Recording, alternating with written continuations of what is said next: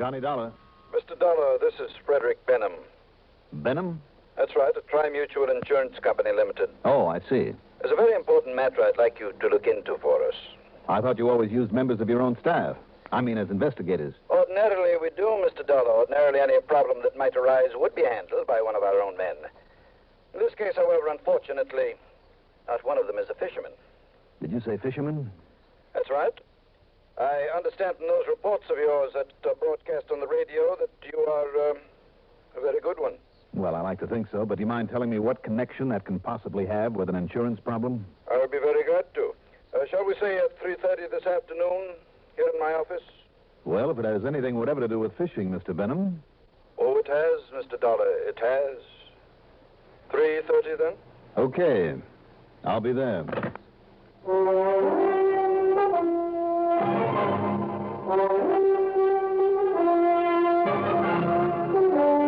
The CBS Radio Network brings you Mandel Kramer in the exciting adventures of the man with the action-packed expense account. America's fabulous freelance insurance investigator, Yours truly, Johnny Dollar.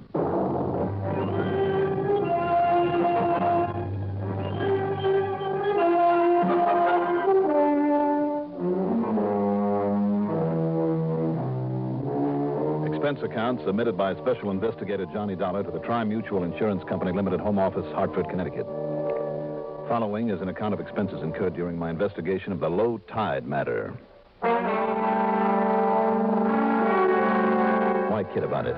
Tri-Mutual is not a company I'd ever pick to work for.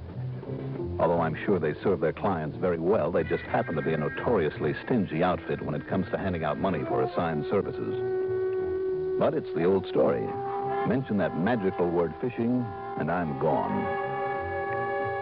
Expense account item 1. At exactly 3:15 p.m., $1.20 for a cab to Mr. Benham's office in the Tri-Mutual building. Being the methodical sort that he is, he kept me waiting at the reception desk until the exact time of our appointment. Very well, Mr. Dollar. You may come in now. I was beginning to think you'd forgotten I was waiting out here. Our date was for 3:30, I believe. Well, then you're slipping, Mr. Benham. Slipping? Mm-hmm. According to my watch, it's nearly 3:31. Then your watch must be wrong. But come in, please. All right. Now, let's get one thing straight. Yeah? I'm freelance. That means you pay my expense account on whatever it is you want me to do. I'm fully aware of that. Also, I'll expect a fee. I'm quite familiar with your scale of fees, Mr. Dollar. Or, of course, a commission. A percentage of the actual amount of insurance involved. Of the amount saved, Mr. Dollar. All right, have it your way. I usually do. I'm sure you do. But whichever comes out largest, fee or commission, that's what I get. Okay? Yes. But now sit down. All right. I wouldn't want you to start charging us for the time taken with these, shall we say, amenities. What's it all about? The Foster Machine Tool Company, or rather, Mr. Charles Foster himself, and his junior partner, Michael Brady. They're both clients of yours? Our concern is over a partnership policy we've written for them. That will pay the survivor some $500,000 if and when the other dies. It's a lot of money. Which of them is on the sick list? Neither.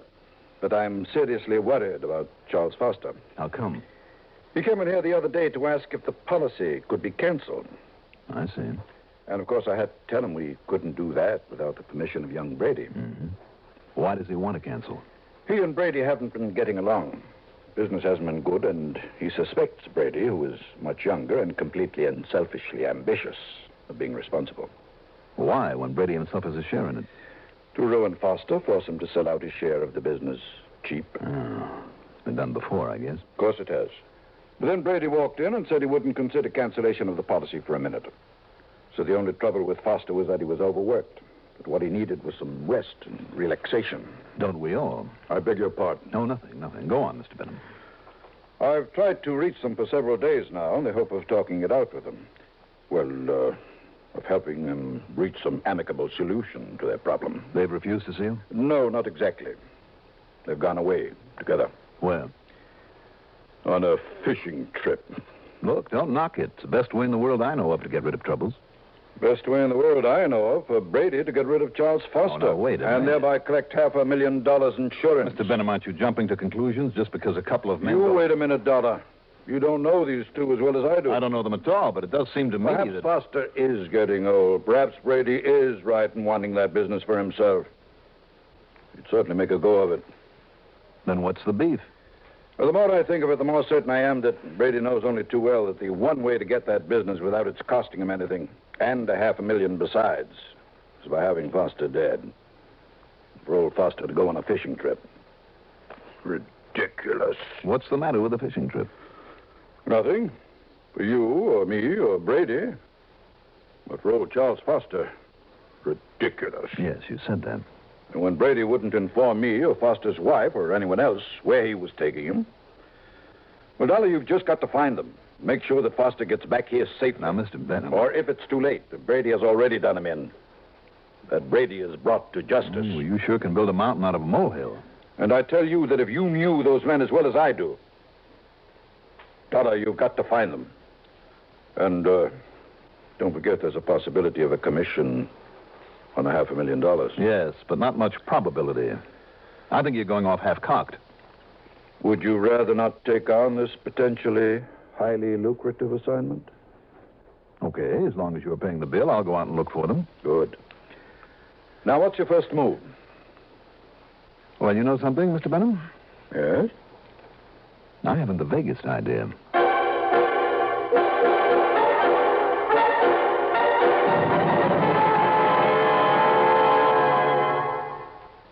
If you ever suffer a touch of arthritis or rheumatism and you've never tried mentholatum deep heating rub, you can't know how good its deep heating action can make you feel. As you massage it into painful areas, you feel its deep heating action. You know relief is on its way. Mentholatum Deep Heating Rub is an extra strong combination of active ingredients for safe, temporary relief of minor arthritic, rheumatic pain. Use greaseless, stainless Mentholatum Deep Heating Rub often.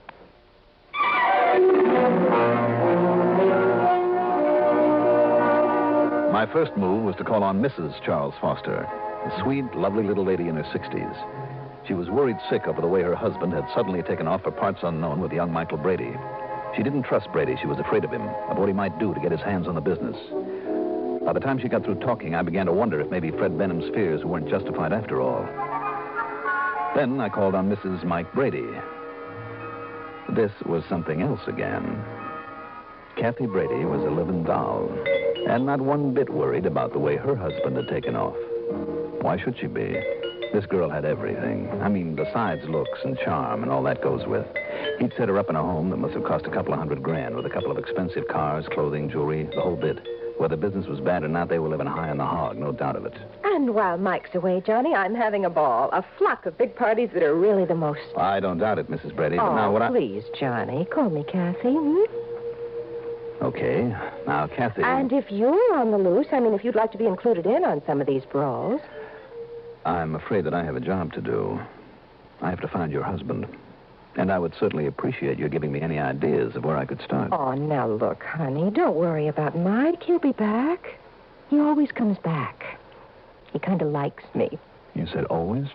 Well, you don't think this is the first time he's just up and gone fishing or something? Well, where does he go? Oh, I don't know. Somewhere as far away from business as he can get. When we lived on the West Coast, he'd go up to Lake Mead or Mojave. Sometimes he even came east to Maine, New Hampshire. So, now, who knows? Tell me one thing, Kathy. Anything, Johnny. Did he usually take somebody along with him on his trips? Oh, now I get it. What? It's that old Mr. Foster, his partner, that you're worried about. Now, surely you don't think a thing like that could ever happen again. A thing like what, Kathy? I mean like that partner he had a few years ago when they went on a hunting trip to Canada and some fool with a big rifle almost killed Michael, too.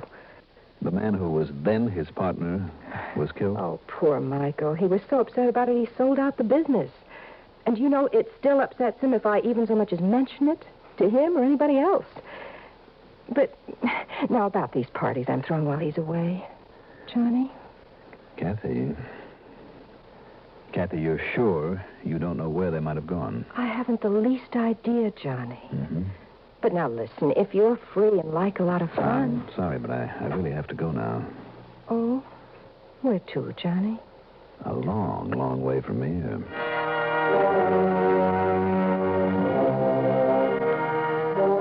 Sure, Mike Brady could use a $500,000. Living it up the way they obviously did. And what a plum that machine tool business would be if, that is, he didn't have to share it with an old man.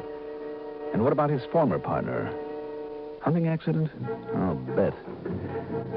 But where to start? I took a cab back to my apartment. That's item 3, $1.50.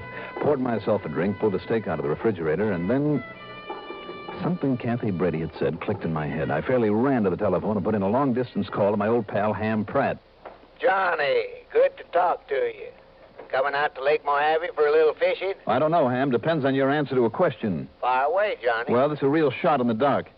Have you seen or heard anything of a guy named Charles Foster?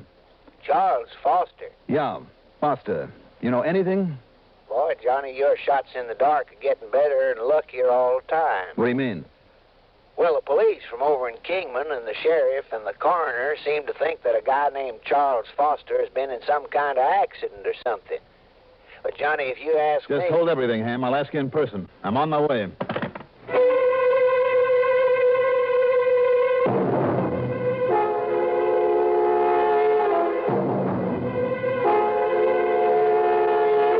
Item 4, $6 for a record-breaking taxi ride to Bradley Field. Item 5, $170.40 for a night flight to Los Angeles. Item 6, $21.10 for a plane to Las Vegas. There I got hold of a rental car. The deposit of $50 on it is item 7. Shortly after noon the next day, I was at my favorite fishing spot, Lake Mojave Resort, just above Davis Dam in the Colorado River. But I had other things in mind as I sat in the little office down by the dock and talked with Ham Pratt, the manager of the place. And the authorities have asked Mr. Brady, that was his partner, you know, have asked that Brady stay around a few days just in case. Now, let me get the whole thing straight, Ham. Go right ahead, Johnny. All right, now, Monday, that's 3 days ago, Brady and Foster hadn't been getting along too well, so each of them went fishing alone. Right.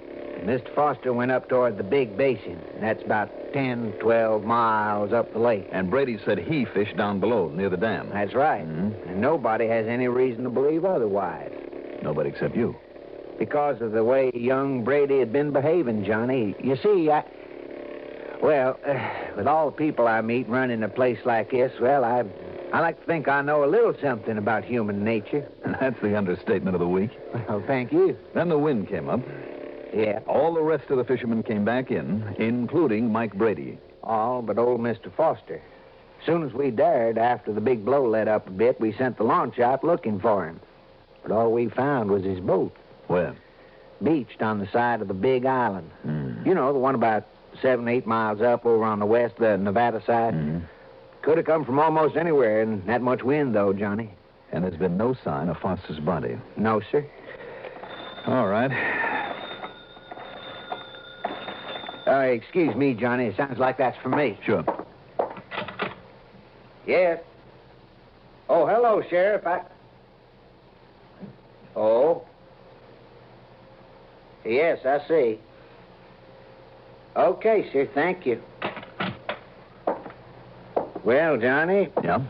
Sheriff says I can tell Mr. Brady it's okay, that he can pack up and leave if he wants to. Don't. Oh? Why not? Just don't tell him, Ham. Not yet. You have an idea, Johnny? Let me make a phone call. Then, if it works out the way I hope it will... You got a boat with a good outboard on it that I can borrow? Well, sure. You can take my own with a 40 horse on it. That'll be fast enough for whatever it is you're up to. That'll be fine. But first, let me have that phone. My call was to the Weather Bureau in Vegas, and they were able to tell me the exact direction of the big wind of 3 days before. Then, alone, I took off in Ham's outboard and drove some 8 or 9 miles up the eastern, the Arizona side of the lake. There, for the next few hours, I carefully explored every wash and cove that was a few degrees north of northeast of the Big Island on the opposite side, the one Ham had mentioned. Luck was with me. The lake was smooth as glass, the water clean. There were a few other boats around in some of the coves, fishermen. I hope I didn't disturb them too much with my prowling. I noticed that one boat kind of followed me, as though the man in it hoped I might lead him to a hot fishing spot. He didn't follow me into the cove they call the Rock Pile, where a lot of huge boulders have fallen from the cliffs above into the deep, clear water. And there I found it. The body of a man, wedged down between 2 rocks some 15 feet below the surface. One foot apparently was tangled in an anchor line. I quickly stripped down to my shorts, dove on over the side.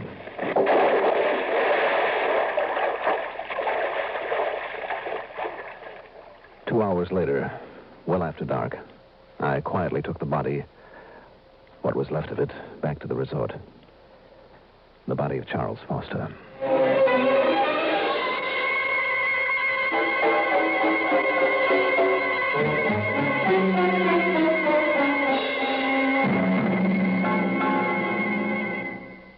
Who did it?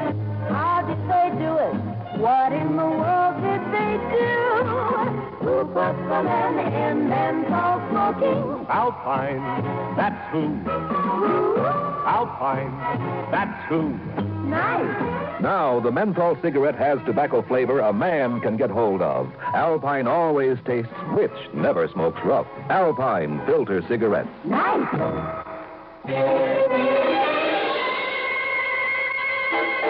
And you don't think we ought to notify the sheriff's office? Not yet, Ham, because we haven't any proof that he was thrown overboard with that anchor tied to his leg. Even the bruises on what's left of him don't really prove anything. Pretty diabolical, Johnny. If you hadn't been carefully looking for him in those coves, I mean at that depth and with usually a ripple on the water. I know. That dead calm was the only thing that made it possible. That and a little luck. And if the body had stayed there a while, nobody ever would have found him. But now look, Johnny, if what you told me is true, if all that insurance was set up to go to Brady and the business, well, now listen, you better nail him fast. Proof, Ham. Don't you see, without proof that Brady did it, and with everybody believing his alibi about being down at this end of the lake near the dam, if only there was some way to make him show his hand, something we could do that...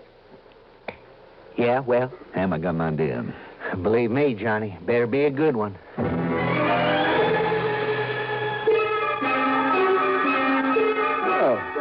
Now, don't tell me how you cooked this yourself, Mr. Pratt. Hardly.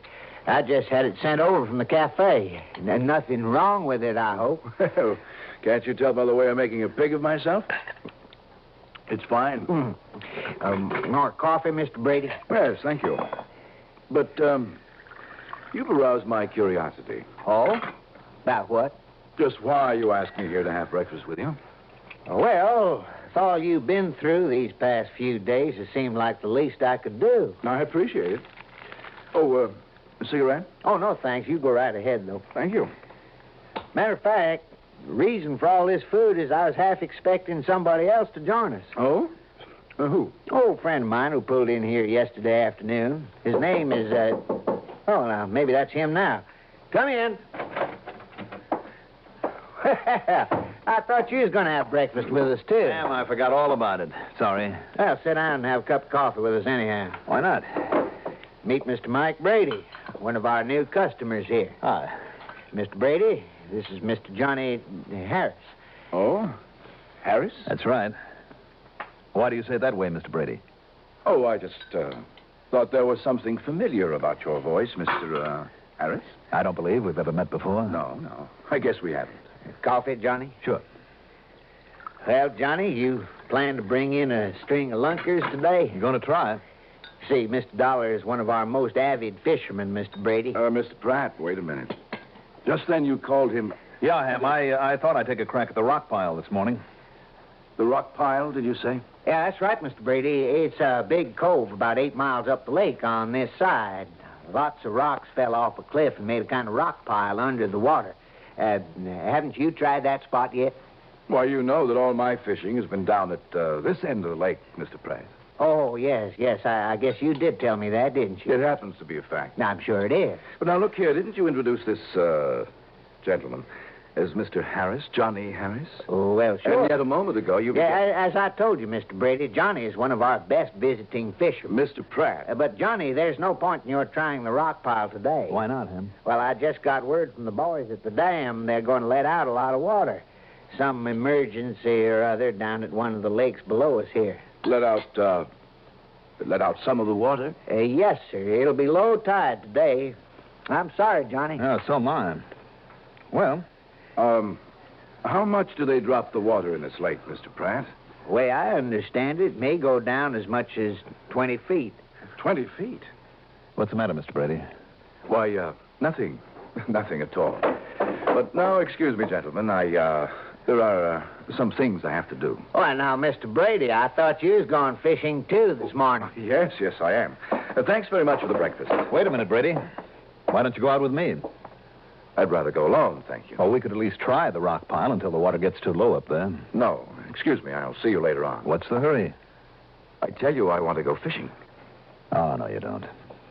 I beg your pardon. You want to be sure of getting up to that rock pile before I do, What are you talking about? so that you can move the body of your partner, the man you murdered, out of that cove before somebody else sees it. What are you talking Get it out of there and hide it somewhere else. You're crazy. Because you know it'll be a dead giveaway. No. You know the bruises on it will show how you murdered him, how you tied the anchor line around his leg to make him sick, to Listen, get your you- hands on the insurance, $500,000 worth. Get your hands on the business that he's left behind. Can you deny that, Brady? No, I can't. Any more than you can deny who you really are.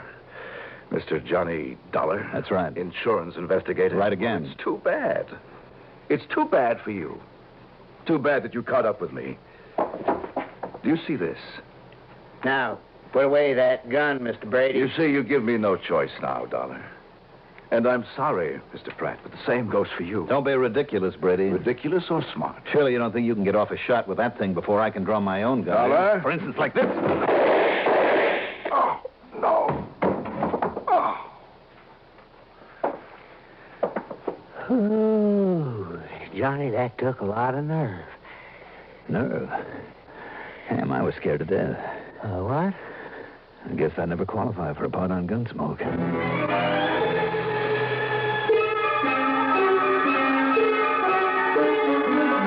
Needless to say, Ham's talk about dropping the level of Lake Mojave by a full 20 feet was all a bluff, but it worked. Expense account total, including the trip on back to Hartford. Well, Mr. Benham, I think I'll just forget that. In view of my nice fat commission on that $500,000 policy. Yours truly, Johnny Dollar.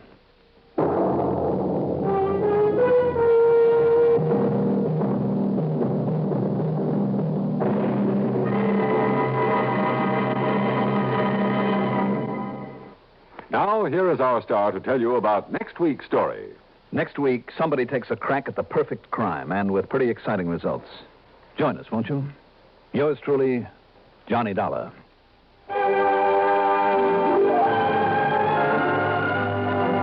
Yours truly, Johnny Dollar, is written by Jack Johnstone, produced and directed by Bruno Zerato Jr., musical supervision by Ethel Huber. The role of Johnny Dollar was played by Mandel Kramer. Also heard in our cast were Santos Ortega as Frederick Benham, Terry Keane as Kathy, Bernard Grant as Brady, Bob Dryden as Ham Pratt. Be sure to join us next week, same time, same station, for another exciting story of yours truly, Johnny Dollar. Art Hannes speaking. Hi, this is Arthur Godfrey, and I'll be back on Monday with tales like this one. They sparkle, they bubble, they're gonna get you in a whole lot of trouble. You're overworking them. There's danger lurking in their eyes. Let me hear you go, Richard. On Monday's Arthur Godfrey time with Richard Hayes, Dick Hyman and the orchestra, and yours truly, John Philip Sousa. That's right, Arthur Godfrey, every weekday on these stations of the CBS Radio Network.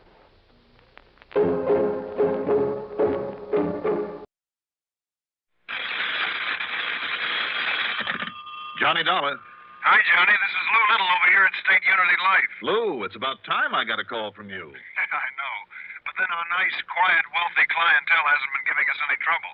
Up to now. What's the problem now? Johnny, I've got a crazy writer on my hands. Well, maybe not crazy. Actually, he's a very nice old guy, but you know how writers are. Do I? Well, don't you? Only writer I have any contact with is Johnstone, the man who dramatizes these cases of mine to put them on the air. And he's perfectly normal? Well, let's see. He's kind of a nut about fishing. You see, if it isn't fishing, it's something else. So help me, every one of them is, well, they've got some peculiarity. Look, Lou, if liking to fish is a peculiarity, I'm the nuttiest guy around. Well, you know what I mean. They get so wrapped up in things. Anyhow, this man, this author, is a nut on murder. Writes nothing but murder stories. That's all he thinks about. So that makes him a killer? Can you think of anyone better qualified to plan a perfect crime? You have reason to think something like that's going on, Lou? Maybe. Maybe you better come on over here and let me tell you about it. Yeah. Maybe I better.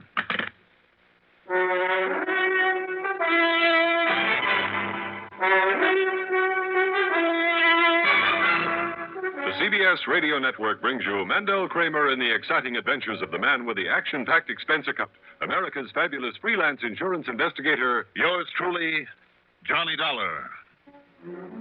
Expense account submitted by Special Investigator Johnny Dollar to State Unity Life Insurance Company, Home Office, Hartford, Connecticut. Following is an account of expenses incurred during my investigation of the imperfect crime matter.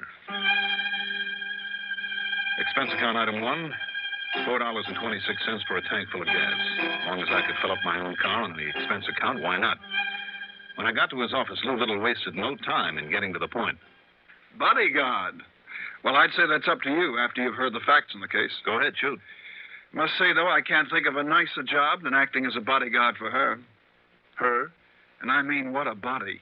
And all that goeth with, wow. Then you meant authoress rather than author. No, Johnny, I'm talking about Mrs. Porter. Porter? That's right, Denise Porter. The wife of G. Stanley Porter? That's right. You know him? No, but I'd like to. I doubt that. Lou, in my book, he is one of the best mystery writers alive. Oh, no question of it. And over the years, he's done very well for himself. Well, he deserves to. That man can take the simplest plot and build it up into a fantastic mystery. And his descriptions, Lou, of people and places and things, why, he can almost make you see them just the way he does. What's his problem? Hers, Johnny. And I've asked her over here to tell you about her herself. Well, then bring her on. Well, she should have got here before you did. At least, let me tell you this while we're waiting. Yeah? We sold them both life insurance policies right after they got married a little over a year ago. Each made the other the beneficiary? Right. How large are the policies? $750,000 apiece. What? Double indemnity. Yep, $1.5 million in case of death of either one of them. And now they're not getting along, huh? Apparently they're not. You see, Johnny... Oh. Your secretary said to come right in, Mr. Little. Yes, do. Please, come in.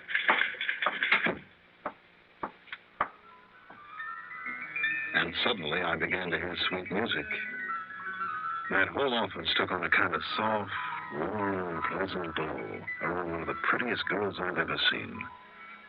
Denise, maybe 26 or 7, tall, blonde, and beautiful. Her complexion, faintly tanned, was flawless, and her figure, well, her expensive, carefully tailored clothes, even a few carefully chosen pieces of fine jewelry she wore, seemed almost tawdry compared to the girl herself.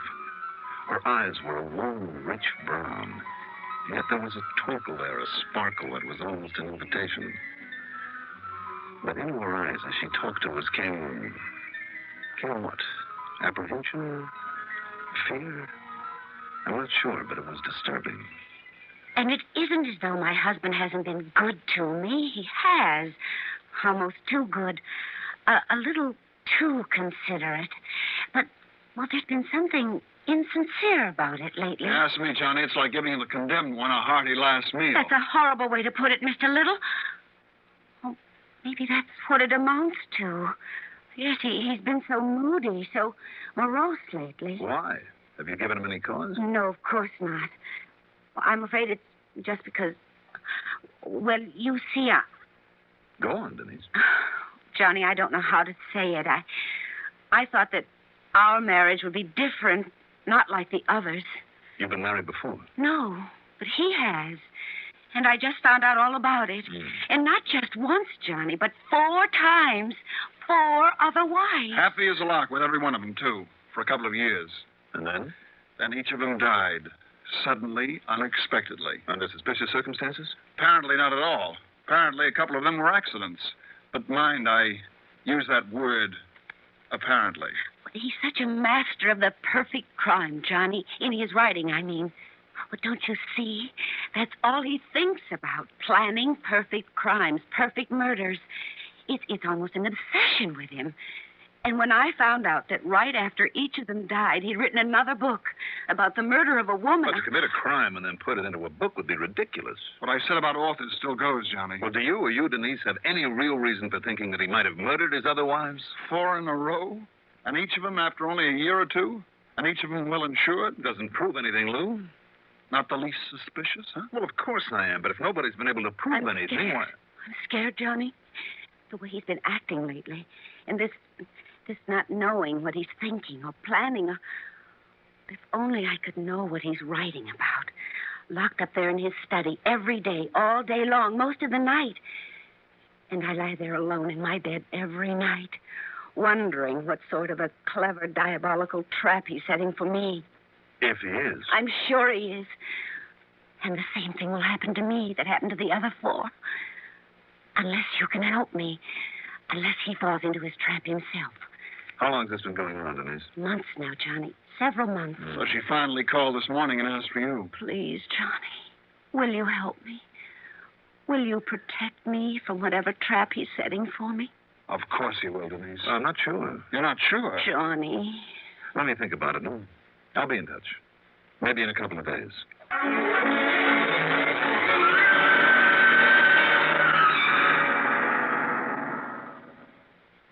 If you ever suffer a touch of arthritis or rheumatism and you've never tried mentholatum deep heating rub, you can't know how good its deep heating action can make you feel. As you massage it into painful areas, you feel its deep heating action. You know relief is on the way. Mentholatum deep heating rub is an extra strong combination of active ingredients for safe, temporary relief of minor arthritic, rheumatic pain. Use greaseless, stainless mentholatum deep heating rub often.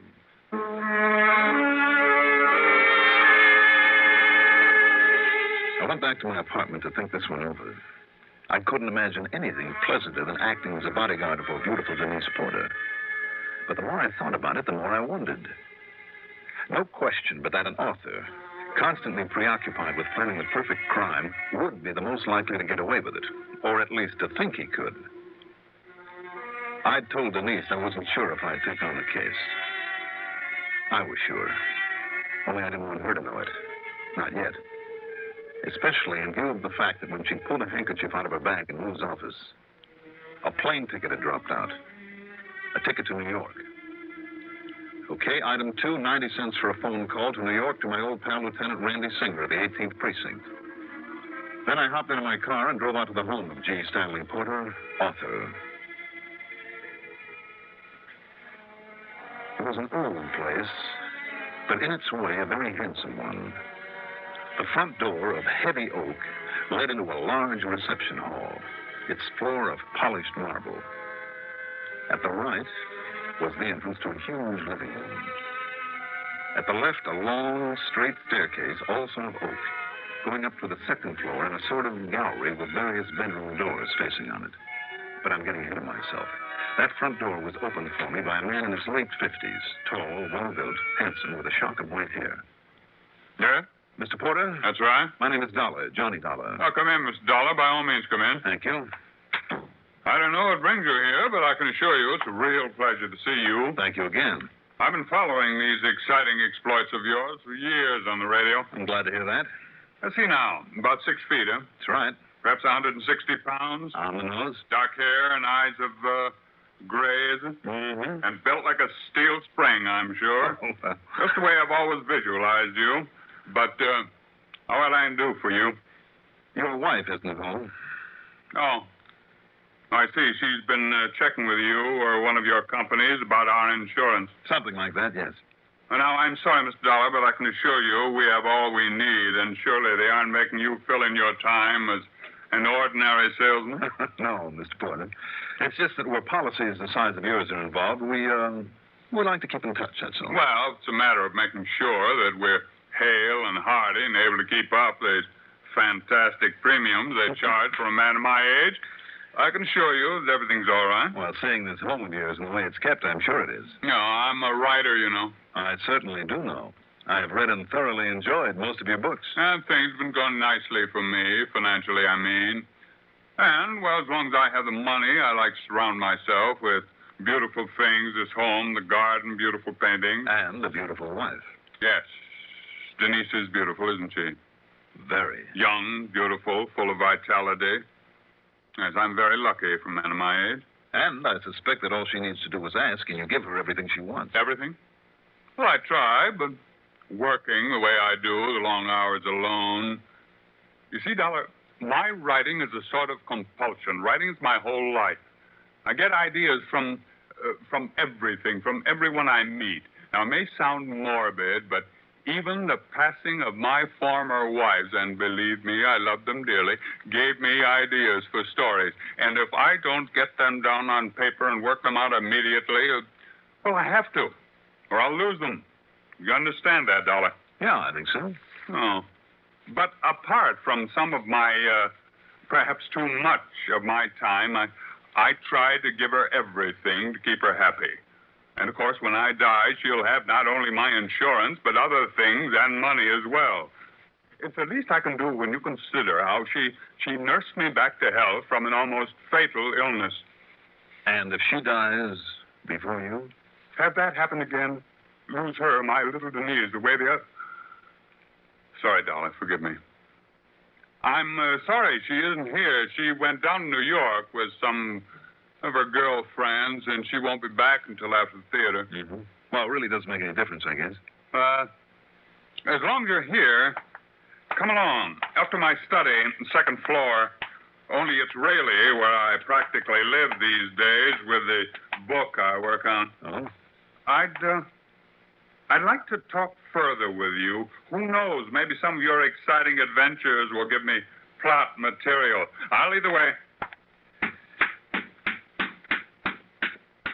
Well, you coming? Yes. Yes. Oh, why do you say it that way? A little surprised, perhaps, at the way I move around this place? More than a little, Mr. Porter. Why? Just because I happen to be totally blind?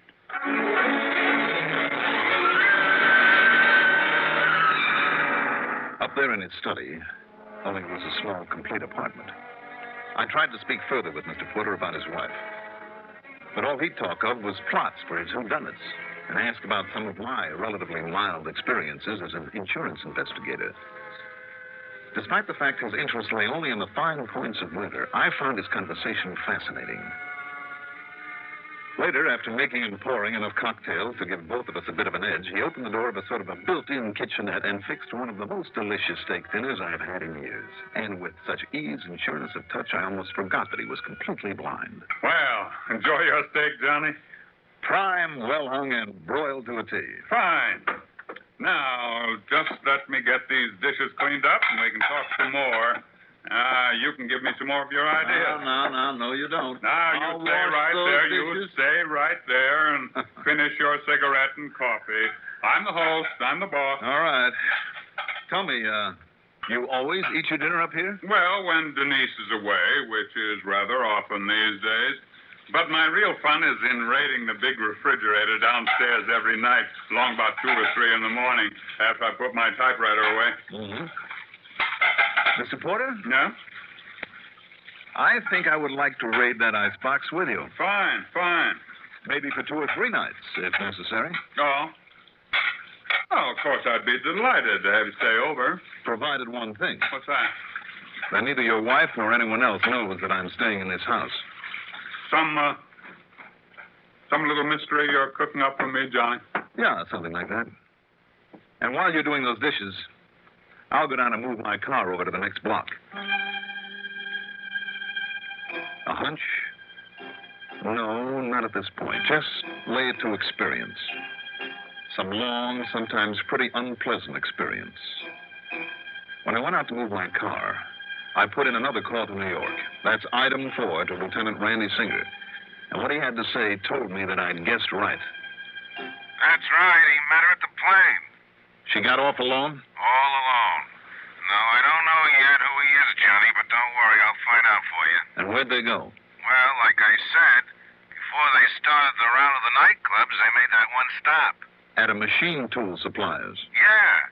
And all he bought and gave to her was a... Yeah, you told me. Okay, Randy.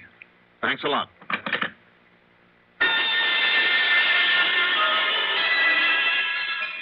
It all added up. And why call me in on the whole thing? As a cover-up, of course. To convince me so that I would convince the law when it was all over that Mr. G. Stanley Porter had slipped up. With his mind on his book, he'd forgotten the trap he'd set. That he'd fallen into it himself. That's what it would look like, all right. And what was the trap? Johnny, this mysterious behavior of yours intrigues me more than you may realize. Well, who knows? Maybe you'll get some material for a story. Well, at least give me some clues to what you're up to. Later, Mr. Porter. Maybe later. Maybe tomorrow. Whatever you say. Another drink? No, thanks. I'm fine. See, maybe that I'm ahead of you. Huh? What is it, sir? Front door. Denise is home.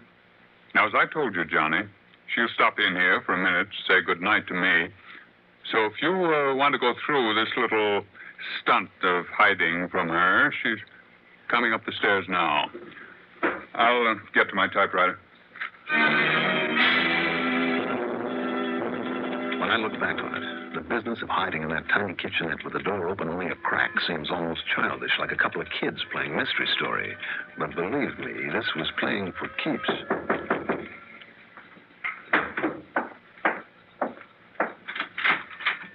Still working, darling? Yeah, usual. Did you enjoy the play, my dear? Oh, the other girls seem to like it.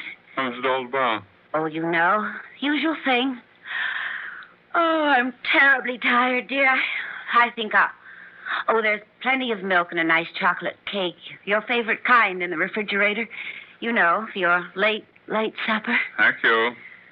Night, dear. Night. Well, my fellow conspirator, you may come out now. Kind of a silly sort of a game, I suppose. Is it? Well, isn't it? I wonder. You wonder what? I was thinking that maybe I'd let you see the manuscript story I'm working on. Later on, perhaps. Whatever you say. But it might be quite apropos to this game of ours with Denise. Except, of course, that I haven't written the ending yet. Is that why you've been so interested in talking with me? Having me here, Mr. Porter, in the hope that maybe I can help you write the ending?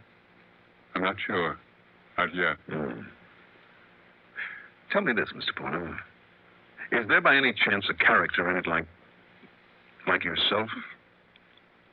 A man without sight, who nonetheless manages to get around his home as though he could see as well as I do? I'm not going to tell you a thing, Johnny, not yet. Shall we go downstairs and raid the icebox? After that huge dinner only a couple of hours ago and those drinks? Don't you think a little snooze sounds like a much better idea? Yeah, perhaps you're right. Good. You want to sprawl out on the sofa? I'll grab some sleep right here in this chair. Finally, after what seemed like a couple of hours, he began to snore, softly but deeply. Quietly as possible, I slipped out of the room and to the head of the long, dark staircase that led to the marble floor of the reception hall far below. Then, carefully feeling my way, one step at a time, I started down. And there they were, on the fourth step from the top. There must have been a couple of dozen of them. Small, smooth, steel ball bearings that she and her boyfriend in New York had bought. Had Porter ever stepped on them, in one of his usual quick flights down those stairs, nothing in the world could possibly have saved him from crashing to the stone floor below. And when it was over, she could have gathered up those ball bearings, disposed of them, and nobody would have known the fall wasn't an accident by a blind man who simply missed a step that he couldn't see. There'd be nothing to suggest that he was pushed down the stairs because he wasn't. No marks where a wire might have been stretched across because there was none. No sign at all of what really happened. Carefully, still feeling my way in the dark, I collected the ball bearings from the stair tread and put them in my pocket. Then I went back up and started feeling my way back to Mr. Porter's. That's all right, Johnny. Mr. Porter. I've seen now what you planned for me. Or rather, my ears have told me. I'm sorry, Mr. Porter. And it looks as though you have given me an ending to my story, doesn't it? You mean your story is about this? About Denise? And her having got tired of living with an old man about her lover in New York. Yeah. I'm afraid I've known all along, Johnny, about a lot of things. And a man of my age married to a lovely young girl, only half his age. I guess that's why I felt in the beginning, Mr. Porter, that if one of you were plotting to kill the other, it wouldn't be you. All I didn't know was how she would try it, or when. What'll you do now, sir? No, I know it's really none of my affair. Now, give me the little steel balls you found. When I give them to her, and she sees that I know, I guess from now on, mine will be a very lonely life, Johnny. I left him then, walked out to my car, drove back to my apartment, poured myself a good stiff drink, and have been quietly sitting here writing out this report. Whatever may have happened when he faced her with the evidence of her attempt to murder him is none of my affair. The expense account? Forget it. Yours truly, Johnny Dollar.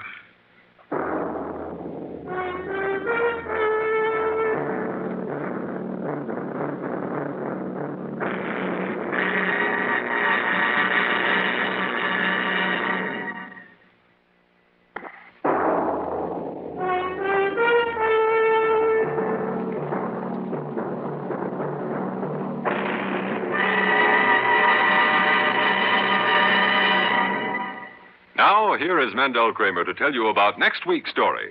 Next week, I start out to collect a small debt, but instead I collect a bullet. Join us, won't you? Yours truly, Johnny Dollar.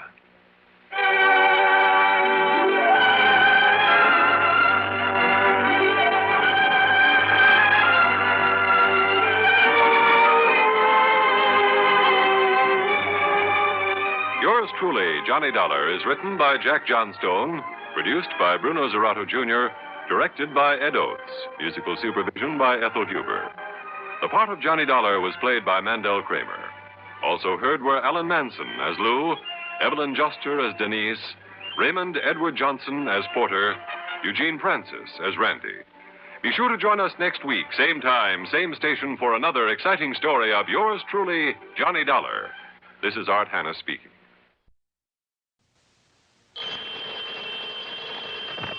Johnny Dollar. Hi, Johnny. This is Lou Little over here at State Unity Life. Lou, there must be some mistake. Goodbye. What? Oh, wait a minute, will you? Well? Don't hang up on me. What do you mean, some mistake? 2 solid years I had to wait for an assignment from you. Well, I know. Now but suddenly 2 calls within 2 weeks? I don't know if I can stand the shock. Come clean. What's the problem? Problem?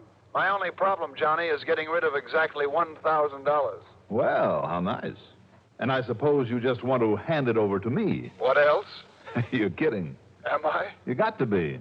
Why did you come over here and see? Sure, why not? Just be ready to pay my cab fare. Sure, why not? Okay. Okay.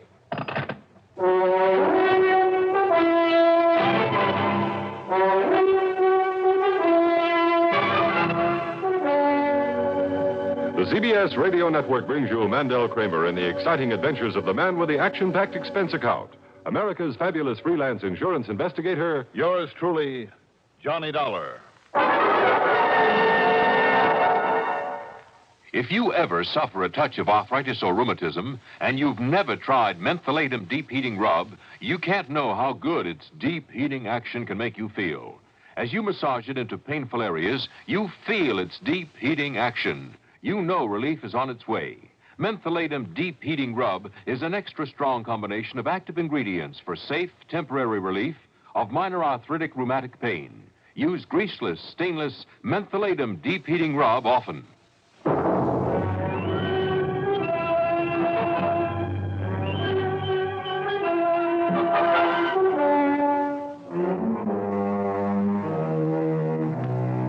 Expense account submitted by Special Investigator Johnny Dollar to State Unity Life Insurance Company, Home Office, Hartford, Connecticut.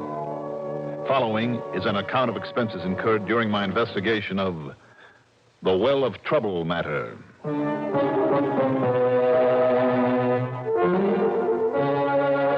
So maybe Lou Little was just leading me on.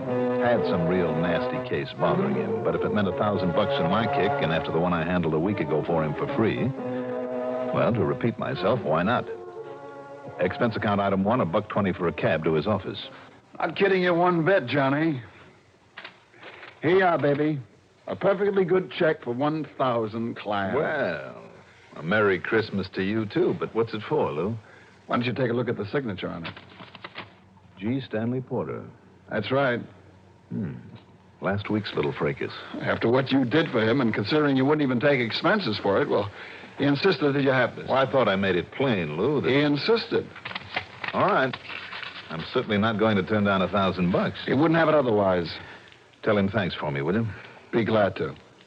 Hey, what goes around here? Huh? You planning a trip to the gambling halls of Las Vegas or just leaving the country in a hurry? What do you mean? Big stack of dough on your desk. Oh, that. Yeah, what goes, Lou? You must have around 5,000 here, all in small bills.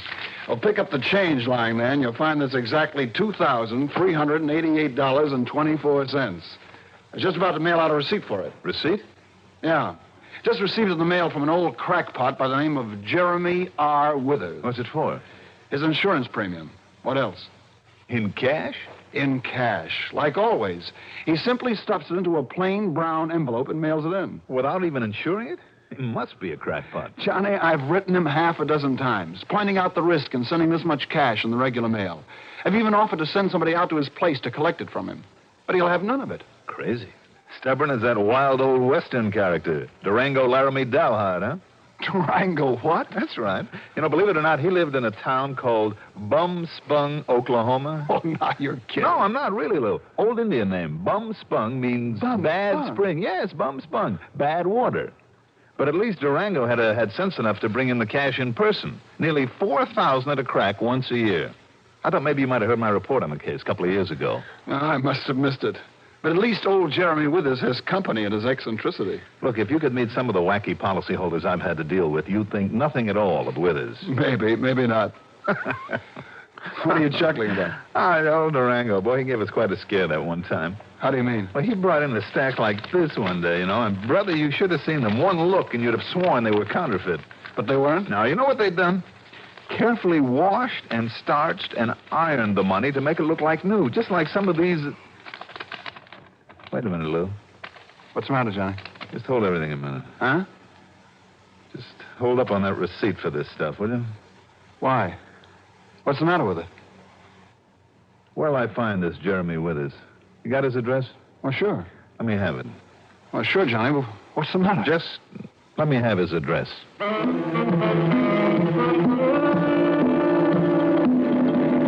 Expense account item 2, a dime for a phone call to police headquarters where I got some very interesting information. And, incidentally, gave none in return. Item 3, another $1.20 for a cab back to my apartment. Item 4, $3.97 to fill up the gas tank in my car. It was getting dark now, but I headed west on 44, then north on 202. A few miles short of Granby, I found the dirt road I was looking for, leading off to the left.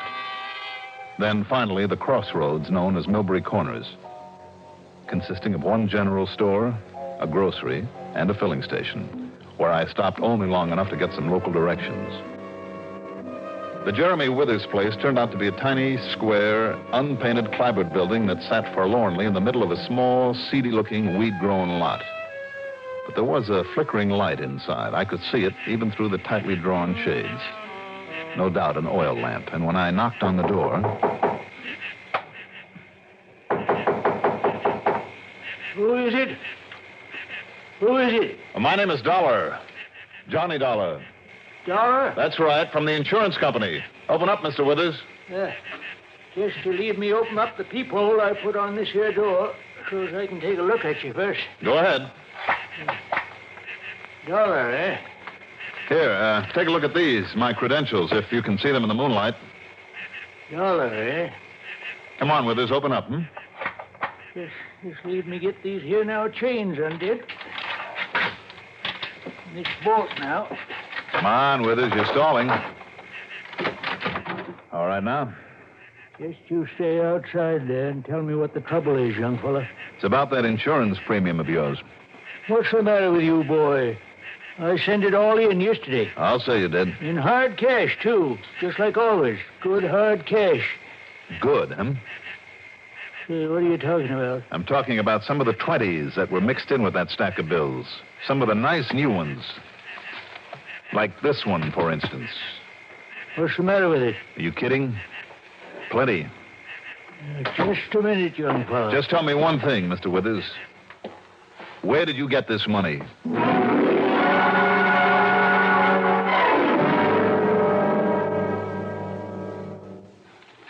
The time has come for a friendly warning. Now that the 4th of July is almost here, better keep plenty of 7-Up chilled and ready to serve. This is the sparkling drink that says a nice warm welcome to everyone who comes calling on the 4th.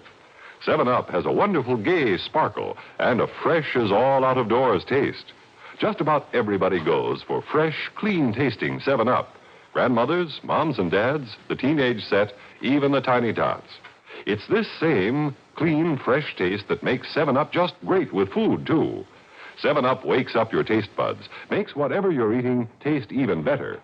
Believe me, any food's a feast with 7-Up. So if you're in the business of pleasing people, and who isn't, keep plenty of 7-Up on hand for family and friends. Better order a case today. For a fresh, clean taste on the 4th of July, fresh up with 7-Up.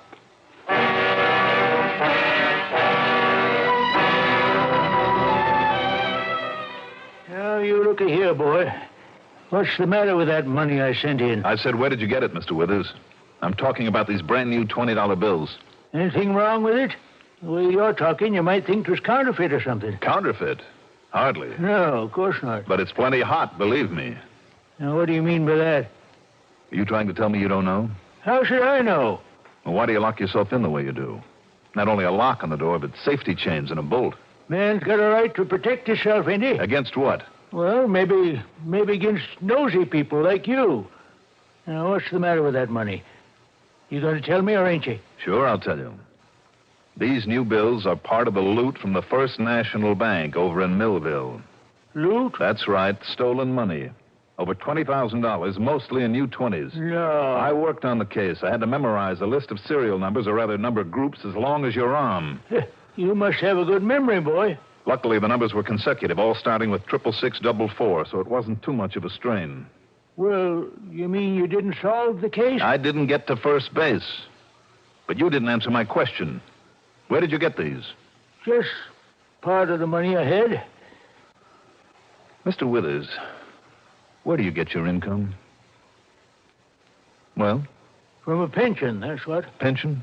Anything wrong with that? Big enough to afford an annual insurance premium of over $2,300? So for 2-3 years, I've been able to pay it okay. Doesn't make any sense, Withers, and you know it. Now, look, son, I worked hard all my life. Made a right steady income. And I saved up a little bit to put aside. Mr. Withers. I never did like to waste what I had on fancy living and such like. So after my wife died and our kid went off and got herself married, well, I just kept on putting it aside. Mm-hmm. And these here last couple of years, too, I've been buying up some insurance so my daughter, she can benefit when I die. Now, anything wrong with that? What sort of work did you do? Flagman for the railroad company, that's what. Flagman on a railroad crossing. A flagman? And you say that paid enough to save enough to buy the kind of policy you hold? I told you. Sure. Some of that money you sent the company was all right. Maybe it did come out of your pension money or whatever you managed to save, but the rest, these brand new $20 bills... Now, you better tell me about it, Mr. Withers, or, would you rather tell it to a judge? Well, all right, Mr. Mr. Dollar, did you say it is? That's right, Johnny Dollar. Well, maybe I had better tell you where some of the money come from. I think you better. Well, you see, I had a son, too. A stepson. His name was Bernard. Wait a minute. Barney Withers? You knowed him? Barney the Bum. That punk and small-time bank robber who was finally killed trying to crack Security First over in Danbury. Yes, sir. That was right after the job in Millville and 2 or 3 others before that. Yes, sir. Keep talking, Mr. Withers. Well, now, maybe it's a pretty bad thing for me to say, him being my wife's kid and all, but, mister, that Bernard was no good. That's an understatement. Whatever happened to him, I mean his being killed, that's all he deserved. No good bank robber. Go on. Well, it was my knowing about him. That's what kept me from ever putting what I had in any bank. Instead, I sort of kept it right close, where I could watch over it. Where? Yeah, sure, I'll tell you. Right under the floor, over there in the corner. You better show it to me, Mr. Withers. I'd like to look at the rest of your money. Well, it's all gone now. Gone? I mean, all used up. The money of my own, I mean. That's why I had to start using up some of that Bernard hid away. What's the matter with you, anyway? First, you tell me Barney was no good because of the jobs he pulled. You say that he deserved to die for what he did. Yes, sir. But you don't hesitate to keep and use the money that he stole. Well, no, I didn't steal it, did I? Well, do you think that makes you any less guilty for keeping it and spending it? Well, sure. Instead of returning it to the banks that it was stolen from? And why didn't you turn Barney in when you found out what he was doing? You say you had no use for him. Well, I've been looking out for myself, is all. Man's got to look out for himself, don't he? Well, from now on, the state's going to be looking out for you. You mean you're going to get me arrested and put in jail? You don't think I'm going to let you get off scot-free? Well, it ain't as though Bernard done them jobs alone by himself, is it? What difference does that make? Well, 'cause that partner of his killed the bank guard over in Millville. Never caught him, though. That has nothing whatever to do with this money that... Wait a minute. You know who that partner was? Oh, I know. Why else you suppose I keep myself locked in here this way, and why I took out some life insurance? Who was he? Oh, that rotten, crooked Jerry McNear, that's who. And you didn't tell the authorities? Why should I? If I had, they might have tried to make me tell them where Bernard hid the money at. The same as that McNear's been trying. Only I kept telling him I don't know. Mr. Withers... Don't you see? As 'tis, the police and all think McNear got all the money. And I'll tell you this, Mr. Dollar. Yes, tell me. Only thing that's kept that McNear from killing me off for not telling him is that then he'd never find out where Bernard hid out that money. Well, you better tell me, Mr. Withers, and fast. Yeah. Well, now, if I tell you where it's at, so's you can take it back, you think maybe the police, they'd go a little easier on me? Well, isn't that pretty Wait a minute, what's that? A little shutter out there on the kitchen window. Must be. Now, listen. If you're sure it'll make it any easier on me... If all or most of that money can be returned on the basis of your information, well, of course it will. All right, then. You know the old Hacker farm about 2 miles up the road? No, but go on. Well, that's where the big poplar trees and the broken-down windmill is. Mm-hmm. A lot of broken windows in the house. Place is empty. Go on. That's counted nobody been living in it maybe for, 10, 15 years now. Except in Bernard when he was hiding. And the money is somewhere in that house? Well? Dollar? Yes? You sure you'll try and have them go easy onto me if I tell you where that money's hid? The only thing I'm sure of is if you don't tell me, I'll turn you over to the authorities and tell them to show you no mercy at all. All right, I'll tell you. Go ahead. Well, now, at the back of that old house, there's an old well. Only it ain't been used for years, and it's near empty now. Yes? You let yourself down by the rope on the windlass, maybe, 7, 8 foot. And there's a sort of big shelf hollowed out. And that's where it is? The money's right there on that shelf. Hey. Okay, Pop, thanks. Jerry! Expecting somebody else, Pop? That's a corny line, McNear. Keep out of this. Ready, Pop? No, Jerry. No, listen, Jerry. Put it down. Put that thing down. And now you. Take it easy, mister. McNair. Don't move. Listen to me. No, keep away from that lamp. Yeah.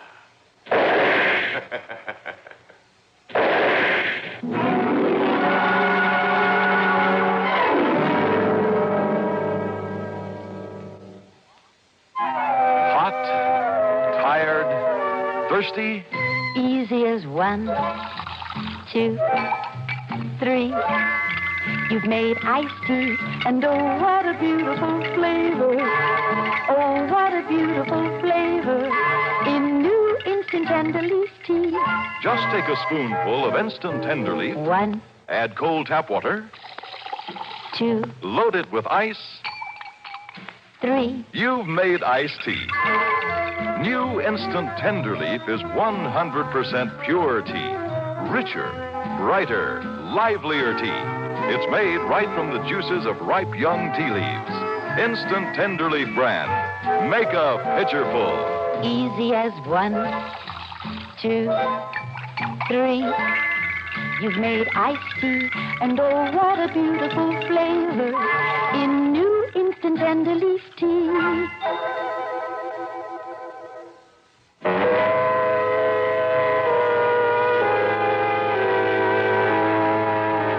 In the brief second it took him to shoot down the old man, I suddenly realized that I'd come along without my gun. In spite of smashing the old-fashioned oil lamp, the only light in the place, his first shot put a nice new part in my hair. As I rolled under the table, the other 2 shots missed me, although he must have been able to see me in the light from the fire I'd started. He stood there looking down at me at the blood running from the crease in my hair. But then, instead of shooting again, he turned away from the now roaring fire, went out the door, and took off in a car. I got thoroughly singed, dragging myself and the body of Mr. Withers outside. Then jumped into my car and headed up the dirt road, hoping I could find the Hacker farm some 2 miles away. The one with the tall poplars, the broken windmill, the windowless house. Yes, and the loot from the bank robberies. Ahead of me were the tail lights of McNair's car. The moon was full. I could see pretty well, so I cut off my own lights. After only a mile or so, he turned off to a farm that had a broken windmill, all right, but there were lights in the windows of the house. Good. He was going to the wrong place. Or else the old man had told me wrong. With my headlights on again, I finally found it. The old Hacker farm. The remains of a mailbox still bore the name on it. After a quick look to make sure I wasn't being followed, I drove in the yard and parked the car behind a clump of bushes. Then walked around the old well. With only the moonlight to go by, I lowered the bucket, snagged the rope over the handle of the windlass, and slowly went down, hand over hand, into the well, feeling with my feet around the circular brick wall for the shelf that Withers had described. It was a big square hole in the side of that wall, big enough for me to crouch in and to find, with the help of a match, the 2 battered, moldy old suitcases loaded with money. Mostly 10s and 20s, literally hundreds of them. No wonder McNair had been willing to kill once he'd found out where it was hidden. But as I knelt there, wondering about the best way to load the stuff in the bucket that was now swinging down near the water at the bottom of the well. Pretty stupid, Dollar. What? Got yourself into a trap, didn't you? Did I, McNair? You think I didn't know it was you coming down the road after me before you turned off your lights? So you knew. That's why I turned off at that other place, to make you think I was stopping there, so you fell for it, huh? Fell for that old gag. Pretty smart, aren't you, McNair? That's right. That's why I stay alive. But you're not smart, Dollar. And that's why you're going to end up in the bottom of this well feeling real dead. Kind of, I'm the guy that's got the gun. So as soon as I get a match going... What makes you think I haven't got a gun? And didn't try to use it while I was knocking over the old man? And you think I didn't know you were still alive back As he there talked, in his place? I crouched there, out of his sight, and pulled off my jacket. I draped it over one of the suitcases, set my hat on one corner of it, then shoved it out just far enough for him to see it if he struck another match, in the hope he'd think it was me. Then I waited. Yeah, I got plenty of light now. And you think I can't see your head and shoulders sticking out of that hole?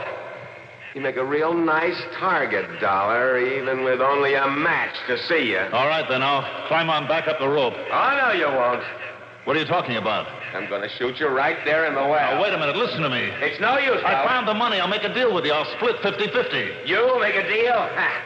You're trying to stall, that's all. McNair. Shut up. I got to be sure of my aim before this match goes out. Listen to me, will you? So long, Dollar.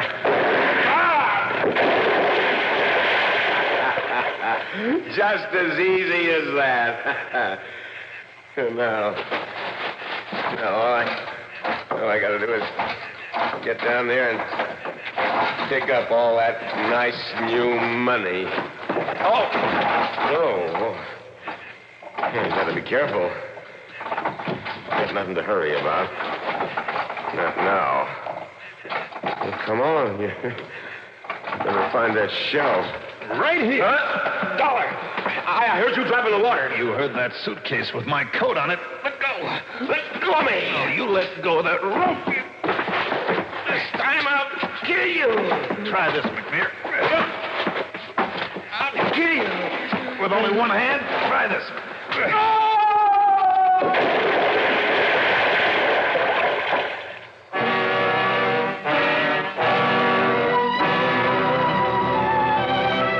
All he could do when he'd recovered from the shock of his fall was stand there in the water at the bottom of the well, knee-deep in the money from the suitcase I'd thrown down there, cursing me as I climbed out and pulled the bucket out of his reach. He was still there when I brought back a couple of the state police. Expense account total? Why bother with it when I'll collect such a nice commission on the loot I recovered? Not bad, you know. I mean, for one night's work.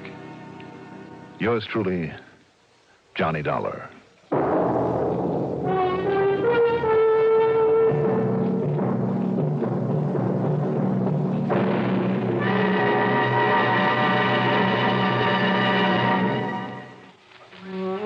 Who did it? How did they do it? What in the world did they do? Who put the men in menthol smoking? Alpine, that's who. Now, the menthol cigarette has tobacco flavor a man can get hold of. Alpine always tastes rich, never smokes rough. Alpine filter cigarettes. Nice. Now, here is our star to tell you about next week's story. Next week, one of the most valuable violins in the world that inspires a man to murder. Join us, won't you? Yours truly, Johnny Dollar.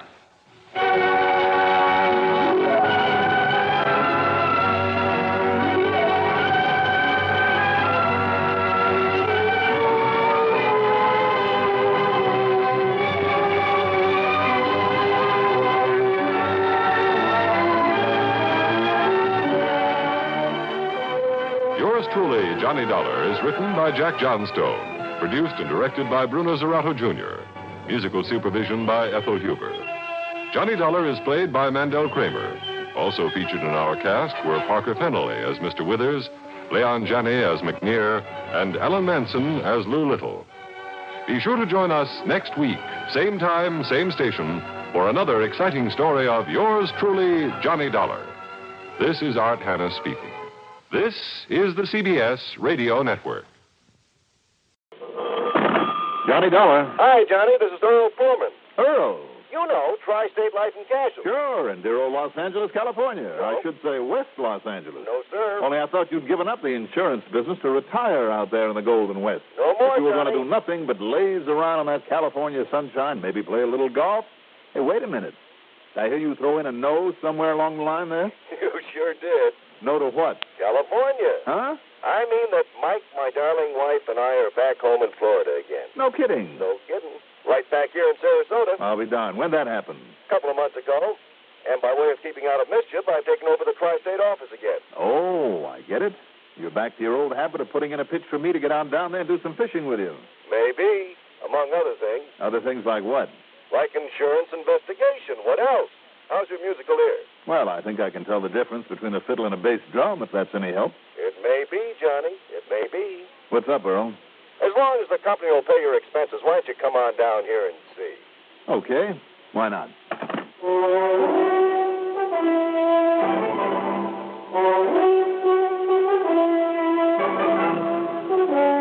The CBS Radio Network brings you Mandel Kramer in the exciting adventures of the man with the action-packed expense account.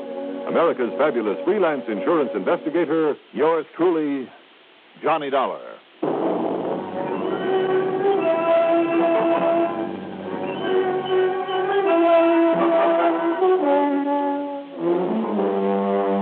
Expense account submitted by Special Investigator Johnny Dollar to the Tri-State Life and Casualty Insurance Company office in Sarasota, Florida. Following is an account of expenses incurred during my investigation of the fiddle-faddle matter. Expense account item 1, 7940 taxi out to Bradley Field and a plane heading south. The flight was quick and easy, and by early afternoon I was in the office at 1306 Main Street that Earl shares with another old friend of mine, Don Boomhauer, a prominent real estate operator. Don't let Earl kid you for 1 minute, Johnny. What do you mean by that, Don? Only real reason he wants you down here is to go fishing with him. And maybe in the hopes he can get you to settle down here, which wouldn't be such a bad idea, Johnny. Now, stop making with the pitch, Don. You dig up Earl for me so I can get to work on his insurance problem. Well, I tried. And you did very well. Tell me, do you know anything about why he wants me down here? I told you. No, I mean about the job he has for me. Oh, that. Well, Johnny, it's probably the most unimportant case anybody ever handed you. Did you ever hear of Mr. Joseph R. Tetrick? Nope, never heard of him. Real big in oil and steel and copper a while back. Came down here to retire. Built himself a big house at the north end of St. Armand's Key, really on Lido Shores. And? Well, that house of his includes an air-conditioned walk-in vault big enough for the average bank. And why? Why? It's to keep his collection of fiddles in. Collection of fiddles? That's right, violins. Fine, rare violins. Oh, you must be quite a musician. Nope, doesn't know a hemisemidemic quaver from a G-string. What'd you say? I wouldn't know the difference myself, Johnny, so don't ask. But that collection is his one pride and joy in life. A couple of genuine Strads. You've heard of a Stradivarius, haven't you? And everybody? Plus one called an Amati and a Paganini or a Pagliacci or whatever it is, and a Guianarius. And oh, boy, that collection must be worth hundreds of thousands, Johnny. Well, what's happened? Well, now, the one he cares about most is was a Bisiac. Never heard of that one. Well, now, apparently this man Bisiac over in Italy, and not too long ago at that, made a whole raft of real good fiddles, worth $1,000, $2,000 apiece. Mm-hmm. I'll take your word for it. But this one, they call it the Canary on account of its almost yellow color. Unlike the others he made, this one, the one Tetrick had, was just about the finest that he ever... Well, anyhow, Earl insured it for $10,000. Get to the point, Don. Well, like he always does every couple of months, and I mean with all those good fiddles, Tetrick took the Bisiac to a fiddle maker for a kind of a checkup, just to make sure it was still strung up properly and okay and all, Well, you say that he doesn't play himself. No, not a note, sweeter, sir. Seems like an awful waste. Yes, I know. It's a waste of all of them. But anyhow, he took the Bisiac to this man for his regular checkup. Took it to whom, Don? He's an old Italian named of Antonio DiPolito. And he's been down here over a year now, has his little shop at the end of Palm Avenue. DiPolito? Yeah, DiPolito. Anyhow, he took the fiddle to him yesterday, and this morning early, the police found the place broken into, old man DiPolito on the floor, still out from a bang on the head, and of course, that Bisiac fiddle was gone. Mm-hmm. Yeah. Have the police any leads on who got into that shop and how? Nary a one, Johnny. But, now, about 2 hours ago, Tetrick called Earl up on the phone and told him to hop on out to his home on the Key, that he was certain he had the answer to the whole thing. That's where Earl is now, huh? Yes. And if you ask me, if Tetrick does know who did it, you've wasted your time coming down here. And I better try calling Earl at the Tetrick place. You mind if I use his phone? Wait a minute. Hold everything, Johnny. Don't bother. He's just parked his car out front. Oh, good. What's the matter with him? Oh, yes. He does look kind of funny, doesn't he? Hi, Earl. How are you? I should say, what's all the gloom about? Oh, hi, Johnny. I'm glad you got down here so fast. Tell me, Earl, did old man Tetrick really know who took his fiddle and how and why, like he said he did on the phone? I guess he must have done. Must have? Yes, Johnny. By the time I got out there to his place, Tetrick was dead. No, murdered.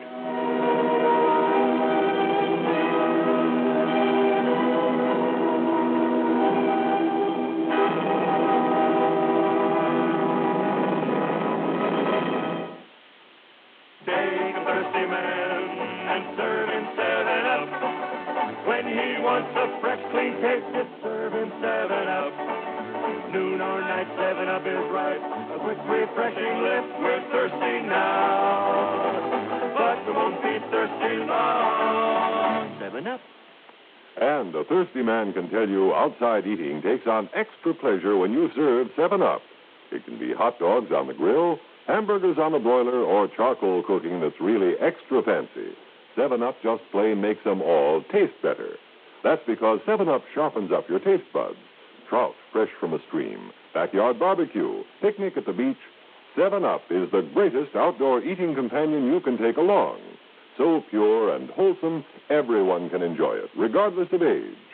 When you're planning a cookout, include plenty of 7-Up. Fresh up with 7-Up.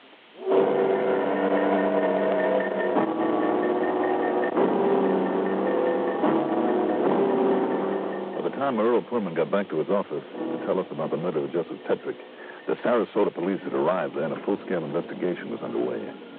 Results so far, nothing. Apparently someone Tetrick knew had gone to see him. There were no signs of the house having been broken into. He'd let them in himself and got slugged to death with just one blow with a heavy crystal ashtray. But the police had found no fingerprints, no clues of any kind, not yet.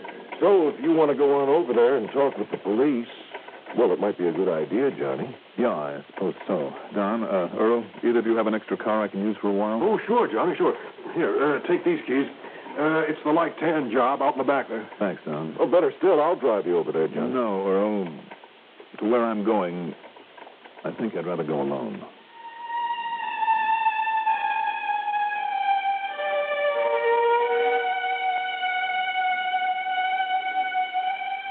The little shop of Antonio DiPolito, there at the end of Palm Avenue, was just that. Little and dirty and thoroughly cluttered with the tools of his trade. In the dusty fly-specked window, he had half a dozen or so dark brown, cheap violins in a stack of fiber cases. Inside, on a couple of shelves serving as a counter, was the usual stock of strings, rosins, mutes, and so on. Mr. DiPolito sat behind his workbench, a bandage around his head, concentrating on a refinishing job on the fiddle in his lap. Now, let me say again that I'm no expert, but it did strike me that he was doing a rather good job with the varnish that he so carefully, painstakingly applied. He's a kid. He's a crazy kid. The body of the violin took on a sort of old-world patina under his expert hand. These are children. They get us so careless. They drop the violin to make it a crack in the belly. That's a good violin, Mr. DiPolito? It's maybe $150, $250, but it's too good for the kid. He don't take care of him. So I got to fix up. Put on the varnish. Then he's to look like a $500. Yeah, it looks pretty good. Yeah. Now I'm hang it up to here. And it'll dry. Yeah. And now, what am I going to do for you, mister? I'm an insurance investigator, Mr. DiPolito. Oh. Oh, yes. It's a terrible thing. Yes, that happened last night. The Beesiac, the beautiful, beautiful canary Beesiac. I call it canary because of its color, I understand. Yeah. Because it had sort of a yellowish cast to it, And because of the way it could sing, like only the most beautiful violin of a master can sing. Only my own boy, my young Antonio. Yeah, but now the violin is gone. What a terrible thing. You want to tell me what happened to the Beesiac? I was working on it, Mr. Dollar, Johnny Dollar. See, I was alone. It was very late. And because it was the beautiful Beesiac, and pulled down the shades in at the front, I locked the door, just like I'm telling the police, so that nobody would see me, and it's so late. Yes? And I'm, I guess I fall asleep. And then I'm going to wake up, because I'm hearing somebody in behind me. Could you see who it was? By the time I'm turning my head, he's a hit to me, and a hit to me. I don't know. Only is daylight. And I'm going to see the police when he's a bang-bang on the front door, so I'm going to let him in. Well, the door was still locked then? Yes. And he'd come up behind you? Yes. From the window in the back room. Mm-hmm. Come, I'm going to show you where he's break open the window while I'm asleep. Yeah, I'd like to see that. Now, here. You see where he cut the glass? Where he make it the hole to reach in and lock the window? Used a glass cutter and probably some tape to keep the glass from falling and waking you. That's what the police says. Looks like the work of an amateur, though. Why you say that, Mr. Dollar? Well, you see, instead of a clean, round stroke with a glass cutter, he made a whole flock of straight scratches with it. You see? Huh? You feel that? Yeah. The kind of clumsy grooves that he cut? See. But he's thinking he hit me. Now, Mr. DiPolito. Yes? Like I've said a couple of times now, I don't know very much about these things. But you tell me, where could a violin, a fine violin like that, where would a person be able to buy one? Well, Beesiac. I mean, surely a little place like this of yours wouldn't sell them. Oh, no. At least if those you have in the window are any sample of the stock you'd carry. Oh, no. Fine violin is like a fine jewel. That's exactly what I'm thinking of. And it's a lot more conspicuous. So whoever stole a thing like the Bisiac would either have to hide it away for years or get rid of it immediately before the alarm was out. The only place I know of that would handle a fine violin. Oh. Yeah, I kind of thought you might be coming over here. Feeling any better, Dippolito? See, thank you, Mr. Pullman. Good.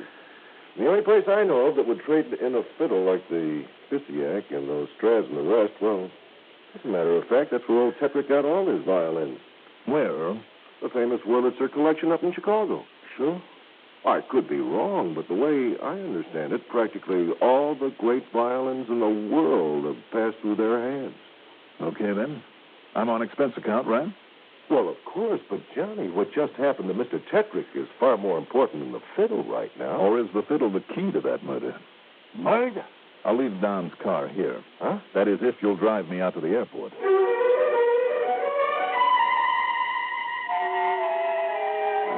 Item 2 is $79.05, plane fare to Chicago. I had a late dinner and spent the night at the Blackstone Hotel. That's item 3. Call it $15 even. In the morning, within 5 minutes of the time they opened for business, I was talking with one of the experts at the Wurlitzer collection. Well, of course, Mr. Dollar will immediately notify every one of our branches, too, New York, Los Angeles, and so on, to be on watch for that Bisiac. Good. And, of course, we'll let you know right away if it shows up. Beyond that, however, I don't know what we can do. Well, I'm afraid I don't either. Terrible shame if it's got into the wrong hands. Only a true artist could do justice to that violin, but then, of course, no such artist would dare to use it. Why you say that? Well, because it's now known to be stolen, too easily identified because of its unique, almost yellow color. Oh, I see. Poor Emil will be heartbroken when he learns of this. Emil? Emil Victor, who once owned it, played it in concerts all over the world before he brought it to us, and we sold it to Mr. Tetrick. Tell me, why did this Emil Victor ever sell it? Oh, you didn't know? Tragic accident to his hands that also left him blind? Oh, I'm sorry. No, I didn't know. Matter of fact, I'm afraid that I never even heard of Mr. Emil. Wait a minute. Yeah? That name, of course. Emil? No. Oh, son of a gun, I knew that name had rung a bell. Oh, who's Mr. Dollar? How stupid can I be? I'm afraid I don't. Listen, Emil Victor played that Bisiac for years. Oh, 15 or 20 at least. All right, then blind or not, he'd recognize it immediately if he heard it. But I thought you just said Emil's was not the name that rang a bell, so to speak. Don't you worry about that. Just tell me where I can find this Emil Victor and get me a list of concert bookings anywhere in this country. Concert bookings? Now, I don't understand. You will when I recover that Bisiac.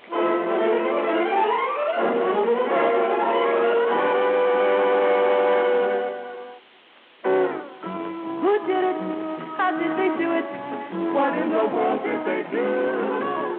Who put the man in menthol smoking? Alpine, that's true. Alpine always tastes rich, never smokes rough. Try Alpine filter cigarettes. Who put the man in menthol smoking? Alpine, that's true. Who? Alpine, that's true. Nice.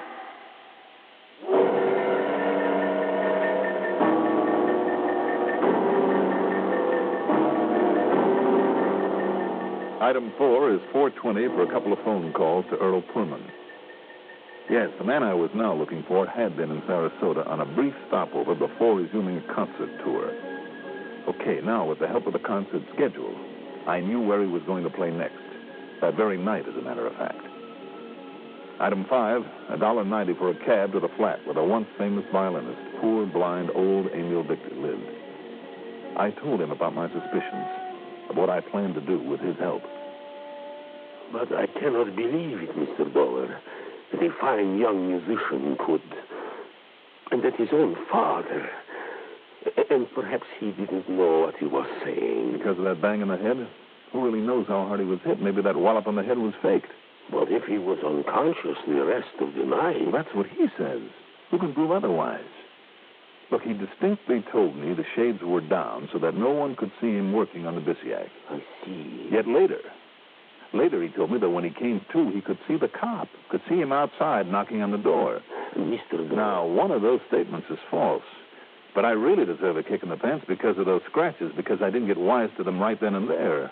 Scratches, Mr. Dollar? Yes, from a glass cutter on the window in the back of the shop to make it look like that was the way somebody had got in there. But don't you see, I could feel them. I could feel the grooves there with my fingernail on the inside of that window. But that only proves... And another thing. Now, I don't know how much the old man knows about fixing fiddles. But when it comes to refinishing them, he is great. That much I saw for myself.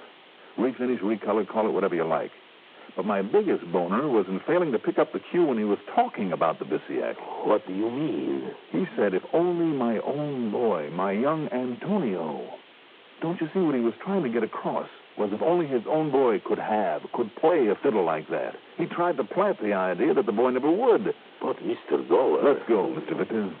But don't you see, if it was as you suspect, if the boy, if young Antonio does have it, if his father did change the color... That's exactly what I'm betting on. But then who could prove it's the Canary Bisiac? Are you kidding? You. Me? Come on. We got to get to a plane to that concert in El Paso tonight. Item 6, $172.50. Taxi to the airport, then plane fares for the two of us to Fort Worth and a hop westward to El Paso. There, thanks to a captain of police, our tickets for the symphony concert cost us nothing because, yes, the soloist for the evening was young Antonio DiPolito. I'll say this for him. The short, dark, intense-looking kid could really play beautifully on the rather reddish-brown-colored violin that he used.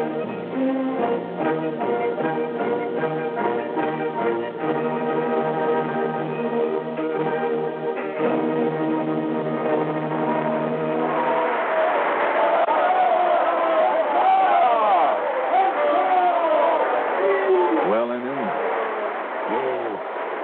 Yes, Mr. Dollar. It is the Bisiac. I'm sure. Absolutely sure? How could I be mistaken when that instrument of heaven was my own for so many years? Okay. Would a father not recognize his own child? And I tell you, the Bisiac was far closer to me than a child could ever be. It was a part of me, as much as my own hands and mind and spirit are a part of me. From the first note that young Antonio played, I knew it was the Bisiac. Good. Even though it does not quite sound the same as it did. What do you mean? Because of the varnish he must have used, the old man, to change the color. Mm-hmm. There is a dryness to the tone that was not there before. It is just as robust, as commanding in its tone as ever. Yet there is a dryness, too, that only I would hear. But it is the Bisiac, the Canary Bisiac. Of that there can be no question. Okay, then, come on. We'll pick up the police and wait for him in his dressing room.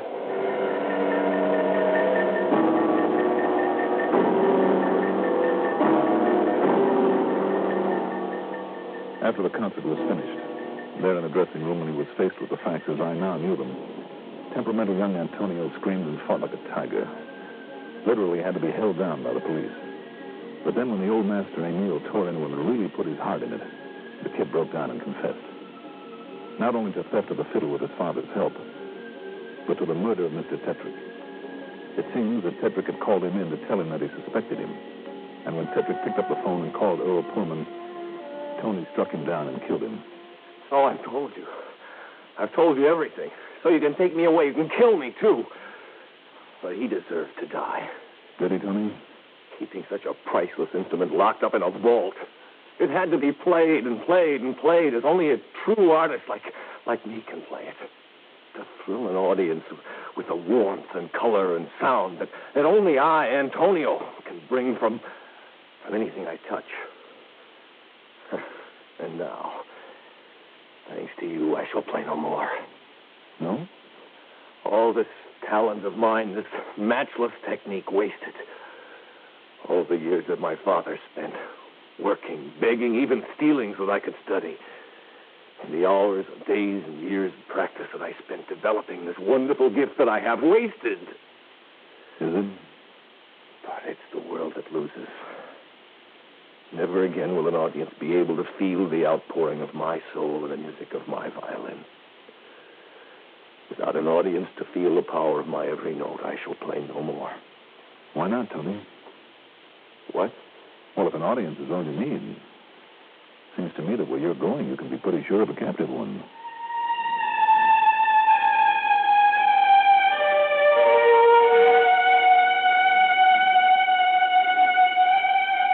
So, from here on out, it's up to the courts. And that means for his father, too. You know, I wonder if the Tetrick estate will put the priceless fiddles in that collection in the hands of musicians where they can be used and appreciated. I hope so. Expense account total, including back to Chicago with Emil Victor and the trip home. That is, after a few days of fishing with Earl Pullman back in Sarasota. $681.80. Yours truly, Johnny Dollar.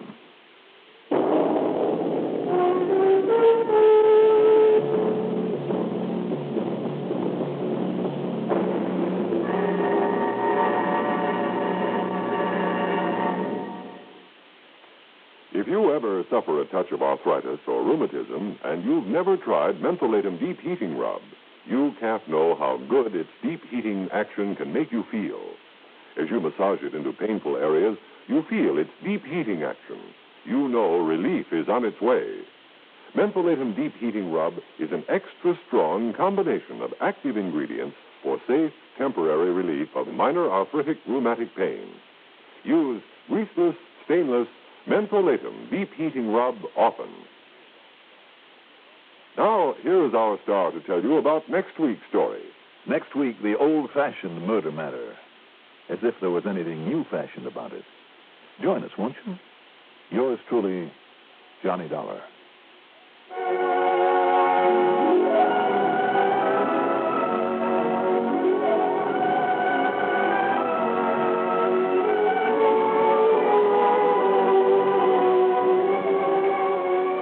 Yours truly, Johnny Dollar, is written by Jack John Stowe, produced and directed by Bruno Zerato Jr., musical supervision by Ethel Huber.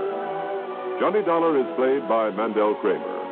Also heard in our cast were Santos Ortega as Dipolito, Leon Janney as Emil Victor, Richard Holland as Tony, Frank Behrens as Don Boomauer, Sam Gray as Earl Poorman, and Bill Lipton as the violin expert. Be sure to join us next week, same time, same station, for another exciting story of yours truly, Johnny Dollar. This is Art Hanna speaking.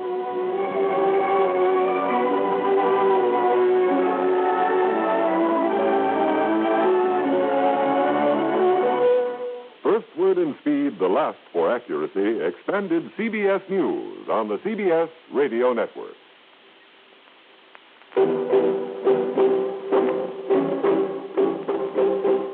Once there was a smoker, an ordinary cigarette smoker. He was neither happy nor unhappy about his cigarette. Then one day he tried a Salem cigarette.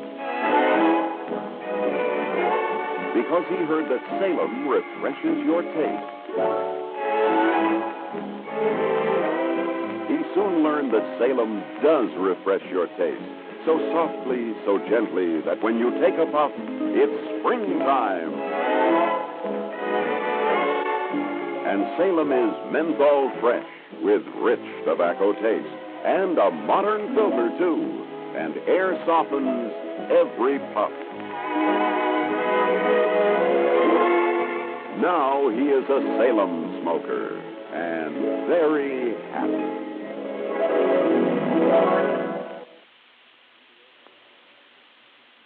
CBS Radio. Johnny Dollar. Mr. Dollar, this is Herbert Lynn, State Unity Life, Denver, Colorado. Mr. Lynn? I wonder if you're free to come out here and see me right away. Well, now, let me see. I hope so. What's more, I can promise you a handsome fee, in addition to your expense account, of course, whether my fears are justified or not. Fears of what, Mr. Lynn? What seems to be the trouble? A murder, Mr. Dollar. Oh? That has not yet been committed. I see, but you think will be, hmm? I must confess that I alone anticipated, or at least an attempt at it. I hope that you can somehow forestall any such attempt. Well, I can certainly try. Fine. I'll grab the first plane.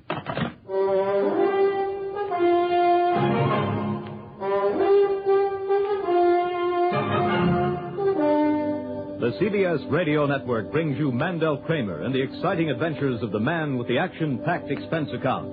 America's fabulous freelance insurance investigator. Yours truly, Johnny Dollar.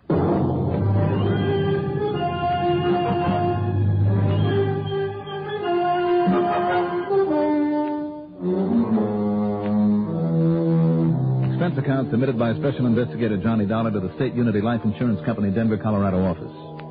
Following is an account of expenses incurred during my investigation of the old-fashioned murder matter.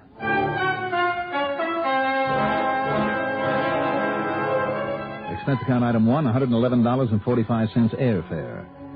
The first plane to make the right connections didn't pull out of Hartford until late in the afternoon, so it was close to midnight by the time we sat down at Stapleton Field on the outskirts of the mile-high city of Denver. In spite of the time of year, the mountain air was cold, crisp, and clear. It was well after midnight by the time a cab, and that's item 2, $6 even, dropped me off at the famous old Brown Palace Hotel. I got myself a comfortable room and hit the sack. Then first thing in the morning, I dropped in on Mr. Herbert Lynn at the State Unity office in one of the big new buildings in Mile High Center. I suggest you rent a car, Mr. Dollar, because this client of ours lives in Green Mountain Falls. That's a small settlement down just west of Colorado Springs, Manitou Springs, that section. Oh, I know the place well, Mr. Lynn. Oh, do you? Mm-hmm. Back in the summer of 58. I spent a couple of weeks fishing out of the Lucky Four Ranch with my old pal, Ray Schmisny. Ray, what did you say? Schmisny. But believe it or not, that name's a lot easier to say than to spell. I'm sure it is. Now, this client's name is Howard Hartzell. Yes? He's 73 years old, Mr. Dollar, and at one time was quite wealthy, which explains his insurance policy for nearly $250,000. And you think somebody wants to murder him? Yes, I could almost say I'm certain of it. Who, Mr. Lynn, and why? One or all three of his beneficiaries, or at least two of them. Want to tell me who they are? Well, to begin with, Clara Johnson, a niece, school teacher in Colorado Springs, 45, I'd say, and about as mean, selfish, and grasping an old maid as I've ever seen. Mm-hmm. When she found out about her uncle's insurance policy, she immediately wanted to know why she wasn't made the sole beneficiary. Mr. Hartzell had quite a time with her. What does Clara teach? High school chemistry. Then there's another niece, Bonnie. She's young, smart, good-looking, married to a plumber by the name of Harry Briggs, also lives in Colorado Springs. They have no children and manage to make a living of sorts. Now, you have the addresses of these people? Yes, right here. I've listed them on a slip of paper for you.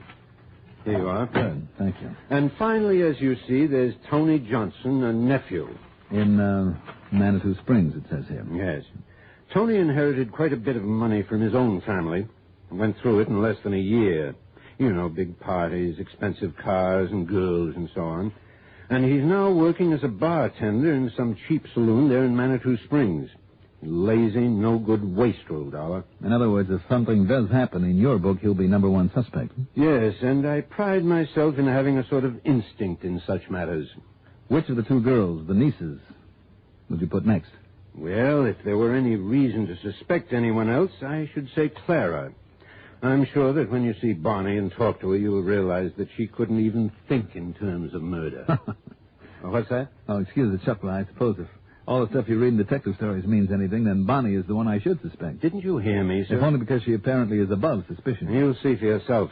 But suspect of what? Has there been any actual attempt to murder Mr. Hartzell? Twice, Mr. Hartzell was narrowly missed by a car that bore down on him as he was crossing the highway in front of his place.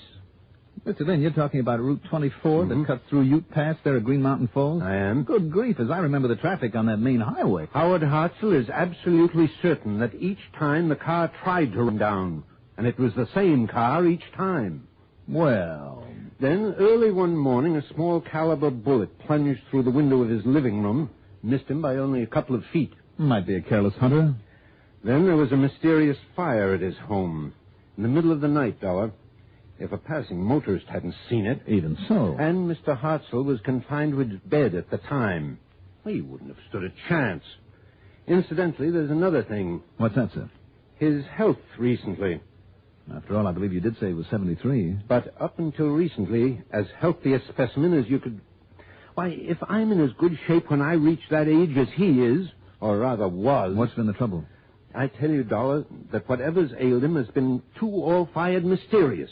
Hasn't he had a doctor? That's another thing. that ancient family doctor of his, Dr. Easterday. What about him? Well, if you ask me, his name ought to be Yesterday.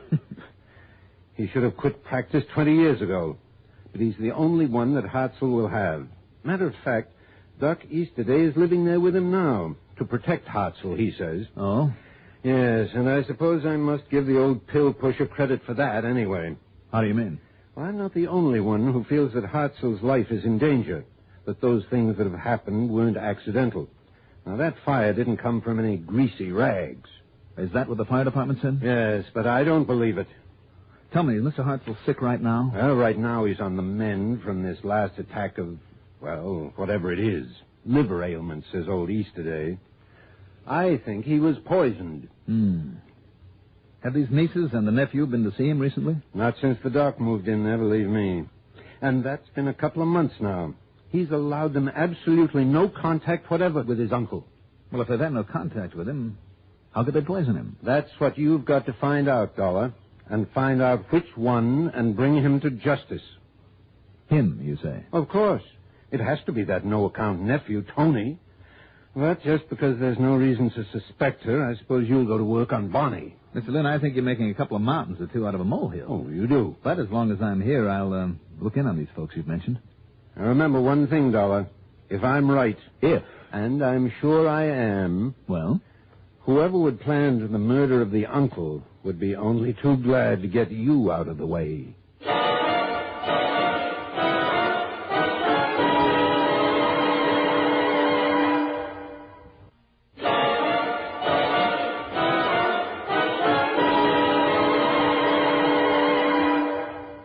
Mr. Lynn had given me a good idea, possibly a dangerous one. It was simply to make no bones about who I was, why I'd come out here, why I wanted to see and talk with them. The nieces and nephew, I mean. Then, if one of them did try to make a fast move, get me out of the picture, I'd be on guard. It was a pretty sure way of knowing who was up to something. Item 3, $1.95 worth of phone calls to tell the relatives and the old man that I was on my way to... Item 4, $50 deposit on a rental car. I'd like to have stopped off at the U.S. Mint there in Denver, one of the largest in the country, to see if they were handing out any free samples, but instead I headed south on 87 past the big new Air Force Academy into Colorado Springs. Clara Johnson, the older niece, lived in a tiny 3 or 4 room house badly in need of repair on a side street off Cascade Avenue. Fortunately, for pretty obvious reasons, the interview was a short one. It's ridiculous, that's all. Utterly ridiculous. Now, Miss Johnson... I mean that Uncle Howard, the old fool, should have included those other two in his will, in his insurance. Positively indecent. Well, tell me, does your uncle have much of an estate besides the insurance? No, not anymore. But do you know how much that insurance is? I have a pretty good idea. Nearly $250,000. And do you know what that would mean to me? To me, who's worked and struggled along all these years alone. I could give up this miserable teaching of those nasty, unappreciative brats at the high school. I could travel, go abroad, enjoy myself for a change, the way I deserve to after all these years. Now, don't you think that Tony and Bonnie... Oh, look at Bonnie. She has that young husband to take care of her, give her everything she wants, or at least most everything. And she's pretty.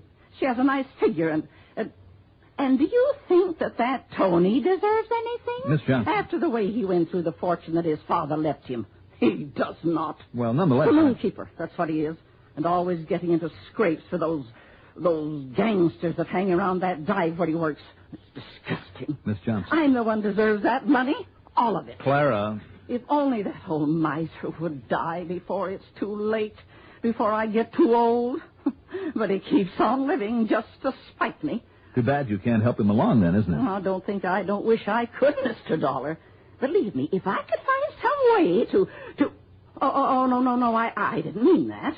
Didn't you? No, I shouldn't have said such a thing. Well, I'm afraid you did. Thanks very much, Miss Johnson. Now, wait. I didn't mean that the way it sounded. Bye.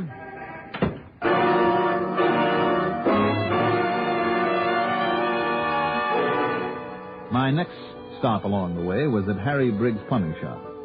Bonnie was there holding down the store while her husband was out on the job, and she was pretty. Although it always kind of stops me a little when I see a girl working on her makeup over a business desk. And I was so glad when you phoned to say that you're here to kind of look out for Uncle Howard. Oh, I called Tony and told him you'd be seeing him, too. Here. I look better now? Oh, you look like a million. Well, thanks, Johnny. Gee, you're cute for a private eye. Oh, thank you, ma'am. No derby, no cigar in the corner of your mouth. Just a real good-looking guy. Only I shouldn't talk like that, should I? Well, I'm afraid flattery will get you nowhere. Oh, darn. Tell me, did you mean that you two have been worried about your uncle? Well, of course, after those cars that almost killed him and that fire at the posterior of his house and the sicknesses he's been having one after the other. Oh, I'm sure that Dr. Easterday is doing all he can for him, but much as Harry needs me around here, business isn't too good these days, and I feel I ought to be out there taking care of Uncle Howard, nursing him.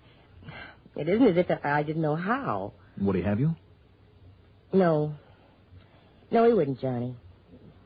I'm afraid he thinks that all Clara and Tony and I keep hoping is that he'll die and leave us that insurance. And isn't that true? Should I lie and say no? Of course, we'll be glad to get that money, all of us, at the proper time.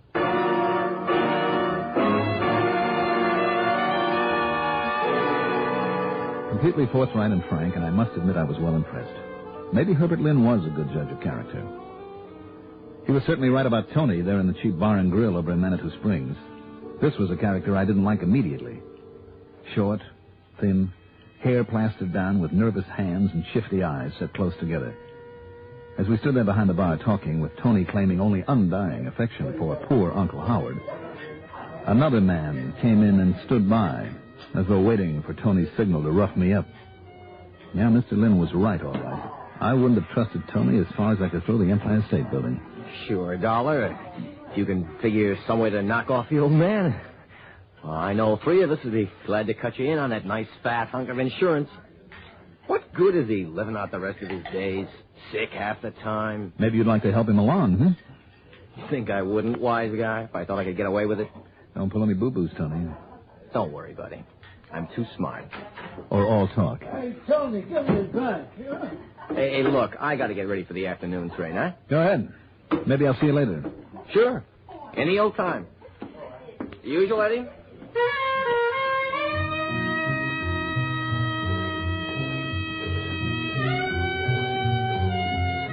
The important thing now was to see Mr. Hartzell and the old family doctor at Green Mountain Falls. I walked around to the back of the saloon, got into my car, then turned on the ignition. But in that brief moment before the starter took hold, I heard a buzzing under the hood, a sound that I knew only too well. That car had been wired. I jumped out and ran, almost too late.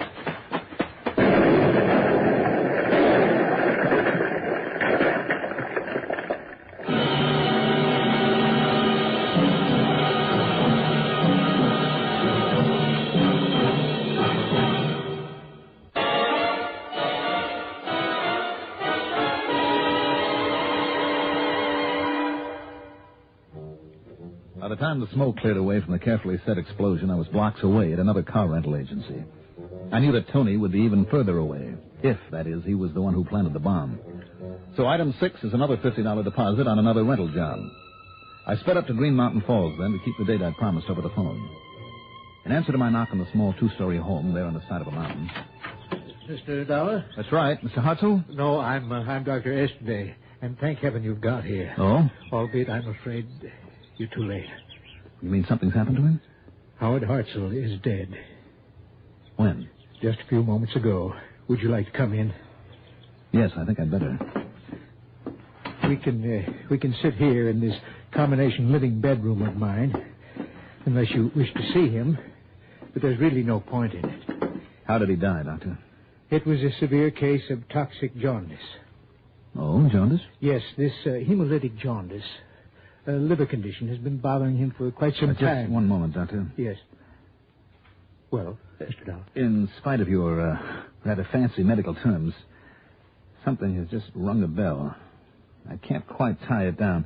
You're sure that jaundice is what killed him? Mr. Dollar, after all, I've been practicing medicine some 50 years. Well, maybe that's good, and maybe it's bad. I beg your pardon. When I was out here before on a vacation, I had an infected finger. Well, I failed to see what... Now, the doctor who treated me was a young fellow by the name of, Ed Wilson.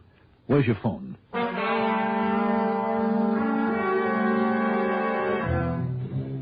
What young Dr. Ed Wilson had to tell me was more than a little interesting. That's right, Johnny. If administered at repeated intervals, even minute quantities of arsenic compounds may produce a subacute type of poisoning. Go on, Ed. Well, the victim may develop a toxic degeneration of the liver. It may progress to an acute or subacute yellow atrophy that's accompanied by an intense toxic jaundice. I see. And that, in turn, can be followed by severe, even deadly gastroenteritis.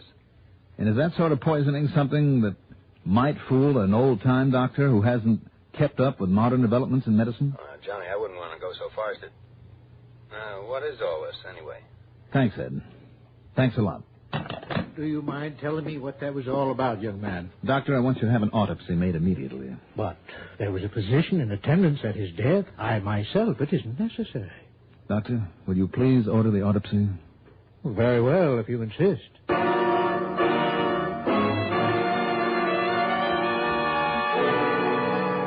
The result? Arsenic poisoning beyond the least shadow of a doubt. But then came the real problem. How and when was it given to him?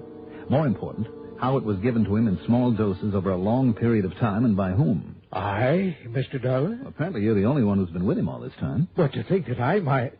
Oh, that's ridiculous. Well, I hope so, Doctor. I said, yet... Yes? Well?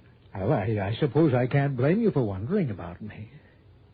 Ever since I began to worry about him and he began to suspect his relatives of planning his death, I've permitted no one else to see him.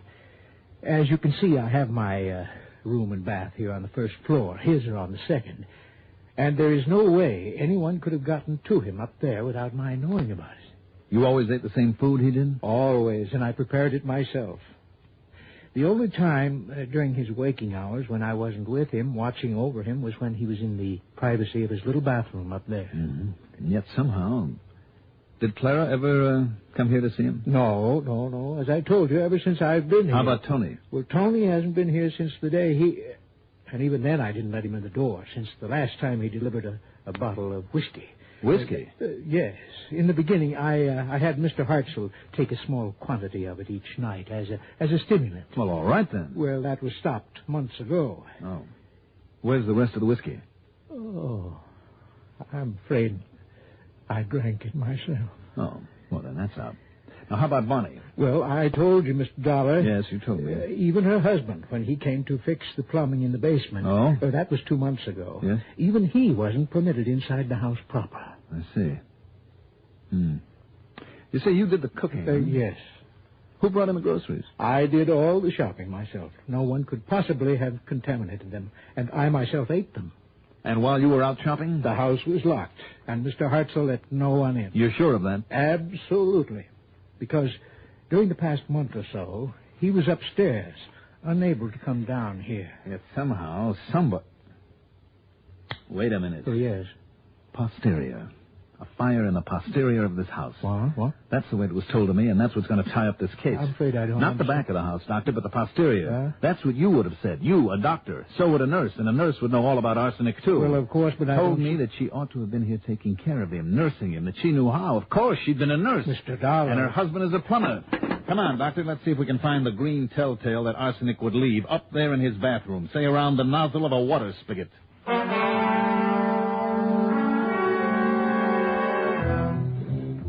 And that's exactly where we found it. And downstairs in the cellar, hidden behind a furnace pipe and hooked up to that cold water line, not the line to the kitchen or the bathroom on the first floor, but hooked up to the line to the second floor was that ingenious, deadly device, a small container half full of an arsenic solution with a valve, so that only a drop at a time would enter the pipe that gave Mr. Hartzell his drinking water, the one drop at a time that killed him. Funny. It wasn't the sweet, gentle Bonnie who finally broke down and confessed their little plot, but her husband, the plumber who'd rigged the device, who'd also rigged my car for that explosion.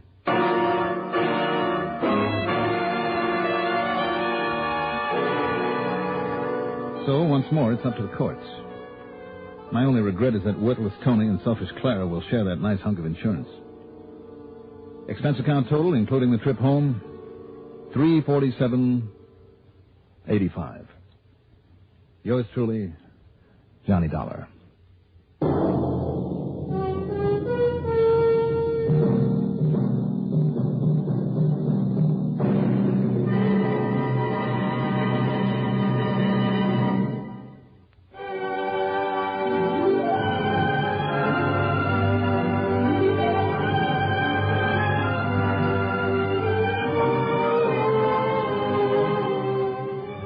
Truly, Johnny Dollar is written by Jack Johnstone, produced and directed by Bruno Zerato, Jr., musical supervision by Ethel Huber. Johnny Dollar is played by Mandel Kramer. Also heard in our cast were Leora Thatcher as Clara, Lawson Zerby as Dr. Easterday, Patsy Campbell as Bonnie, John Seymour as Herbert Lynn, Richard Holland as Tony, and William Lipton as Dr. Ed Wilson. Be sure to join us next week, same time, same station, for another exciting story of yours truly, Johnny Dollar. This is Alan Burns speaking.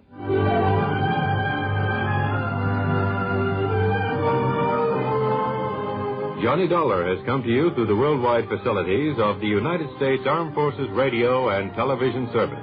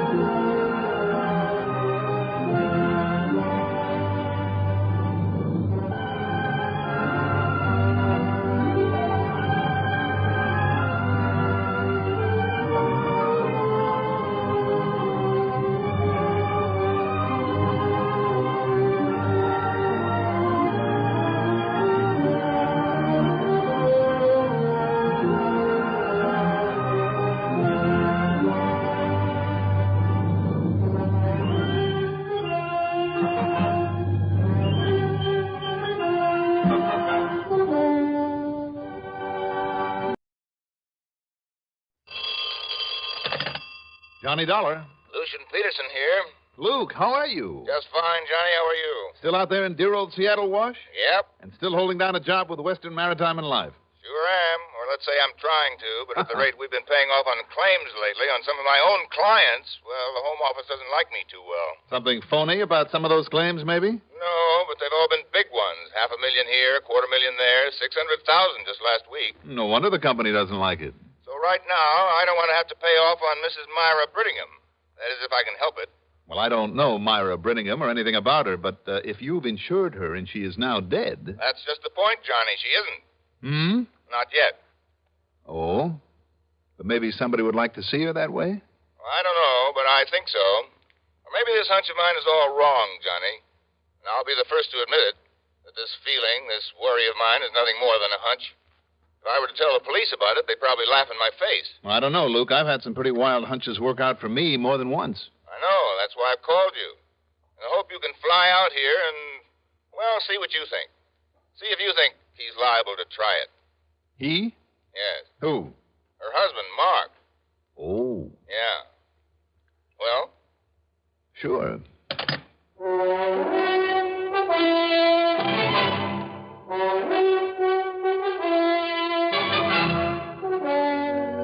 The CBS Radio Network brings you Mandel Kramer in the exciting adventures of the man with the action-packed expense account, America's fabulous freelance insurance investigator.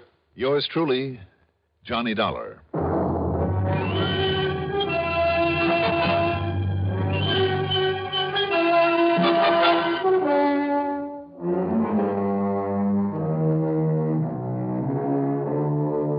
Expense account submitted by Special Investigator Johnny Dollar to the Western Maritime and Life Insurance Company, Seattle, Washington office. Following is an account of expenses incurred during my investigation of the Chuckanut matter.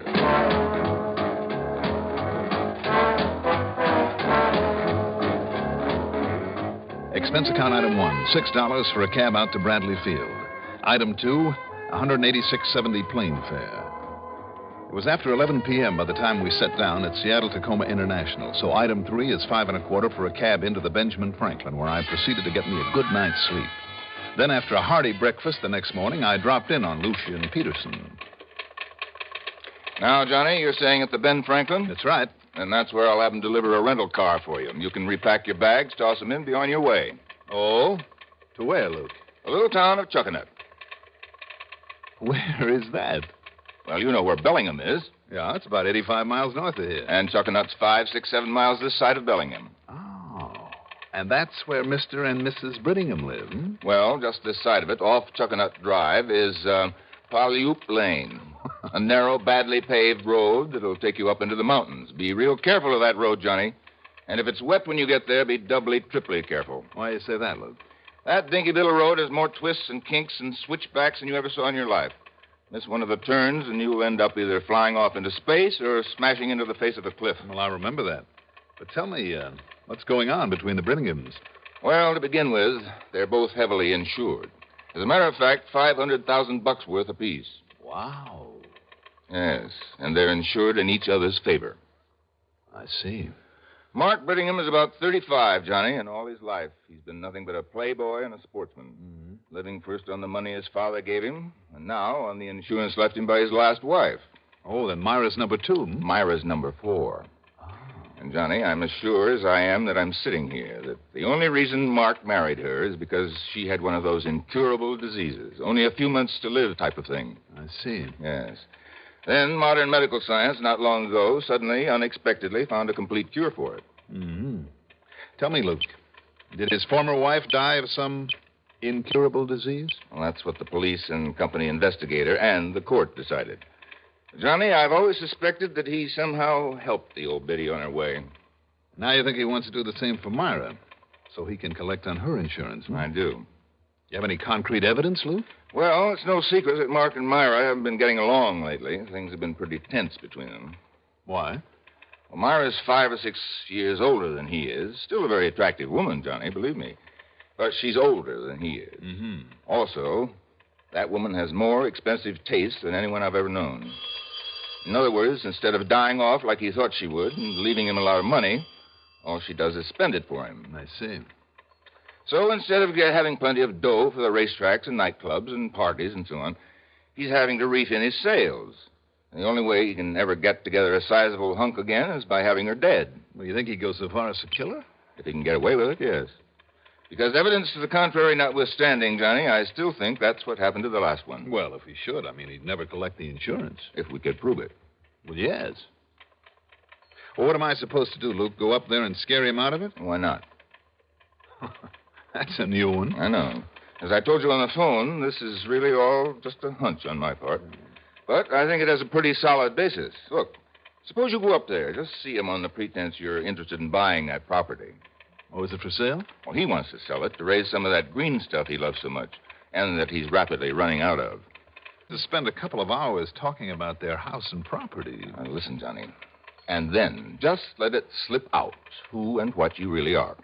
What? Sure. If that doesn't convince him he's under suspicion, make him change his mind about trying anything, I'll eat my hat. Will you do it?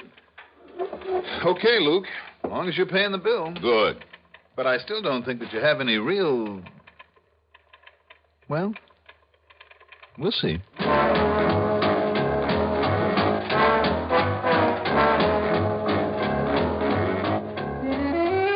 The weather was clear, and the drive up to Chuckanut was a pleasant one. But that little side road, leading up to and around the edge of a mountain toward the Brittingham place, was anything but.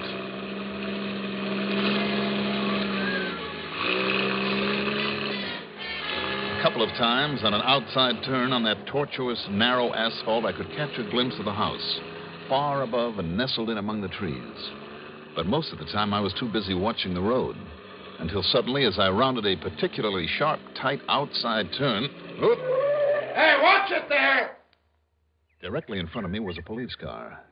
In front of that, smashed head-on into the face of a cliff, was one of the new compacts, the whole front end of it bashed in. Well, now, mister, who might you be? How are you, Lieutenant? Only it's Sergeant, Police Sergeant Bill Foreman. Oh, Sergeant? Well? My name's Johnny Dollar. What? The insurance investigator? That's right. Well, I'll say this. It sure beats me how you found out so quickly. Found out about what? That stiff in there in that car that smashed up. Stiff? Who, Sergeant? One of those crazy Brittinghams that have been tearing at each other's throats for so long now that one of them just plain had to go.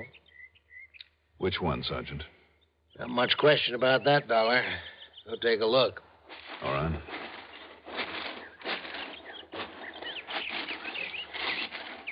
Yeah, Dollar, that's Mr. Mark Brittingham. What's left of him. Mr. Brittingham. Hey, you sound surprised. Yeah, I am. You know him? No. Oh, his wife, then? No, Sergeant. I never met either of them. How did you find out about the accident? I got a call from his wife, Myra.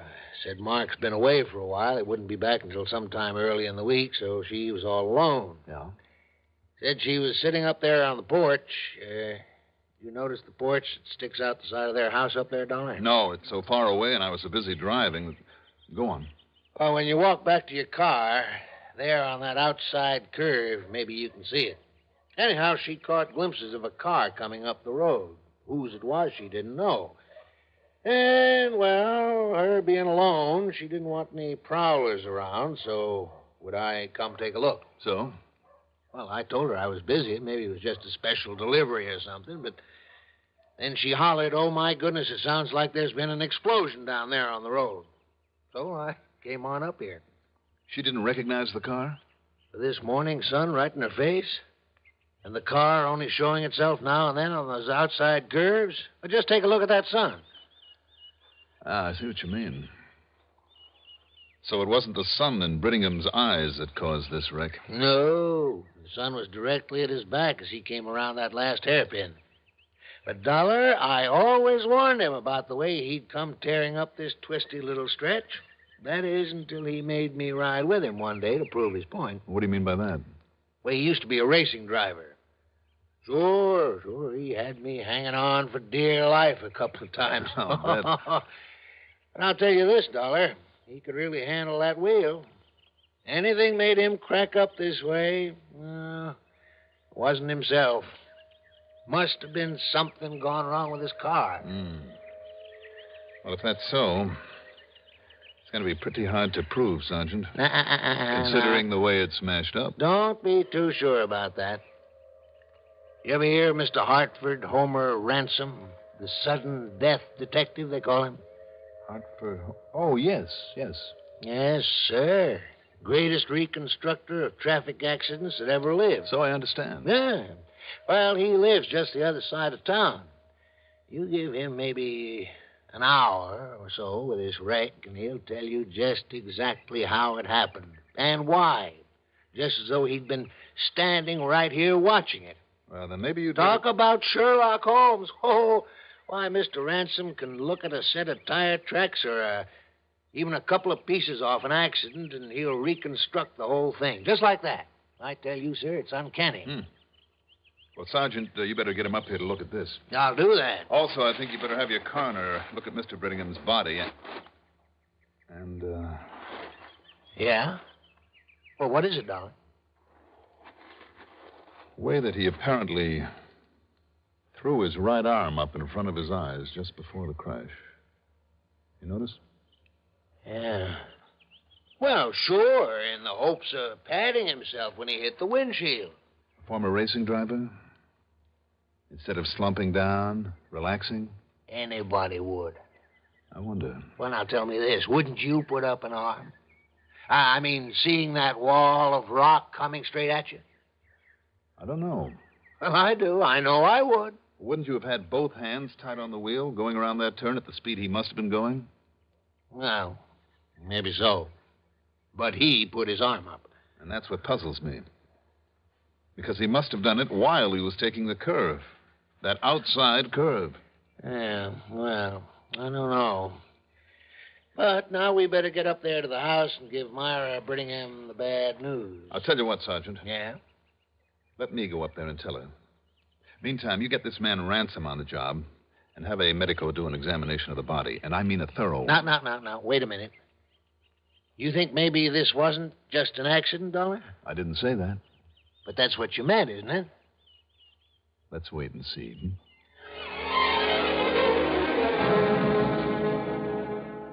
The Brittingham place, built there on the side of a mountain among the trees, was quite an establishment. New, modern, and very expensive. As for Mrs. Brittingham, Myra, well, Lucian had said she was about 40. She didn't look it.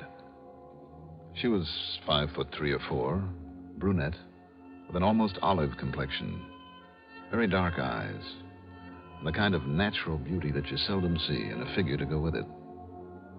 I introduced myself and made no bones about my connection with the insurance company. Before I could tell her why I was there, she led me out onto the little porch where, looking out against the sun, I could see occasional spots on the road I'd just driven up. And then, calmly and with a self-control that I hadn't expected. Was it Mark, Mr. Dollar? I'm afraid so. He's dead, isn't he? Yes. Well, I knew it would happen sometime. I warned him over and over about the way he drove so madly up and down that crooked little road, in spite of the fact he'd driven expensive racing cars when he was younger. I knew he'd kill himself sooner or later, and now he has. I'm sorry, Mrs. Brittingham. Are you? I'm not. What did you say? It rather settles things, doesn't it? Does it? We hadn't been getting along, Mark and I, for quite some time. And I know it was partly my fault. Why do you say that? Because of money, Mr. Dollar. You see, I married him for his money because I thought that for the rest of my life he'd be able to give me all the things I'd always wanted. Yes? Oh, it was all great fun with him while he still had it. The big parties night after night, the racetracks all over the country, theaters, nightclubs. I even put up with his silly hunting and fishing up here. But when the money began to run out and we had to sell the big home in Bellingham and the cars and get rid of the servants and settle down in this little place, I've hated this place, Mr. Dollar. And I hated him. And we fought like spoiled, hysterical children. But you see, when he knew the money was getting low, well, if he had any gumption, he'd have got himself a job of some kind. For once, he'd have had to work for a living. But instead, he only got moody. He drank a lot, acted very strangely. Began looking at me in a peculiar, frightening kind of a way. Oh? And then, because of something he said one night, I began to fear him, what he might do. Go on, Mrs. Brittingham. Oh, I know, Mr. Dollar. He was upset that night because we'd had another argument, a terrible argument. And he'd had too much to drink. But he started laughing to himself, quietly chuckling to himself. And then he tried to say it lightly, as though he might be joking, but he said... Yes? He said, wouldn't it be nice for him if I should die, like his wife before me had? Then he could get a little fun out of life again, on my insurance money. It frightened me, Mr. Dollar, terribly. I can't say I blame you. And then these long trips and leaving me alone like this. Trips to where, do you know? No. Oh, I've wondered if he hasn't been out looking for someone to take my place. Or just planning some way to, Well, it's all over now. Well, I'd lie to you if I said I was sorry. You know, of course, that you stand to collect some $500,000 of insurance. Yes, I know. And I'll use it to get as far away from here as I can. Can you blame me? I want to talk further with you, Mrs. Brittingham. Of course. First, though, I'd better check out the police report on this accident, purely as a formality. Of course. So, if you don't mind. I'll be here, Mr. Dollar.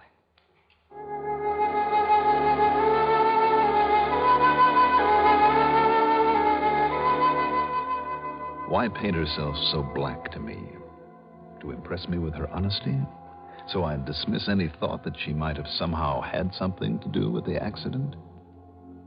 And another thing, a little thing. Her sudden alarm when she'd seen that car coming up the road, even if she couldn't recognize it against the morning sun. Was that enough to call the police? Something wrong here. Something very wrong. In the United States today, there are more than 6 million children under the age of 18 who live in homes where there is no father. Among them are hundreds of thousands of boys who need the guidance and interest that large-hearted men can give them. They can be set on the path toward fine citizenship through the Big Brother movement.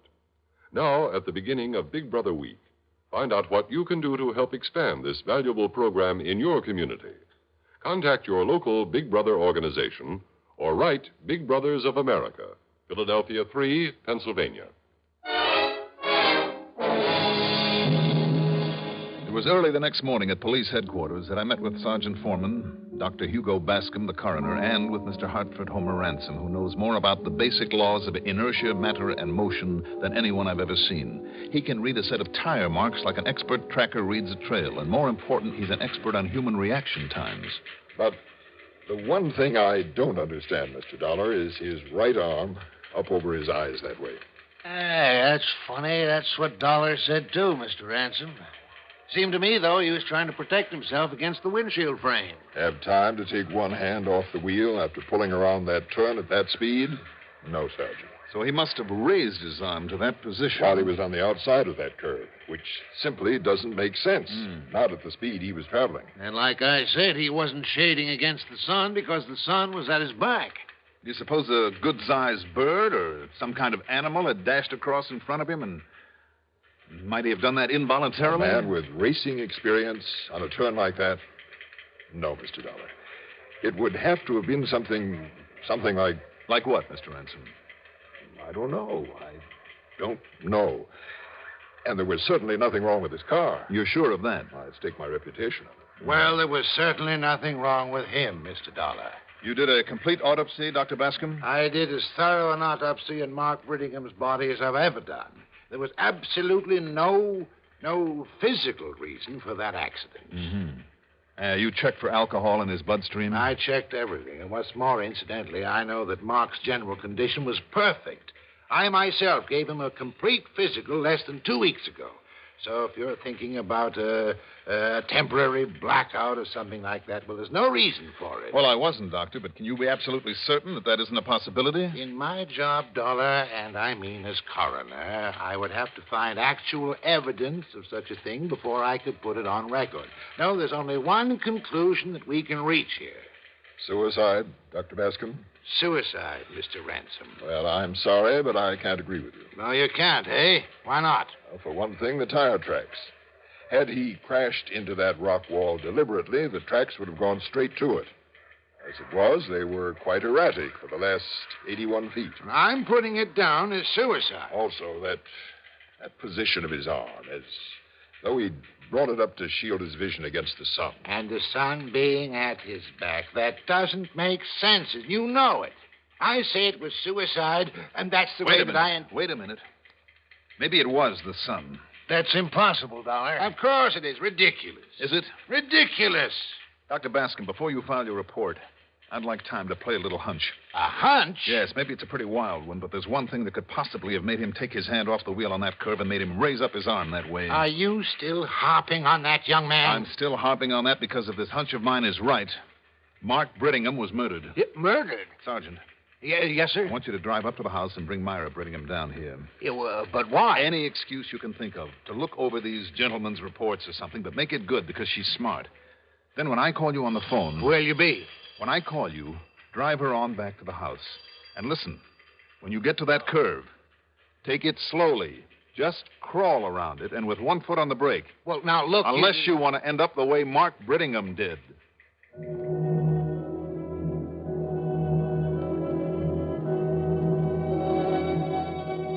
When the sergeant got her away from there, I went over that house top to bottom. Sure, there were mirrors on the bedroom walls, big, clumsy ones, a couple of hand mirrors, too, on her dressing table. But the kind I was looking for would be in among her husband's fishing and hunting equipment. I found the survival kit, all right, and in it were the usual, the water-purifying pills, some iodine, salves, bandages, a couple of cans of sea ration. But the little mirror was missing. I mean the kind that's used for signaling. A small, clear, oblong mirror with a hole in the center. By facing the sun and peering through that hole, you can aim it. You can focus the full rays of the sun on anything up to a mile away. And then I found it, tucked between the pages of a book on a table out on the porch, where she practiced with it and then used it as a murder weapon. I called Sergeant Foreman and told him to drive on up the hill, but slowly. And then as he poked his car around that crucial curve, as I aimed the mirror to reflect the blinding rays of the sun full into his windshield, well, fortunately, he was able to stop before losing control. He waited there until I drove down to meet them. Then No, she hasn't said a word, Dollar, since I jammed on the brakes and raised up my arm to cut off that glare you shot down here. I see. Well, Myra? How did you know? How did you know that's the way I killed him? I didn't. It was purely a hunch, I guess, but it looks like it paid off, doesn't it? $500,000? That's a nice round figure. A lot of money. But don't they ever learn that even millions aren't enough to murder for? Expense account total? Oh, call it a nice round figure, like, say, $391.18. Yours truly, Johnny Dollar.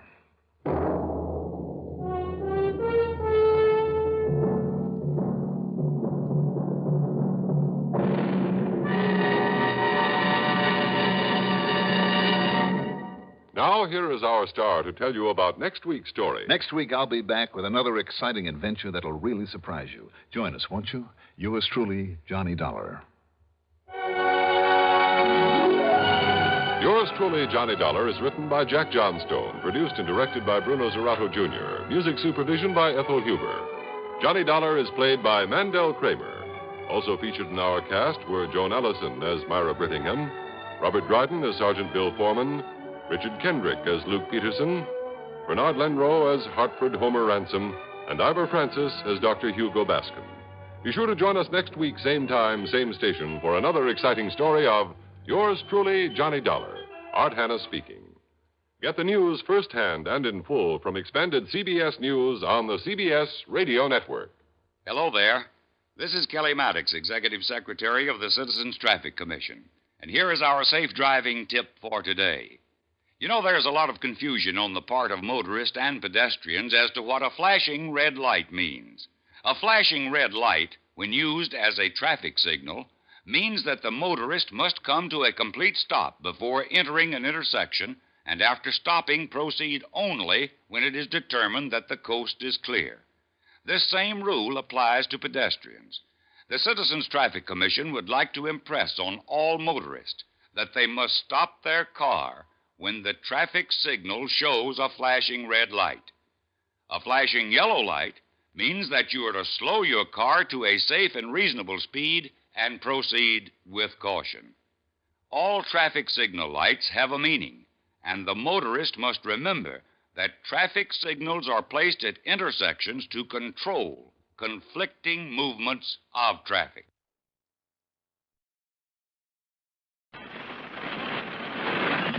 Johnny Dollar. This is George Caldwell, Mr. Dollar. Caldwell? That's right. I'm in charge of the Office of Amalgamated Life Association here in Meridian, Mississippi. Oh, I see. Yes, sir. And I'm certainly glad I caught you. What can I do for you, Mr. Caldwell? Well, I understand that you've been given top security clearance. That's right, sir, I have. Good. Our client was certain you have, and that's why he asked that you be called in on this problem of his. Who is the client? His name is Dr. Emmett Melcher. Yes? Yes, he is head of the Melcher Laboratories here in Meridian. He does a great deal of work for the government. I see. And he's most anxious that you lose no time in getting down here to see him. Sounds pretty important. I'm certain it is. What's it all about, Mr. Caldwell? I don't know. What? The only thing I'm sure of is that whatever it is, it's top secret. All right. I'll get there as quickly as possible. The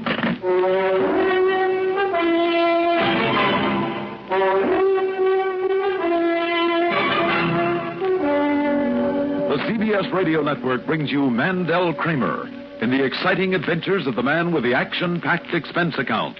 America's fabulous freelance insurance investigator, yours truly, Johnny Dollar.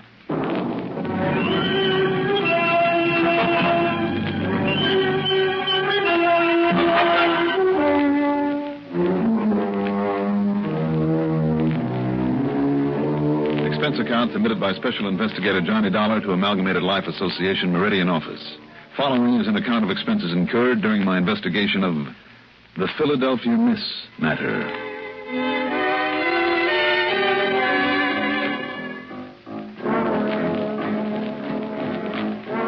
Expense account item 1, $81.60, cab to Bradley Field and plane fare to Meridian, Mississippi. Making connections wasn't as easy as I'd hoped. I had a stopover in New York, another in Atlanta, Georgia, so it was nearly 7 p.m. by the time I landed in the busy railroad and manufacturing center with its stockyards and business in cotton, tobacco, fruit, poultry, and lumber. In the hopes that Caldwell might still be waiting for me at his office, I grabbed a taxi. That's item 2, $1.85. Okay, buddy, where to, huh? You know the address of the Amalgamated Life building? Are you kidding, buddy? I know this town like the back of my hand. Where'd you say you want to go? Amalgamated Life Association. Say it again, just once more. Amalgamated Life. I knowed it the minute you open that yap of yours. Hiya, Johnny. Johnny? Sure. I don't get it. You mean you don't recognize me? I'm afraid not. You kidding? I drove you halfway all over New York City one night when I was working up there. Oh, I see. Yeah, it was a couple years ago. You was chasing some crook from all the way down to Pier 27 all the way up to the Bronx. That's my old hometown. Sure, you're Johnny Dollar. Remember how much help I was helping you run down that crook that time? My name is Bernard York, and just call me Bernie. All right, Bernie. Yeah, boy, I sure remember that big fat tip you gave me that night. Hey, kept me eating steak for a week. And now you listen, Johnny. Yes, Bernie. You need any more help? I mean, down here, you just give me the buzz. Now, you do that, Johnny. All right, sure. Yeah, I may not talk too good, Johnny, but when it comes to using the old noodle, a New York boy like me has it all over the yokels from any other part of the country, and that's a fact. So, what kind of case you got down here, huh? I haven't the least idea. Oh, now don't give me that, Johnny. No, it's a fact. Okay. You keep it a secret if you want. I don't blame you. I guess it's part of your business. But I'll try and keep an eye on you, Johnny. And when you need my help, you just let me know, okay? Okay, Bernie. Okay.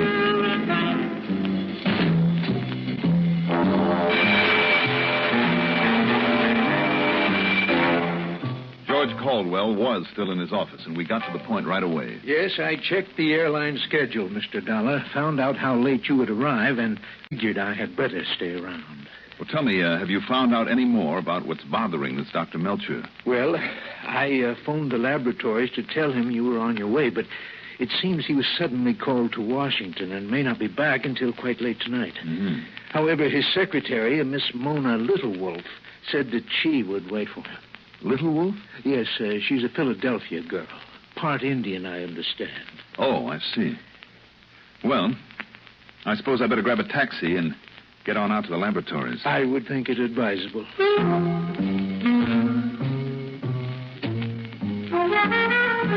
the man behind the wheel of the taxi that just happened to be waiting out front? My pal, Bernie again. Melcher Laboratories, huh? Must be real important, Johnny. I wouldn't know. Well, I do. And they got more government secrets going on at that place, you know, man in space and all that caper. Oh? Hey, is that what you come down here to investigate, something like that? Bernie, I told you I wouldn't know. Okay. But when you need me, Johnny, you just holler. I'll be around. I'm sure you will.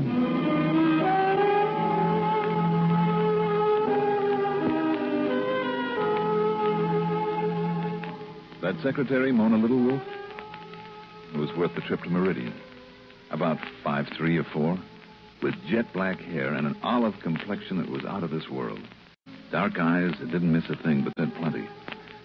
And when you talk about two people who click on the spot, brother, this was it. It was first names right off the bat, and I felt perfectly willing to forget about Dr. Melcher and all his problems and give my time to her. And, she kind of gave me reason to think she felt the same. Oh, now stop. Flatterer. Well, how do you keep that beautiful tan sitting around in an office all day? I told you. I'm part Indian. One of the few 1,000% Americans left around here. That explains the last name, Littlewolf. Mm-hmm. And you're sure your name isn't really Johnny Big Wolf? Oh, Mona, you cut me to the quick. Tell me, when will Dr. Melcher be back?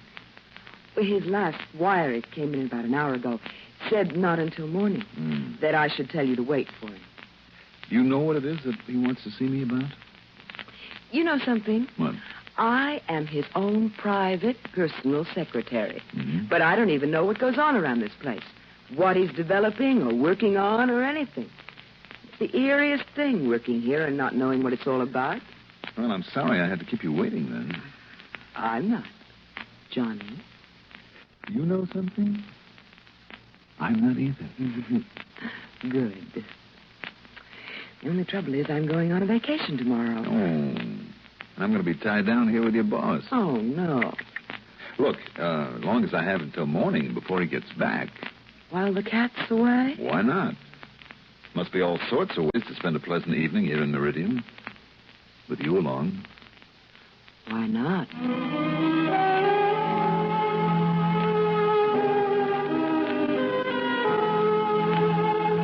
I fully expected pal Bernie and his taxi was still waiting outside, and after some snide comments on how fast I work and how well I pick him, he drove us back to town.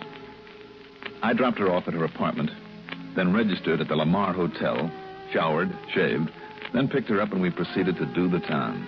This time, by some miracle, without Bernie around. It was something after 3 o'clock in the morning by the time Mona and I helped close up the last nightclub on our list, then went out to the nearly vacant street to look for a cab. Taxi, cut! Oh, what a wonderful evening, Johnny, darling. Mona, have you looked? It's morning. Then the morning's wonderful. You're wonderful.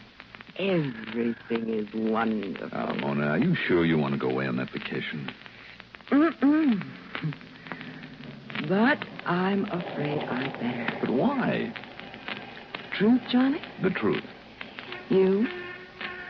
I'd better kind of get away and think about you and me. Mona, another day or two. You want a taxi, mister? Oh, yeah, sure. I didn't want to disturb you and the lady, but here you are, sir.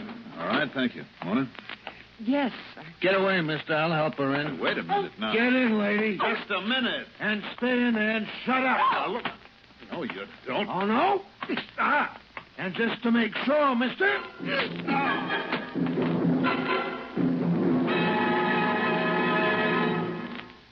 A number of years ago, it was said that, in spite of the large population of this planet, men and women remain the most inaccessible things on it. Today, we see this lack of understanding among peoples of the world reflected in headline stories. But it isn't because the people of the world are enemies. All people want to be friends. Long before the termination of World War II, Reverend Eugene Wood, a Methodist minister from Oceanside, California, went into a Scottsdale, Arizona camp where German prisoners of war were interned and offered his services to the imprisoned men. Among other things, Reverend Wood taught the men English, and he taught them about the United States of America. During the following years, after the men had been repatriated to their native Germany, nearly half of the internees corresponded frequently with Reverend Wood. Those men expressed a unique understanding of the people and the country of the United States of America. This great feeling of friendship and understanding prompted the minister to make a pilgrimage to Europe to seek out the men he had befriended in the prisoner of war camp in Arizona. This gesture on Reverend Wood's part gained him a fantastic welcome everywhere he went. In all the places he visited, he spread the gospel of love and friendship and had it returned to him. There were no enemies, only men with the love of freedom, the right of all men, everywhere. I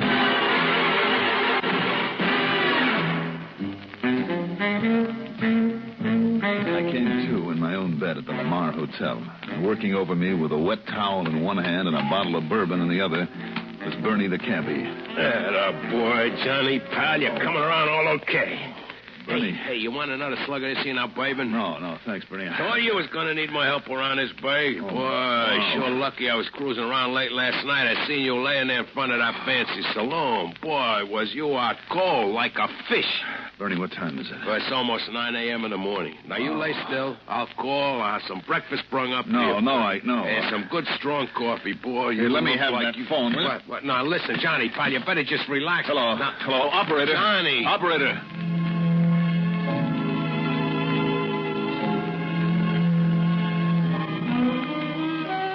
The call was to Mona's apartment. No answer. But why that attack on us? And the kidnapping of Mona?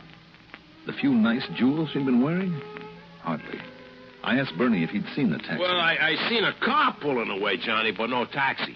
Well, now that you mention it, maybe it wasn't. You sure tore up the street getting away, too. And, Johnny, it looks to me like somebody got wise to your being here on whatever kind of a job you're working on, and they figured they better stop your clock. You may be right. But why carry off Mona? Well, because they maybe thought she was working with you. And now they know you don't dare make a move if you don't want her getting hurt. Well, that makes sense, I guess. So maybe I better call up the police. Wait a minute. Easy now, Johnny. You just lay there and let me open it. You got a gun? Yeah, right here. Okay, you keep me covered. You ready? Ready. Yeah. I beg your pardon. Who are you? Inside, buddy. Start talking. Who are you? Start talking. Wait a minute, Bernie. Are you Mr. Dollar? That's right. Oh, thank goodness.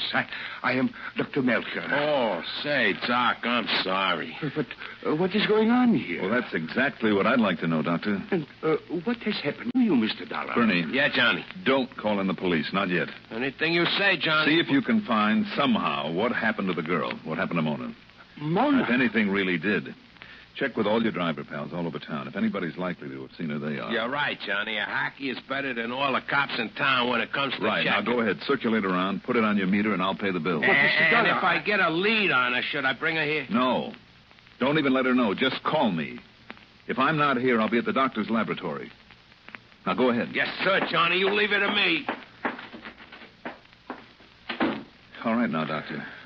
Tell me what it is that you wanted me down here for. Oh, but it is too late. It has already been stolen. Been stolen? What has? Well, I'll tell you what I can about it. You see, it is highly classified. I'll tell you in a moment. Whatever you say. The point is that for some days now, I've suspected that someone was trying to get hold of it. Yes? Yes, the vault, the temperature-controlled vault in which I've kept it. You see, no one else has worked on this formula but me. Formula for what, sir? I found the vault had been tampered with. I didn't dare to call the police because of the secrecy involved, but perhaps I should have called in the FBI, but I sent for you because I knew that you... Oh, but you are too late now, Mr. Dollar. When I got back from Washington, I got there this morning. It was gone. The formula? No. The product itself. And unless it is found within 2 or 3 days at the most... But now I suppose I'd better tell you what it is. Yes, Doctor. I think maybe you'd better.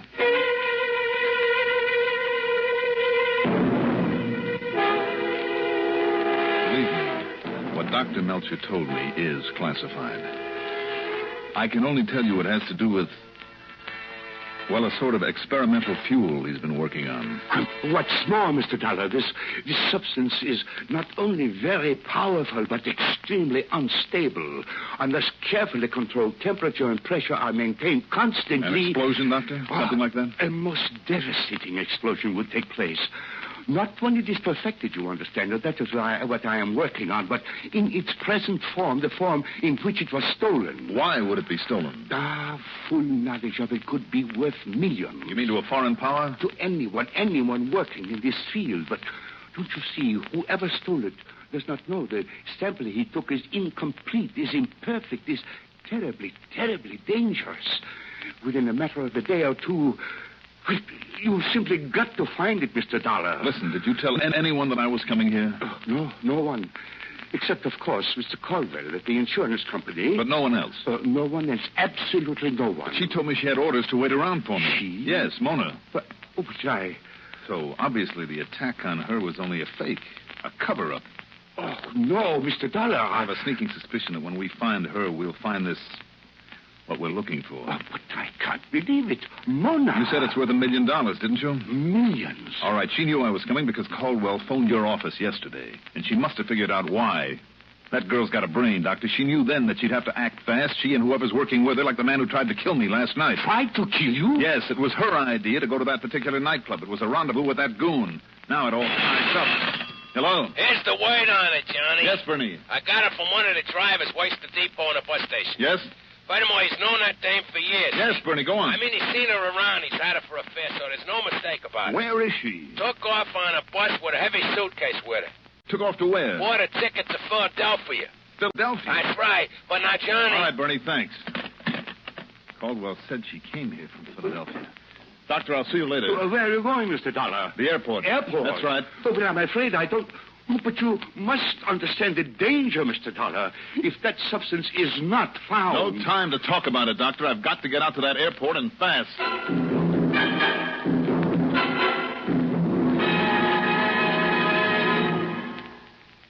Democracy. That has always provided the greatest opportunity for every man to have an equal chance to work where he wishes, doing the kind of work he can do best.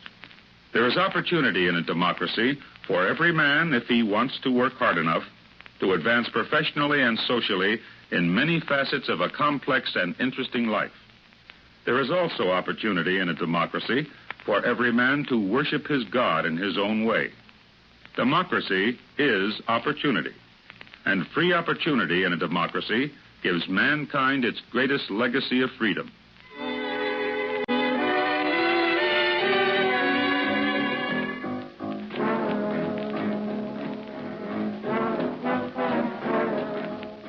Expense account item 4, $2 for a cab.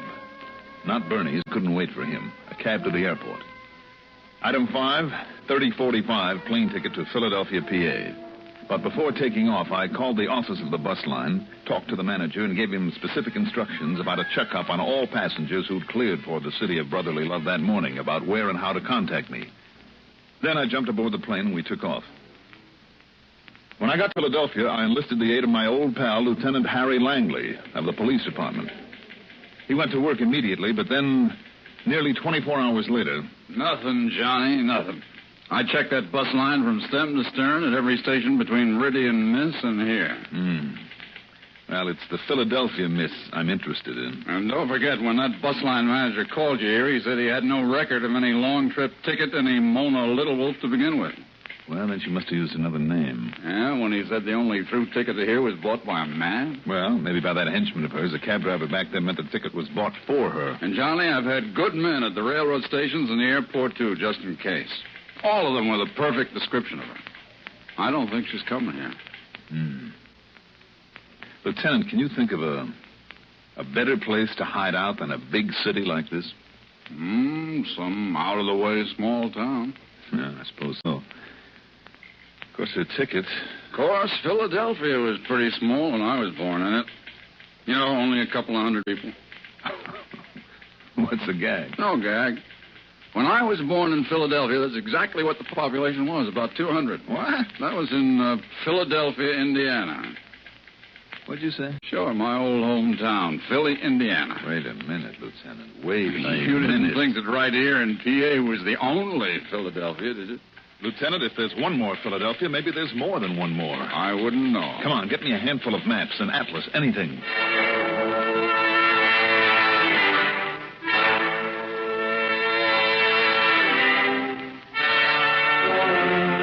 The other one, the third Philadelphia in these United States, not 40 miles north of where I'd started from, north of Meridian, Mississippi. And that's where Mona had gone with that deadly explosive with her.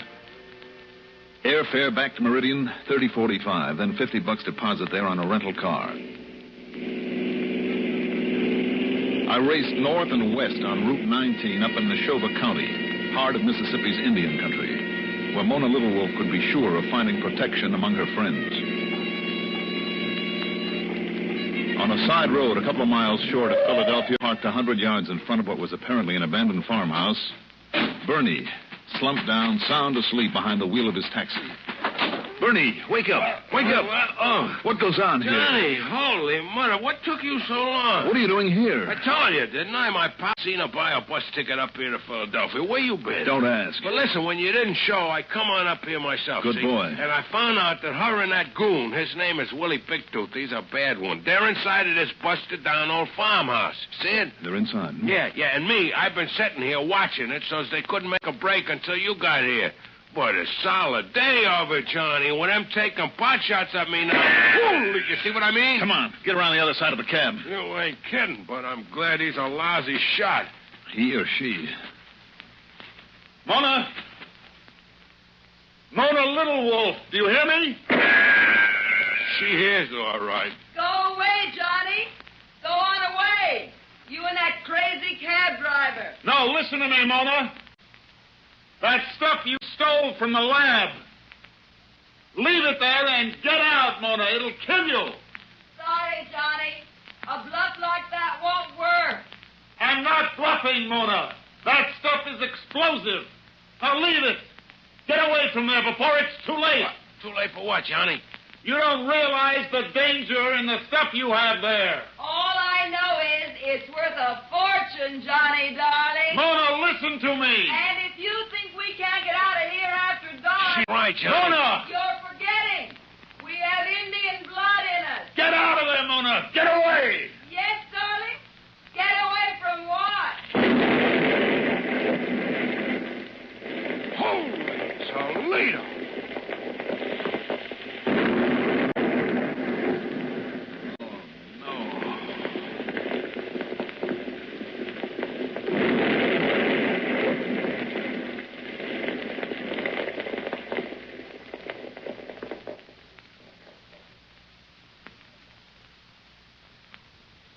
Any comments on this case? Why bother?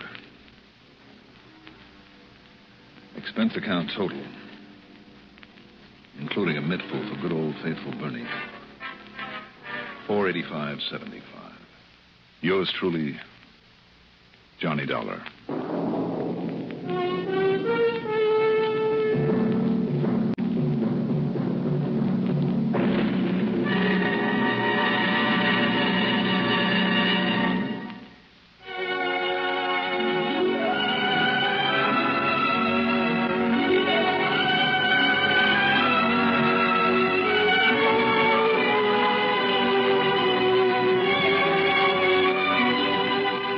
Yours truly, Johnny Dollar, is written by Jack Johnstone, produced and directed by Bruno Zerato Jr., musical supervision by Ethel Huber.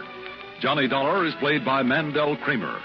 Also featured in our cast were Mason Adams as Bernie, Arthur Cole as Dr. Melcher, Rita Lloyd as Mona Littlewolf, Martin Blaine as Lieutenant Langley. Be sure to join us next week, same time, same station, for another exciting story of Yours truly, Johnny Dollar. This is Stuart Metz speaking. Johnny Dollar has come to you through the worldwide facilities of the United States Armed Forces Radio and Television Service.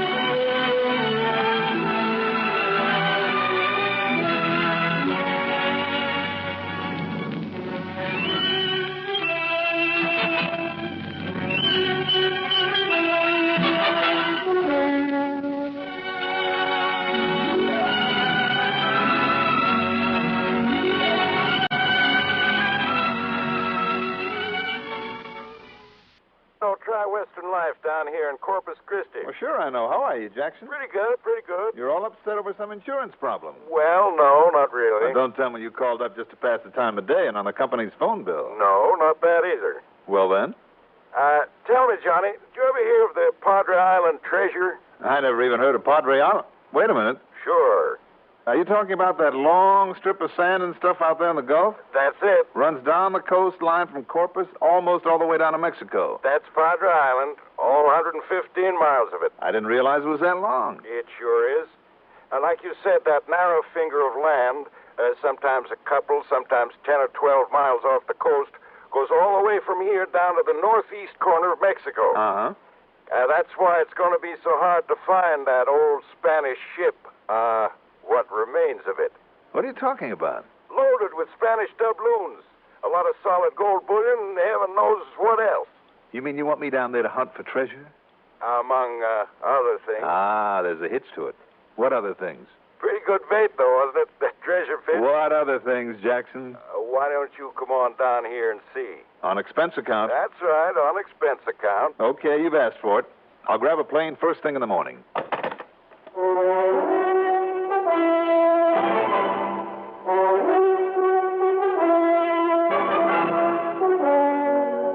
The CBS Radio Network brings you Mandel Kramer and the exciting adventures of the man with the action-packed expense account.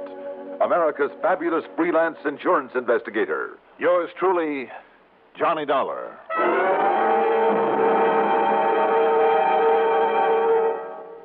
The Kingston Trio sings for 7-Up. Was you ever in Quebec? getting thirsty, mighty thirsty, loading timber on the deck, getting mighty thirsty. Was you ever in New York, getting thirsty, mighty thirsty, loading all them barrels of pork, getting mighty thirsty. Fresh up with 7-Up, so clean tasting, fresh clean tasting, fresh up with 7-Up for a quick refreshing nip, boys. Yes, no matter where you are or what you're doing, when it's break time, take 10 and reach for sparkling 7-Up.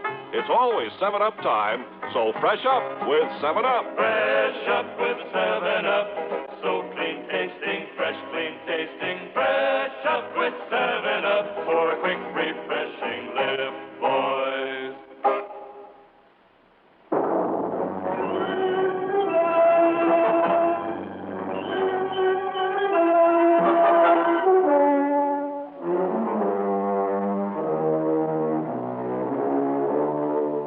Expense account submitted by Special Investigator Johnny Dollar to the Tri-Western Life Insurance Company office in Corpus Christi.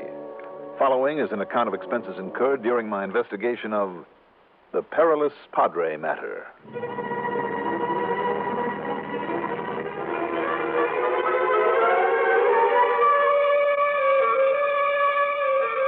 Expense account item 1, $128 even. Plane fare and incidentals to Corpus Christi, Texas. It was late the next morning when I got there. To my surprise, Jack Price wasn't at the municipal airport to meet me. So I grabbed a taxi, that's item 2, a couple of bucks and a half, to the Robert Driscoll Hotel at the corner of Antelope and North Broadway. Checked in, unpacked my bag, cleaned up, and then proceeded to walk over to Price's office in the Katz building. But as I rounded the corner onto Lawrence Street, I passed the big stockbroker's office there and... Okay, buddy. You feel this in the middle of your back? I feel it. Then eyes straight ahead and keep walking. Act natural, see? You think you can get away with this in broad daylight? This here now 38 caliber Roscoe is the answer to that. You keep walking or I'll blow a hole in you so big you could shove an expense account through it. Oh, please, consider my poor sick wife and 13 starving children. You think that sob stuff will get you anywheres? You can try it on Big Nick and the rest of the mob. We don't like you Eastern hoods cutting in on our territory, see?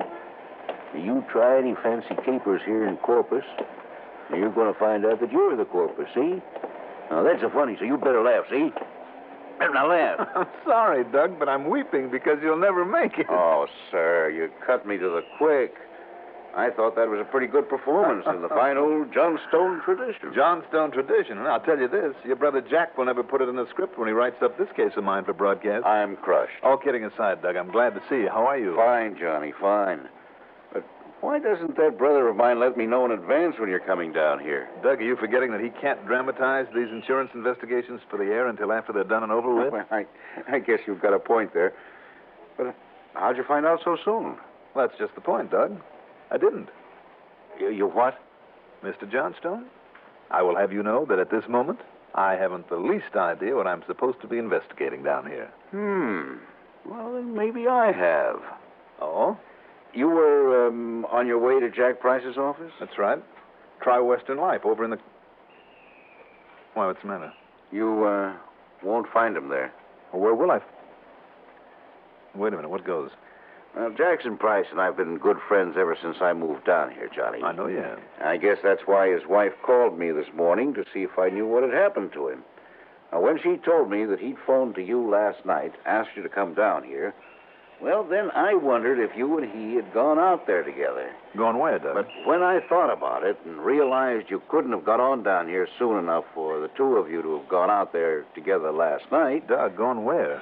Which wouldn't have made any sense anyway. I mean, going out there at night. Doug. But then, last night was the last she saw of him. Doug, that bush you're beating around... Yeah, I know. Come on, Johnny. You and I had better round up some equipment and get out there without wasting any time. Get out where, Doug? Padre Island. Oh. Yes. And let's hope that... Well, let's hope we find Jackson still alive out there.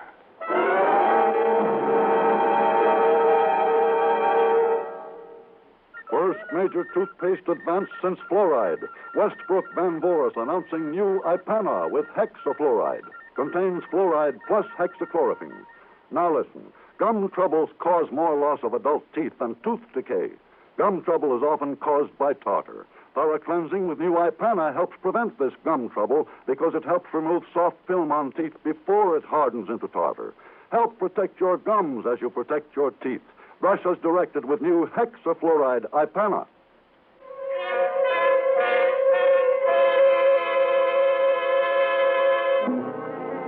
When Doug Johnstone spoke of rounding up some equipment, he meant getting hold of a beach buggy, the sort of contraption that was just as much at home on soft sand as on a paved highway. Turned out to be a Jeep with a set of the biggest, fattest tires on it I'd ever seen. Doug borrowed it from a friend of his by the name of Obie O'Brien, who was very, very curious about where we were going and why. I thought I told you, Obie. Johnny here is absolutely nuts about fishing. Oh? Sure, Obie. Why else do you think I'd come all the way down here to Corpus Christi? Well, from what I've heard about you, Johnny... File in, Johnny. We'll see you later, Obie. Sure, but from what I've heard about you, Johnny... From what I've heard, Obie, we ought to have some pretty good luck over in the surf over on Padre. Well, just answer me one thing. If you two are going fishing, where's the tackle? Oh, we'll pick up whatever we need at my place. Oh, fishing, huh? Well, what else? Let's go, Johnny. Sure. You sure you don't want me along, too? Now, you know that three's a crowd in this rig of yours. Oh, it is, huh? And besides, why should I let you in the secret of all my pet spots over there on the island? Well, okay. Okay, I can take a hint, but I don't believe either of you guys. I mean about going fishing. And I'd still like to know, Doctor... Obie, if curiosity killed people like it's supposed to kill cats, you'd be dead 10 times over. So what's wrong with being curious? O'Brien, my boy, it'll only get you into trouble. So what's wrong with a little trouble now and then? We'll see you later, Obie.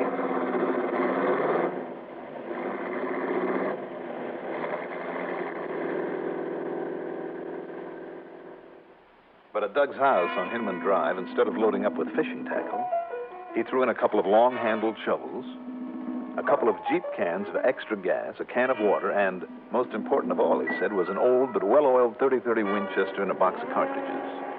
You'd better throw some shells into it, Johnny. I don't like toting a loaded gun in a car any more than you do, but I think we'd better be prepared for anything. We tore on up to the north end of town, then across the new causeway to Padre Island, through the park, then headed south on the so-called highway that stretches from one end of that long, narrow, sandy island to the other. Then, and only then, did Doug tell me what it was all about. And he unfolded one of the most fascinating bits of history I've heard in a long time.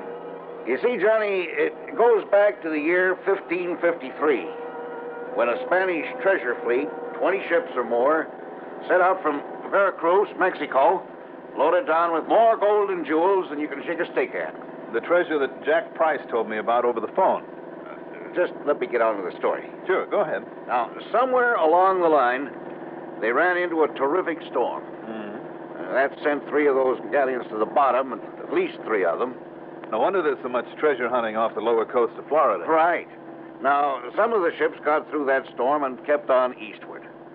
But most of them came back westward, hoping to get back to Mexico in safety, maybe to the port of Tampico. Tampico? Right. Now, that's about 400 miles south of here. Uh-huh. Anyhow, they must have hit another storm, because 13 of those treasure ships came aground here on Padre Island. No kidding.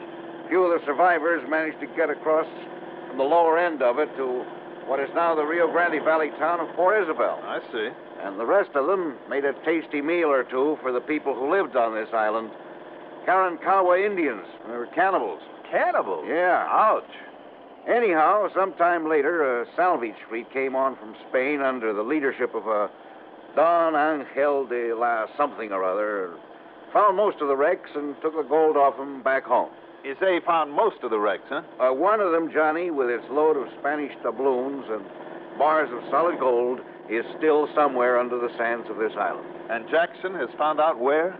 Well, one of Jack's clients, a young fellow named Jose Pineda, found a chart in the false bottom of an old wooden chest he was about to throw out. Here on this island? Yeah, according to this chart, it was from one of the treasure ships, and... Hey, wait a minute. Whose car is that? Huh? Parked there at the side of the road. Probably just a breakdown. There's nobody around. Go on. Yeah, well, now this chart I was talking about called for taking bearings on a Spanish dagger plant. And the other markers were an old anchor and 3 heavy brass spikes, all of them, no doubt, buried in the sand. But now, with dagger plants around here by the thousands... Yeah, I wondered about that. Go on, though, Doug. This buried treasure bit's getting to me. Well, you're not the first, believe me. Anyhow, back in the 1840s, a man who'd settled here on the island, he was digging around. He uncovered a chest full of jewelry and gold coins worth over $80,000. And that was before inflation. Right. But the Civil War came along, brought a lot of naval activity in these waters. So the old man buried all the stuff again and fled up north. And? Later, when he came back to look for it, well, he never found it again. And nobody else has, huh? Oh, there's lots of stories, Johnny. But until young Jose Pineda found that chart... And then found the wreck? That's what I'm not sure of. Jackson Price is the only one he told about that chart, swore him to secrecy, at least until Jose himself could dig around a bit.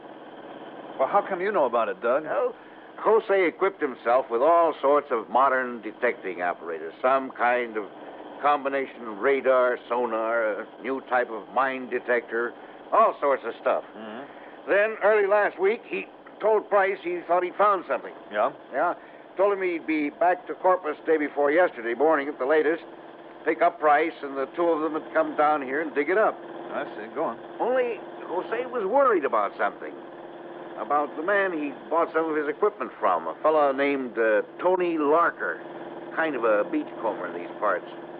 You thought maybe this Larker had gotten wise to what he was after? Well, that's what Jackson thought, too. Anyhow, yesterday morning came, and Jose Pineda still hadn't shown up. Jackson got worried. I don't blame him. So he looked all over for Tony Larker. Couldn't find him either. That's when he confided in me. Told me that he was coming down here for a look around. Well, did he tell you exactly where? Well, only approximately.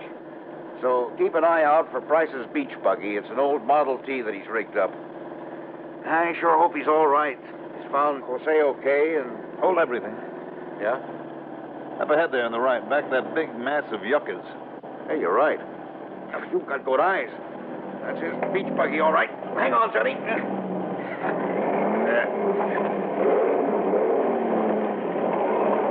Kind of a deep hollow in that sand. Yeah, it's an old treasure hunting spot. Look, Doug. Somebody's working in it. I caught the flash of a shovel. Well, thank goodness. That means that Jackson's okay.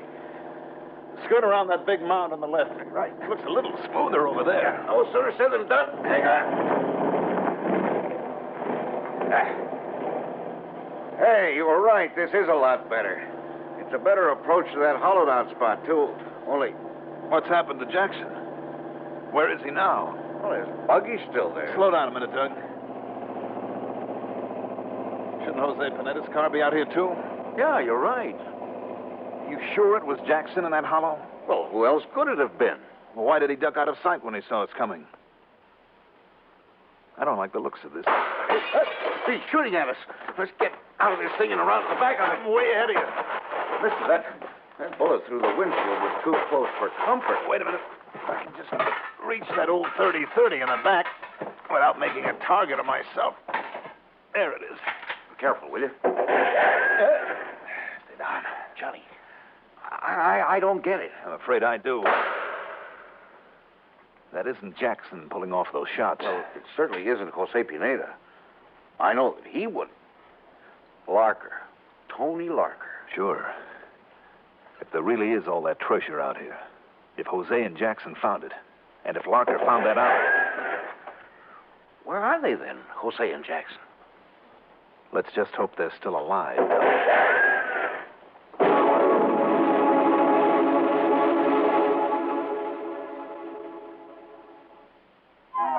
Hot, tired, thirsty. Easy as 1, 2, 3. You've made iced tea, and oh, what a beautiful flavor. Oh, what a beautiful flavor in new instant tender leaf tea. Just take a spoonful of instant tender leaf. 1, Add cold tap water. 2, Load it with ice. 3. You've made iced tea. New instant tender leaf is 100% pure tea. Richer, brighter, livelier tea. It's made right from the juices of ripe young tea leaves. Instant tender leaf brand. Make a pitcher full. Easy as 1, 2, 3. You've made iced tea, and oh, what a beautiful flavor in new instant tender leaf tea.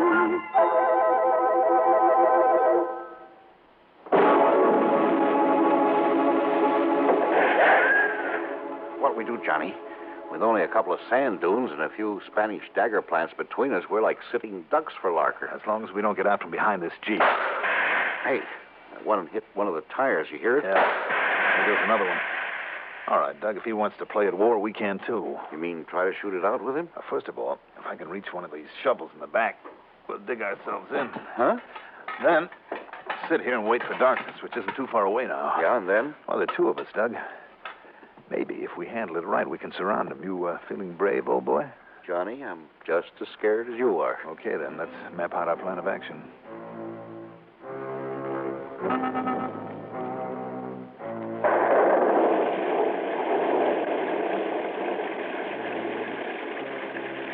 We didn't have to wait for dark.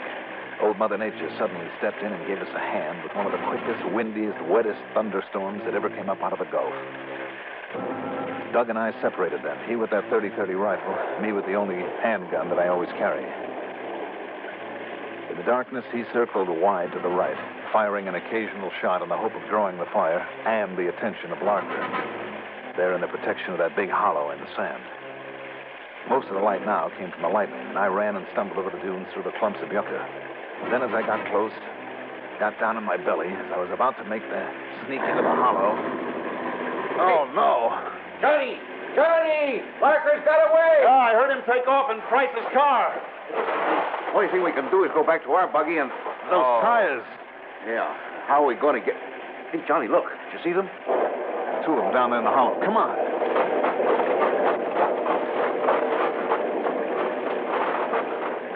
Jackson. Johnny. Jack. What happened here? That bullet crease on the top of your head. Larker. All right, Jackson, take it easy now. But Jose... Yes, I see. Judging by those bullet holes, one in the chest and one in the head. It was Larker. Yeah. Looks like a murder case now. But what happened, Jackson? I met Jose on the road.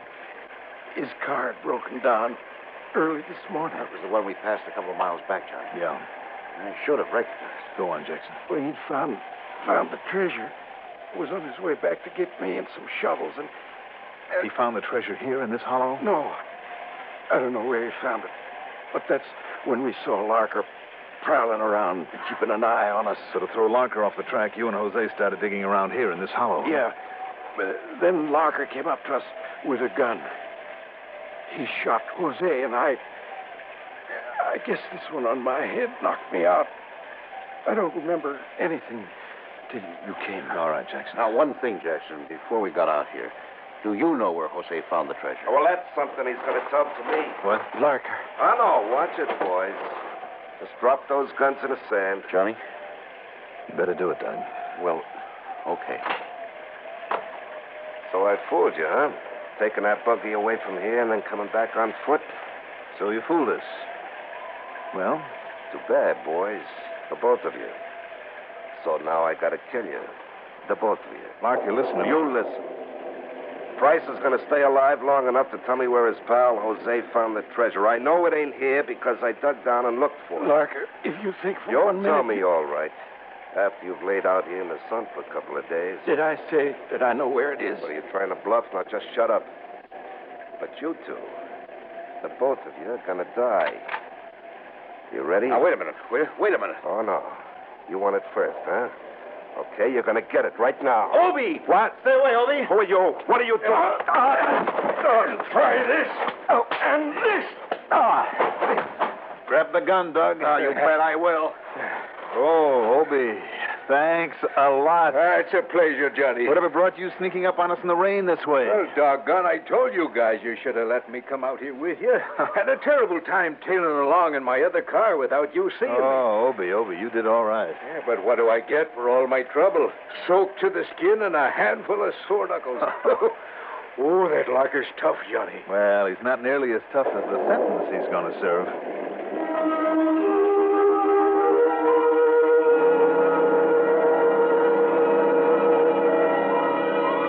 Treasure? I'm afraid the secret of its location, there on Padre Island, died with Jose Pineda. Unless, of course, somebody happens to find out where he hid away the chart. But you can bet your bottom dollar there'll be plenty of people looking for it. Maybe even Jack Price and Obie O'Brien. As for Doug, he says he's had enough of it. Expense account total, including a suit of clothes for Obie and a couple of new tires for his Jeep, $485 even. Yours truly, Johnny Dollar.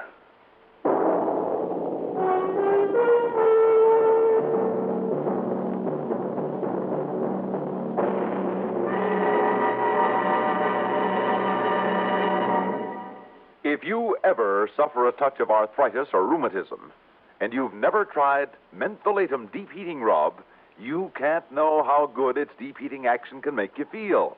As you massage it into painful areas, you feel its deep heating action. You know relief is on its way. Mentholatum deep heating rub is an extra strong combination of active ingredients for safe, temporary relief of minor arthritic rheumatic pain. Use greaseless, stainless mentholatum deep heating rub often. Now here's our star to tell you about next week's story. Next week, one of the dirtiest rackets I've ever had to deal with. To say nothing of the man behind it. Join us, won't you? Yours truly, Johnny Dollar.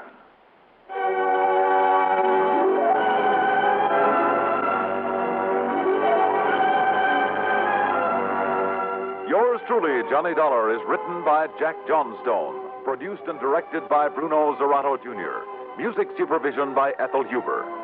Johnny Dollar is played by Mandel Kramer.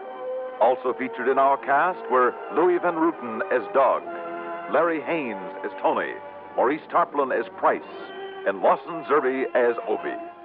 Be sure to join us next week, same time, same station, for another exciting story of Yours truly, Johnny Dollar. This is Stuart Metz speaking. Johnny Dollar. Come on back, Johnny. What?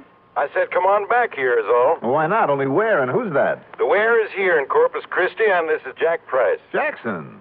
Haven't you had enough of me lately? Sure we have, but that's beside the point. Now, wait a minute, Jack. Well? Don't tell me you and Doug Johnstone have finally found that old Spanish treasure we were all looking for last week. No, thanks. And I thought we made it plain we've had our fill of that caper. Seriously, Johnny. Yeah. What happened to us out there on Padre Island kind of proves a point, doesn't it? That in this world of ours, you simply don't get something for nothing? Right. And sometimes when you try to, you may lose everything. Like young Jose Pineda lost his life. Yeah. Jackson, from here on, I'm perfectly willing to work for what I need and want. Now that we've got the lecture on philosophy over and done with... How'd you like to take on another case down here? Why not? As long as you're willing to pay the old expense account. Well, of course. Without questions or checking it over too carefully. Oh, hold it. Plus, of course, a nice, big, fat extra fee. Hello, operator. Operator? Must be a wrong connection. The man I was talking to was that fine, generous, self-sacrificing, do-it-for-nothing gentleman by the name of Johnny Dollar. Do it for nothing? Okay, that do-nothing gentleman. That's more like it. Seriously, Johnny. Yes, seriously. Come on down here, will you? Right away. What's up? The makings of an international incident, maybe. Oh, you better call in the U.S. Marines. Be serious, will you? Well, who's kidding? I'm afraid one of my clients is mixed up in the narcotics racket. And you know what that could mean. That he's not long for this world. That's right. Unless you can straighten things out for him. Narcotics, huh? That sounds like a big order. Don't kid yourself, Johnny. It is. And it could be kind of dangerous. Well? You know something, Jackson? Yeah? When somebody calls me in on a case that's supposed to be a lead pipe cinch, I always nearly get my head shot off, like last week. Yeah? So maybe this one that looks kind of big and dangerous, well, who knows? Maybe this will turn out to be a lead pipe cinch. Well, don't bank on it. Oh, I won't. But why not give it a try? I'll grab a plane that'll get me down there first thing tomorrow morning.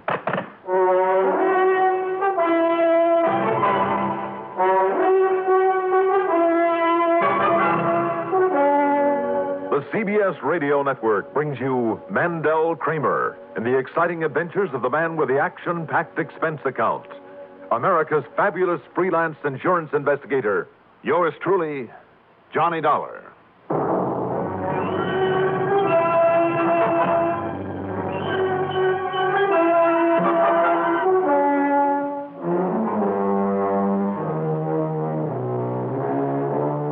expense account submitted by Special Investigator Johnny Dollar to the Tri-Western Life Insurance Company Corpus Christi office. Following is an account of expenses incurred during my investigation of the wrong doctor matter.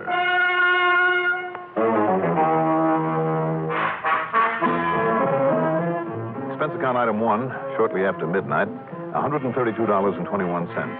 That's for a taxi out to Bradley Field and a plane ticket to Corpus Christi, Texas. As promised, I arrived early in the morning. Too early for Jack Price's office to be open, and there was no sign of him around the airport. So item 2 is $3 for a cab to the Robert Driscoll, where I grabbed some breakfast.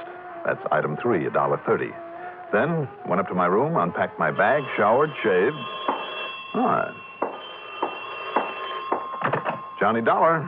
Jack Price, Johnny. I thought you might have signed in there at the hotel. Well, after all, Jackson, if you weren't up early enough to meet me at the airport... Oh, I've been up all right and down at the office. Now, this thing is even harder than I thought it would be. Oh? Yeah, you see, this client, his name is Julio Olvera. Sounds Mexican. He is. Now, go on.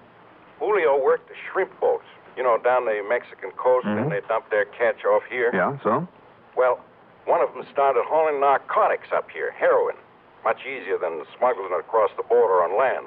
Now, Julio happened to be on board, so the judge gave him 3 years in the clink. But now he's out again. And back in the dope racket? Not if he can help it, Johnny. I'm sure of it. Not if he can help it? Right. But I got a call from his girlfriend, Consuelo Diaz. Real nice little girl, used to work here in this office. Uh-huh. And according to her, well, anyhow, I promised her I'd send for you. Because, Johnny, what's happened is this. I'm listening. Only wait, I try to explain it over the phone. That's right. You're only a few blocks away. Right, so come on over here at the office. I'll give you the whole story. Right. Okay. Now, let's see. I better take along the old 38 lemon squeezer. Mm-hmm. And I'm sure I put my hat somewhere. Ah, there we are. Now, off to the races, Johnny. Yes? Room service. Room service? Yes, sir. Sorry, you must have made some mistake. There's no mistakes in your dollar. Isn't the silencer on that thing just a bit corny in this day and age? Back up so I can come in and close the door. Well, sure, as long as you hold the gun and with that chambermaid coming down the hall. I sit inside. Never let it be said that Johnny Dollar isn't the perfect host. Try and trick me, huh? You may be pretty big. Too big for you, senor. Oh, my goodness. What's happened? What's happened here? My friend, he hurt himself. But I thought I heard a shot. No, he fell. He fell against the door. He hurt himself very bad. Oh, my goodness. See, you go on downstairs. You get the doctor, eh? Oh, yes, I surely will. I'll get the doctor right away. Yes, pronto. And by the time the doctor he arrive here, Senor Dollar, you will be very dead.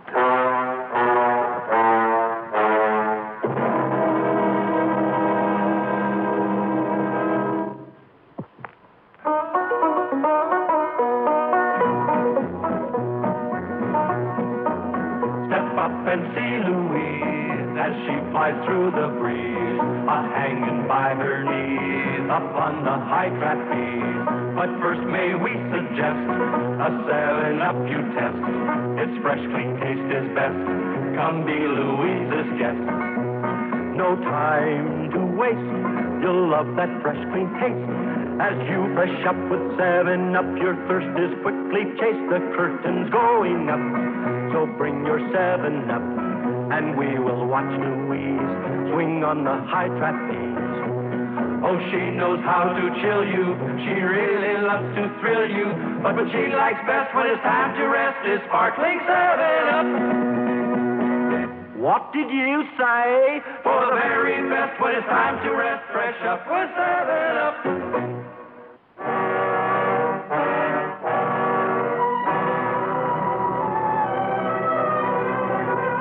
I learned it a long time ago. When you're as outmatched as I was by this big Mexican gorilla, you play it smart if you want to stay alive. Which explains why I let that glancing blow of his send me to the floor with my knees pulled up against my belly. After the chambermaid left as he closed the door and leveled his gun at me. And by the time the doctor he arrive here, Senor Dollar, you will be very dead. I kicked out with all I had. The gun flew out of his hand across the floor, but he left it lay there and turned on me. He was big and he was tough. But that kick in the stomach had slowed him down a little. I caught him with a hard left that staggered him, but only for a second. He came back at me with a chair and everything else he could pick up and swing or throw at me. I tried to get inside of those long, powerful arms to work on his midsection and maybe open him up for a blow to the chin, but he just hung on. I'd kill you. He locked my arms to my sides, and grabbing his hands behind my back with his powerful arms, he started to squeeze. I break you in two. And a terrible pressure against my ribs and against my spine. I wondered how long before my bones would... Hey, what's going on in there? Open up. He's killing him. Open up in there. Break down the door. I break you. Open up. Here, I've got a key. A key? Well, give it to me. What's the matter with you? Here you are. It's too late. Looks like I got here too late. You mean he's dead? Oh, I knew it. I knew something was wrong here. And now, maybe... Let me see. That's why I got you instead of the doctor. You being the house detective and all. I just... Wait a minute. Where's the man who did this to him? You said it was a big fella? Look, hiding there behind the door. That's right, senor. Oh.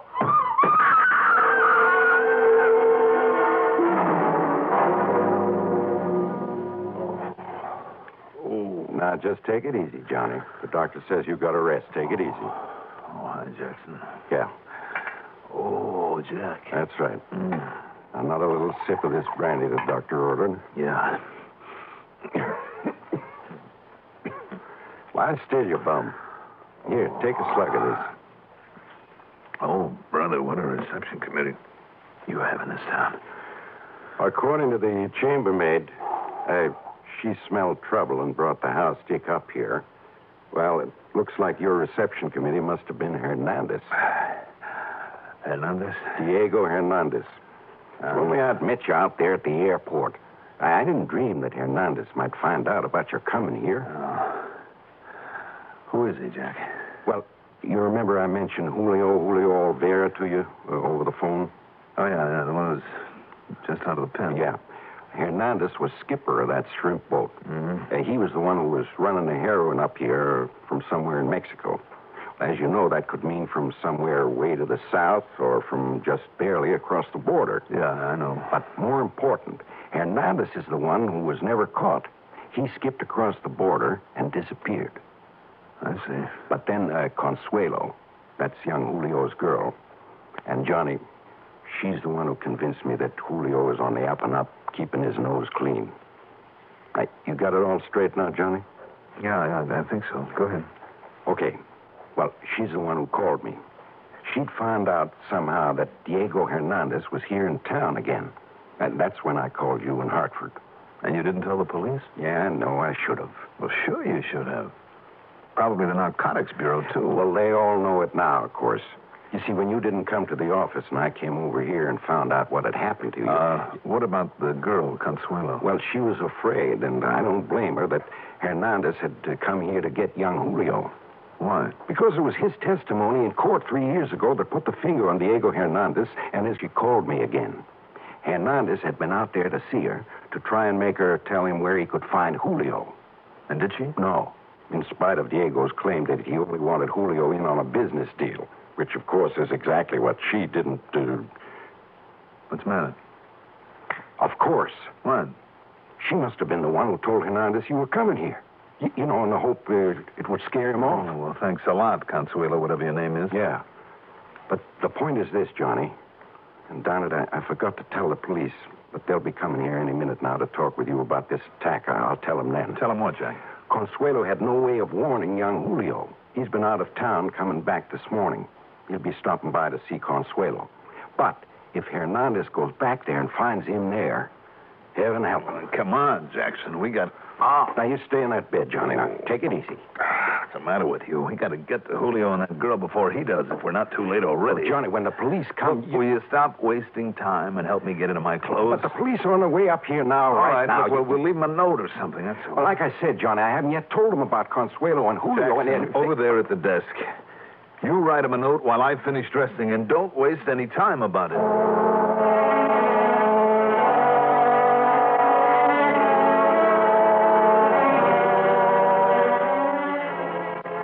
Consuelo's little house was way out at the edge of town, in a very sparsely populated area. I knew the minute that we pulled up in front of it that we'd got there too late. The front door was wide open. Inside was still the smell of cordite from that pistol with the silencer on it. Yeah, Diego Hernandez had got there first, all right, and done his job well. Too well. In the doorway lay the body of young Julio. Just one well-aimed bullet must have killed him instantly. The little Consuelo, young, pretty, dark-haired Consuelo, was still alive. And she tried to drag herself to the phone on a nearby table, but she just lay there gasping, barely out of reach of it. While Jackson called the police and a doctor, I carried her into the bedroom, and I went to work with a couple of wet towels and a bottle of tequila that I found. Then, finally... No. It is no use, senor. Oh, now, sure it is, Consuelo. Sure it is. You're going to be all right.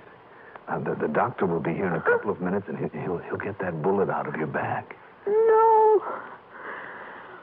With my Julio gone, I do not want to leave now. Consuelo, come on now.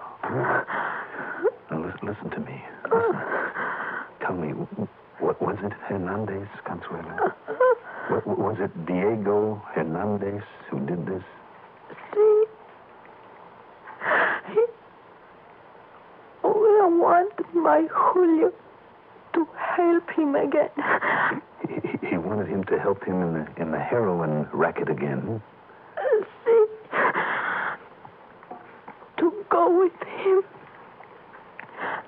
To help him. To go with him where, Consuelo? Consuelo, listen to me. Did Hernandez tell you where he's operating?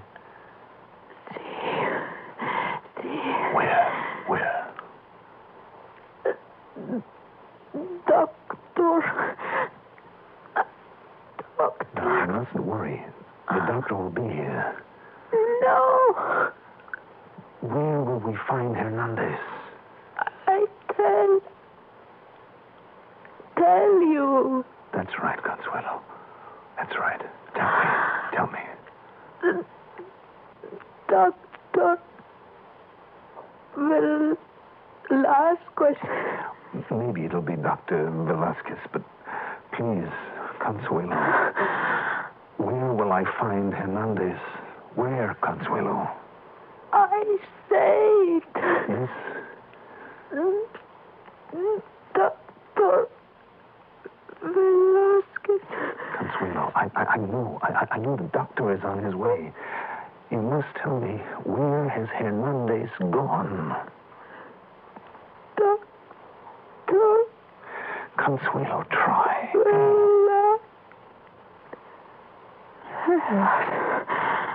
Consuelo. It's okay, Johnny. The cops and Dr. Parker are on their way. Parker? Yeah, so we could... Oh. Is she... Yeah. Too bad. She was a pretty little thing. She sure was. Could she give you any lead on Diego Hernandez? No, I'm afraid she didn't make very much sense, Jackson, before. Wait a minute, maybe she did. What? Maybe she did.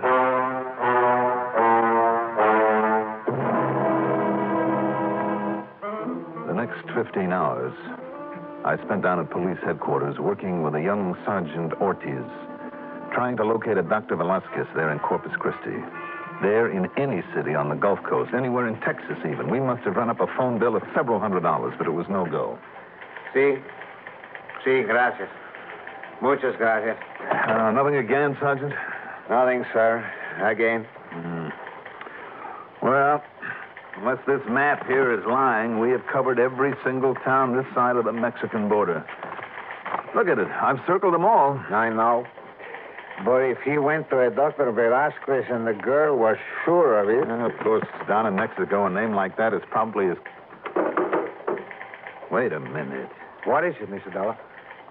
Of course she told us where he is. Here, right in front of our noses on this map. Look, Sergeant, don't you see it? Yes. Only about 50 miles below the border. And others here, other towns also named after people. Here, you see? Here is one called General Bravo. Here's Dr. Gonzalez, Dr. Cross. Little town. The one we care about is this one, Sergeant. The town they call Dr. Velasquez. Yes? And of course, that's where he works his racket. Right there below the border in Dr. Velasquez. Okay, Sergeant. Yeah, well, Mr. Dollar, by the time the necessary contact can be made with the policia down there, by the time the necessary papers can be drawn up, and look, here it is such a small town on just a little side road, and in such a desert country. Oh, it's all the better. That means if I take things into my own hands, there'll be nobody around to interfere. You would go down there alone, without the authorization? After what Hernandez did? The attack on me, 2 murders, and heaven only knows how many people he's killed with this filthy heroin. You are right. But he has had such a start on you in a fast car. Even now, he could be well across the border. All the better. It's down there in that wasteland that I'm just dying to meet him. And if I'm lucky, maybe I can get down there ahead of him. But how? Yeah, I'll be waiting for him at the town of Dr. Velasquez. But how can you? And the day, it is getting late, Mr. Dollar. Sergeant, whatever I may do from here on out, you know something? It's none of your business. You are right. It's none of my business. Good. I know nothing. Good. If only I knew somebody around here with a light plane I could charter and no questions asked. I mean, if you should just happen to have a friend or a friend of a friend. Of course, you don't know what I'm thinking of, but... Oh, no, of course not. But, why don't we go out to my squad car and take a little ride, huh? It's a beautiful afternoon, huh? Let's go, Sergeant. That little single-engine plane was a beauty. Incidentally, item 4 on the expense account is $250 to that friend of a friend. It was getting late, though, and I opened the throttle wide, flying a rather erratic course in the hope I wouldn't be intercepted crossing the border. Luckily, I wasn't. Then, with only a highway map to guide me, and believe me, the sun was getting mighty low now, I finally found the place I was looking for. The so-called town of Dr. Velasquez wasn't even a crossroads. It was just a handful of ramshackle buildings out there in the middle of the desert, some 20 miles north of the nearest decent piece of highway. Along the rough dirt road leading to it was a bare space where, by wrestling the controls a bit, I managed to set down. Then I taxied carefully onto that road, blocking it off. Why? Because in the last rays of the sun, I'd seen a cloud of dust that said there was a car on the road heading my way. Hernandez? I hope so. If not, I'd simply have to stay there and wait for him. Or rather, stay nearby in a clump of mesquite. It was Hernandez, all right. And as the headlights picked up the plane, barring his way... Just hold everything, Hernandez. And don't reach for that gun. You again? That's right. Keep him up over your head. What are you doing out here? What's your guess? I will kill you, Senor Dollar. Like I meant to kill you before. Sorry. This time I have the gun on you. It will do you no good. Turn around. Keep those hands up in the air. I will kill you. Remember that. Aren't you getting a little tired of killing? This gun of yours will be a nice souvenir. Thanks. So, you have what you call the advantage, eh? That's right. But not for long. Well, we'll see about that. All right, put your hands down slowly. Put them behind your back. You're not afraid to let me lower the hands, eh? Do it, but slowly. Very well. But it gives me the chance, senor. The one chance. Yes, for what? Have you never heard of the gun in the sleeve? No, you don't. No, I kill you. Why don't I ever learn to frisk one of these punks before I let him lower his hands? Next time I might not be so lucky. It was well after dark when I finally got us back to Corpus Christi, and I had quite a time landing in the small private field from which I'd borrowed the plane. Sergeant Otis, of course, denied any knowledge of the whole thing, but I noticed the landing lights were on and waiting for me, and also, by pure coincidence, a young fellow from the narcotics squad just happened to be there to meet me. Nor did he suggest that I might have picked up my prisoner anywhere but this side of the border. Just the same, Jackson, maybe it wouldn't hurt to keep this report under wraps for a while. Expense account total, including board and room, and the trip home, $532.40. Yours truly, Johnny Dollar.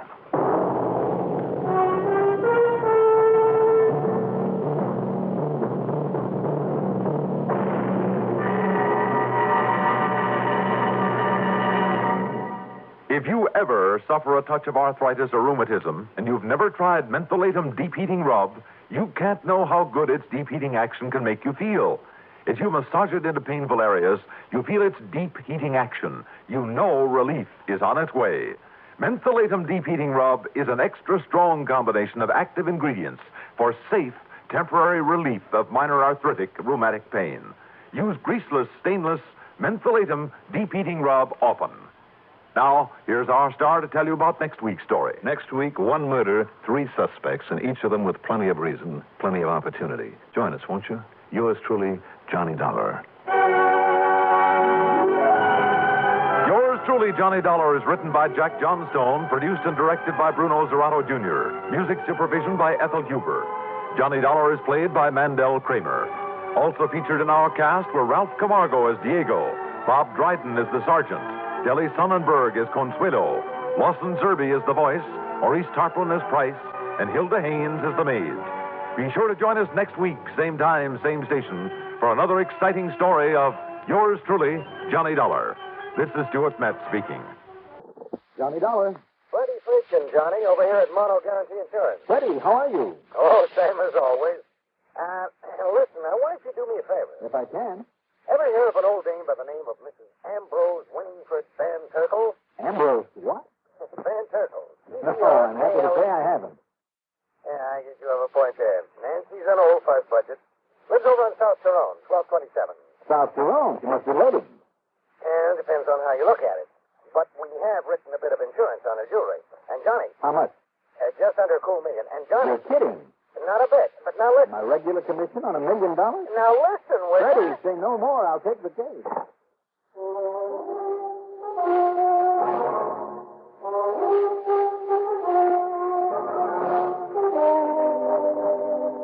The CBS Radio Network brings you Mandel Kramer in the exciting adventures of the man with the action-packed expense account. America's fabulous freelance insurance investigator, yours truly, Johnny Dollar.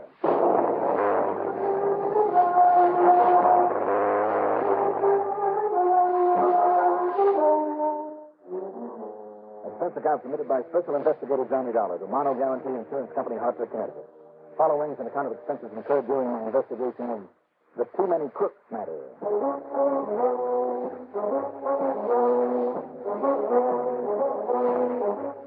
You know, they say that too many cooks spoil the broth. Well, believe me, too many crooks can certainly mess up an insurance investigation. I know.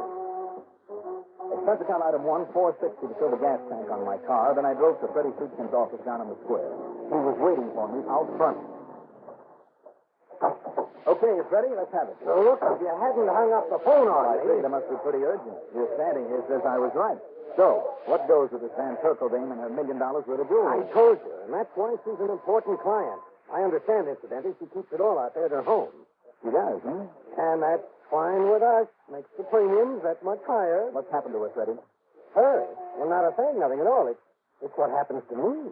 What do you mean?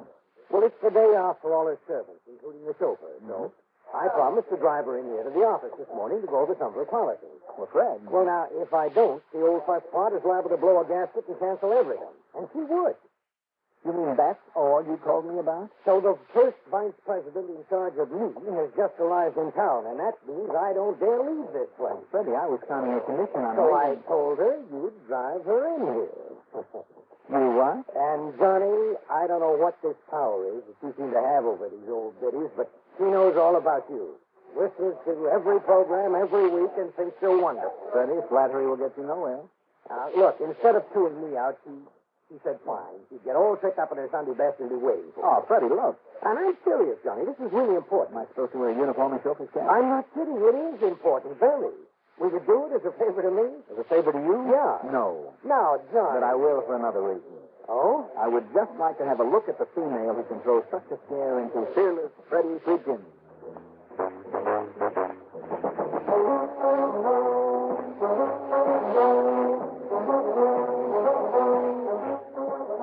I drove to the CCU residential section on South Trevone Avenue. Number 1227 was one of those huge, once very fashionable brownstone affairs surrounded with broad lawns, formal gardens, and plenty of stately elms. The winding driveway led to a porte cochere on one side. I pulled into it, gave the horn a couple of polite beats, and waited.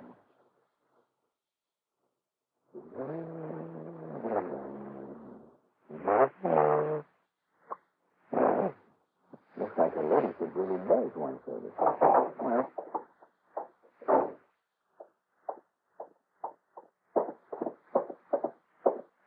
there's something that still needs a new thing.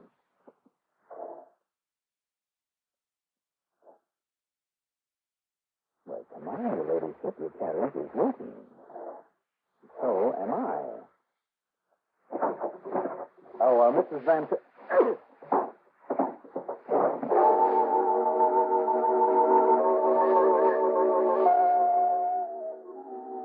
When I finally saw the light again, the birds out there in the trees were singing merrily. But to my aching head, it sounded like they were screaming. I just lay there for a minute or two trying to collect my wits. Whoever given me that cloud over the head had really done a good job of it. It made sure I'd stay out of circulation long enough for him to... But wait a minute. I had just one glimpse of him in a brief second when I'd opened that door. Willie McPeak. That's who it was. Willie McPeak, slugger and second story man with a record as long as your arm. With old Mrs. Van Turkle alone in this big house. I managed painfully to get back on my feet. Mrs. Van Turkle? Mrs. Van Turkle!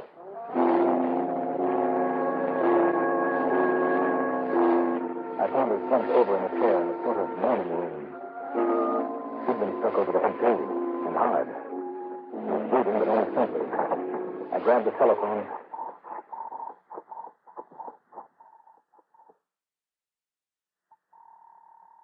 Amanda, come on.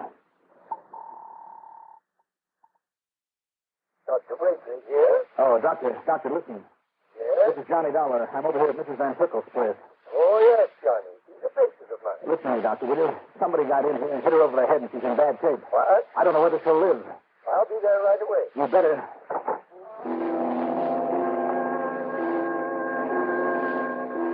Another call, this time to headquarters from Sergeant Harry Denham. He promised to send somebody pronto. Then, after throwing after him to Mrs. Van Turkle, I looked around. Finally, I found it in the library. The oil painting pushed aside. In back of it, the wall safe, broken open and very empty. On the floor, a single ring that apparently had been dislodged in the setting. I dropped it in my pocket and made another phone call.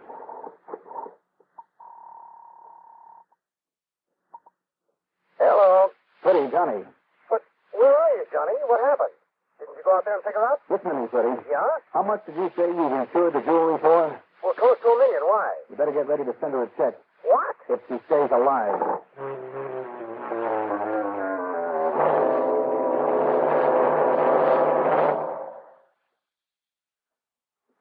This ever happened to you? You're driving down a long highway or working late, and then monotony makes you feel drowsy. Perk up with No-Dose. No-Dose keeps you alert with the same safe refresher found in coffee. Yet No-Dose is faster, heavier, more reliable, absolutely not habit-forming. The safe way to stay alert without harmful stimulants. No-Dose.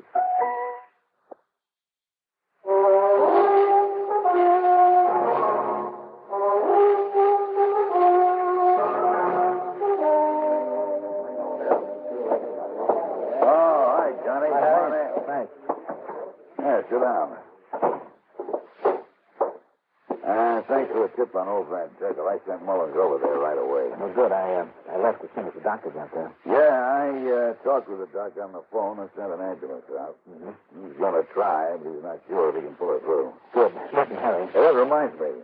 Yeah? Yeah, an old friend of yours just left town only about an hour ago at our request. Friend of mine? Who? An old strong-arm by the name of Willie McPeak. Willie?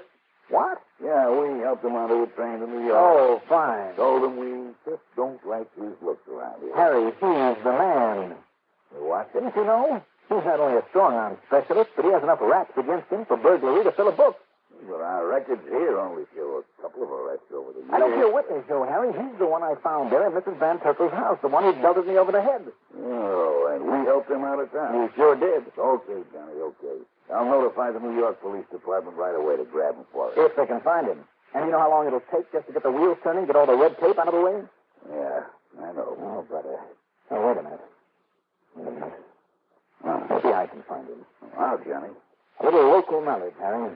About him? About him and about some other people down there. I'll see you later.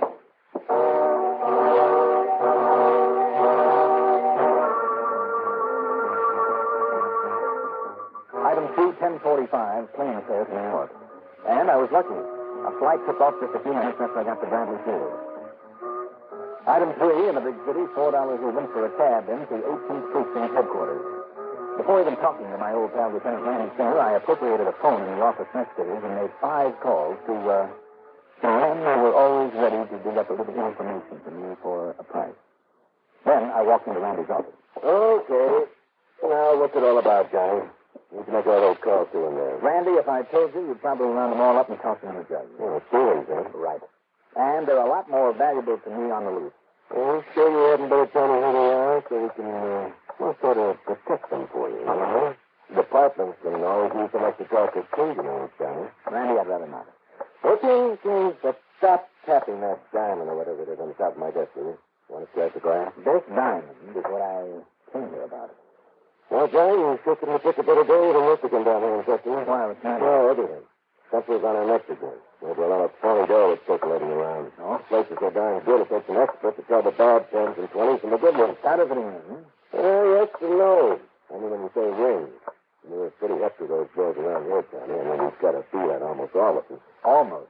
Well, of course, the federal boys are beating their brains out, too, but what's happening is this. Yeah? Every time we knock over a print shop that's been making the stuff, we get there too late. How do you mean? Well, the plates are gone. Been sold to someone else. And not just to another printer, Johnny. That we could track down real easy. I think, I hope, but to some intermediary, some brain who plants them with another printer just long enough to get out a mitzvah and then pass them on to somebody else. Well, maybe you better shut down every print shop in town, Randy. Oh, sure. You know what it takes? Just one little crack tucked away in somebody's basement. City this size, it could be thousands of them. But the department's raising Cain, the feds are complaining we aren't cooperating, I feel lousy. And what's your problem? Willie McPeak. McPeak? Well, he hasn't been active for a long time. Oh, he hasn't, Ambitious, Willie? Nah. Always on the way to something big and always ending up in the place. Let me tell you now, Randy. Excuse me. Yeah? No. We tried peddling these girls for a while, Johnny. 2 years up the river. Tried just making another turn. Tried half a dozen rackets. Always fell on his face.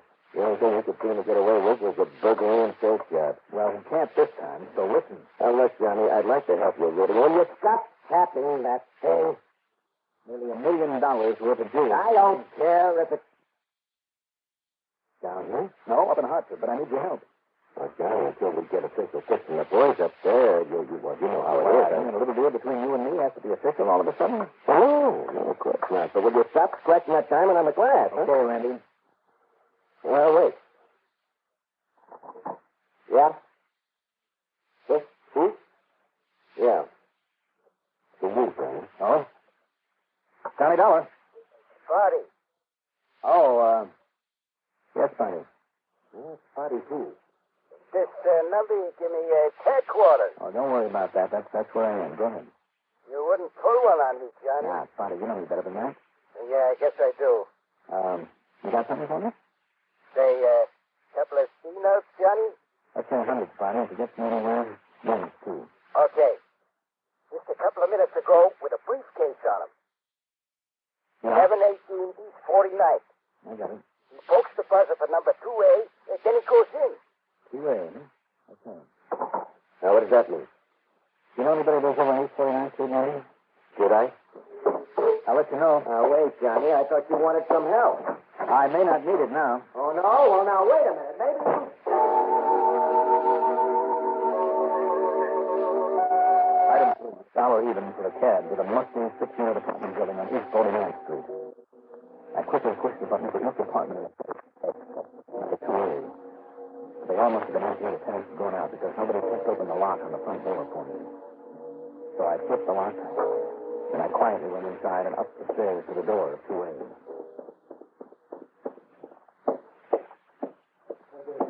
Nobody talks to them, Sam. I'll be quiet. What do you mean, give them back to you? You crazy or something? I give you a rec form, so now I'll keep them. Oh, yes, you gave me these, all right. Sure, I made a deal. I carried out my head, and now you want to work out on me? Keep your voice down, Willie. What are you trying to pull on me, huh? You want me to get rough? I said you, Willie. These stones you broke. I'm telling you, Buster. All right, put down that gun. You listen to me, Willie. I warned you, Buster. Start. All right, don't try it, Willie. Just drop your gun. Kick it over here. Come on. Sure. Okay. All right, now sit down over there against the wall. Let me take a look at you. Looks like you killed him, Willie. Turn it back out on me. But if you figure on keeping this nest of jewels and whatever it was he gave you for them. What was it, Willie? What did he give you for them? Look, take a look at his briefcase here. Don't move, Willie. Okay. You got the gun.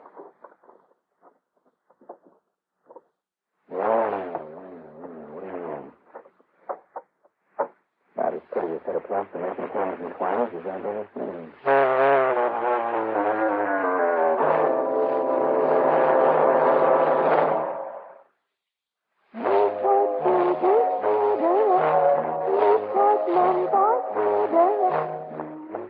There's that Newport scene again. Comes through like the taste of a Newport desert cigarette. Fresh and clear. Like the voice of a girl you used to know. Listen. There's a difference, all right. Like when you light up your first Newport. Man, you've never tasted anything like it. Good, rich tobacco flavor. The right amount of menthol and just a hint of cool, refreshing mint. Well, what is it that's so in the commercial says about Newport? Are there any questions, man? Questions? No. I got the message. Newport, more refreshing to begin with, more refreshing all the way. Newport.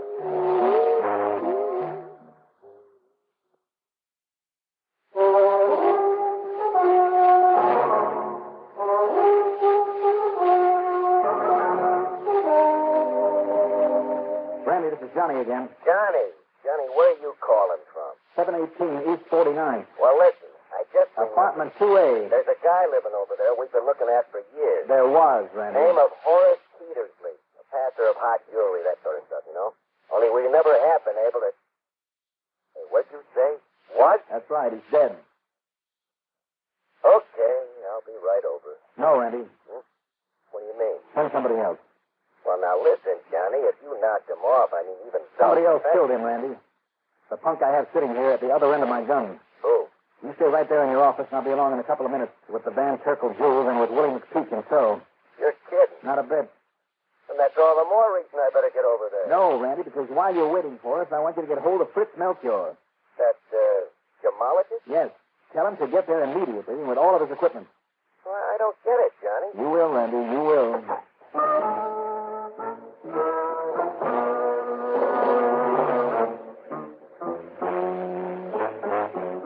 Item 4, another $1 for another cab. Luckily, by the time we got to headquarters, Melchior, the gemologist, was there and waiting. I handed him the Van Terkel jewels and told him to set up his equipment on Randy's desk and get to work. Now, it's going to take the ultraviolet lamp a moment or two to get warmed up, Mr. Dollar. Well, that's perfectly all right, Mr. Melchior. So, in the meantime, I'll just set up this retail refractometer and the mic. Just take your time. But why can't we just book Willie and lock him up, Johnny? Conroy's going to get tired sitting there holding a gun on him. Randy? Yeah, this guy makes me nervous. And he sees what I think he's going to see. He wished that he had that gun to shoot himself with. Talk to you, by the way. What do you mean by that? I remember that seems to me got a little annoyed earlier when I sat here at your glass top desk fooling around with the stone that Willie left behind at Mrs. Van Tipple's. But sure, you kept tapping, and rubbing it over the glass, trying to scratch. Just the point, Randy. Rubbing it on the glass, but not scratching. Huh? Johnny, tell me, is there a single scratch there? No. No, Johnny, you're right. Son of a gun. No, of course, it isn't absolutely conclusive. I make no bones about it. It didn't sink in at all while I was doing it. But when I heard the now deceased Horace Petersley back there in his apartment, when I heard him telling Willie that the deal was off to give him back the place, it suddenly dawned on me. Yeah, so maybe we've got more crooks on this deal than we bargained for, huh? Too many crooks. Mm-hmm. Including a little old lady who figured on collecting nearly $1 million on that stuff that Mr. Melchior is looking at. Hey, now, listen, what do you mean by that? All right, hold it down. Well, Mr. Melchior? Gentlemen, there is no question about it. Are you sure, sir? I'm absolutely certain. Now, look here, please. You too, Lieutenant. Yeah? You see, I used a polished piece of corundum. Now, does the so-called diamond stress it? No. The corundum wears away the stone. And here, the test with the refractometer is further proof. With the what? The refractometer. It measures the deviation from a straight line suffered by a ray of light in passing obliquely through various media of varying density. Now, look here, under the ultraviolet light. Now, you see? Yeah, that's mighty pretty, Mr. Melchior. Now, that is a genuine diamond, Lieutenant, that I brought along for comparison. But, now look at this one, under the black light. And this. And this. And this. And this. A lot of nothing by comparison. Exactly. In other words, Mr. Melchior, these supposedly precious jewels insured by Mrs. Van Tippel. Quite so, Mr. Dollar. They're scrap, paste, common glass. They're not valuable gems. What are you, some kind of a nut? Although some of them have been very cleverly cut. No. Hang on, Conway. Wait a minute. Look. It ain't true. It's a lie. It ain't true. I took him out of that safe myself. I had to kill a man to make a deal with him. No, it ain't true. True, all right, Willie. Then I've been robbed. Get him out of here, Conway. Lock him up. Right.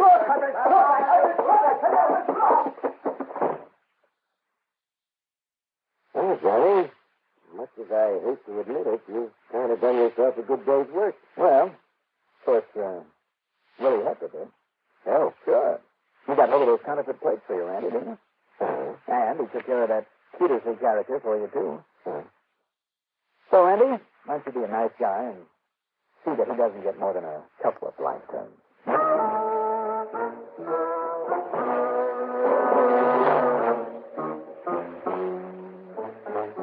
As for the phony jewels, well, old Mrs. Van Tippel was completely recovered from her beating, by the way. Set her straight. The real gem she always carefully kept in her vault in the bank. The paste that she had there in the wall safe were for casual wear. Expense account total, including the payoff to my friend Spotty, call it $250. Yours truly, Johnny Dollar.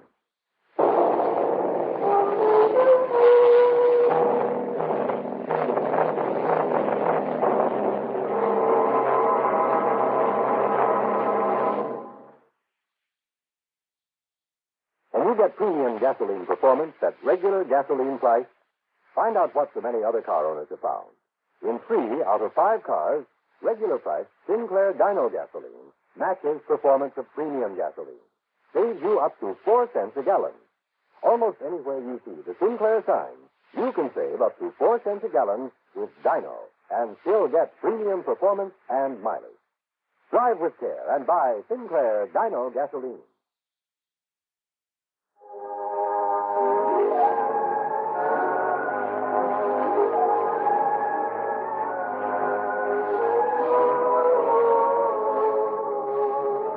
Yours truly, Johnny Dollar, is written by Jeff Johnstone, produced and directed by Fred Henderson. Music supervision by Ethel Huber. Sound patterns by Walter Otto. Johnny Dollar is played by Mandel Kramer. Also featured in our cast were Court Benson, Jim Stevens, Tom Gorman, Jackson Beck, Sam Gray, Maurice Copeland, and Bill Smith. Be sure to join us next week, same time, same station, for another exciting story of yours truly, Johnny Dollar. Art Hannah speaking.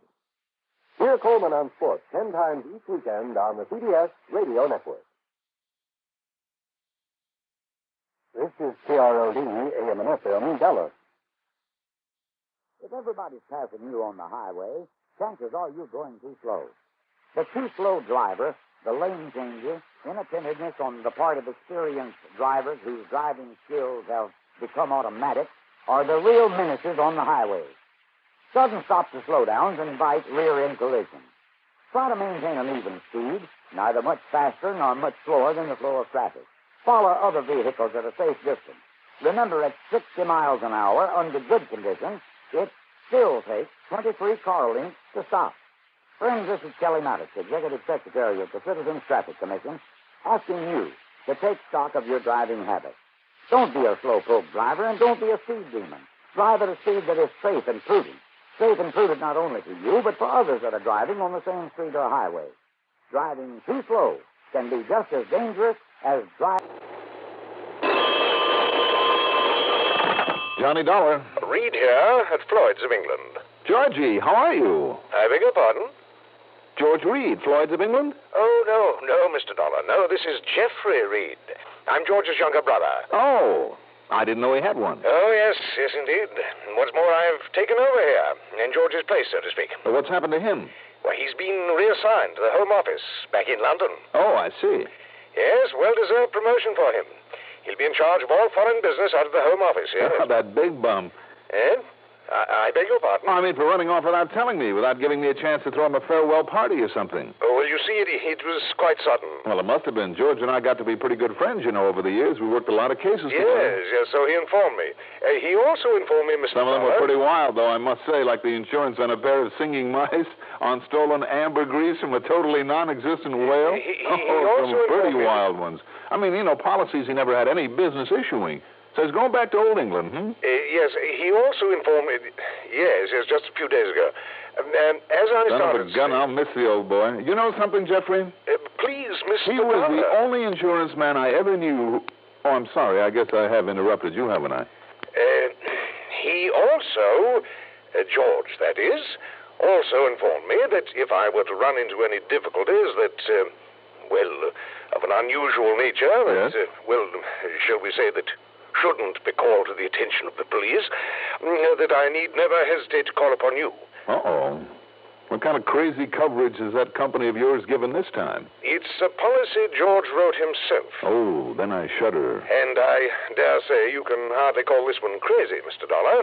That is, when you consider it will require paying out some 100,000 of your American dollars. On what? On the life, or I should say the return of a little child. Return of a Oh, wait a minute. Are you talking about a kidnapping? Yes, I am. Well, have you called in the police, the FBI?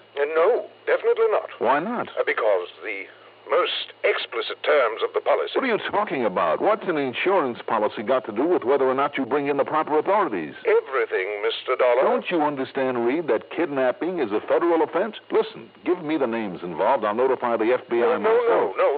That is the one thing you must not do. Now, listen to me. Now, please, Mr. Dollar, come over here and read the policy. Let me give you the facts of the case.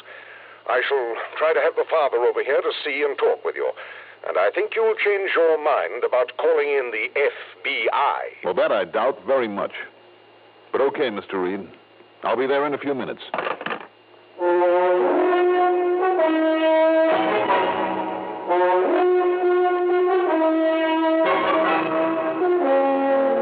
The CBS Radio Network brings you Mandel Kramer and the exciting adventures of the man with the action-packed expense account. America's fabulous freelance insurance investigator... Yours truly, Johnny Dollar.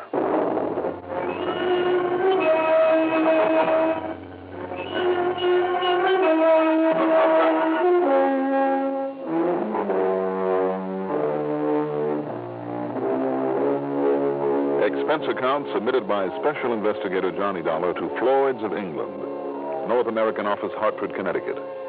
Following is an account of expenses incurred during my investigation of the Shifty Looker matter.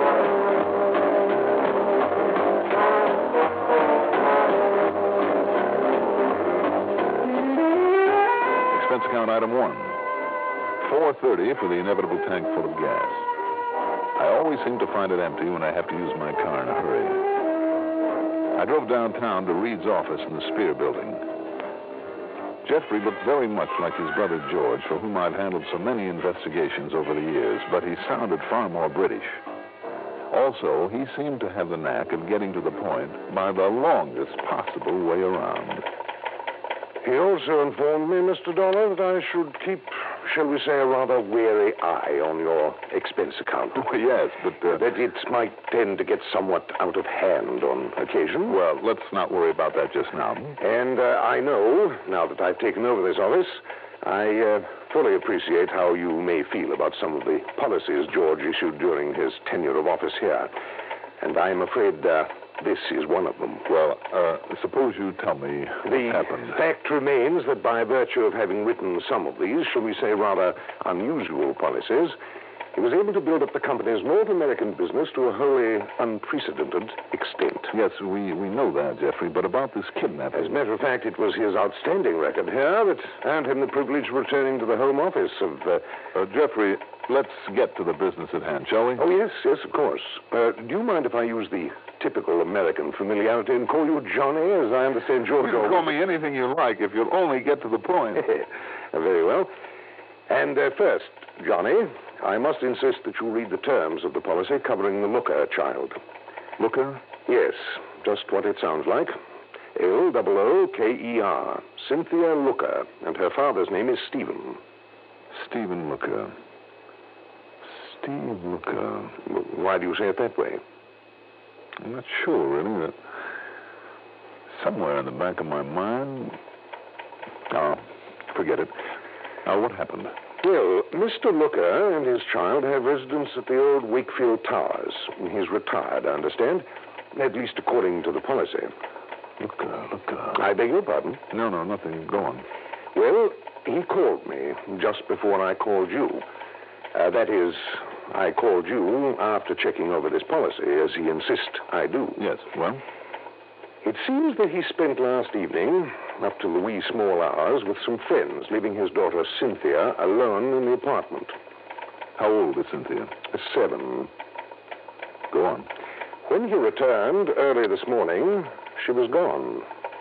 Well, now, that doesn't necessarily mean that she was kidnapped. Oh, but I'm afraid it does, Johnny. Was there a ransom note? A ransom message, rather, on a tape recording device attached to his telephone, demanding $100,000. I see. By some coincidence, that is exactly the amount specified in the policy. Now, read it, please. He insured her specifically against kidnapping? It provides for immediate payment in cash, in unmarked bills of any amount up to and including $100,000 that may be demanded by the kidnappers. But look here, Jeff. It also states that under no circumstances are the press, the police, the FBI, or any other recognized law enforcement agency to be brought in until Mr. Looker has had ample opportunity to attempt payment of the ransom, and if possible, achieve return of the child. I told you it was unusual, Johnny. Unusual? It's highly illegal, too. Be that as it may, we are bound by its terms. Well, then why call me in? Well, fortunately, you are not one of the agencies of the law referred to. Why under the sun would George ever issue a policy like this? I told you, Johnny. Yes, you told me. When was it issued? Shortly after little Cynthia was born, which happened to be shortly after the Beeler kidnapping and the abduction and subsequent murder of the Hammerthwaite child. As you may remember, the Hammerthwaites refused to pay the ransom. Yes, I do remember them both. Well, can you blame Mr. Looker, then, for wanting such protection for Cynthia? When is the money supposed to be paid? Did he tell you that? Yes, tonight. Where and how? I don't know. Where is Looker now? On his way over here. To pick up the money? Yes, I have it all ready for him. But now, if he should find you here... Excuse me. Yes? Mr. Looker is here to see you, Mr. Reed. Well, just a moment, Sarah. Johnny... I work here. I'm the one who had to go out and pick up the cash. Oh, good. Very well, sir. Send him in, please. Yes, sir. Also, Jeff. Yes? I'm the one who's going to try to keep that cash from ever being paid out. The terms of that policy notwithstanding. Well, now, look, Johnny. Hello. Come in, Mr. Looker. Come in.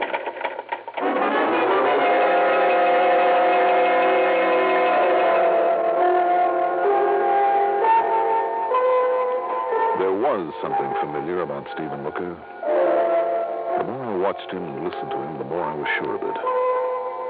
When Jeffrey Reed introduced me as an associate, he protested that it was a breach of the confidence stipulated in the insurance policy.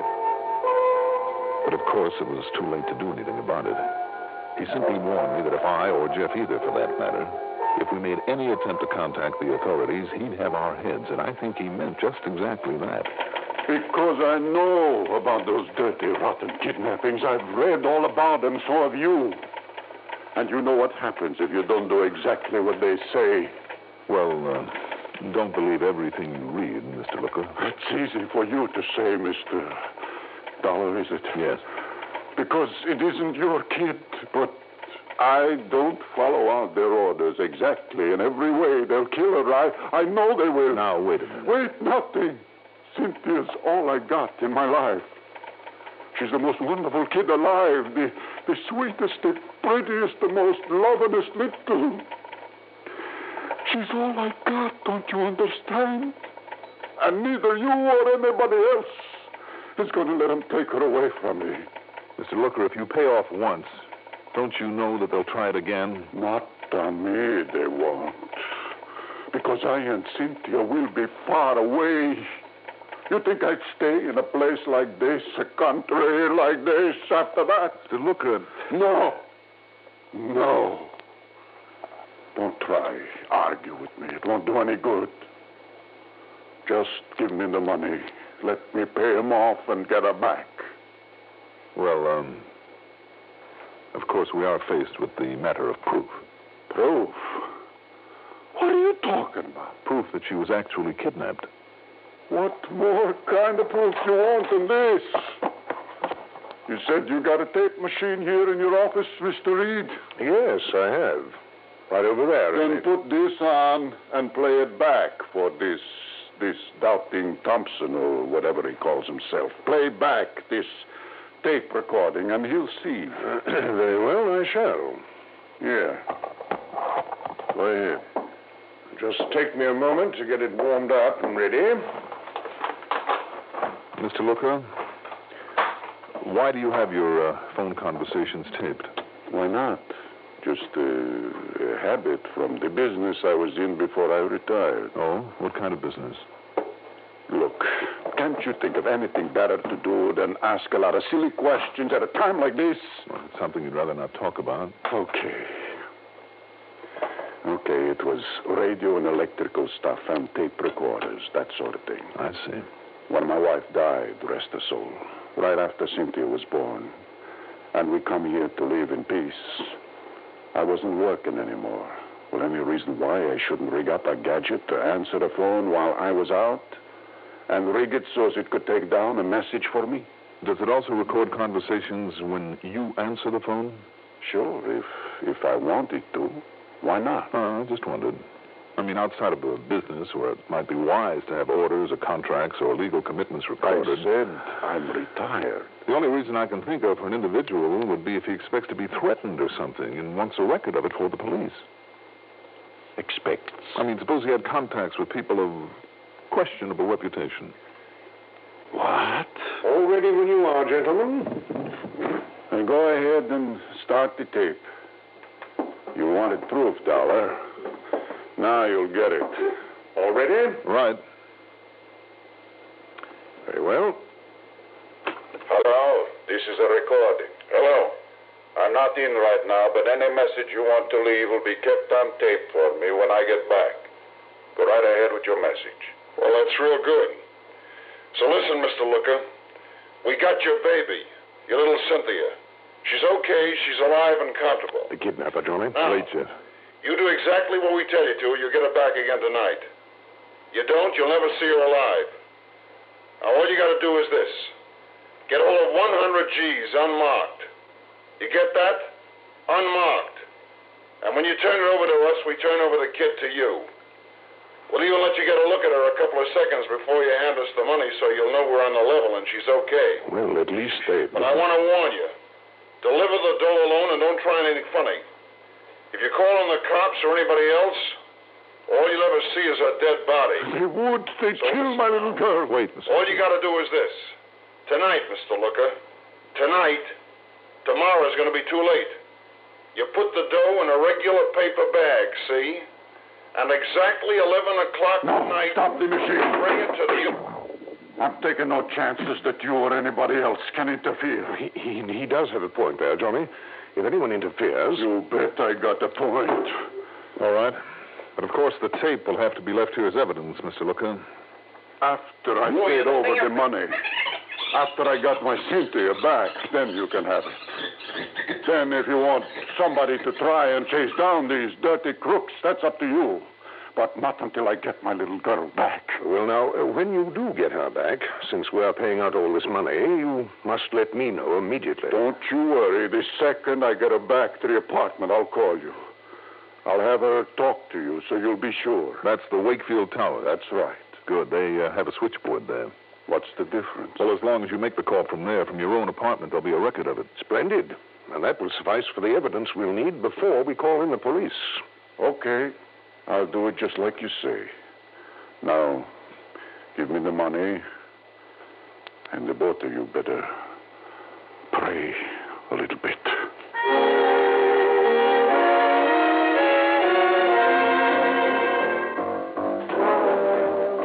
As soon as he left us, I took off after him on what proved to be the most unsuccessful tailing job you ever heard of. Within less than 5 minutes, I'd lost him completely. And why? Because he must have known it. He must have been afraid of what might happen to his daughter if somebody else tagged along with him. Or was it? Because it was just about then, a little bell in the back of my head suddenly rang out loud and clear. Steve Looker. Shifty Looker. To make sure, I passed up a couple of red lights to get to the public library before it closed.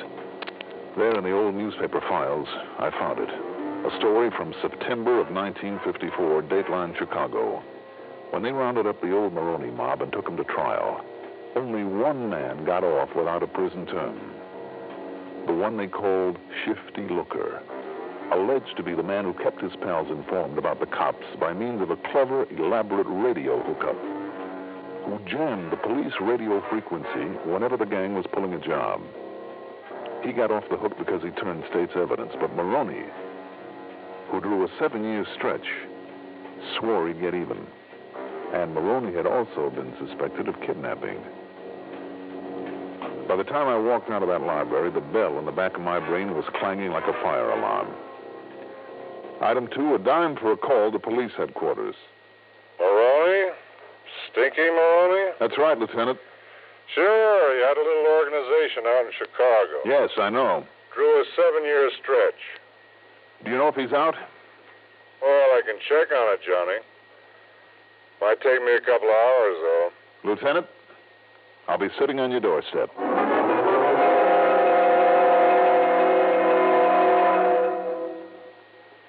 If you ever suffer a touch of arthritis or rheumatism and you've never tried Mentholatum Deep Heating Rub, you can't know how good its deep heating action can make you feel. As you massage it into painful areas, you feel its deep heating action. You know relief is on its way. Mentholatum Deep Heating Rub is an extra strong combination of active ingredients for safe temporary relief of minor arthritic rheumatic pain. Use greaseless, stainless Mentholatum Deep Heating Rub often.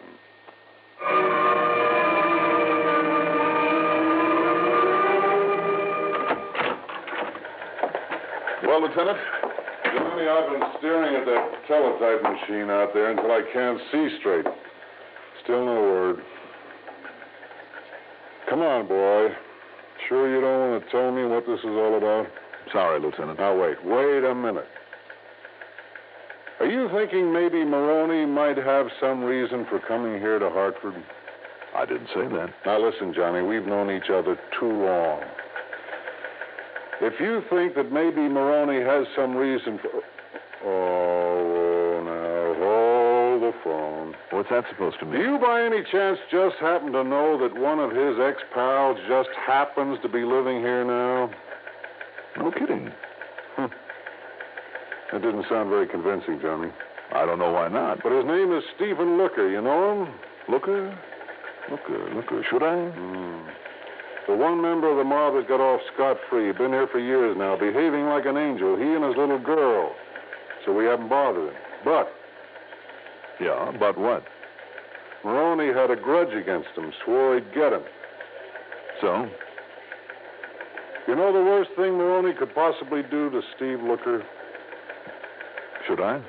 Well, if you really don't know him, I guess not. But I'll tell you, Johnny, the worst thing would be for him to harm that little girl. Money? No, Looker hasn't got much. But if one hair of his little girl's head is touched, listen, he's been a mother and a father and everything else to that pretty little kid. And like I say, he's kept his nose clean here in Hartford. So if Maroney is out... Okay, I know what I'm going to do. What, Lieutenant? Put a 24-hour watch over Steve Looker and the kid, beginning right now. Now, wait a minute. Wait a minute, what for? Conroy, will you take it easy for a minute? Oh, you mean that's why you're so concerned about Maroney? I didn't say that. Then I'm saying it. Of course it is. But it's a police matter, Johnny. Listen, Lieutenant. So you just leave it up to me. Conroy! You call me, Lieutenant? Yeah? Come in here. Right, sir. Oh, and here's the telly you were waiting for. Good. Let me see it.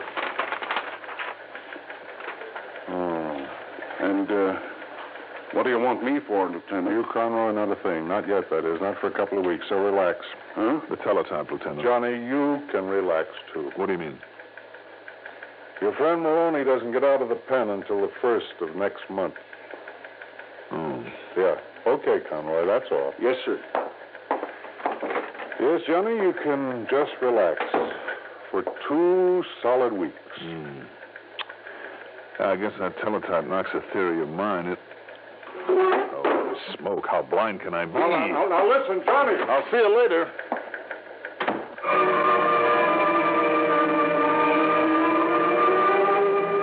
Blind is right. Was it Maroney's imminent release from prison that gave him the idea? Or was it something that he'd planned all along? And now that Maroney was getting out, he was afraid to wait any longer. Anyhow, it all added up, and much too well. Steve Looker had no money. So how could a kidnapper expect anybody to come up with $100,000 in less than 24 hours? Unless he knew about that insurance policy. But that policy was a deep, dark secret. Yet by some coincidence, that ransom message demanded just exactly 100 G's. Coincidence? And his defensive attitude when he found me there in Jeffrey's office. Of course. He must have known who and what I am. As for his crack that after this was over, he and the youngster would be far, far away. Oh, you bet they would, with $100,000 in his kick. I didn't know where he'd hidden his child, away from his apartment for the day. I didn't care. I didn't know whose voice he'd used on the tape recording. I didn't care about that either. But to carry it off without creating suspicion, he would have to make that phone call to Jeff after 11 o'clock from his own apartment so that it would be on record. It also meant that he wouldn't dare pick up Cynthia and take her there until after 11. I tore on over to the Wakefield Towers, took the elevator up to his floor, and then... Yes? Who is it? Special delivery, Mr. Looker. Okay. What do you want, Dollar? Just to look at those handbags you're so busy packing. Wait a minute, Dollar. I told you I and the kid are going to get away from here as soon as I get her back. I'm sure you would, too, with the $100,000, if you could. Now, just let's have a look at these bags, huh? You're crazy, Dollar. That $100,000 is to pay off the ransom. Is it, Shifty? 50. And what's it doing so carefully stashed away? Oh, I see. Yeah, you see, Dollar. This thing has a silencer on it. You think I didn't know who you are this afternoon? What you were doing there? Think I wouldn't be ready and waiting for you? And you still thought you could get away with this? You bet I will. First, I give you one nice slug between the eyes. Right? Just drop it, Shifty. Cops. That's right, cops. Lots of them. Gonna drop it, Shifty? Oh, sure. I will. Okay, boys, take him out to the car. Come on. And carefully. Watch it. Well, what brought you here, Lieutenant? Oh, you didn't spot the tail I put on you when you left headquarters. Oh, no, I guess I didn't. Oh, you're slipping, Johnny. Yeah, but I'm glad you did. Thanks. Pleasure.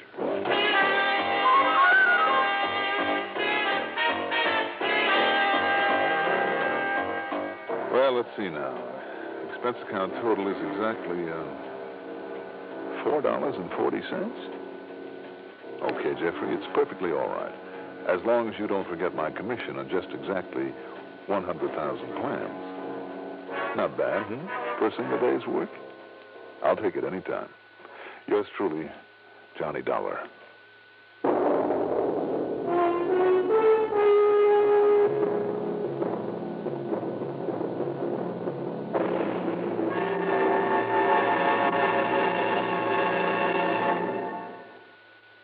Now, here is our star to tell you about next week's story. Next week, one of the cleverest, most diabolical weapons for murder I've ever seen. Join us, won't you? Yours truly, Johnny Dollar.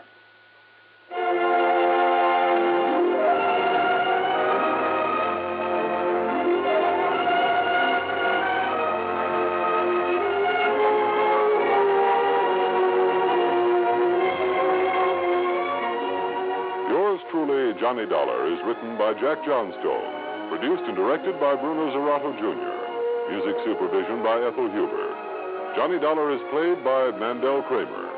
Also featured in our cast were Court Benson as Reed, Roger DeKoven as Steve Looker, Carl Frank as the police lieutenant, Ellen Manson as the voice on the tape, Guy Repp as Conroy, and Barbara Cassar as Sarah. Be sure to join us next week, same time, same station, for another exciting story of yours truly, Johnny Dollar. This is Art Hannes. Johnny Dollar. Miss Dollar, this is Lawrence Penworthy Thurston, sir. Thurston? Yes, sir. I am the local representative for the State Unity Life Insurance Company down here. Down where, Mr. Thurston? Casey, South Carolina, sir. Casey, that's somewhere near Columbia, the state capital, isn't it? Yes, sir. It's practically a part of it. And while you're down here, you all must be sure to visit our fine old state house and some of the other fine old historical places we have and are mighty proud of. While I'm down there? You can come right away, I hope, sir. Well, I don't see any reason why not. Good. What seems to be the trouble, Mr. Thurston? Well, I'm afraid, sir, that one of our most important clients, leastwise from the standpoint of all the insurance that she carries with us. Yeah? Well, it looks to me as though somebody might be wanting to kill this fine lady. To collect the insurance, Well, sir, now, I didn't say that, but if you all are free, I'd suggest you come on down here and kind of look the situation over. Mr. Thurston, I think you're right.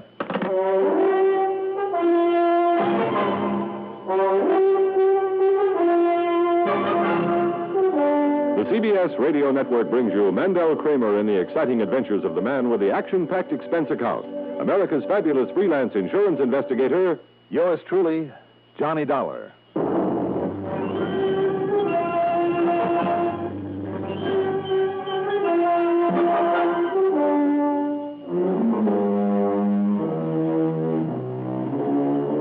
Expense account submitted by Special Investigator Johnny Dollar to the State Unity Life Insurance Company office in Casey, South Carolina.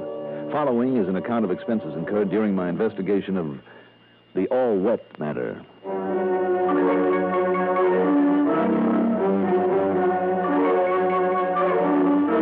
Expense account item 1, 5110 plane fare, Hartford to New York to Columbia, South Carolina. It was close to midnight when the plane set down at the airport. So item 2, a total of $18.50, covers a cab into the DeSoto Hotel, a late supper, some of that well-known pounding of the pillow, then breakfast and a taxi to the office of State Unity over in Casey. The office happens to be on State Street, not far away from station WCAY, which incidentally carries the radio reports of these cases of mine every week. The insurance man, Thurston, turned out to be a round, pleasant, white-haired fellow in his early 60s with a soft, warm southern accent so thick you could cut it with a knife. All right now, Miss Dollar. Would you all care for a cigar? Thank you, but I'll smoke one of these cigarettes, if you don't mind. Not at all, not at all. That's what my friends up north always smoke up there where they make them. Up north? North Carolina, Virginia, way up there. Oh, I see.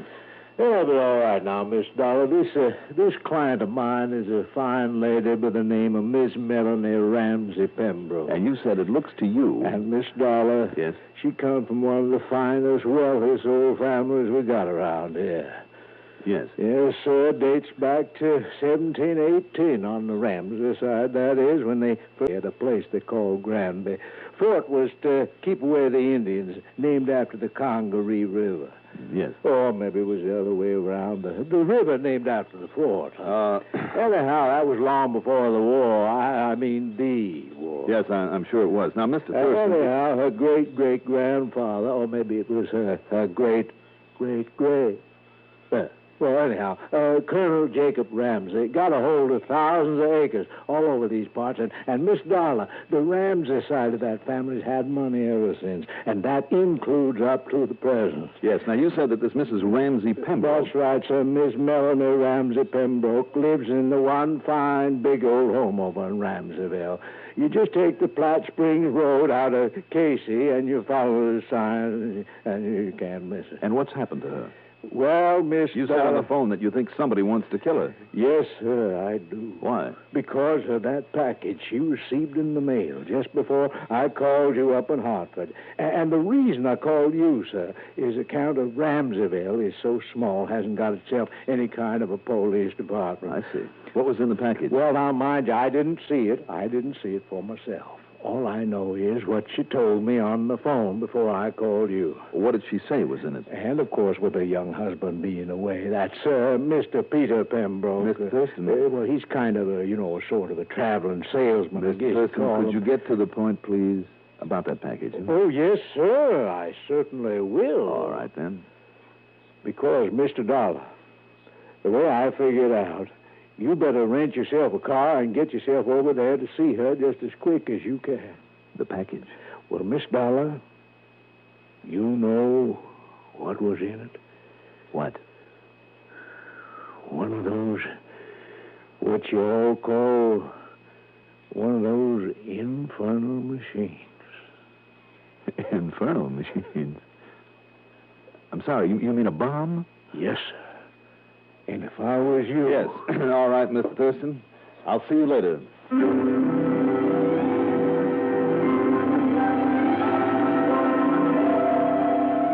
I spent item 3, $50 for a deposit on a rental car. Fortunately, finding Ramseyville was just as easy as Thurston had said. Also, as he told me, there wasn't much to the place except the Ramsey, now the Pembroke, home. I was met at the door by Mrs. Melanie Ramsey Pembroke herself. She was in her late 40s and still very beautiful. Or perhaps handsome is a better word. Or put it this way, in that fine, dignified, well-kept old home, she fit perfectly. Please do sit down now, Mr. Dollar. And let me tell you about this terrible thing that's happened. This horrible, infernal machine. Yes, ma'am. Thank you. My husband is away, you see. He spends a great deal of his time out selling things. I believe you call it on the road. What does he sell, Mrs. Pembroke? Some kind of tools, I think they are, for big companies. Machine tools? Yes, that's what he calls them. He's really not very good at it. But, Mr. Dollar, I've insisted he do something with his time, and that's it. Mrs. Pembroke, before we go any further, I want to ask you a question, and I hope it won't embarrass you. Yes? How old is your husband? Peter's 11 years younger than I am. I see. And, like yourself, rather wealthy? No, I'm afraid things were rather difficult for Pete until we got married. How long ago was that? Been married 4 years now. I see. And where did you say that this present selling trip had taken him? He flew to Milwaukee and Minneapolis and Duluth, and he should be back any time now. Mm-hmm. Would you go on, please? Well, there really isn't much to tell you. I received this rather badly wrapped package early yesterday afternoon. There was no return name or address on it. Or perhaps it was torn off. Yes. I had no idea who might be sending me something. So, like a curious child, I guess I shook it. Mm-hmm. And then I noticed the strange sort of ticking sound inside of it. Well, Mr. Dollar, perhaps I've been reading too many mystery stories while Peter's away. I see. But I'm glad I have. Because what I did was throw open that window and throw it out in the little fish pond out there. And then what happened? Nothing. Nothing at all. But a few minutes later, when I went out to look at it, that package had fallen all apart. Uh-huh. And here, Mr. Dollar. Here, I'll show you what's been wrapped up in it. Do you see? I certainly do. That's a time bomb, all right. Luckily for you, it's a pretty crude one. Throwing it into the fish pond not only broke a couple of the wires, but got it all wet and ruined the detonating device. I can hardly believe it, Mr. Dollar. As I told Miss Thurston, it looks as though somebody wanted, as though somebody Now, intended. the package was addressed to you, not your husband. Yes, sir, to me. Tell me one thing, Mrs. Pembroke. Could you read the postmark on the package? Yes. Did it come from Milwaukee or Minneapolis or Duluth? No. Where? He came from Chicago. Chicago. Well, that's bound to have been a stopover on his plane route. Yes, I guess it. Oh. Yes. Oh, no. Good heavens, Mr. Dollar. If you mean what I think you do. Oh, no, it couldn't be. Couldn't it? Suppose we see.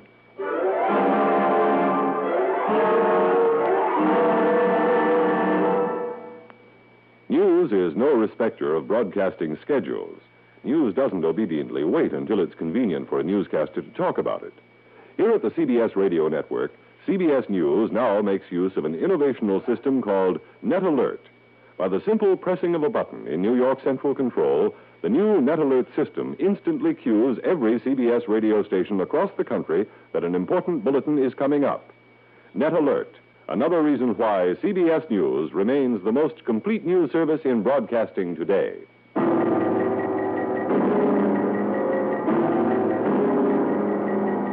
Any fingerprints on the crude little time bomb had been too badly smudged by her handling of it to be of any use.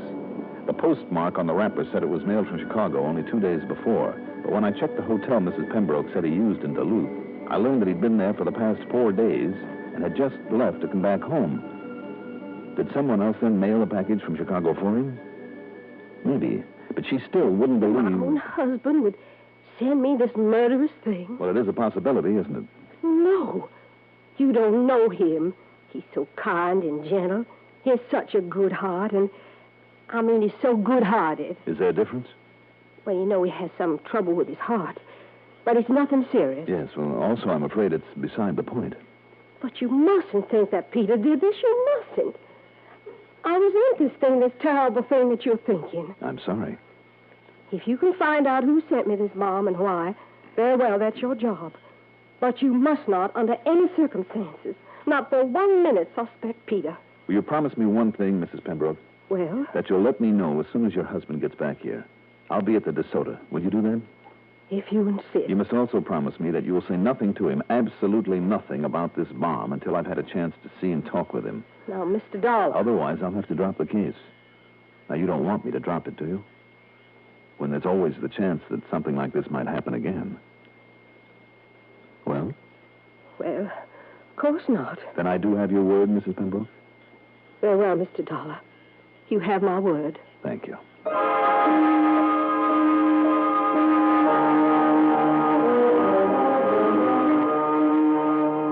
Item 4, 10 cents for a phone call to the desk at the hotel where I'd registered, and I left instructions about forwarding any phone calls that I might receive.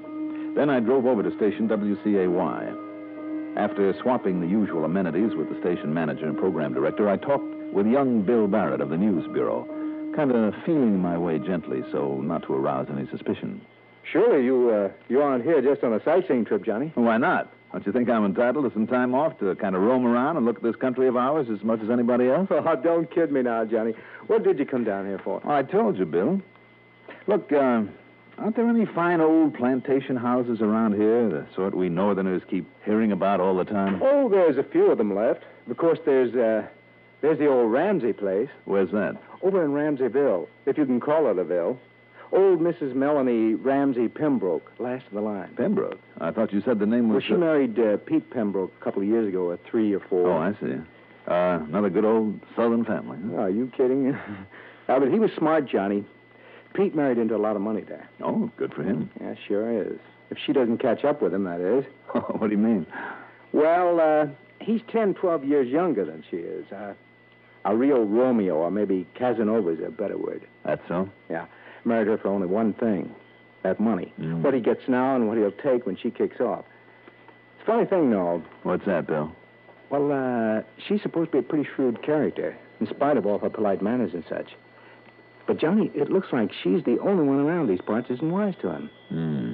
I mean, his playing around, these so-called business trips he takes. Oh, that kind. Yeah, a real playboy. And she doesn't know anything about it? Are you kidding? Of course she doesn't. You sure of that?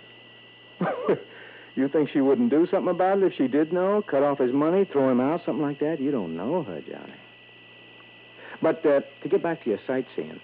Oh, yeah. If you'd like to look around the Ramsey place, well, maybe one of the boys in the station here knows her. Oh, why bother, Bill? Oh, excuse me. Bill Bryan. Oh, yes, he is. Mrs. Who? It's for you, Johnny. Oh, thanks. Hey, listen, boy, you been kidding me? Johnny Dollar. This is Mrs. Pembroke. I promised to call you. Oh, he's come home? Half or 3/4 of an hour ago. This is the first opportunity. All right, I'll be right over. Oh, now, Johnny, you were just stringing me along. Now, why? I'm sorry, Bill. I gotta go.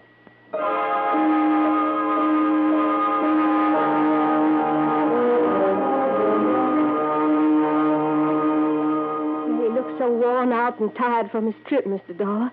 And with that heart of his, well, he said he was just going to soak away his fatigue in a nice warm tub. I see. And that's where he is now, Mrs. Pembroke? Yes. When he's tired, he likes nothing better than to lie there in that tub and read or listen to the radio and relax and... What's the matter? Well, it's just that he's been up there so long now, almost an hour.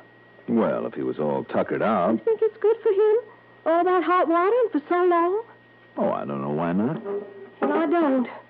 I'm going to just make sure that he's all right. I'll go along if you don't mind. Did you, say anything to him about what happened? No, Mr. Dollar, I kept my word to you. Good, I'm glad you did. I still know you're entirely wrong, though. I'm sure of it. Right in here now. All right. Peter? Peter? Peter? It's locked. Peter? Peter! Would you mind just standing aside, Mrs. Pembroke? What? Oh, why did you ever? Oh, no. Peter! Peter! I'm afraid so, Mrs. Pembroke. He's dead.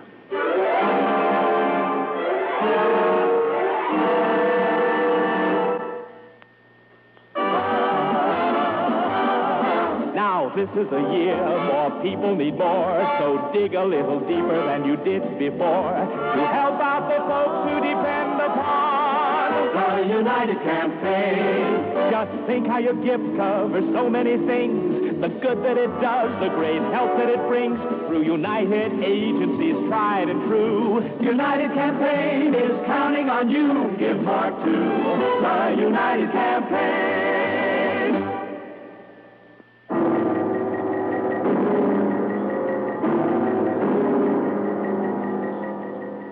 The ancient family medico, Dr. Eustace Culpepper, lived only a half-mile away, and he was there in minutes. There's no question of it, Mr. Dollar. His heart attack came on to him while he was laying there in the tub reading or listening to the radio, the way he often did. I see. Now, was that radio on the shelf by the tub turned on? No. At least it wasn't on when I broke in the door. Then he just peacefully read his life away.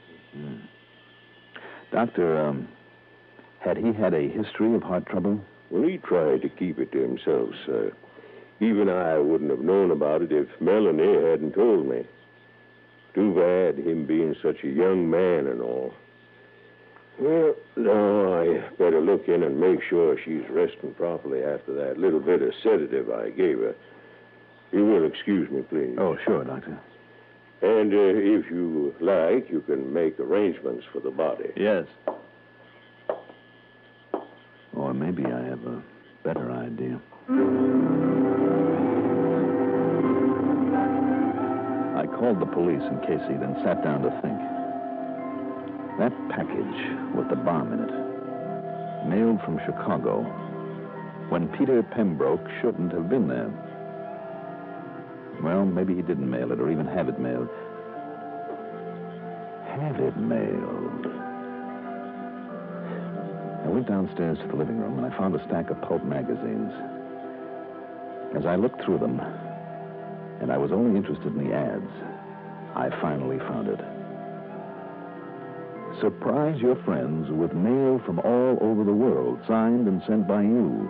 For only 50 cents plus regular postage, we'll mail your letter, your package, from anywhere in the United States. And the address of the remailing outfit, of course, was Chicago, Illinois. A simple long-distance call then would tell me who paid to have that package sent on to her. Instead, I went back up to the bathroom where Pembroke's body had been found. I looked around a bit. While I was at it, a policeman came in, got the story from Dr. Culpepper, and then joined me. Yes, sir, Mr. Dahl. Old Dr. Culpepper says there's no doubt of it. Mr. Pembroke's pump just naturally gave out on him. He's gone on back to file his report. Just the same, I wonder what, if anything, the autopsy will show. Autopsy, sir? Mm-hmm. Because what I think happened, officer, of course, maybe the autopsy wouldn't show it in spite of the strained, shocked look on his face as he lay here in the water. Well, just what are you getting at, sir? Well, look here, officer. Right here on the edge of this door. Yes, sir. Same level as the catch, as the bolt that was used to lock the door. Well, the doctor said that you had to break in. Yes, now just look here, will you? Now, do you know what made this mark, this little sort of a burn here? Well, I certainly don't, sir. Well, the door was locked all right, but from the outside. No, sir, the handle on that lock is on the inside. Yes, but you take a piece of string and you loop it over this little handle. It's long enough. Here, look, I'll just use the hem of a handkerchief, like so. As I would a piece of string. I'll just loop it over this little handle on the lock inside, like that. See, then I just take the ends around the edge of the door here to the outside, and I pull. See? After I've locked the door, that way from the outside, I just let go one end and pull the string or whatever I've used and pull it away. Somebody came in here and killed him? Well, then left and locked the door the way you showed me, from the outside? That's right. To make it look as though he died in there alone, locked in where nobody could get to him. But the doctor said his heart. Oh, officer, that's the easiest part of all. Look here. One of the most dangerous things that could be found in a bathroom if it isn't handled properly. That little radio? Mm-hmm. Right here on the shelf above the tub, where no electrical gadget should ever be. But the cord's pulled out of the wall socket. Well, isn't that the way you'd turn it off after using it for a murder weapon to keep from shocking yourself? And look here. Look, the base of it's still wet. And the inside of it is soaking wet. And the switch still on. Mr. Dollar? Mm-hmm. He lay there in the tub of water. The killer came in, turned on the set, then shoved it off the shelf into the tub. Bad heart or good, he didn't have a chance. No wonder that look on his face. But what if he himself reached up out of the water? And then afterwards pulled out the plug and set it back on the shelf so nobody would know? You're right. You're right, sir. He was murdered. But who? The only other person here in the house with him. Because she finally realized that he'd married her only for money. And when she found out he was playing around, it was just too much for that fine old family pride. But the cover-up... Cover-up? Sending out that phony infernal machine. Infernal? To be mailed back to herself. Make it look as though he was the one with murder in mind so that nobody would ever suspect her. Great day. What you did, Mr. Dollar. What? Miss Pembroke. Too bad for both of you. Now, do you think you can shoot fast enough to get both of us? You first, Mr. Dollar. No, man! Nice work, officer. Thanks. Yes, sir. But to think that I, a Gentlemen, sir, whatever struck a woman that way. Well, when it saved us both from getting shot? Well, even so. Well, don't you worry about it, old man. You'll get over it.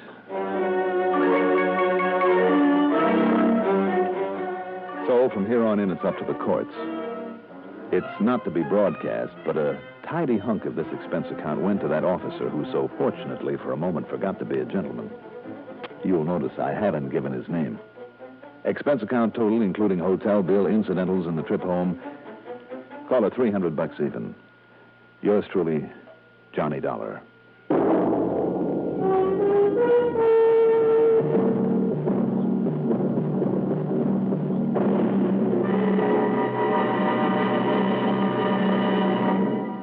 Now, here is our star to tell you about next week's story. Next week, a wild old man living in, believe it or not, an ancient castle that is complete with Chamber of Horrors. Join us, won't you? Yours truly, Johnny Dollar. Yours truly, Johnny Dollar, is written by Jack Johnstone, produced and directed by Bruno Zerato, Jr., musical supervision by Ethel Huber. Johnny Dollar is played by Mandel Kramer. Also featured in our cast were Tony Darnay as Melanie Pembroke, Lawson Zerby as Lawrence Thurston, Dan Ocko as Dr. Culpepper, and Cliff Carpenter as the policeman. Be sure to join us next week, same time, same station, for another exciting story of yours truly, Johnny Dollar. This is Art. Johnny Dollar. Johnny, this is Don Regal at Worldwide Mutual. Oh, sure, Don. Out in Chicago. No, guess again. You've been moved? Yeah. Where? I hope it's been a promotion. Well, Johnny, I'm sitting here looking out the window of my office at the vast blue expanse of the mighty Pacific. Or at least I would be if the fog weren't so dark and thick this afternoon. San Francisco. Right. One of my favorite towns. Go on. I'll bet you say that to every city in the United States. No, I mean it. I have some real fond memories. Oh, yeah? Who is she, Johnny? I mean memories of nice, big, fat fees. Uh-huh.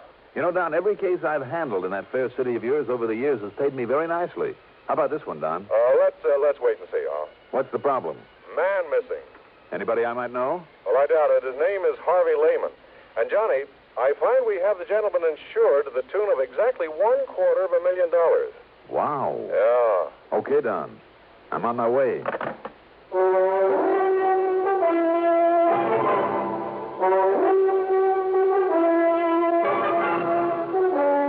CBS Radio Network brings you Mandel Kramer and the exciting adventures of the man with the action-packed expense account, America's fabulous freelance insurance investigator, yours truly, Johnny Dollar.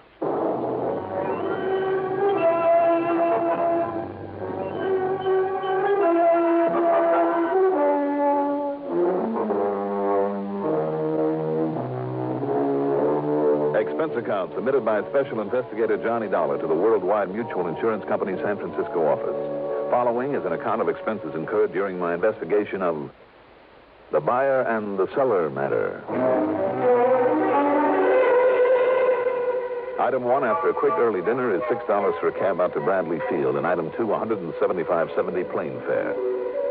It was quite late by the time we sat down at San Francisco International Airport, so item 3 is another $6 for a taxi into the Huntington Hotel, high on famous Nob Hill, where from my window I could look out over Telegraph Hill and Chinatown, Fisherman's Wharf, the Embarcadero, and other familiar spots of this wonderful, colorful city.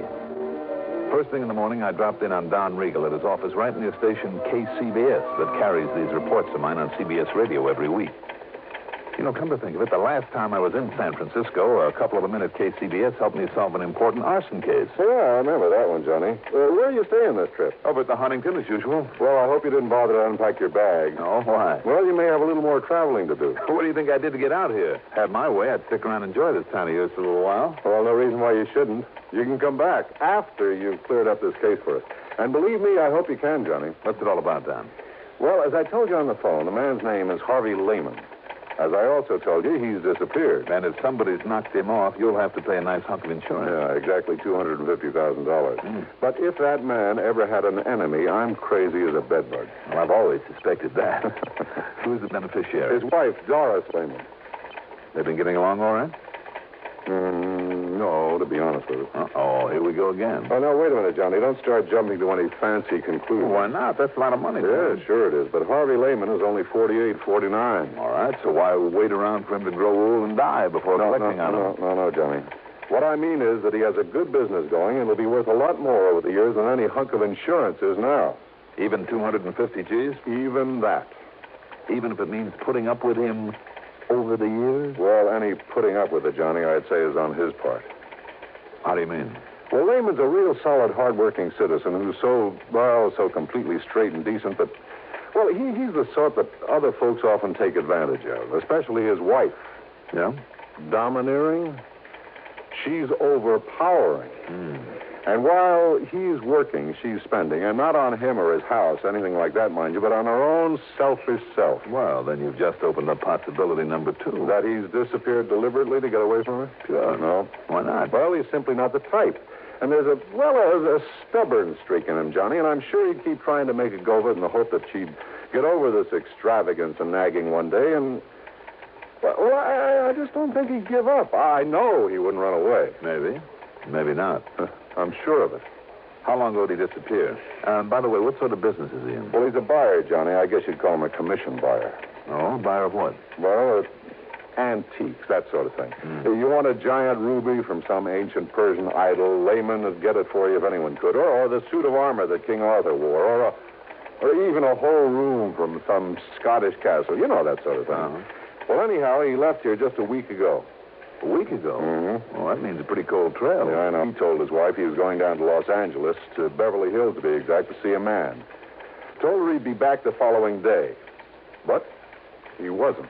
Any reason why he couldn't have just stayed over for a while? Well, look, Johnny, if Lehman said he'd show up at 9:16 on Tuesday morning, he'd be there at 9:16 on Tuesday morning on the nose. Not a minute sooner, not a minute later. That kind. Yeah, that kind. Anyhow, Johnny, I've checked every hotel and apartment down there, so have the police. There's been no sign of him. What about this man that he went to see? Well, his name is John Arthur Whittington Maynard. I've been on the phone with him. The police have been on the phone with him half a dozen times. Lehman never showed up. Maynard. John Arthur Whittington. Yeah, you remember him, Johnny. Big producer-nick of a lot of big movies some 30 years ago. Well, at least they made a lot of money. Yeah. All of them horror films, Edgar Allan Poe and vampire and werewolf sort of stuff, before all this science fiction type of stuff came along. Well, the old screwball made himself millions. Well, why did Lehman say he was going down? Well, like I said, Lehman was a buyer of some pretty unusual stuff on commission. And I understand Maynard has a house full of it. Oh, wait a minute now.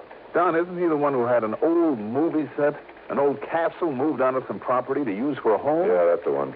You've probably seen it in one of the picture magazines. But now, to get back to Lehman. You better give me his description. Let's see. Here's the dope on him, Johnny, all scribbled out for you. Thanks. And if you want a picture without having to go to the police, his wife has promised to have one for you. Good. Because she's the one person that I want to talk to about this. Now, have you got a car I can use? No, sure, you can have mine. But listen, Johnny, so far as Mrs. Lehman is concerned, I thought I made it clear a couple of minutes ago Okay, Don, okay. Let's just wait and see.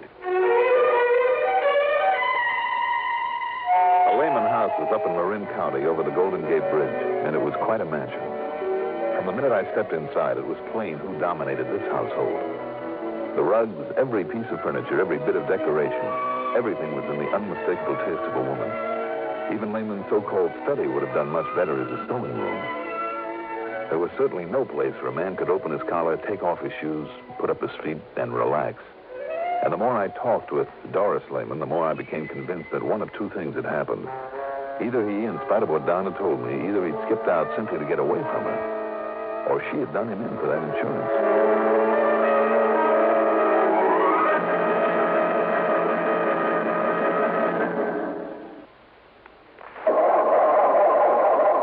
For cars left out at night or in unheated garages, don't ask for trouble. Ask for DuPont Xerox antifreeze. Wintertime is trouble time for many of us who leave our cars out at night or in unheated garages. So don't ask for trouble. Ask for DuPont Xerox antifreeze. Xerox outlasts winter. It protects your car against sudden drops in temperature all winter long. It won't boil away even during a warm spell. And Xerox has an exclusive rust inhibitor, MR8, that protects all engine metals, including aluminum, against rust and corrosion. So for safe, dependable protection, do as millions of motorists have done for over 20 years. Ask for Xerox antifreeze.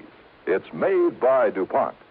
Remember, For cars left out at night or in unheated garages. Don't ask for trouble. Ask for DuPont Xerox antifreeze.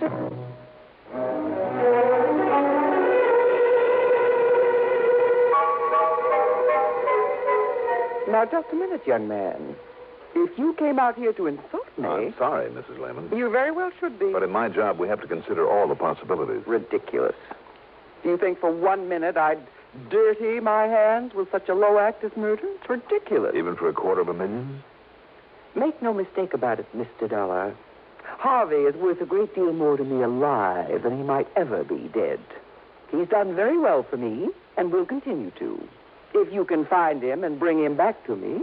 I'm sure he will. Of course he will. Have you considered that he might have just wanted to get away from you for a while? I beg your pardon. Harvey just run off and leave me? Well? He wouldn't dare. I wondered. Well, you can stop wondering right here and now. Harvey would no more... He would no more... Yes? Go on, Mrs. Lehman, or if I hit a sore spot.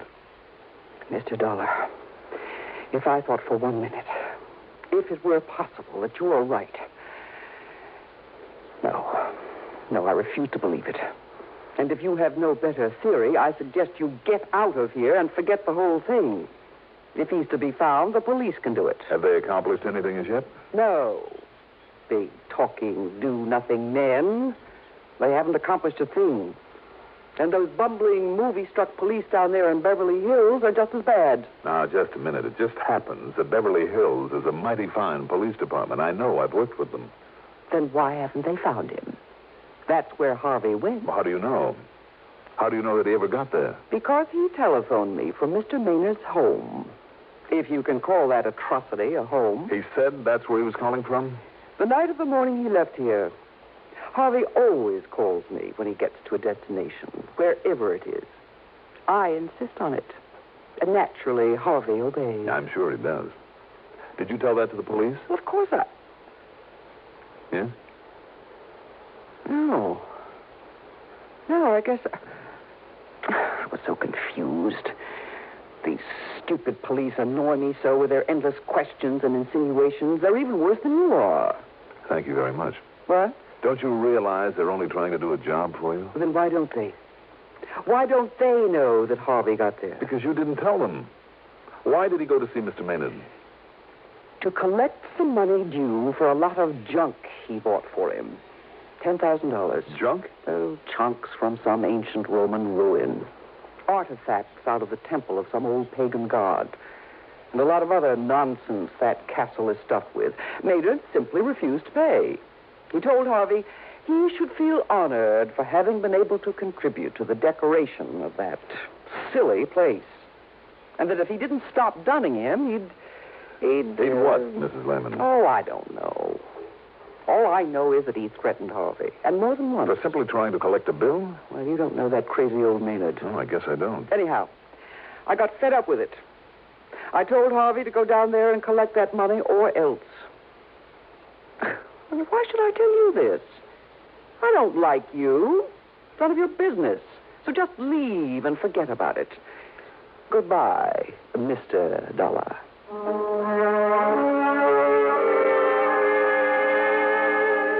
I was afraid if I lingered any longer, she'd literally throw me out. So I got the next bit of information, her telephone number, from the phone book in my room at the Huntington.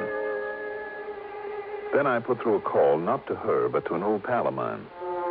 Under the circumstances, it wouldn't be diplomatic to give his right name, so we'll just call him Brady. Sergeant Brady, the Beverly Hills Police Department. And 15 minutes later, he called me back. Johnny Dollar. Brady, Johnny. Yeah. Well, as you suggested, I snooped the phone company, and yes, there was a call to that Marin County number the same night Lehman should have arrived down here. All right, then, Brady. So maybe old Maynard called to see why he hadn't. He must have known Lehman was planning to come. I don't think so. I don't think Maynard would have called because I don't believe he did know Lehman was heading your way. Oh, you don't, huh? What's more, it was Lehman himself who made that call. No, wait a minute. You're sure of that? Yes. At least that's what I was told by... Yeah, Johnny? Well, maybe I'm not sure. Well, if you're thinking that maybe Lehman did get here and that maybe they had a fight or something, well, Johnny, we thought of that, too. You see, we know that wacky old Maynard pretty well. He's a real nut. If you don't believe me, just dig up some of those old horror pictures he used to make. Wow. I know what you mean. Made a lot of the props for him, too, with his own little hands. Anyhow, just in case, some of the boys and I went through that joint of his from stem to stern. And? Nothing. Zero. No sign of Lehman or anybody else. We even tapped on walls and took measurements, looking for hidden rooms or secret panels, that sort of thing. Nothing. But you did suspect him. Did? Yeah. But only because that crazy old man, just to be dramatic, might try most anything just for kicks. Even murder? Murder. So what's a murder to him? I mean, after all those he put on film? But you know something? No? If that ham ever did kill somebody, why, Johnny, he'd be the first one to ask us over. He'd probably lead us right to where he'd hidden the stiff after fixing it so we wouldn't see it. Just to show off? Yeah, sure. That's why we went over the place so carefully. Even poked around in all the old suits of armor that he kept pointing out to us. Brady, how long are you going to be on duty? Well, I'm off in half an hour, but now listen, Johnny, if you think you have some Well, ideas... I'm not sure, but maybe I'll run on down there. If so, I'll holler. Yeah, you do that.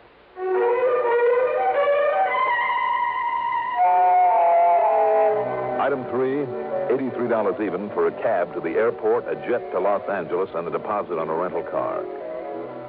I drove into Beverly Hills to police headquarters. As I suspected, Brady wasn't there, nor did a phone call raise him at his home. However, the officer on the desk promised to keep trying and gave me some directions, so I took off. After leaving a pleasant residential section, I took a narrow dirt road high up the side of a mountain. I could see all of Beverly Hills and most of Los Angeles spread out below me, and Catalina Island over 20 miles out in the blue Pacific like a jewel, fairly sparkling in the late afternoon sun. I could also see the crummy castle where John Arthur Whittington Maynard lived alone among the tattered glories of his past in the film business. And suddenly, that wee small voice in the back of my brain spoke out loud and clear. Watch it, Dollar.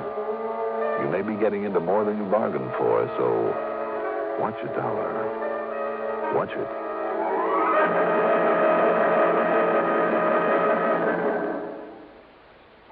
In thousands of communities throughout the nation, this is the time of year when we strive to help our less fortunate neighbors. Not that we don't try to help all year round. It's just that now many health, recreation, and welfare agencies band together in a common fundraising campaign. When you give just once to your United Fund or community chest, you help many people in your city, the sick, the needy, the aged, the serviceman, and veteran. So give the United Way, and please give generously.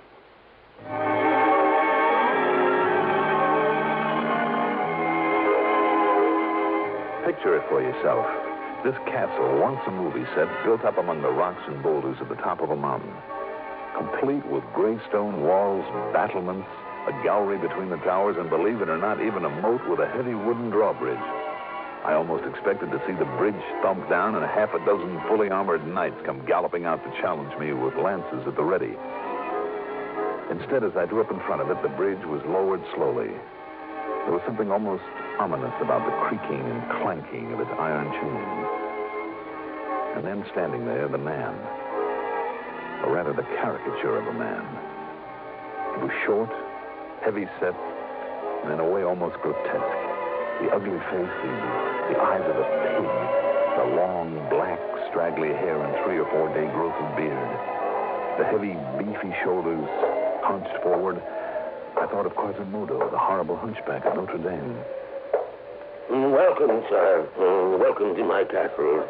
Oh, how do you do, Mr. Maynard, is it? That's right. Surely you heard of me. As a matter of fact... Come in. It's not often I have visitors. Someone to show my place to. So few people even know of my beautiful castle. My name is Dollar, Mr. Maynard. I'm an insurance investigator. Insurance? Not a salesman. I'll have none of it. Get out. Leave my place. No, I said I was an investigator, Mr. Maynard. I'm trying to find out what happened to a Mr. Harvey Lehman. Harvey? Oh, yes, of course. A very old and very dear friend of mine. Come. Let me show you some of the wonderful things he has brought me over the years. Well, I would like to ask... Magnificent suits of armor, regal pennants and banners, beautiful tapestries.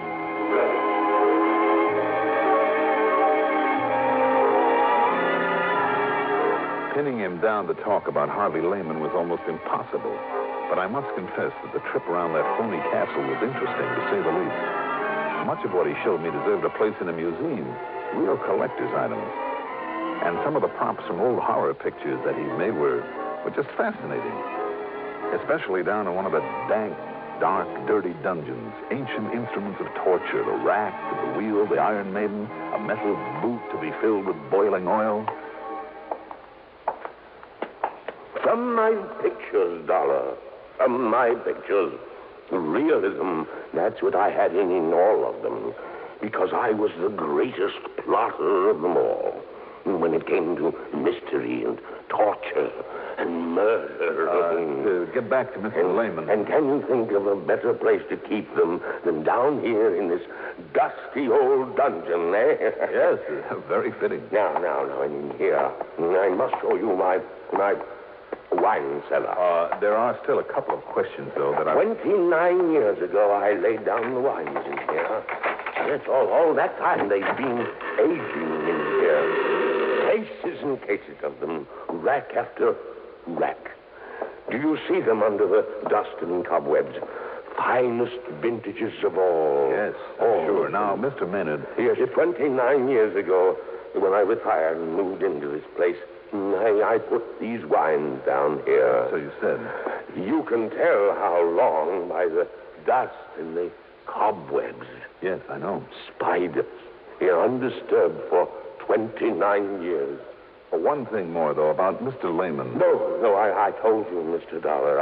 I know nothing whatsoever about him. When did you see him last? Oh, almost a year ago. You sure about that? Yes, I'm sure. Oh, look here, this case of port. No label. But the finest vintage port. Mr. Maynard? Over here. Do you see them? The sherries. Magnificent sherries. And the longer they lie there, undisturbed, the finer they'll be. You never drink them? Drink them? Such treasures. Drink them indeed. Look at this one. The color of this ancient sherry. Hold it up to the light. There. Do you see? Yes, I'm afraid I do now. What? I see. Realism, you said. Didn't you mean what looks like realism? By the time it was shown on a movie screen? I don't understand, Mr. Dollar. Tell me the truth, Mr. Maynard. These torture machines, for instance, in the other room, and some of that armor upstairs. Well, some of that armor cost me a fortune because it's genuine. Maybe so, some of it. But how about the rest? You mean you could tell? That it's only imitation? Stuff that was made up for some of your old movies? But I made it myself. I have a skill in such things. I thought it was perfect. It would have fooled me, all right. Well, then I don't understand. Even as the dust down here and the cobwebs fooled the police, too, didn't they? What? When they came around here a few days ago for a look. Now, just a minute. I'll bet by way of showing off, you dragged them down to this wine cellar, too. You were so sure of yourself. Dollar? Phony cobwebs are almost like the real thing. Phony? All the dust. What is it, Maynard? Fuller's earth that you've scattered around? You don't know what you're talking about. The whole setup would have fooled me royally if you hadn't picked up that bottle of wine and held it up to the light.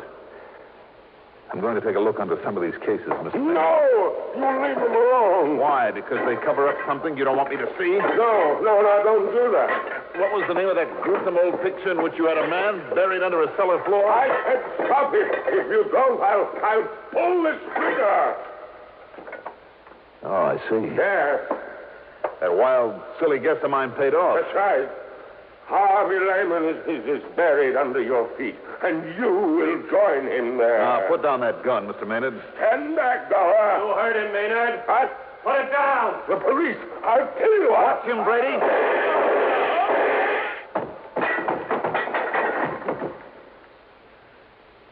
Thanks, Brady. Well, it was a pleasure, Johnny. I'm sure glad you left word for me at headquarters. Oh, believe me, so am I. And he certainly fooled us when the boys and I went through here a couple of days ago. But how did you ever guess? A bottle of wine when he held it up to the light. Well? He said it was fine old sherry, lying around down here for 29 years. So? Sherry? There should have been a sediment in that bottle this thick. Uh-huh. So the age and dust and cobwebs were a fake, huh? And he must have moved the bottles over this spot only recently. That's right. I just took a wild guess. You know the rest. Pretty smart, Johnny. Pretty smart. Needless to say, wild as the whole thing may seem, they found Lehman's body buried there in the cellar. Expense account total, including the trip back to Hartford by way of San Francisco to pick up my clothes, $477.30. Yours truly, Johnny Dollar.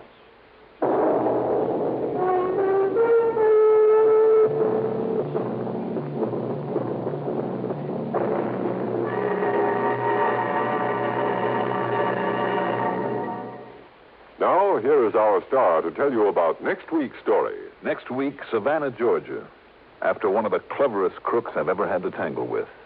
Join us, won't you? Yours truly, Johnny Dollar.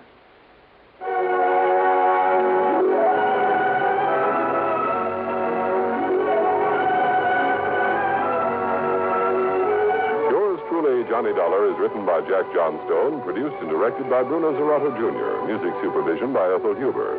Johnny Dollar is played by Mandel Kramer. Also featured in our cast were Leon Janney as Maynard, Gertrude Warner as Doris Lehman, William Redfield as Brady, and Carl Frank as Don Riegel. Be sure to join us next week, same time, same station, for another exciting story of yours truly, Johnny Dollar. This is Art Hanna speaking. Don't just stand there. Enjoy the Gary Moore Show weekdays on the CBS Radio Network. Johnny Dollar. Johnny, this is Phil Easterday. Easterday? That's right. Out in San Diego. Right, with Mono Guarantee Insurance. Well, sure. How are you, Phil? It's been a long time. I'm fine, yes, I know it has. How'd you like to take a little run out here, Johnny? Sunny Southern California? Why not? Okay. Now, according to this plane schedule I'm looking at, if you can get a move on, you can just about make connections on one of the jets coming out this way. Good. I'll pick you up at the airport. See you, Johnny. Hey, wait a minute, Phil. Yes? Give me something to worry about along the way. What's your problem? Burglary. Oh? Or rather, a whole series of them. I see. Yep, all directed at the same man. Or rather, man and wife. Whole series of them, hmm? Right. What's been taken? The same thing every time, Johnny. That's so what? Hold your hat. I'm holding. Just exactly nothing. All right, I'll grab... What was that? You heard me. Well, I asked you what had been stolen. Yes, that's and you right. said exactly nothing. Right. That doesn't make sense. I know. But now you'll have to hurry to make your plane. Goodbye. Phil, just a minute. I'll be here and waiting for you.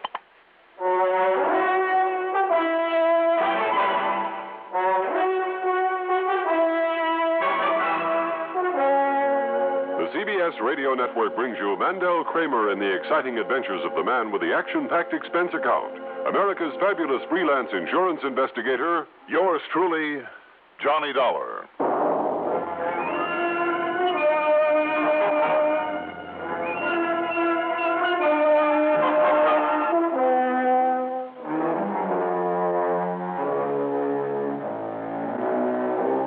Expense account submitted by Special Investigator Johnny Dollar to the Mono Guarantee Insurance Company office in San Diego, California. Following is an account of expenses incurred during my investigation of the double-barreled matter.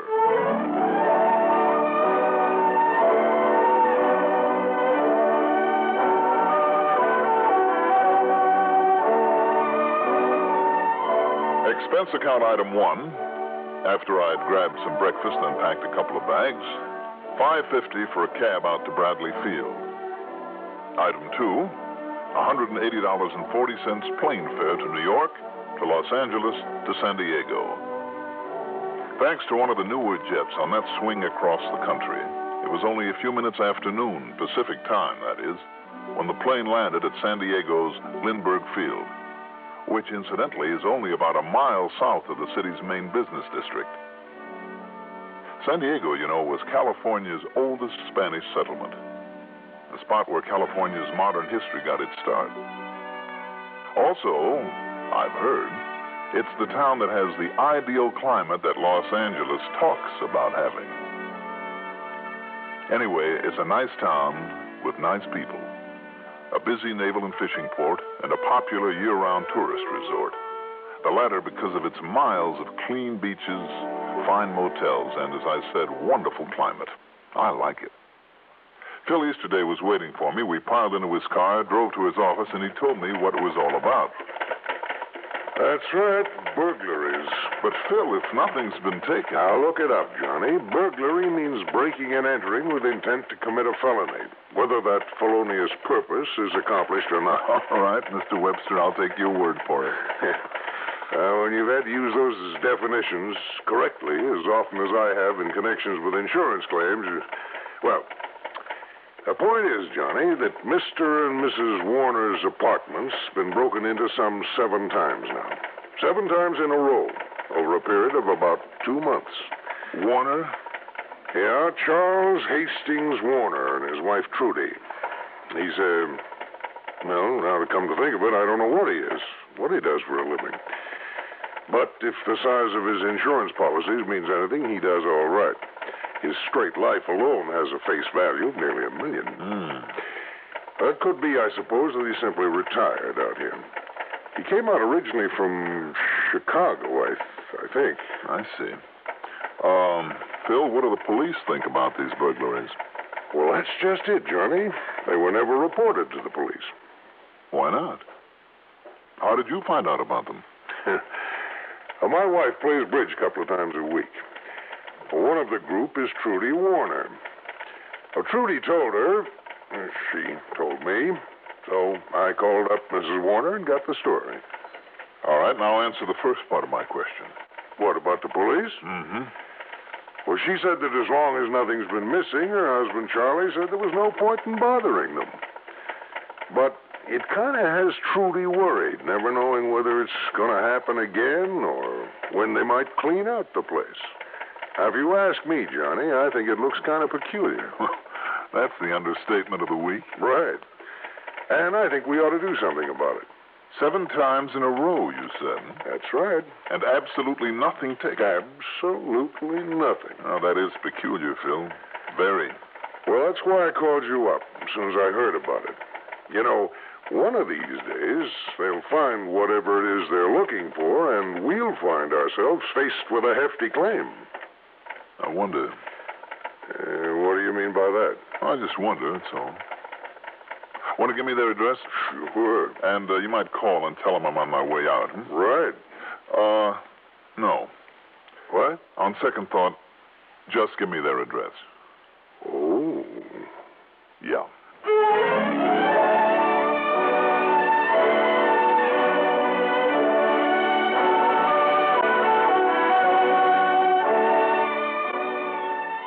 Expense account item 3, $50 deposit on a rental car. The Warners' apartment was really a single detached cottage in back of one of the better hotels. Very nice, very exclusive, very expensive. Rather than go into all the details later, let me tell you right now that it was expensively furnished, too. Thick wall-to-wall carpeting, fine furniture, everything very modern but in good taste, obviously the work of a high-priced decorator. As for Mrs. Trudy Warner, well, she was 25 or 26, tall, statuesque and blonde, with just enough makeup to enhance her natural beauty. She had a rather distinguished look, a quiet sort of dignity in her bearing. She wore a housecoat of fine oriental silk, long jeweled earrings with enough diamonds to choke a horse, but also in good taste. A couple of bracelets and the gold band of her watch were set in gems, and I'm sure that the huge stone in one of her well-chosen rings was a genuine ruby. At first glance, this all meant wealth, social status, a blue blood. But when in response to my knock, she opened the door and then opened her mouth. Yeah? Mrs. Warner? Yeah, that's me. Who are you, huh? My name is Dollar. Johnny Dollar. Yeah, I ever seen you around anywheres before? I doubt it. Well, then, listen, Is Mr. Warner at home? No, he ain't. He's gone away for a couple of days. But no fooling around, Buster, so you better get back on your bicycle and scram. Goodbye. Just a minute. Hey, now Mr. get Warner. your foot out of this door. You want I should scream for help or something? No, that won't be necessary. Believe me, I'm here because I represent your husband's insurance company. Oh, you do, huh? Well, can you prove it? Well, here, let me show you my credentials. Oh, okay. I'll take your word for it. Well, what do you want to see him about, huh? Well, about those burglaries you've been having. Oh, about those people busting in here, going through all our stuff all the time, hmm? That's right. Boy, am I glad to see you, Johnny. How'd you find out about it? Well, I just happened to be here in town and talking with Mr. Easterday. Oh, yeah. I just knew I shouldn't have told that insurance guy's wife at that bridge the other day.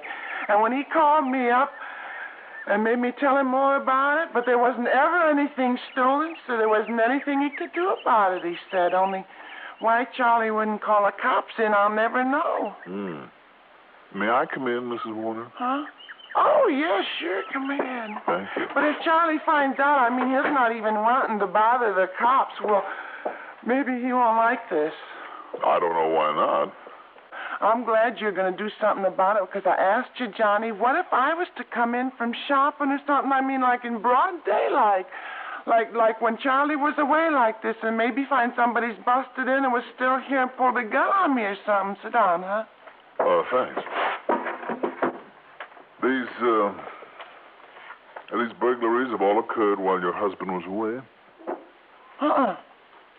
No, it's always right after he's come home again. We've been out somewheres at night together. We do a lot of night clubbing and stuff, and even sometimes go up to L.A. And they always go through everything with a fine-tooth comb, even pulling up the rugs and taking the beds apart, but they never steal nothing. I don't get it. But I also don't like it neither. No, I can't say I blame you. And your husband? Charlie? Well, all he says is it's probably just some crazy hophead or something, or a psychopath? Yeah, that's it. And as long as he don't take anything, we should worry. Only I don't like it. But that's his only explanation, though, for nothing being taken. Well, that's his only one. Gee. I don't know how he can take it so cool and casual, but that's the way he is, Johnny. Just real cool and casual about everything. You could fire a gun under him. He wouldn't even blink his eyelash. Anybody ever tried that, firing a gun under him? A nice, sweet guy like Charlie? Of course not. You want a drink, Charlie? Johnny. That's all right. No, thank you. Tell me, what's your husband do for a living, Mrs. Warner? Only it's Trudy, Johnny. No use being formal, huh? All right, Trudy. Only that's no invitation like you should get fresh or anything. You remember that? Oh, indeed I will. I remember that. You sure you don't want a little drink? No, I really don't. Thanks very much. Well, if you don't mind, I'm going to have another one. Oh, you go ahead. If you pardon me, please. You just help yourself. You started telling me about your husband's business. Oh, he hasn't got any business, Johnny. At least not since I met him out here in Dago and married him. I see. Do you know what he did before? Well, why should I care, huh? As long as he keeps the money coming in and treats me good like he does. You sure, Johnny? Just to keep me company. No, I'm sure. If he has money coming in, where's it come from, Trudy? So I'll give you the same answer he always gives me when I asked him. Well? Didn't you never hear of the stock market? That's what he says. Oh, I see. Where did you say he is now? I didn't. But he's gone hunting like he always does. Always? Well, almost every week lately. Oh? Where, do you know? Well, sure I know. It's down near El Centro. You know where that is? Somewhere down near the border, I believe. Yeah, down there in all that farm country in the Imperial Valley. Oh, yes. I understand there's a lot of dove shooting down there in the Imperial Valley. Yeah, doves or pigeons or whatever they are. Only he always calls them pigeons. Oh, yeah? Little tiny things, a lot of feathers, you only get a mouthful out of them. I always get stuck. I have to cook them for him, but he's always so nice to me, so why not? Sure. I'm a good cook, too, Johnny. You wouldn't believe it, but I am. Oh, I bet you are. Tell me, do you know where he stays down there? Well, sure. I always call him up on the phone every night while he's gone. It's the Bluebird Motor Court. It's a real swell place. I've seen it myself a couple of times when him and me was on our honeymoon. When did he leave? Early this morning. That means he won't be back until day after tomorrow. Only what are you going to do about this burglar and bit, Johnny? Gee, I'm not sure yet, Trudy. Well, whatever it is, I sure hope you do. Only don't let on to Charlie I said anything about it, will you, honey? Well, if you won't, I won't. Oh, well, don't you worry about that. This is not even a short one, Johnny. Just to keep me company. Well, all right. Just a short one.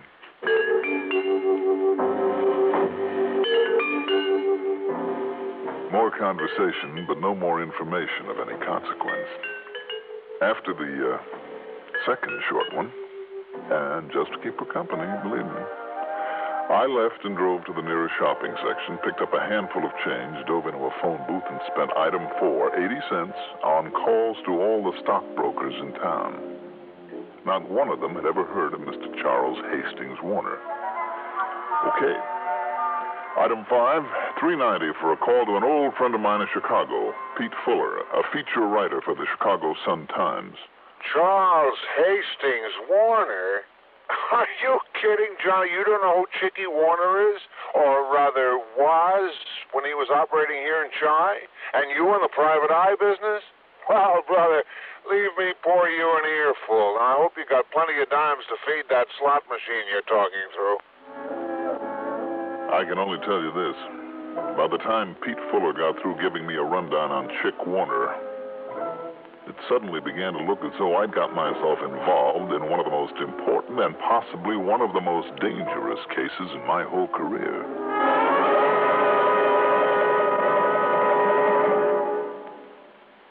If you ever suffer a touch of arthritis or rheumatism and you've never tried Mentholatum Deep Heating Rub, you can't know how good its deep heating action can make you feel. As you massage it into painful areas, you feel its deep heating action. You know relief is on its way. Mentholatum Deep Heating Rub is an extra strong combination of active ingredients for safe, temporary relief of minor arthritic rheumatic pain. Use greaseless, stainless Mentholatum Deep Heating Rub often.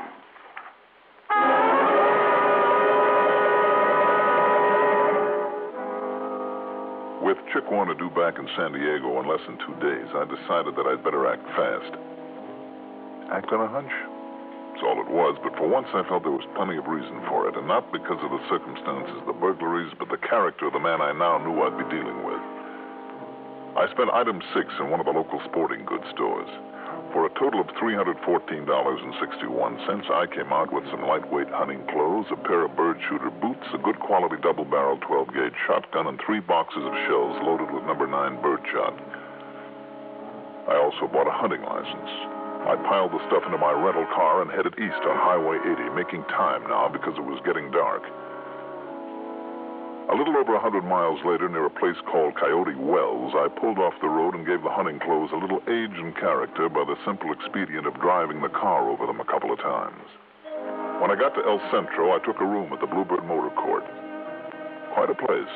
Not only 20 or 30 nice modern motel cottages, but a big fancy dining room with a bar attached. And it was in the bar that I met Mr. Charles Hastings Warner. He was a cold-looking man of about 50. Tall, lean, gray, and with gray eyes. Kind of a prominent aquiline nose and almost prim sort of mouth with thin lips.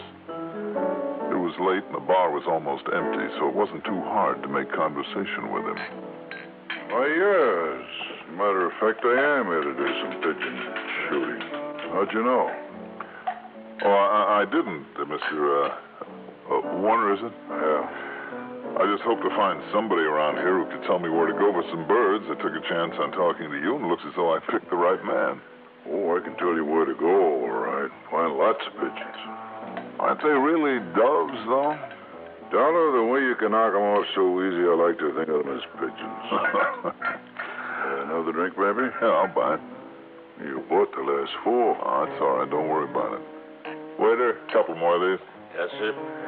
If you can lead me to some good shooting, it's certainly worth a couple of drinks. Lead you? Well, do you mind if I kind of tag along with you tomorrow? Well, I mostly like to go alone, Dollar, but sure, why not? Good.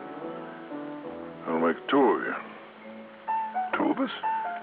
Yeah, I promised some other guy I'd let him come along. Name is Al Melford. You know him? No. When he hurt in the bartender, somebody that I always bring in the pigeons, he latched onto me. Bought me a couple of drinks like you did. So I couldn't turn him down. Mm-hmm. Besides, maybe it's good to have a couple of witnesses along. Witnesses? Sure. To what? You know, to see I don't come back with over my limit. Oh. What'd you think? Well, I had no idea. Also, I don't know how good a shot this Al Melford is. Just met him today, so you can be along to make sure you don't blow my head off by mistake. You're not serious. Dollar, a man has a gun on him. You never know. Remember that.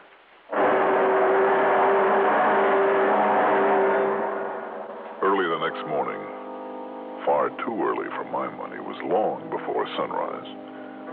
The 3 of us, Chick Warner, Al Milford, and I, set out in Warner's car.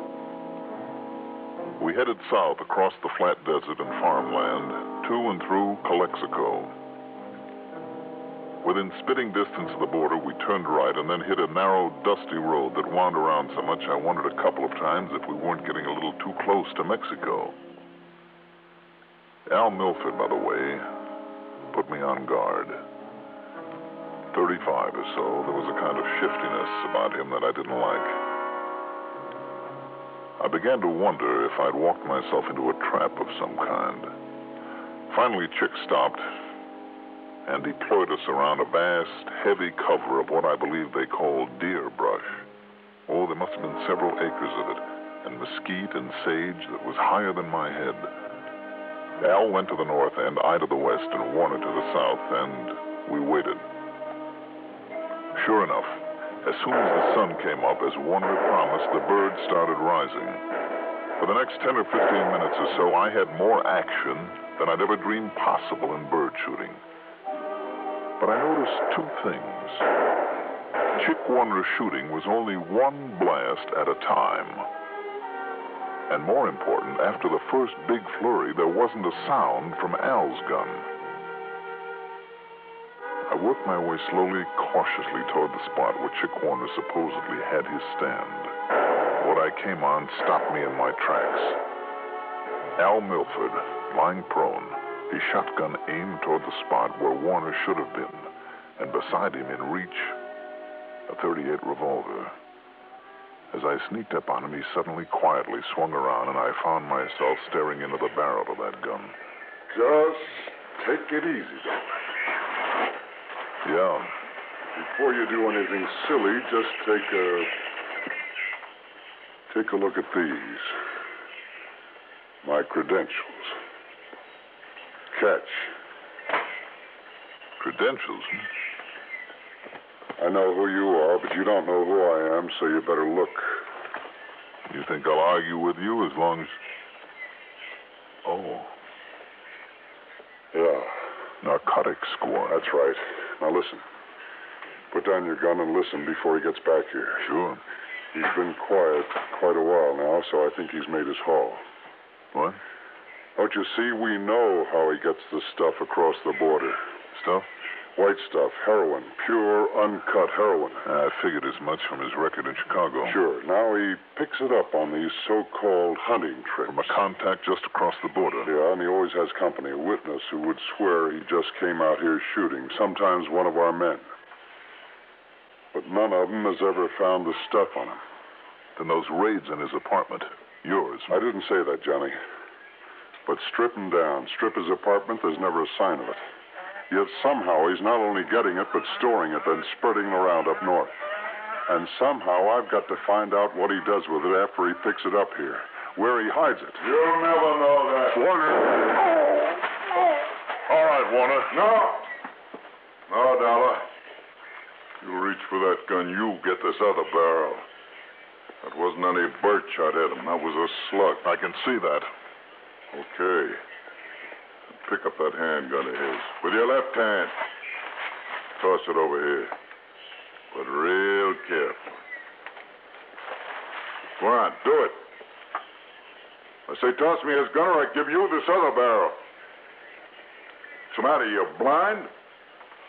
They only use one shot on him. This gun's a double. Can't you see that? Sure, Warner. Do like I tell you. You want this other barrel?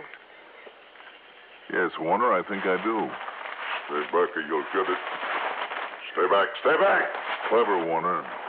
Clever hiding place when you took the stuff home. Get back. Not even the experts could find it there at your cottage. Get back, I tell you. And out here, after birds, only one shot at a time. That's what gave you away. You hear me? I'll pull this trigger. And let the hammer fall on the barrel full of the white stuff that it's loaded with? Why bother, Warner? Okay. Okay, Dollar, listen. I'll make a deal with you. The stuff in this other barrel is worth a lot of dough. You want to talk? You want to make a deal? Sure. Sorry, Warner. I'm afraid the only deal I'll make with you is this. All right, Al, are you still with us? Sure. Sure, Johnny, but it just caught my arm. If you can carry me back to the car. Take it easy, Al. When our friend here comes around as a reward for his cleverness, we'll let him carry you back.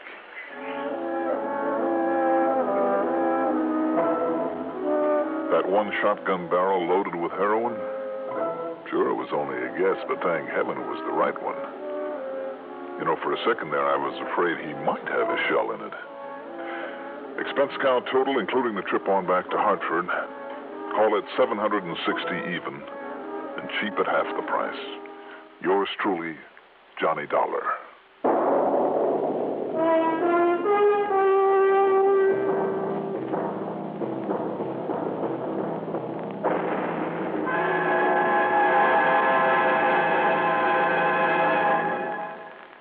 Now, here is our star to tell you about next week's story.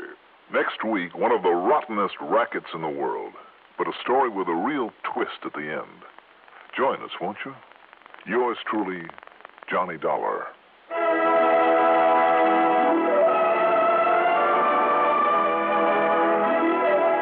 Yours truly, Johnny Dollar, is written by Jack Johnstone, produced and directed by Bruno Zerato Jr., musical supervision by Ethel Huber. Johnny Dollar is played by Mandel Kramer. Also featured in our cast were Santos Ortega as Charles Warner, Elizabeth Lawrence as Trudy, Court Benson as Phil Easterday, Carl Frank as Al Milford, and Robert Dryden as Pete. Be sure to join us next week, same time, same station, for another exciting story of yours truly, Johnny Dollar. This is Art Hanna speaking. There are a handful of talents newly come up on the show business scene who seem to be headed straight for the big time. There's that ukulele player, a red-headed fellow named Arthur Godfrey. Then there's this crew-cut chap who calls himself Gary Moore. In Hollywood, a youngster by the name of Art Linkletter runs a show called House Party. Also on the coast, there are two youthful hopefuls called Bing Crosby and Rosemary Clooney. They're all here to entertain you on the CBS radio network each Monday through Friday. Let's run down the lineup again. Arthur Godfrey Time, Art Linkletter's House Party, the Gary Moore Radio Show, and the Bing Crosby Rosemary Clooney Show. Weekdays, you'll find them all right here. Crosby and Clooney every weekday on the CBS Radio Network. This is Kelly Maddox, Executive Secretary of the Citizens Traffic Commission, with another safe driving tip. As a motorist, do you give the proper signals for turns and stops? Always before you slow down, turn, change lanes, or stop, make sure that other motorists know in advance what you plan to do. Use either hand or mechanized turn signals. As a precautionary measure, use both. Give signals distinctly by extending your arm well out of the car window. Your hand pointing to the ground means slow or stop. Your hand extended straight out means a left turn, and your hand pointing upward means a right turn. If you use mechanical signals, check them often to make sure that they are functioning okay. And check your brake or stop lights, and if bulbs are burned out, replace them immediately. The Citizens Traffic Commission reminds you that the best way to tell a good driver from a bad one is to watch if the proper signals are given. Be safe. Signal your intentions at all. Johnny Dollar. I am thy father's spirit, What? doomed for a certain term to walk the night, Well, good for you. and for the days confined to fasting fires, How about that? till the foul crimes done in my days of nature are burnt and purged away. Bravo, Mr. Shakespeare. Now, why don't you just relax and enjoy it? I wish I could, Johnny. This is Jack Price down here in Corpus Christi. I thought I recognized those pear-shaped tones. How are you, Jackson? Fair. Why the long-winded quote from Act One of Hamlet? Tell me, Johnny, do you believe in ghosts? Are you kidding? Not a bit. Because a lot of innocent people down here in Corpus are beginning to. You are kidding. No, sir. How come? Because of a so-called psychic medium who's moved in on us. A medium? Hmm? He's been holding seances, or whatever you call them, and making with the clairvoyance bit. He's a rare one, Johnny. Now, which is it, Jack? Huh? Rare, medium, or maybe well done? Well, the act he puts on is well done, all right. Well, what's your worry about him? He's costing us money. How? Come on down here, Johnny. I'll give you the story, and you can get to work on him, okay? All right, Jackson. Why not?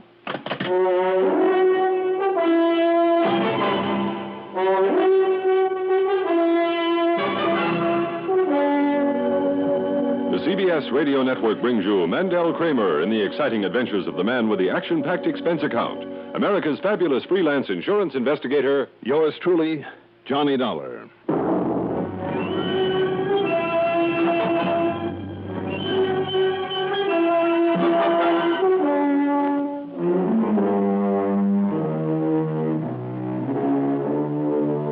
Expense account submitted by Special Investigator Johnny Dollar to Tri-Western Life Insurance Company office in Corpus Christi, Texas. Following is an account of expenses incurred during my investigation of the medium rare matter.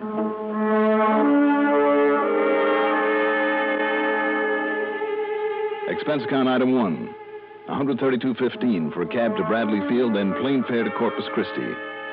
Item 2 is $1.35 for the airport limousine to the Robert Driscoll Hotel, where I got myself a room, parked my luggage before walking over to Jack Price's office in the Katz building.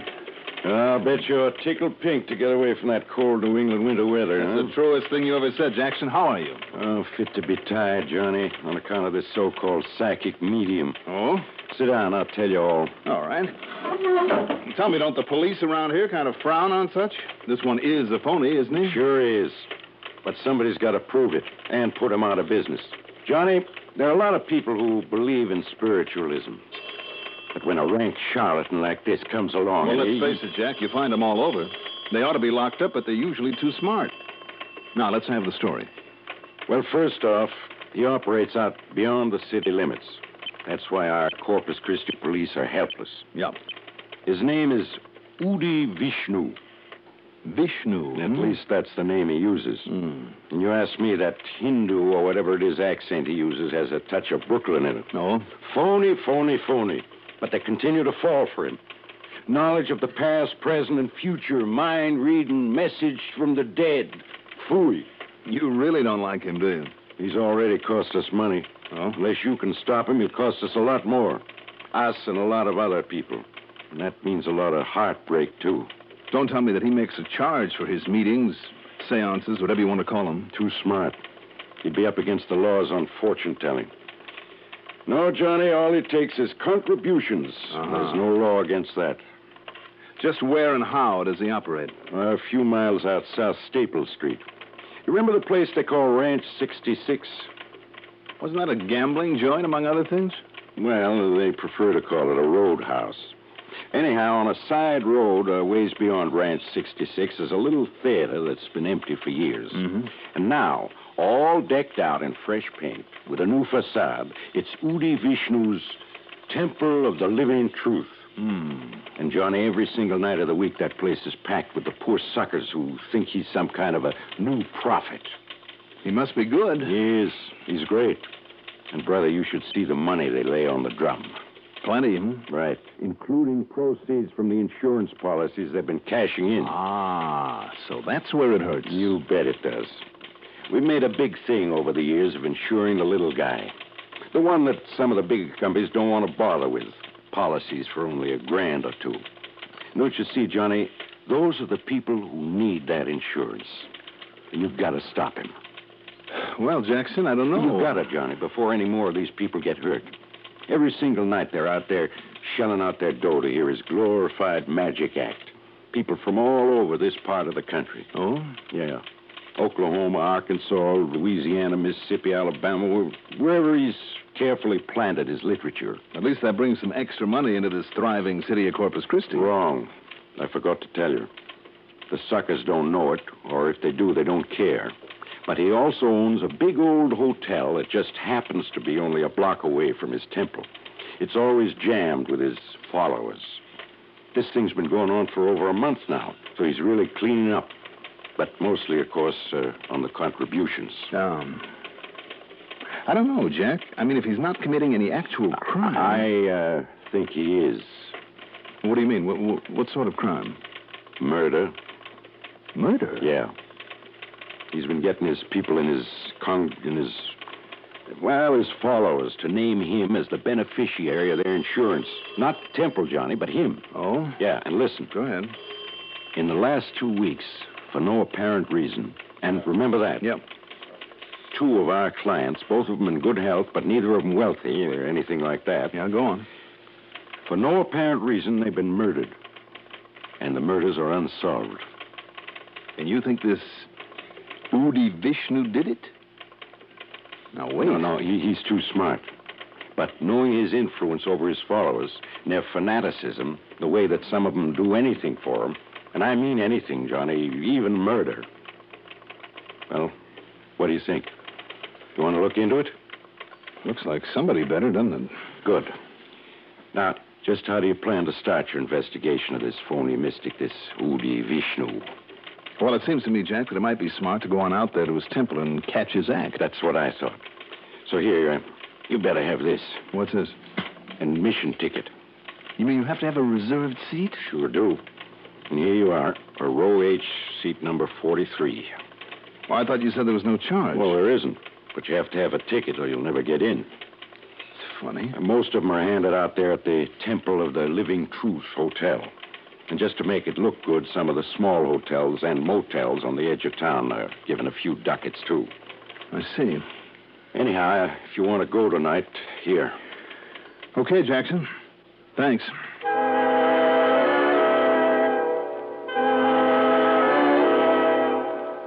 Item 3, $50 deposit on a rental car. By the time I'd got it and going back to the Robert Driscoll to freshen up, well, item 4 is $6.80 for a cocktail and a leisurely dinner. Then I drove out to the Temple of the Living Truth. Literally scores of people were standing around begging to be let in. But only those with tickets for reserved seats were admitted. And remember that. Reserved seats. The audience, or rather the auditorium, held something over 100 people. And the house was packed. The wide, shallow stage was hung with gray velvet drapes and was bare, except for a sort of a reading stand or lectern. There were steps leading from the audience to stage center. And Jack had been right. Most of the people gathered there looked like rather poor folks. The very kind most likely to be taken in by this self-styled mystic. My ticket stub said the service would start at 8:30. At exactly 8:27, the lights were slowly dimmed except for a blue spotlight that shone on the lectern and on the steps that led up to it. And from somewhere came the recorded music of an organ.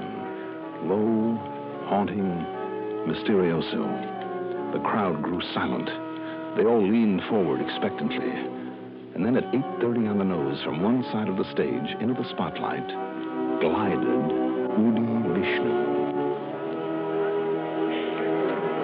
I'll say this for him. He cut a mighty impressive figure. He was tall, with curly chestnut hair and a smart, short beard. Brown eyes that were set deep in their sockets, but that almost seemed to glow in the spotlight. His face rather pale and wan, like that of someone who has suffered. He wore a long gray robe bound in the middle by a cord that looked like gold. It reached to the tips of his gold-colored sandals. His hands were those of the artist, with long, slim fingers that barely gracefully curved as he gave the sign of a blessing. He simply stood there for a moment, his eyes raised upward, as a soft, almost imperceptible sigh passed through the crowd. Then he lowered his hand, and the music died out. As he looked out over the crowd, I realized that there was something almost magnetic in that gaze of his, almost hypnotic. Believe me, whatever it was, this man had it. And do you believe? We believe. And do you believe in me? We believe. And do you know that I, and I alone, possess the infinite knowledge? Yes, we know. Of all things then, and now, and forever. Yes. Then you know, my children, that through me, you too can be possessed of supranormal, supernatural powers, can share my unification with the omnipotent consciousness that rules the cosmic destiny of all mankind. My bond with the supreme intelligence, and you can gain psychic powers beyond belief. Know all things about all people. Yes. Now, these tremendous forces lie dormant within you. They must be aroused and developed, as only I can show you how. If you will uphold me, not only in worldly things, but in things spiritual. If you will believe in me, and show me that you believe, your lives will be successful, full, and complete. Yes. You know this. Yes. Then be silent.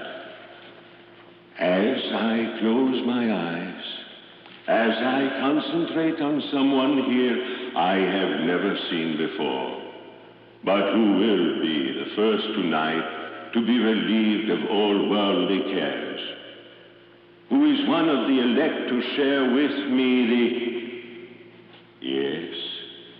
Yes, I see now a number. The number H41. Oh, it's me. Really? That's my ticket. My seat number. Oh, I'm sorry, mister. But see? It's the number of my seat. Yes, I see, miss, but no, wait a minute. I mean... Patience, my child, that I may speak. Oh, I'm sorry. In the eye of my mind, there comes a vision now. A farm in Oklahoma, near the town of Yes, El Reno, yes. Oh. And a little girl, perhaps 10 years old. Her name is Martha. Oh, that's my name. Martha Winter. Yes. And with her, a little dog. The dog. The dog she was not supposed to have. She never told her mother. His name Skipper. Skipper. I'd almost forgotten. Then Martha School. And Miss Albright. My teacher. But how could he know? Yes, who alone helped Martha decide not to run away from home. It's true. And now, when she got the call to come here to see me, but she left the car, an old one. It's blue. He's right. He's right. 43 U7418. Oh, that's the license number. But it's back in Oklahoma. Are you here, Martha? Yes. All you said is true. And do you believe? Yes. Do you all believe? Yes.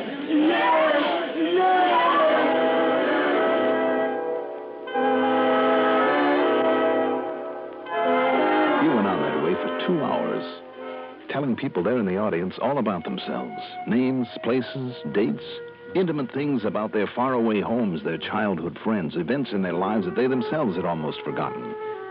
Believe me, it was impressive and very convincing. And when he promised eternal supernatural help for all those who would help him, well, brother, you should have seen the money pour into the collection baskets. After it was over, in the crowd outside, I talked with those people to find out how he had learned so much about them. But they'd only arrived that very day, that morning. And more important, not one of them had told anyone, not anyone, of the personal things that he had known. Who could blame them then for believing him, and for believing in him, and for going on back to their farms or whatever, convinced that thanks to him all their troubles were over and forever? And the next night there'd be another, a fresh mob there, to shell out their money for his phony promise of supernatural help. But how to stop him? You know the only way, of course. Do I, Jack? Sure. Somehow prove to those followers of his how he actually does get all that information about him. But it's pretty fantastic, isn't it? He's never seen them before, doesn't even have any way of knowing they're going to be there. Yeah, he's mighty convincing. And what he does is just plain impossible. But until you or I or somebody can duplicate his act and tell him it's all a phony. But how? Even Houdini or Thurston or Blackstone or any other magician would have to take a back seat to this punk. Wait a minute, Jackson. Yeah? Reserved seats. Huh? And one of those names you mentioned, a magician, years ago when he set out to expose the phony media. What are you talking about? In all the big cities where he played, New York, Philadelphia, Chicago, all the big towns.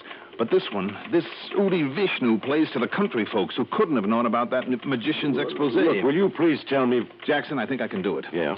Get some tickets for tonight's performance and drag in all the state or county authorities, whoever has jurisdiction, all of them that you can. Also, somebody from one of the news services. What are you going to do, Johnny? See if I can prove once and for all that this big mystic is just one big mistake.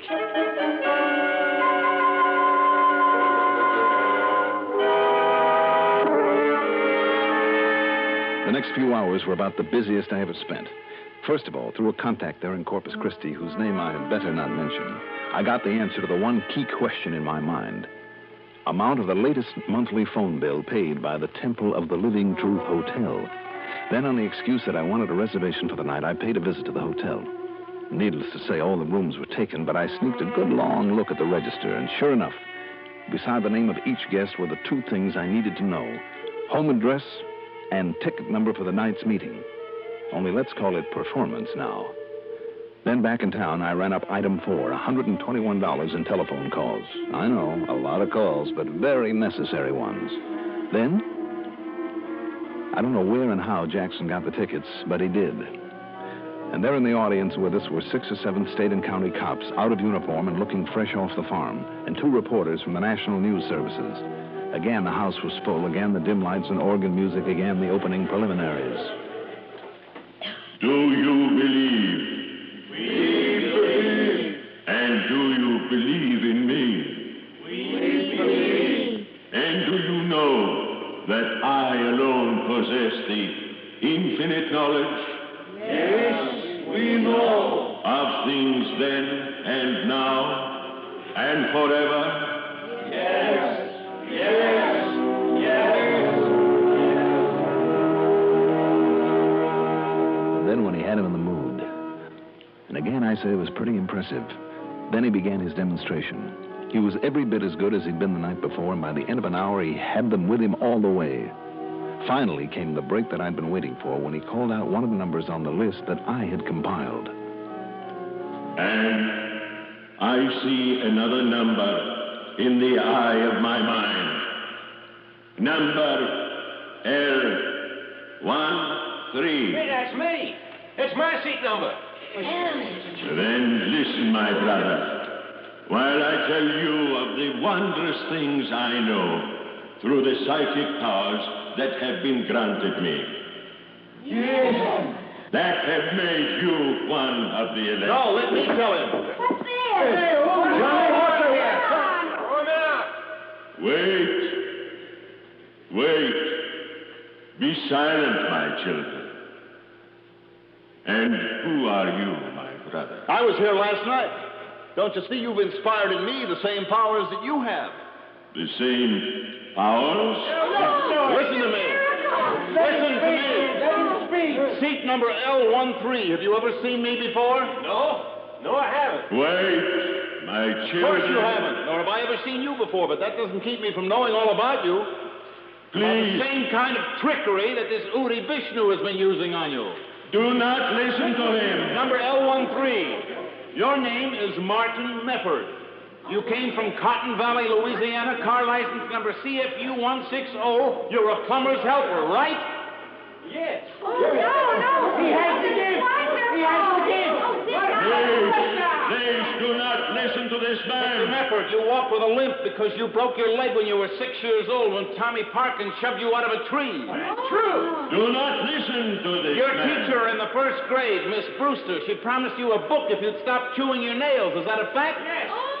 How do you know? I forgot it myself. I know by the same trick this crook has been using. My children, Seat number C41, Mrs. Nathan Parry. Yes. Your maiden name was Wilma Leonard. You were born in Asherton. You ran away to Austin when you were 14, and a little secret in your life. Well, listen, and I'll tell you. No. Stop this man. Stop him. Stop him.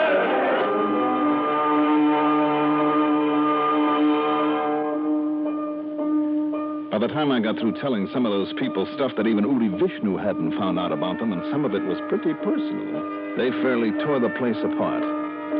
Then when Uri dragged a gun from under his robes to protect himself and pulled off a couple of shots, well, then the police moved in.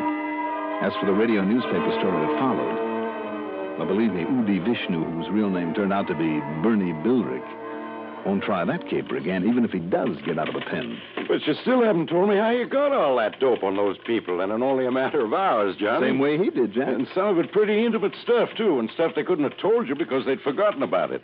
What's more, you'd never seen them before. How, Johnny? Look, the tickets were free, but all the seats were numbered, reserved. Now, there had to be a reason, Jackson. That's what reminded me of the famous magician, the trick that he'd used up in New York. Yeah? He'd call the ticket agency at a hotel, find out the name and address of a guest who'd bought a ticket to his show. Well, down here, of course... All I had to do was look at the register, right there at the Temple of the Living Truth Hotel. Which will soon be out of business, I promise you. All right. Having seat number, name, and home address, I got on the phone. That Mr. Martin Mefford from Cotton Valley, Louisiana. I called the police chief there and the mayor. On the information they gave me, I called his old school teacher, 2 cousins, a couple of boyhood pals, an old girlfriend. Jackson, by the time I got through, I knew more about him than he did about himself, and the same with the others. Well, I'll be darned. So, that's that. You certainly proved your point. Point? Big mystic? No. Big mistake. Whether they can pin the 2 murders on him that Jack told me about remains to be seen. That's up to the authorities and out of my hands now. Expense account total, $465.30. Yours truly, Johnny Dollar.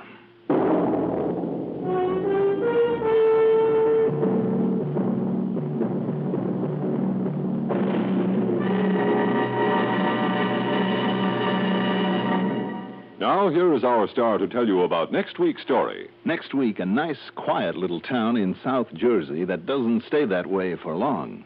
Join us, won't you? Yours truly, Johnny Dollar.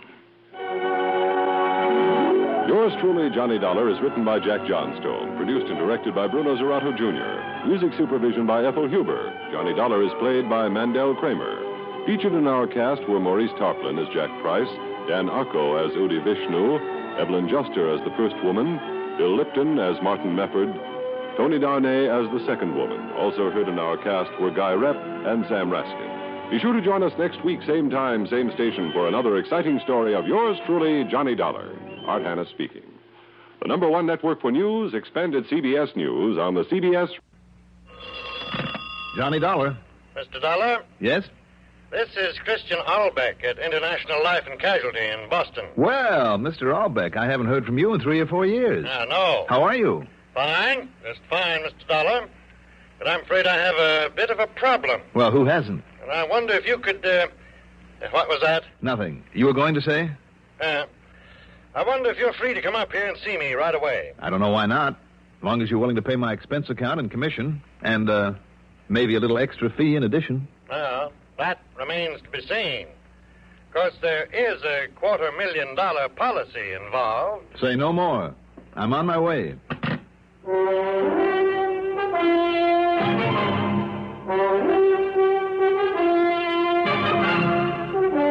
The CBS Radio Network brings you Mandel Kramer in the exciting adventures of the man with the action-packed expense account, America's fabulous freelance insurance investigator. Yours truly, Johnny Dollar.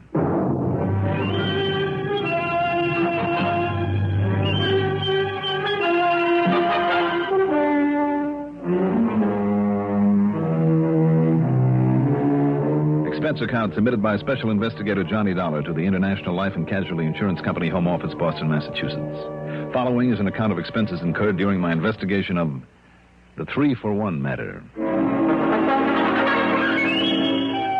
Expense account item 1, $775, plane fare to Boston. Item 2, $2.25 for a cab to International's office in the Little Building at the corner of Tremont and Boylston, across from the Touraine Hotel. Come to think of it, it's not too far from station WEEI that carries the broadcast reports on these cases. Christian Albeck is in his late 40s, tall, blond, lantern-jawed. His casual manner and rather bland expression belie a sharp, keenly analytical mind. I've always had the feeling that he might always be just one jump ahead of me. Sit down, won't you, Mr. Dollar? Thank you, Chris. Only, why the mister? Well, after all, you are in Boston, you know. Cigarette? Thank you. Yeah, it's barely noon. I take it you come up here by plane. Mm-hmm. With an ulterior motive. I figured if I got here in time for lunch, I might persuade you to foot the bill over at the old Union Oyster House. Well, why not? Afterwards, we can pick up a rental car for you. Oh? Yes. See, it'll be necessary for you to run up to Center Harbor in New Hampshire. Up there at Lake Winnipesaukee again? Yes, where you handled a case for us once before. Great. Huh? Well, it's pickerel, perch, smallmouth bass. Only why didn't you tell me that on the phone, Chris, so I could have brought along some fishing tackle? This time of year? Oh, that's right. I kind of lost my head. Now, why don't we go on over to the Oyster House, and while you're gorging yourself on seafood, I can tell you what this is all about. Fine.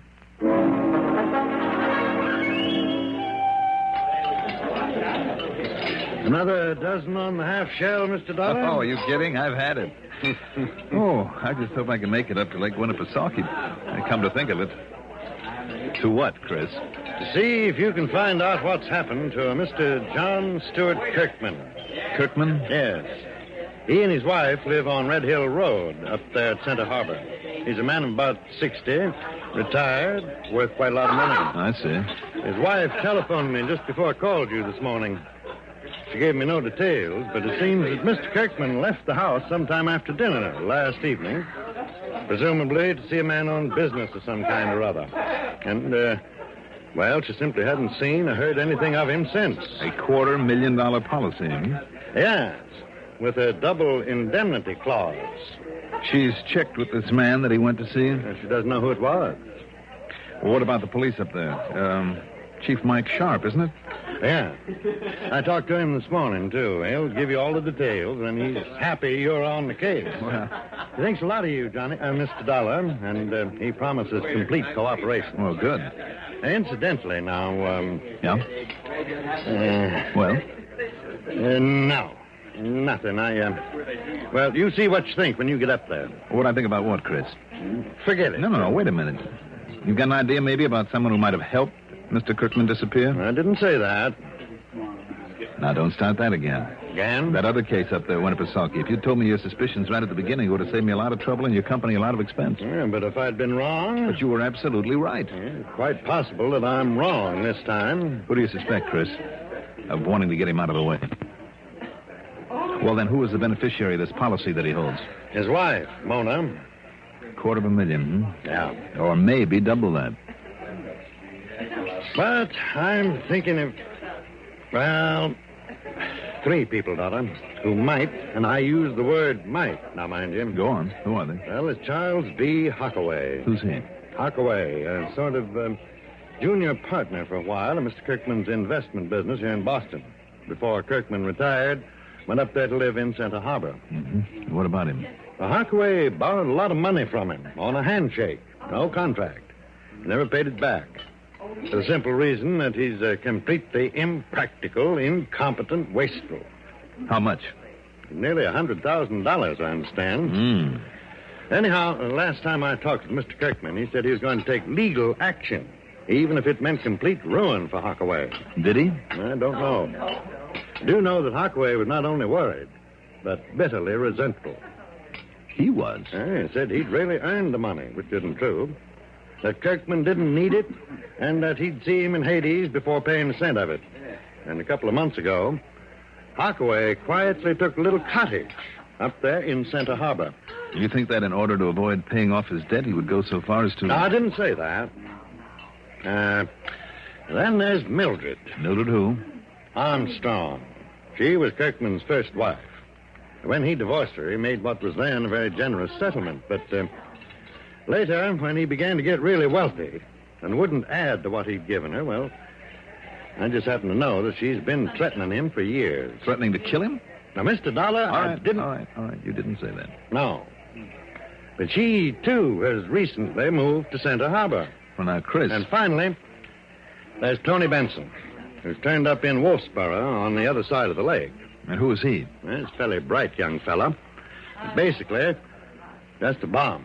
Just an irresponsible young... Mr. Dollar, Tony has been in more scrapes. And I'll wager he's had at least a dozen different jobs in the last 10 years. There's been absolutely no good in any of them. Right now, he's a sort of dental assistant for Dr. Porteous. And what's his beef? Mona, Mr. Kirkman's wife.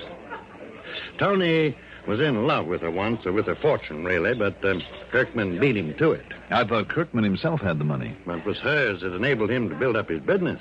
Therefore, his own fortune, to the point where he could retire in 4 years. Oh. Anyhow, I don't think Tony would stop at anything to get even. Oh, wait a minute. Get even with Kirkman or his wife? Frankly, knowing the way that love can turn to hatred in such a case, I would have thought with Mona. But now, of course... Well, they're pretty thin motives, it seems to me, Chris, all of them. But you think that one of those 3 might possibly have decided to put Kirkman out of the way? No, I didn't say that. I only meant... Okay, Chris. Let's get out of here. Get me a car and I'll be on my way.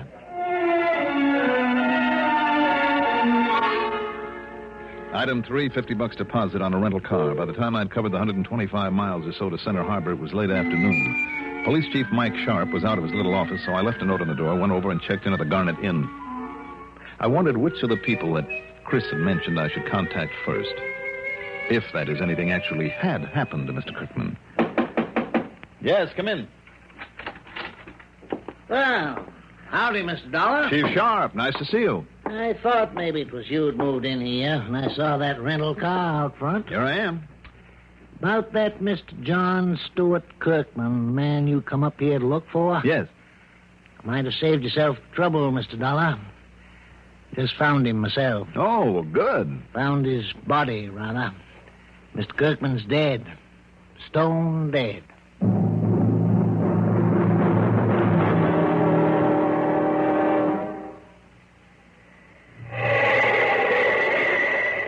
If you leave your car outside at night and hope in the morning it'll be all right. If your car's in a garage that has no heat, you want antifreeze protection that's real complete. Don't ask for trouble. Ask for DuPont Zerex Antifreeze. For dependable protection against sudden drops in temperature all winter long, use DuPont Zerex Antifreeze. Even during a warm spell, Xerex won't boil away. It outlasts winter. And to guard against damaging rust and corrosion, Xerex has MR8 Rust Inhibitor, an exclusive DuPont development that protects all engine metals, including aluminum. So for safe, dependable protection, do as millions of motorists have done for over 20 years. Ask for Xerex Antifreeze. It's made by DuPont. Remember, for cars left out at night or in unheated garages, don't ask for trouble. Ask for DuPont Xerex Antifreeze.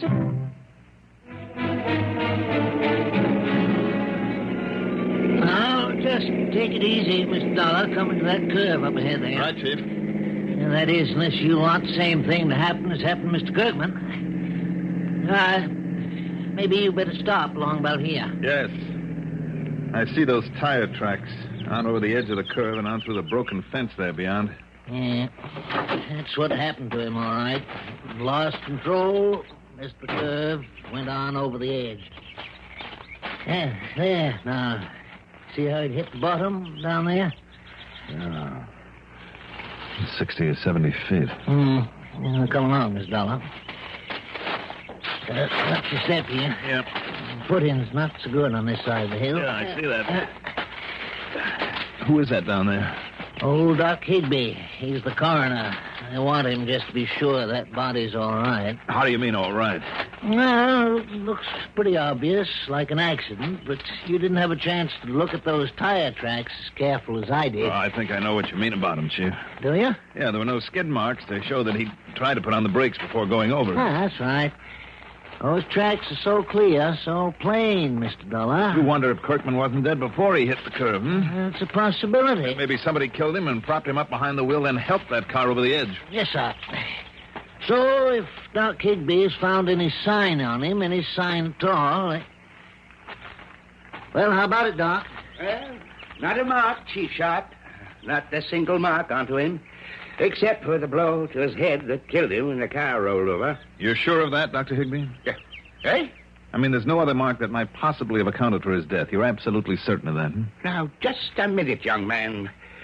Who is this young man talking to me like this? Now, Doc. This is Mr. Johnny Dollar. He's kind of a special The Johnny investigator. Dollar?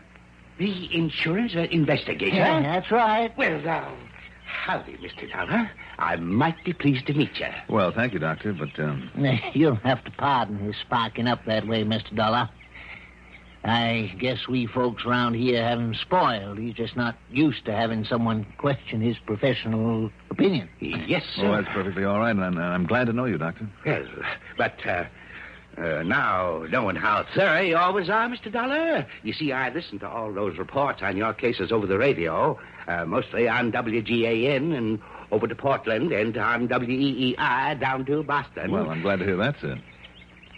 So, I suppose, in spite of my opinion, in spite of the way this looks like an accident, maybe I'd better do an autopsy. I think it might be a good idea, Doctor, because if he was killed before the car rolled on down here... I'll do it. Right away. If you two will help me get the body down to my car that's down below. Sure. In the meantime, Chief Sharp... Yeah, in the meantime, Mr. Dollar, just in case... Yeah. There are 3 people I'd like to make certain are still about in these parts. Like Charles P. Hockaway, for instance? Well, yes. But how'd you know? And perhaps Mildred Armstrong and Tony Benson? Yes, sir. Especially that Tony Benson over to Wolfsboro. Okay. While you're rounding them up, I want a mechanic to look over the brake system on this car to find out, if possible, why it went over the edge. That's a good idea. While you and Doc take in the body, I'll get a hold of Frank Marshall over at the gas station to look at the brakes, and then I'll round up those people you mentioned. Fine. I didn't stick around to watch the autopsy, thank you, but went back to the Garnet Inn. It was dinner time, and in spite of the hefty lunch in Boston, I was hungry again. But as I went to my room to wash up... It's funny, I guess I forgot to lock it. Oh, you locked it all right. What? Who are you? You're Johnny Dollar, aren't you? That's right. Well, I'm Tony Benson. Well? I saw the note you left on the door at Chief Sharp's office. I came over here to wait for you. Got tired of standing around, so I came up here and slipped the lock with a business card. Any objection? And, if I decided that, you should be held for breaking and entering? Well, it's a lot better than being held for murder, isn't it? Murder? Well, that's what that crazy old police chief would do in a minute if he could cook up something wrong about the way old Kirkman's car went over that cliff. Oh, you know about it? Doesn't everybody? But I don't want anybody accusing me of murder. Why should they? Because they all think I had a grudge against Kirkman, that's why. Didn't you? No. It wasn't him that did me dirt. It was that, it was Mona that left me flat. If I had a grudge against anybody, it was against her, not him. Well, if you don't believe me, ask her. Maybe I will. Anyhow, when I found out you were here, at least I knew I'd get a fair shake for a change. Tony, you said murder. What makes you think Kirkman was murdered when all the signs point to an accident out there?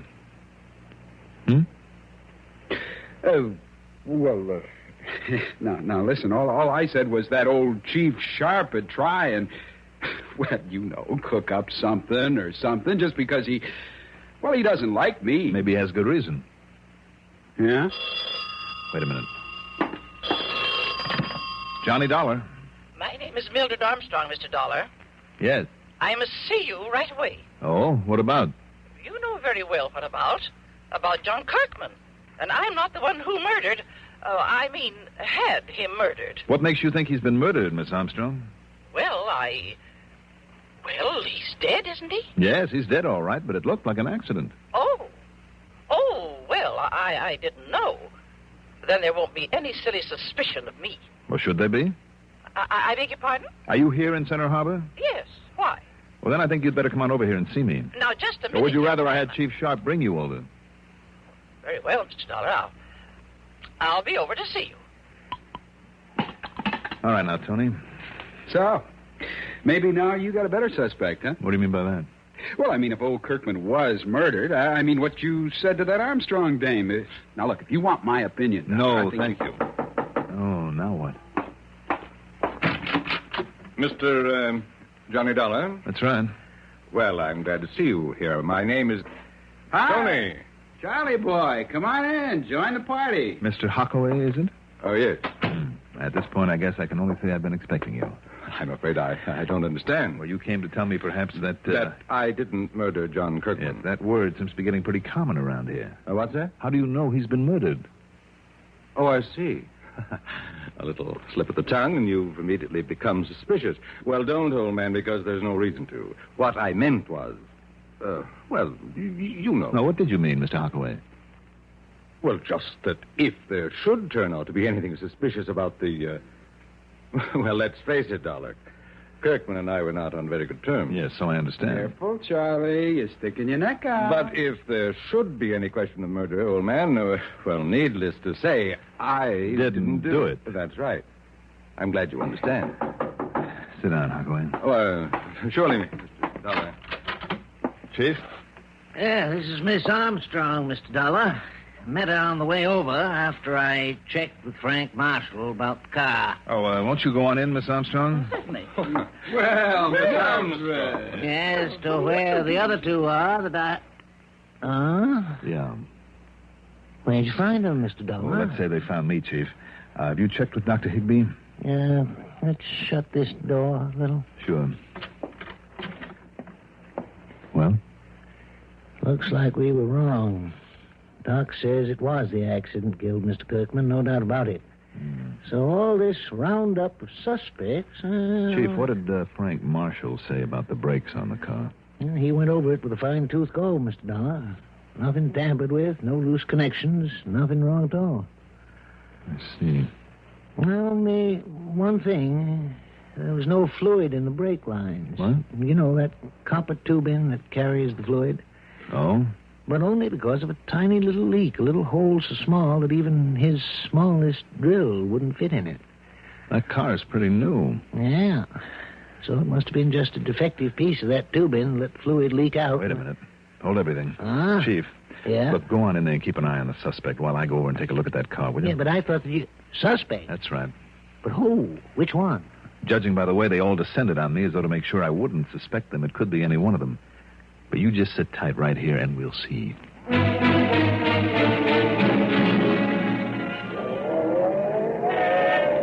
Tommy. See you in the morning. Now, Yes, Frank? Well, like I told Chief Sharp, Mr. Dollar, must have been an accident. These brake lines on this car have been tampered with, and I would have known it right away. I'm sure you would, Frank. Sure. Any wrench or other tool been put on any connections, any bleedle lines, I'd have noticed.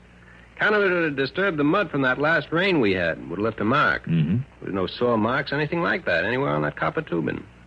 And I also checked the master cylinder and all four wheel cylinders, too. Well, then how do you account for no fluid in the lines? Well, I thought about that myself.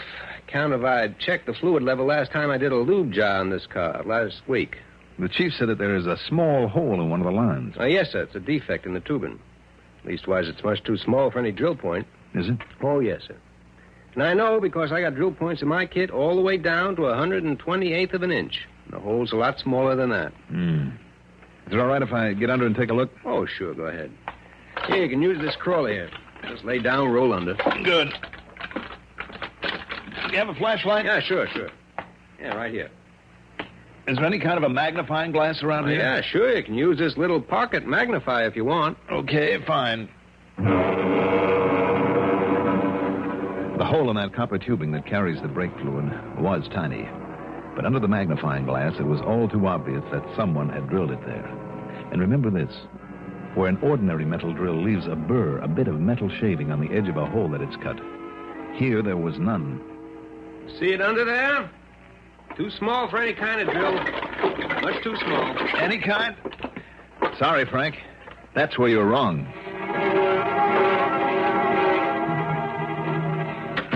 Oh, howdy, Mr. Dollar. Chief? Where you been, Dollar? Not digging up another suspect for the murder that wasn't a murder after all? Yes, the chief has just told us it was an accident due to faulty brakes. All right, it's all over. It's all settled now. So you see, Mr. Dollar, I told you there was no cause for suspicion. Right. So come on, let's get out of here. Just one question first. Yes, what is it, Mr. Dollar? What is it? Tony? Yeah? You're a dental assistant, aren't you? Well, yeah, that's right. Then you ought to be more careful with the equipment. Now, what do you mean by that? Or don't you remember what you did with this dental drill that you borrowed from the office?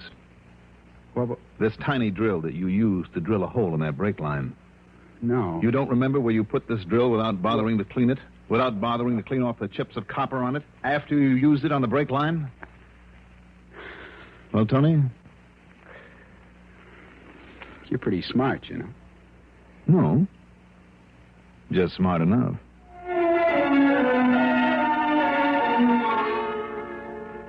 So, once again, it's up to the courts. And how about the switch on this one?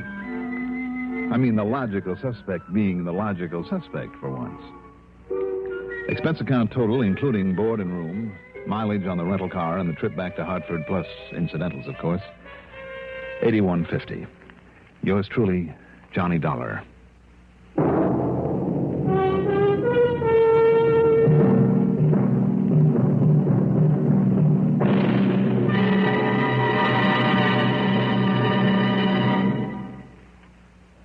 Now, here is our star to tell you about next week's story. Next week, one of the cleverest ways to work a racket that ever tripped up a crook. Join us, won't you? Yours truly, Johnny Dollar.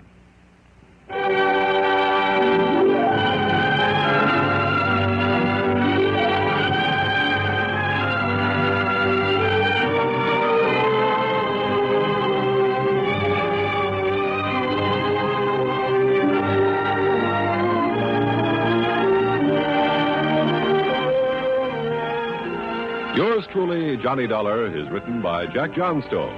Produced and directed by Bruno Zerato, Jr. Musical supervision by Ethel Huber. Johnny Dollar is played by Mandel Kramer.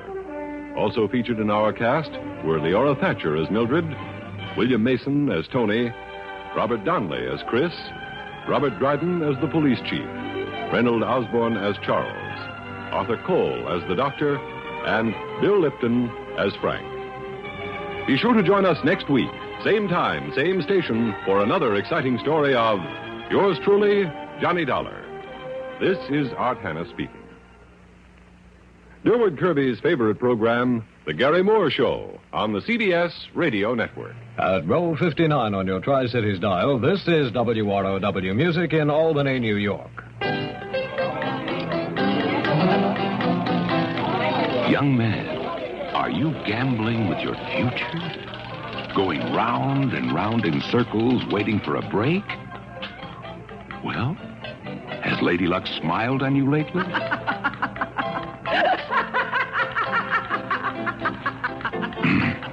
Too bad. But your future's still ahead of you. Why not kiss Lady Luck goodbye and put the odds in your favor? Choose your own job training in today's Army, and then watch your future pay off. You can choose job training before you enlist. Before you enlist in the modern army.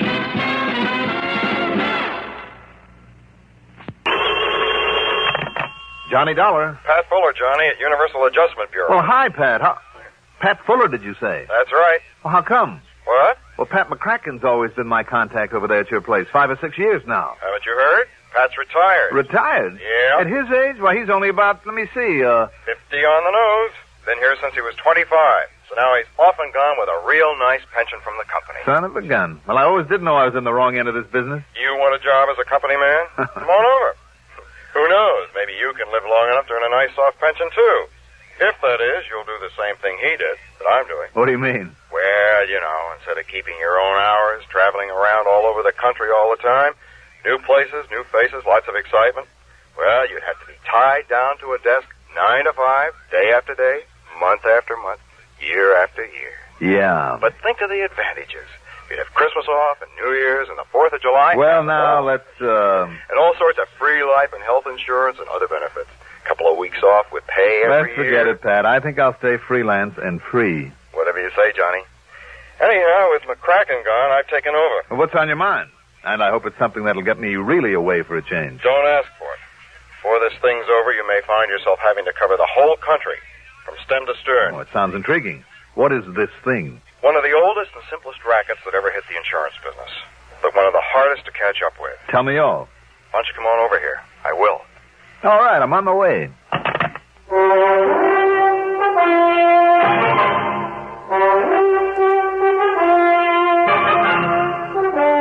The CBS Radio Network brings you Mandel Kramer in the exciting adventures of the man with the action-packed expense account. America's fabulous freelance insurance investigator. Yours truly, Johnny Dollar.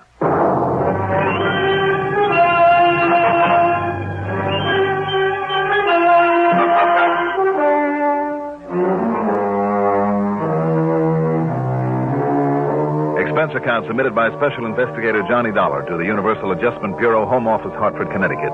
Following is an account of expenses incurred during my investigation of the be or not to be matter.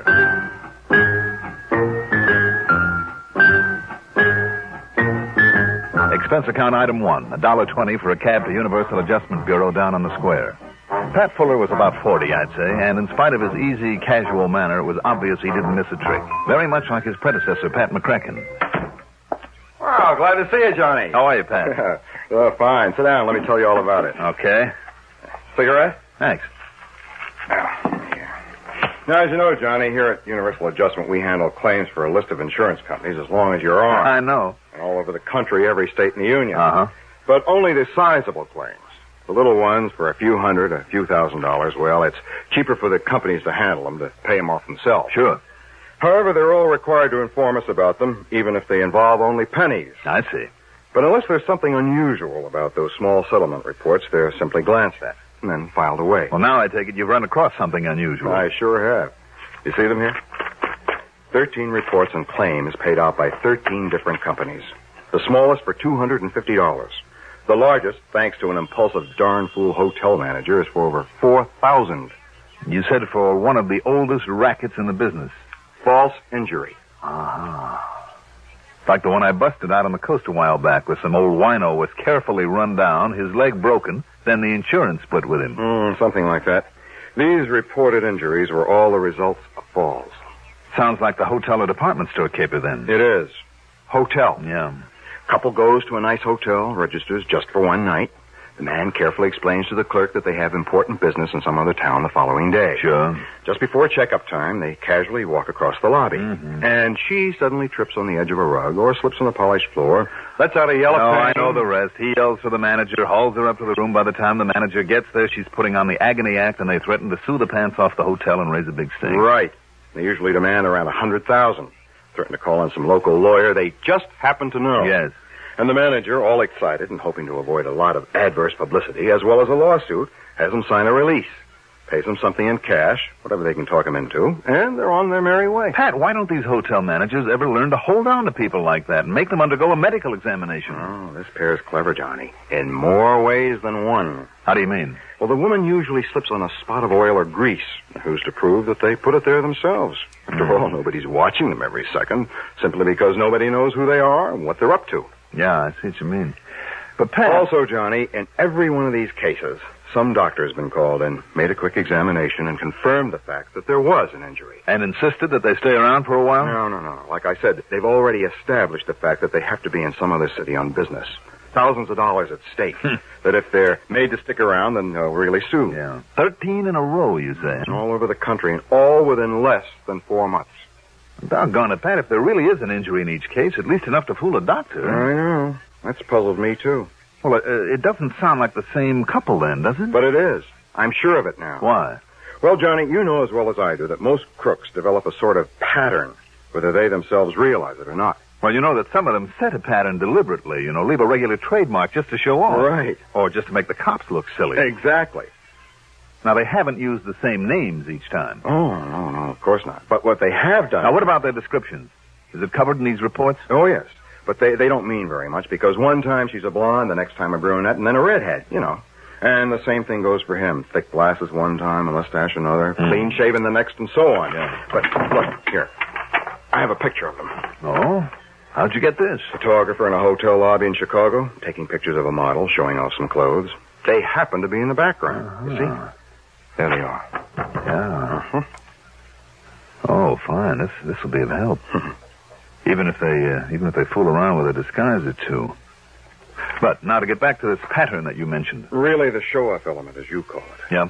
The home address they give when they register. Fictitious one? I don't know, but it's always the same. What is it? 21st Street and Fairmount Avenue. Where? Philadelphia, PA. Well, if it isn't fictitious, it might give us... 21st and Fairmount? Yes. In Philadelphia? That's right. Oh, great. What? That's something to work on, all right. Pat, this case may be tougher than you think. Could even be dangerous. Oh? That is, if that address ever really was his, the man's. Why, Johnny? What is it?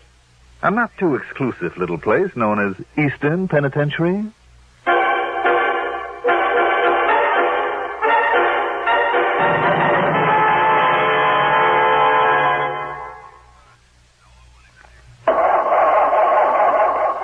Cars left out at night or in unheated garages.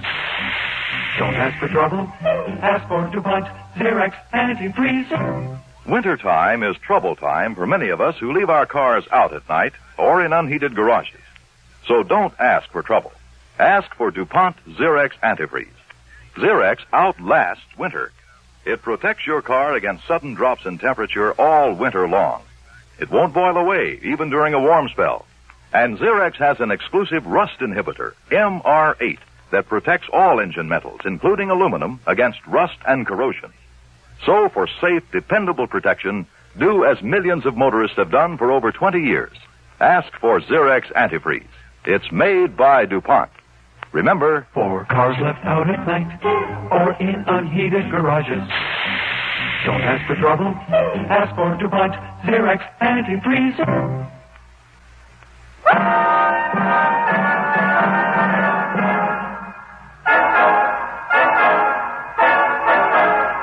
Okay, now, Pat. You could spend a lot of time and money sending a copy of this picture to every hotel in the country together with a warning to look out for this couple. But do you know how many hotels? But it probably wouldn't mean a thing.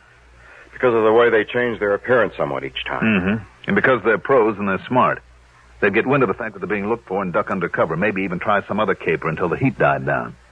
After all, if they're clever enough to stand a doctor's examination, Because I still don't get that part of it. I don't either. Anyhow, to really nail them down, it looks to me like they'll have to be caught in the act. But how can you possibly know where they'll operate next with this fake injury racket? Now, you said they've been all over the country. Look for yourself. Boston, Philadelphia, Houston, Albuquerque, Chicago, Miami, Portland, Oregon, Portland, Maine, Portland, Indiana. They seem to like that name. Part of a pattern? Who knows? Go ahead. Seattle, Wichita, Kansas City, and Minneapolis, Minnesota. And I'll be darned if I can see any pattern. That's pretty smart to move around so much. It'd be a lot easier to figure the next move if they covered one area, even one state at a time. There might be a chance of finding some plan in their movements, but there was only a relationship between these cities, or even some alphabetical order. Something to latch on to. A pattern? Yeah, some pattern aside from their method of operation. And of course, that ridiculous address. A state penitentiary yet. Maybe there is. What? It's only a wild hunch, but sometimes those are the ones that pay off. What are you thinking of? Can I borrow this picture of them? Sure. And a list of the towns they've hit so far. Of course. I take it there's no question about my being on expense account. Of course you are. All right. Where are you going, Johnny? What are you going to do? You think they'd like to see me in the state pen?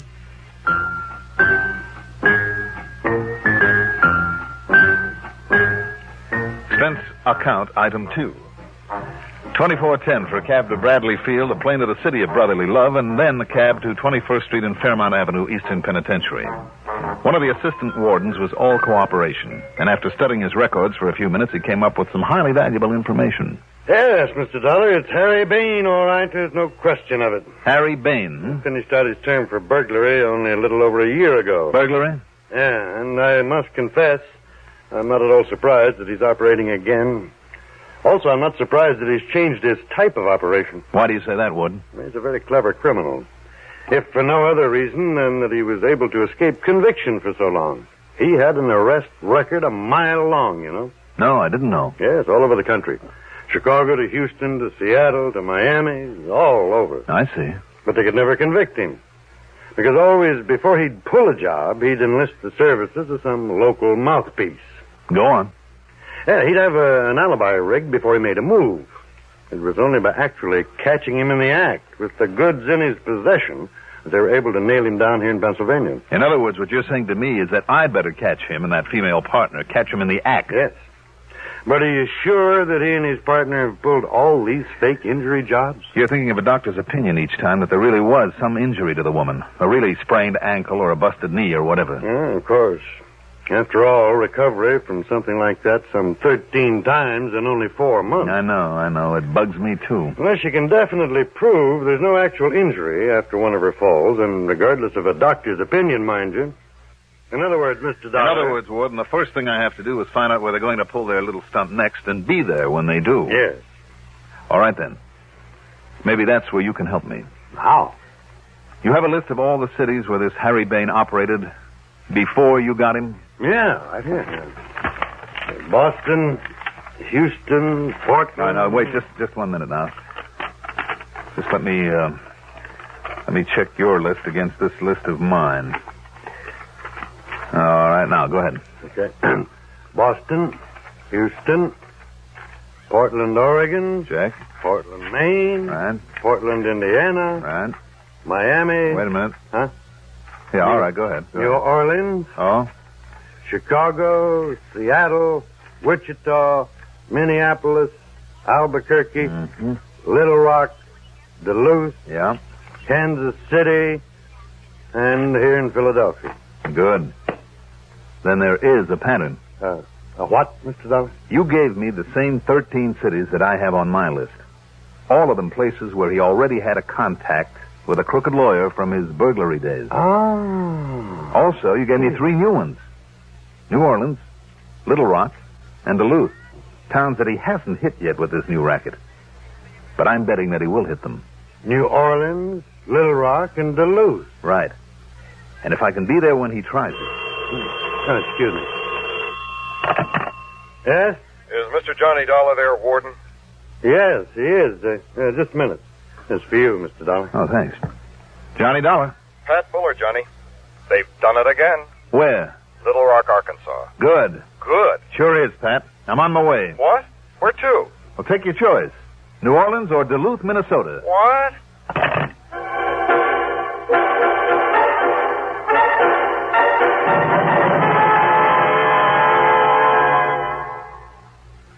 The most effective aid to needy families abroad is given each year through the religious organizations of America.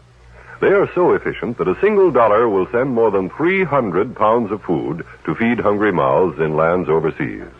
But our religious groups go much further. Besides food, they send clothing, medicine, and bedding. They help support hospitals and clinics and develop self-help projects. Keep faith with those in need abroad. Give through your faith.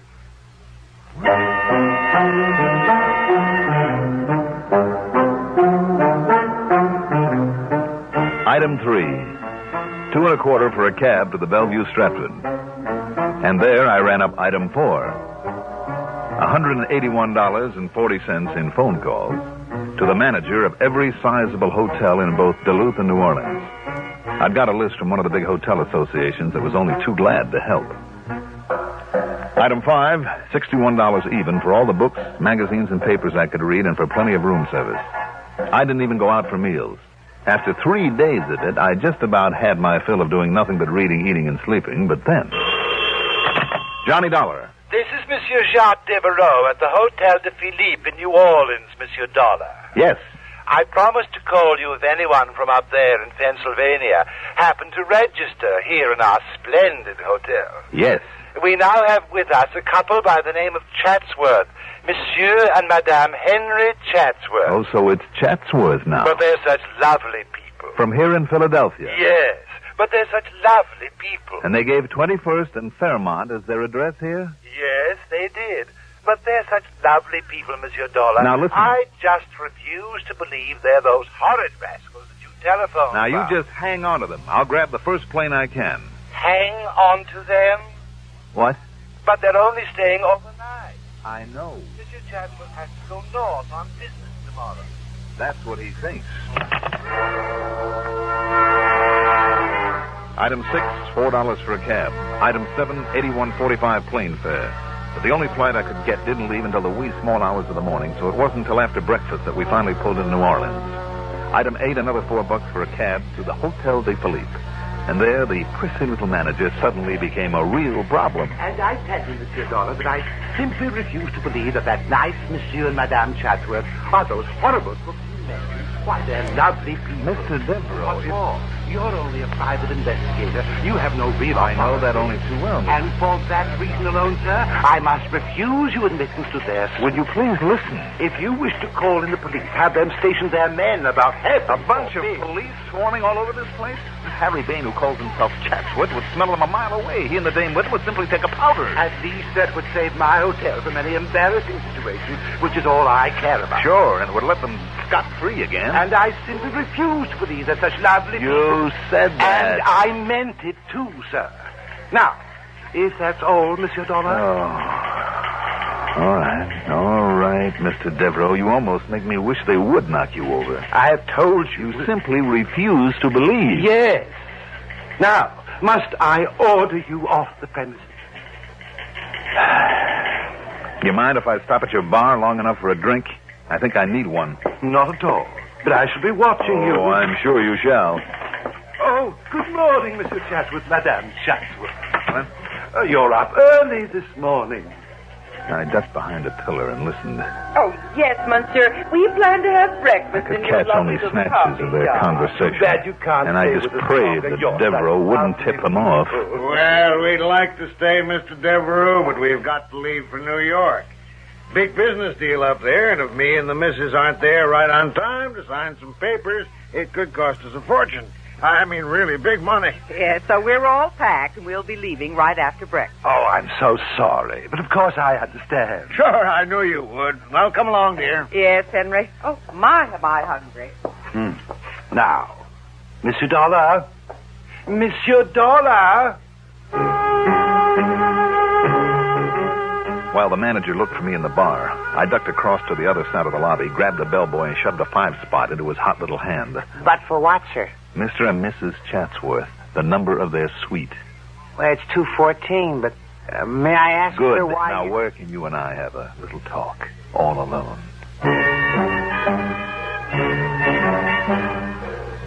But even a 10-spot wouldn't persuade him to part with his uniform for the rest of the morning, so I'm afraid I had to use other tactics.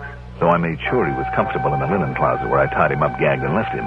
Then, grabbing a handful of towels, I ran up the back stairs to the second floor where, thanks to the borrowed bellhop's uniform, and it was a pretty sad fit, a chambermaid let me into 214. The Chatsworth luggage was packed all right. They were all ready for takeoff. But I had to find some clue as to how they passed the medical examination after one of the so-called accidents. So I carefully went through the bags one at a time. Now, what did I find? You'd never believe it. It was nothing more or less than... I heard a key in the door, so I slipped into the bedroom and under a bed. Oh, Henry, this is killing me. Killing me. Yeah, I know it, honey. And, boy, you get that manager up here and the doctor, too. You hear me? Okay, now, where is it? We gotta act fast. Oh, here in this suitcase, Henry. Good. Now, pull down your stocking. What? What's the matter? I thought I'd lock that suitcase. Well, never mind that. Don't worry about it now. Here. You ready? As ready as I ever am, I guess. I just wish it didn't hurt. You ought to be used to it by now. Here we go. If it didn't hurt a little, you wouldn't sound legit. Now, that ought to do it. Now, go in the bathroom, slap on some iodine to hide the marks they made, then lie down on the bed. Yeah, okay, Henry. Hey, see how good it's taken already? You look like the worst sprained ankle that manager ever saw.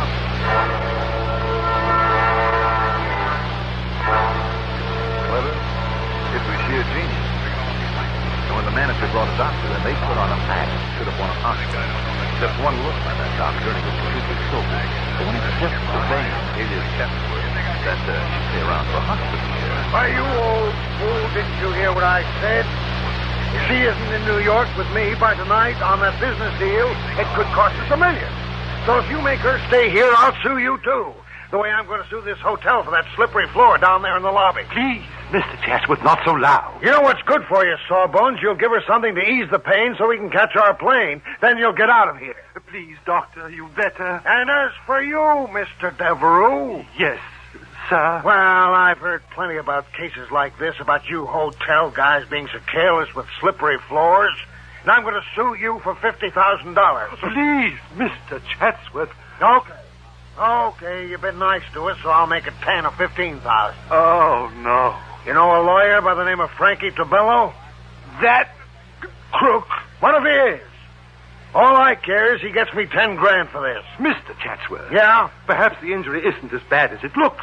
And if we pay the doctor's bill and, say, $200 or $300... What? You out of your mind? But I don't want a lawsuit or the publicity. And I'm only trying to 1,000, perhaps, in cash, immediately. Now, listen. I've got you over a barrel and you know it. So you're going to pay for this, and plenty. Now make me a decent offer. And the price they settled on? $2,000. Cash, immediately. But as Devereaux, the poor excited sucker, was about to go downstairs and get it, I crawled out from my uncomfortable spot under the bed. And you know something? Henry Bain and the woman gave up without a struggle when they found out who I was and what I was doing there. And the manager, when I pulled the little glass jar out of their suitcase and showed him how they made their phony accident look so real. Real enough to fool a doctor. Oh, believe it or not, the shock was so much for him he almost fainted. So, that was that. And the expense account total comes to $471. Wait a minute, I forgot to tell you about the trick. Their little trick for making that ankle swell up and look like the worst sprain on record. You see, that jar, the one that Bain had opened and then clapped against her ankle, contained exactly 3 nasty little yellow jackets. Bees. Yes. Clever. Yours truly, Johnny Dollar.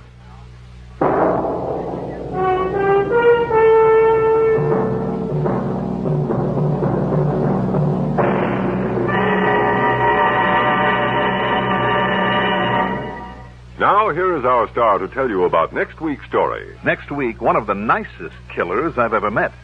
Join us, won't you? Yours truly, Johnny Dollar. Your Yours truly, Johnny Dollar, is written by Jack Johnstone, produced and directed by Bruno Zerato Jr., music supervision by Ethel Huber. Johnny Dollar is played by Mandel Kramer. Also featured in our cast were John Thomas as Pat Fuller, Ivor Francis as the hotel manager, Robert Dryden as Harry Bain, alias Chatsworth, Gertrude Warner as Mrs. Chatsworth, and Bob Donnelly as the assistant warden. Be sure to join us next week, same time, same station, for another exciting story of yours truly, Johnny Dollar. Art Hannes. Johnny Dollar. Mr. Dollar, this is Henry Foreman down here in Port Jarvis, New York. Port Jarvis? That's right. Lucky man. I beg your pardon? Well, the Delaware River on one side and the Neversink on the other, and that Neversink just happens to be one of my favorite trout streams. Oh, I see. Many's the time I've wet a line in that piece of water. Foreman, did you say? Yes, I'm the local representative for Inter-Allied Life Insurance Company. What can I do for you, Mr. Foreman? Not for me, Mr. Dollar, but for one of my clients. I should say the husband of one of our clients, one of our rather important clients. Yes? His name is Teckler, Rudolph Teckler, and he lives a few miles north here, the other side of Monticello. I see. Lovely place. 200 or 300 acres of beautiful woodland, a private lake, and so on. Sounds very nice. Usually, though, at this time of year, they're back in New York at their big apartment, one of those luxurious duplex affairs on East River. Also sounds like they're really loaded. Loaded? Yes. Oh, you mean... yes, Mr. Dollar, they're quite wealthy. Well, now, what's his problem? I haven't the least idea. Hmm? All I know is that he called me a few minutes ago, and he asked, well, as a matter of fact, he insisted that you come and see him. If, that is, you have some free time, and by that he meant anything from a few days to a few weeks. Funny. Must have something to do with his insurance. I don't know, sir. Well, look, Mr. Foreman. He did make it very plain that it's most important. Important to you, that is, to you personally. To me? Yes, he implied that if there were any question about your expenses, so on, why, he'd be more than glad to pay your expense account himself. Ah. Yes. In other words, Mr. Dollar... In other words, maybe I can be a little free with the old expense account for a change. Well, now, that isn't quite what I was thinking. Well, let's pretend it was, though. Now, look here. Now, just relax, Mr. Foreman. I'll grab a plane or a train or something and be down there to see you. Now, Mr. I'll Dollar. see you.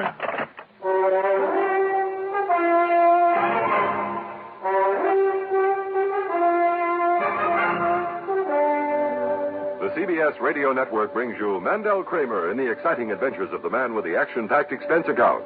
America's fabulous freelance insurance investigator, yours truly, Johnny Dollar.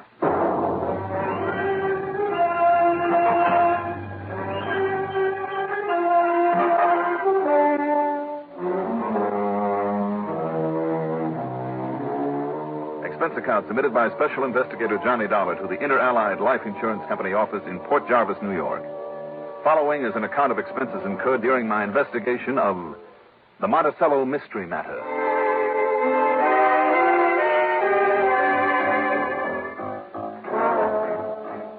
Expense account item 1, $9.10 plane fare to New York. Item 2, $50 deposit on a rental car. I picked up Route 46, then 23, and some 70-odd miles later, pulled into Port Jarvis at the point where Pennsylvania, New Jersey, and New York all come together. It's a nice little city there on the Delaware. Quite a railroad center and even better known for its glass companies. Henry Foreman's office was on Main Street, and after the usual howdy-do's, I again asked the question. Believe me, Mr. Dollar, I don't know anything more about it than I told you on the phone. But in view of this company's policy of service to its clients, service of any kind, well, I felt we must accede to his request that you be brought down here. I see. And after all, when you consider the size of Mrs. Teckler's life policy alone, the annual premiums we collect on it, and remember this too, sir.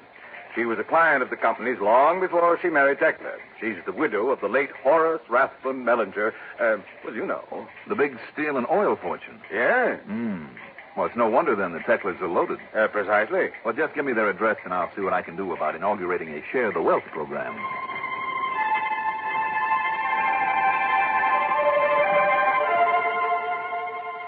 I drove north on 42 for some 25 miles to Monticello. Especially at this time of the year, this foot of the Catskills country is mighty beautiful. Then west for a few miles to the little town of Bethel, then north on a narrow, twisting little road to a spot somewhere between Canosa Lake and Swan Lake. There was a tall steel wire fence about the place, but the heavy gate was unlocked, so I went on through. And there it was. About as isolated and beautiful a place as I've ever seen.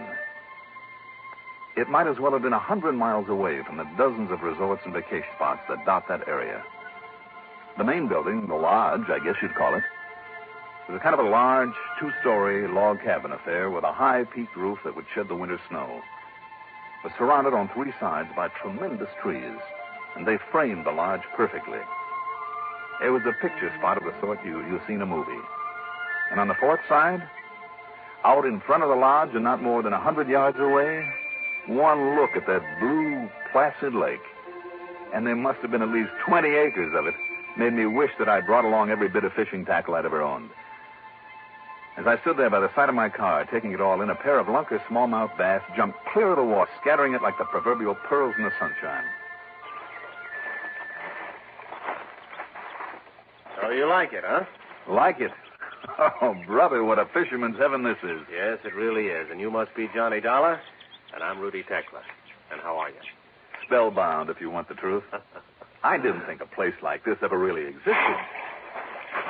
Look at that. Did you see him? I saw him. Son of a gun, Mr. Tekla. That bass just broke water out there. Must be over 3 pounds. You're a fisherman, too? Mm-hmm. I certainly am. What are we doing just standing here? I thought you might just possibly feel that way about it. Why, sure. Why aren't we out there and... Oh, it is slightly out of season, isn't it? Well, what's the difference? Private lake on private property. If the game warden comes around, I just shoo him away. I also forgot that I'm supposed to be up here on business. Oh? Are you? Well, aren't I? Not so far as I know. You're kidding. Not a bit. Well, you sent for me, didn't you? Yes, that's right. My wife and I sent for you, but not on business. I don't get it. Not on business? Not a bit of it. Well, why then? Johnny, suppose you go on into the house. Here, I'll help you with your bag. Well, now, wait, Mr. Tekla. Oh, now, come. Mr. Tekla, a fine fishing pal you're going to make. To you, it's Rudy, okay? Okay, Rudy, fine. Now, what was that crack about a fishing pal? Now, come along into the house and meet Nancy, my wife. Come on. All right. But if you're implying that you sent for me just to fish this beautiful lake of yours... Well, why not? Well, I'm afraid it's a little hard to believe. I don't see why. Well, let's just say I've been around, Mr. Rudy. Well, then maybe if Nancy tells you the same thing. Well, much as I'd like to, I still won't believe it. Come along and we'll see.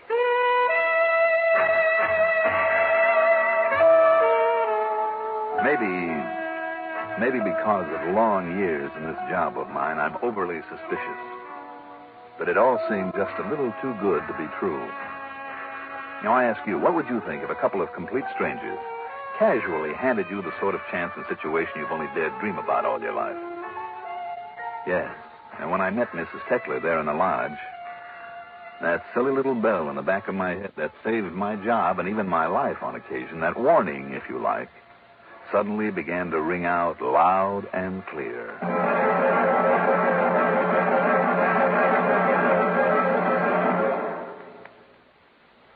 Have you ever stopped to realize how lucky we are? When people behind the Iron Curtain turn on their radios, they hear only what their leaders want them to hear.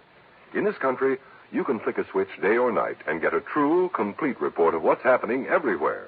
You get the news first, fastest, most accurately, and most completely when your dial is set to this CBS radio network station. Because the network is serviced by the far-flung fact-gathering facilities of expanded CBS News. Experienced CBS newsmen stationed in strategic places of the world over are on top of a story the moment it breaks. For news about local, state, national, and international affairs, even the news from out of this world, count on the frequent broadcasts of expanded CBS News. Hear CBS News every hour on the hour, every weekday. Wherever you are, keep in touch with the world through world-spanning CBS News.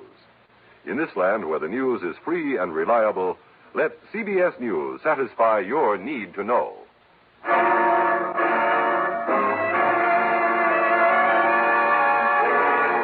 Mrs. Rudolph Tekla, beneficiary of the vast Horace Rathbone Mellinger fortune, was short, sweet, pert, and pretty.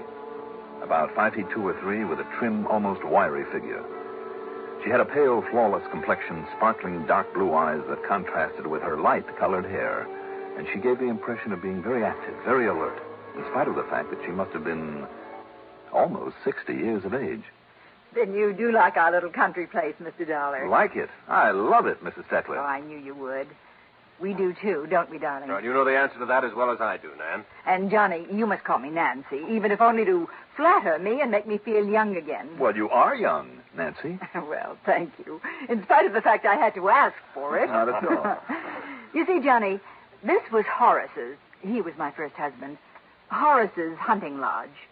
We used to come up here during the deer season, and we'd have all sorts of people around shooting off guns and playing poker all night and eating their heads off and making a general nuisance of themselves. But Horace liked it, so I put up with it, in spite of all the work it meant for me. It certainly did, and it still does. And I think we ought to bring a couple of the servants up here. Oh, now, darling. Well, you work much too hard all the time we're here. Yes, but I like getting away from the servants for a change.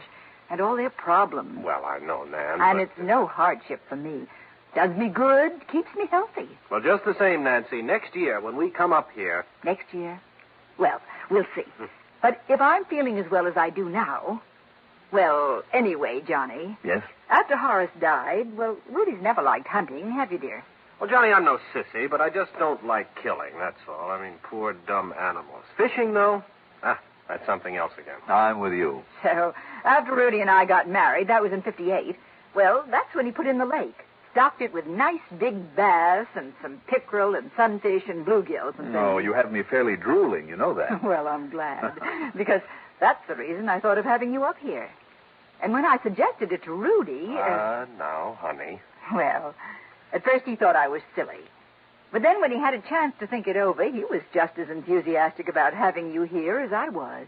Just to go fishing? Well, Johnny, I'll make a true confession. I'm an old fan of yours. Oh? I never miss those weekly radio reports you make on the cases you solve. Well, maybe I'm lucky you don't know about the ones I don't solve. I think the work you do is wonderful. And I've wanted to meet you for years. Well, I thank you, ma'am. Well, but never having any insurance problems, well, I just couldn't think of a logical excuse. And I knew you'd only be bored to death at any of the constant round of big, dull parties we have to give all winter long down in New York. And believe me, Johnny, they are dull. But they're expected in this circle that we're obliged to travel in. You know, Johnny, old friends of Horace's, so what can we do? Anyway, one Sunday night, listening to one of your radio reports, well, I suddenly realized you constantly talk about fishing. So here you are, and please stay as long as you like. Nancy, I love you dearly. Good. And by way of celebration, darling, why don't you pour us all a drink, huh? Good idea. And then while I'm fixing dinner, there'll still be about an hour of daylight. Why don't you two go out on the lake? A very good idea. And, Johnny Dollar, if you don't bring back at least a couple of 5-pounders... I promise, Nancy. Honest Injun. Short, sweet, pert, and pretty, I said. I should have added one more adjective. Smart. And that's why, in spite of her excuse for having me around, I wondered what her real reason was. But they didn't give me much time for wondering or anything else. Within half an hour, Rudy and I were out on the lake. That beautiful hunk of water so loaded with fighting bass that who could miss coming in with a limit? But we did. For no sooner had we got started across toward the far side, where there was plenty of the reeds and lily pads the big ones like to hide under. Johnny, it looks to me... Yeah, I see the place, Rudy, and if there aren't some lunkers over there, I'll eat my shirt. No, what I was thinking I still think we could have got a sackful right off the dock. But not the big ones. No, what I was thinking of is that mass of black clouds moving in on us there. You're right. Look, there's a little shop building up in the water, too. Yes, I'm afraid we're in for a sudden blow and a lot of rain. You know what that does to the fishing? Oh, darn it, especially in a shallow lake like this one. But I tell you, it's not as shallow as it looks. Oh? See, this was a kind of canyon up here in these mountains before we dammed it up, and some of the spots are nearly 20 feet deep. Maybe we better figure... Uh-oh. Yeah, here it comes. Boy, don't you mean here it is. Wow. Regular cloudburst. Certainly can't fish in this, can't even see where we are. I'm afraid you're right, Rudy. Well, don't you worry. We'll have plenty of time in the days ahead for all the fishing you can take. Well, that may be a bigger order than you think. Of course, if this blows over, we can come out tonight again. Sometimes the night fishing is great. I'll try anything. But as long as it keeps up like this... Oh, well, I'm sorry. So we'll go on back to the dock. If I can find it, then back to the house, build a big fire. We can sit in front of it and drown our sorrows, huh? You mean if we don't get ourselves drowned first? Right.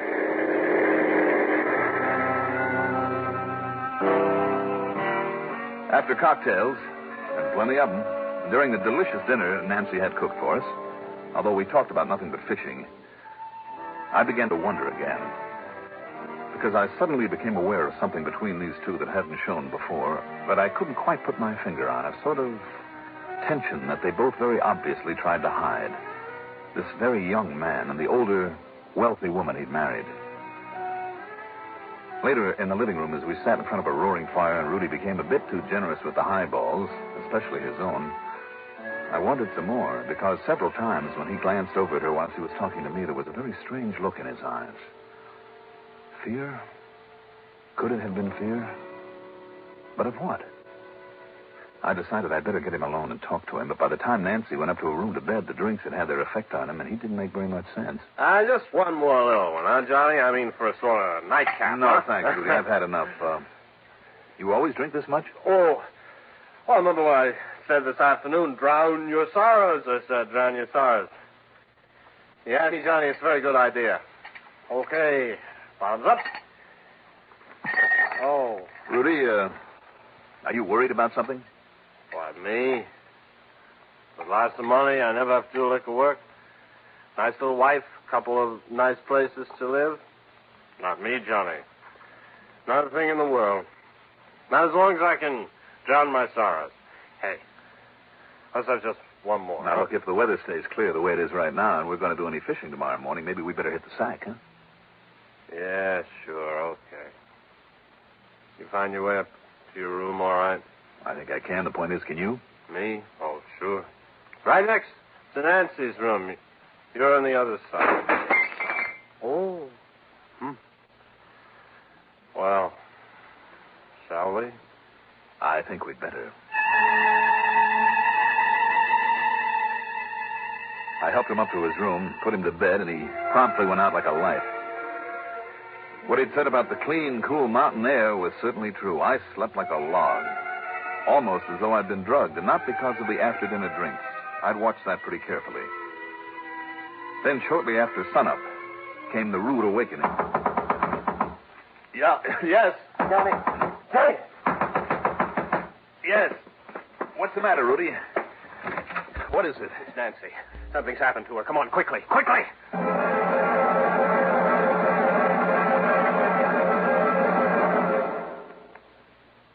Where can you find such entertainers as Buster Davenport and his talking minor bird? Where can you find Lucille and her magic ocarina, or Little Billy and his 14-piece jug band?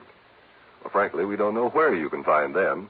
But one sure thing, here on the CBS Radio Network, you find the top names in show business: Arthur Godfrey, Art Linkletter, Gary Moore, Bing Crosby, and Rosemary Clooney. And you find them here every weekday morning. Guaranteed entertainment, Monday through Friday, right here at the Star's address.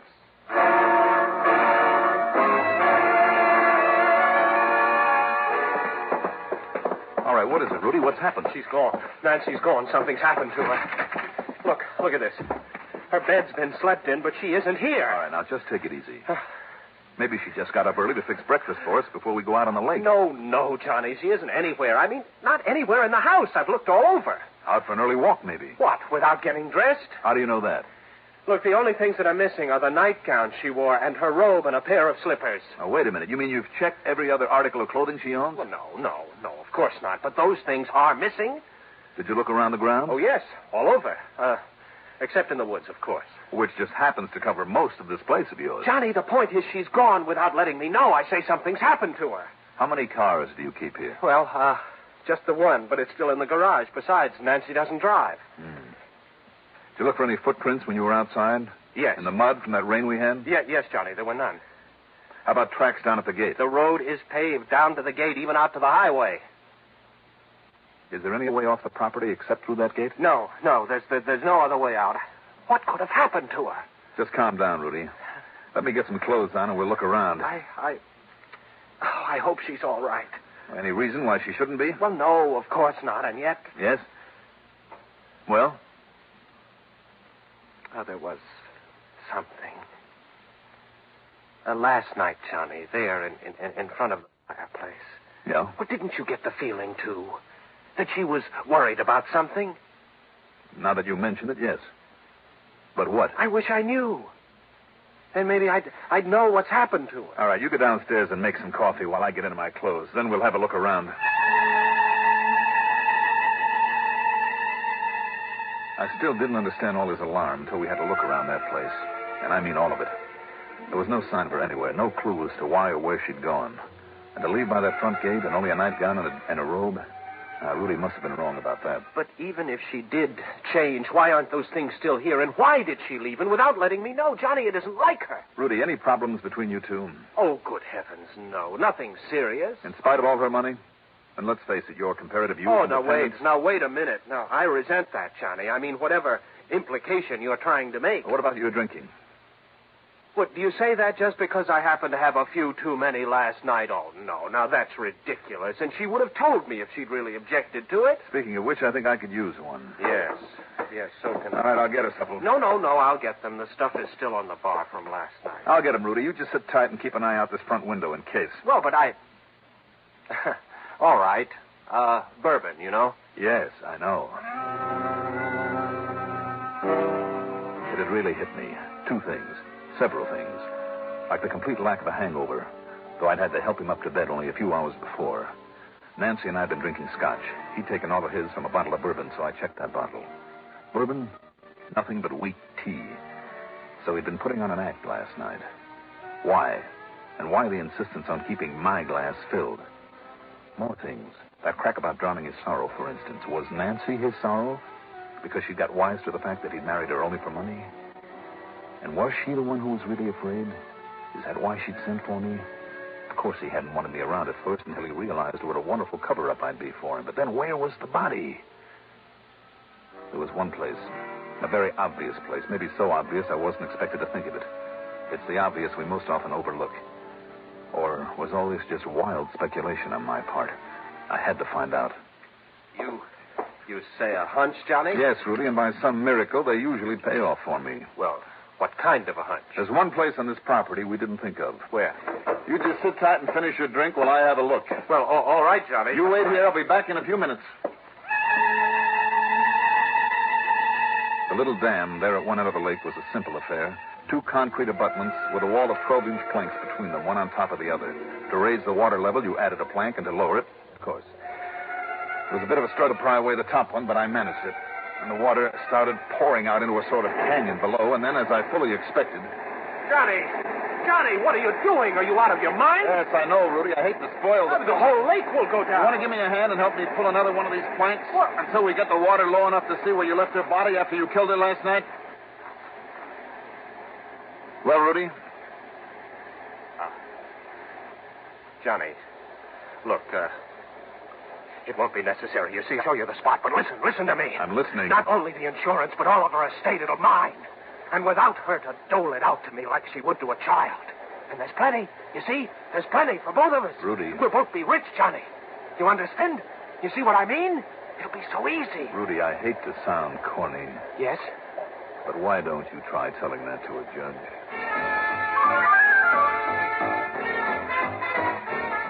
Any comments? Why bother? I hate this kind of case. But it does happen. Expense account total, including mileage on the rental car and the trip back to Hartford, $71.70. Yours truly, Johnny Dollar.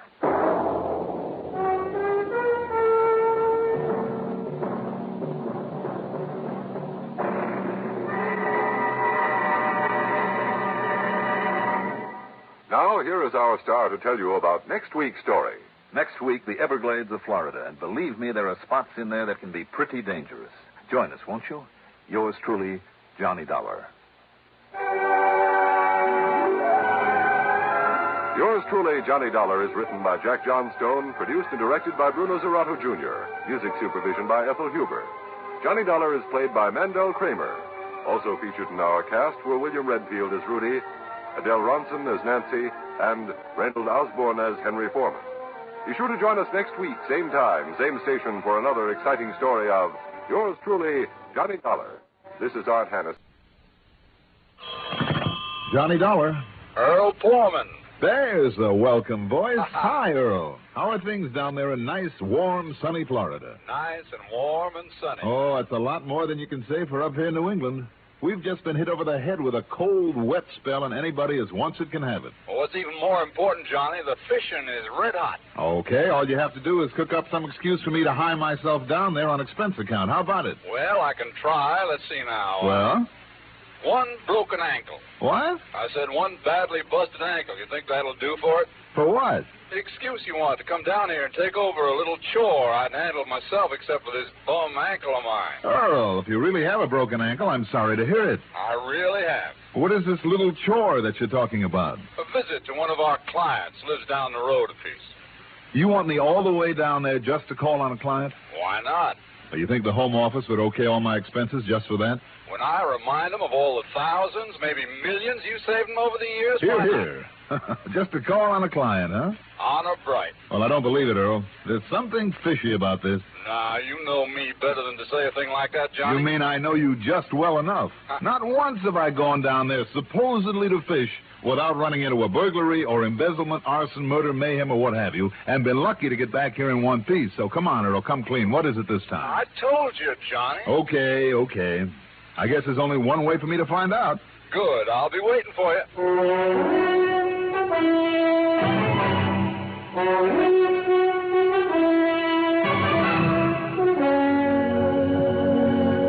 The CBS Radio Network brings you Mandel Kramer and the exciting adventures of the man with the action-packed expense account, America's fabulous freelance insurance investigator. Yours truly, Johnny Dollar.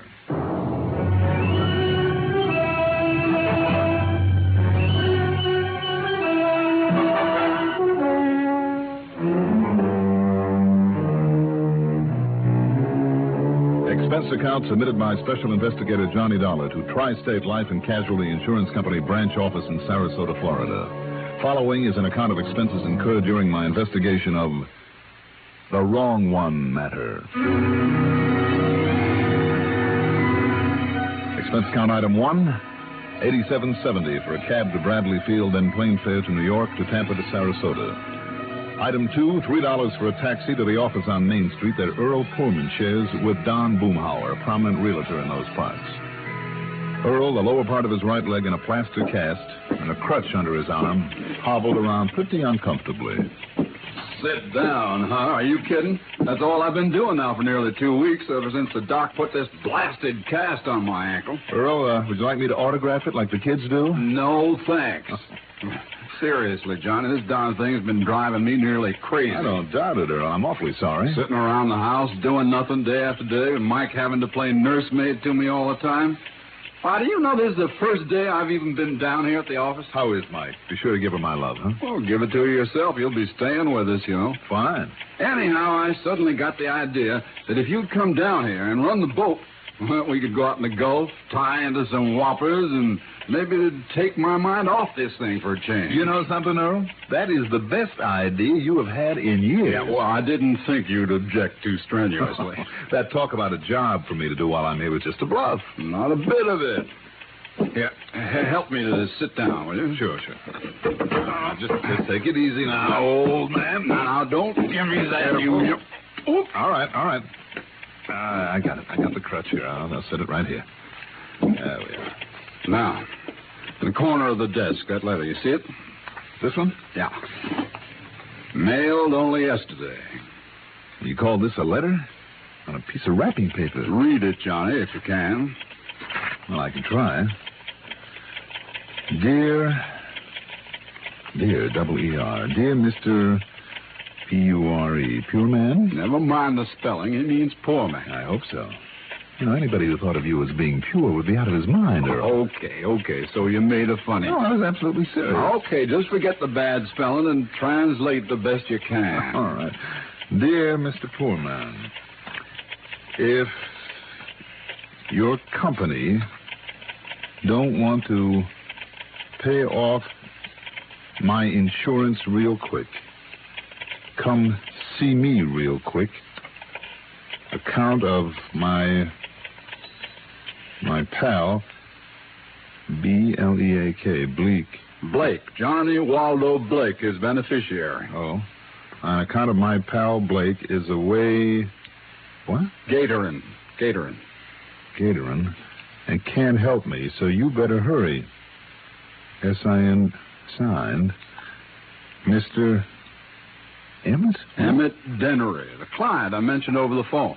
Ooh, I'll say this for your Mr. Emmett Dennery. He is no mental giant. Well, he is still a client. How much of a policy, Earl? $2,000 straight life.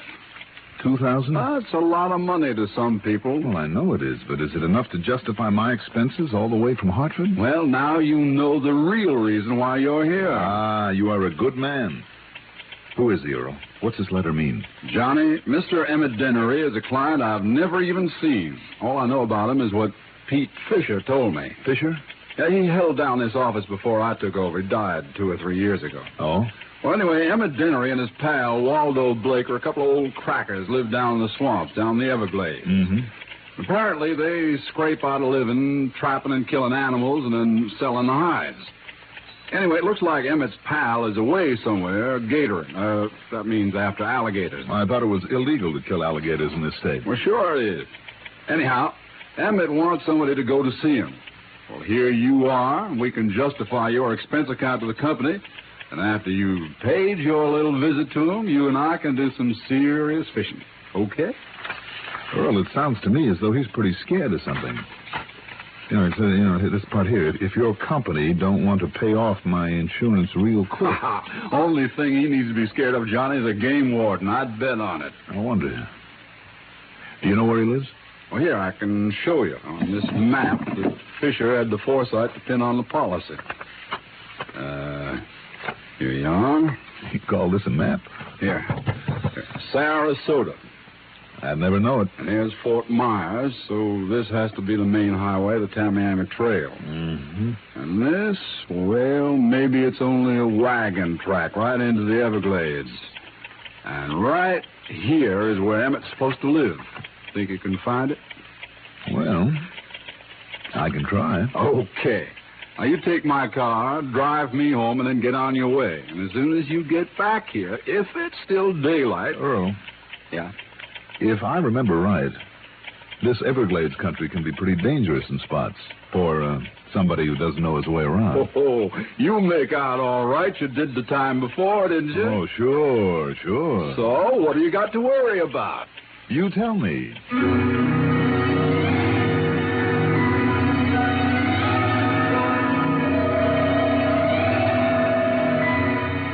Yes, on my previous expedition into the Everglades, I had made out all right. But that time, I'd had a guide, a young Indian boy by the name of Ben Osceola, which, by the way, brings up an interesting point. Nearly all the Indians who inhabit that section of swamp call themselves Osceola. It's a long, famous name among the members of the Seminole tribe. At any rate, if I could find him again, and according to the map Earl had given me, the chances were pretty good.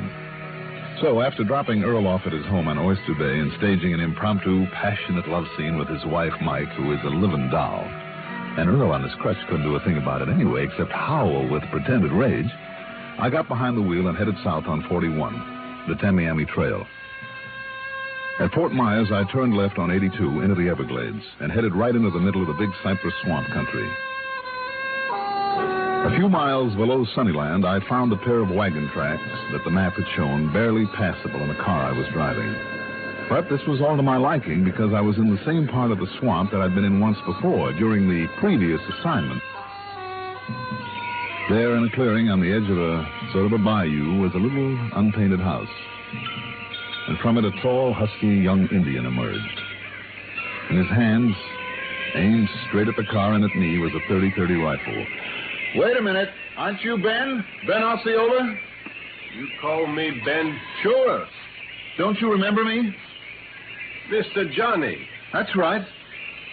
Johnny Dollar. Remember? Yes. Our old friend.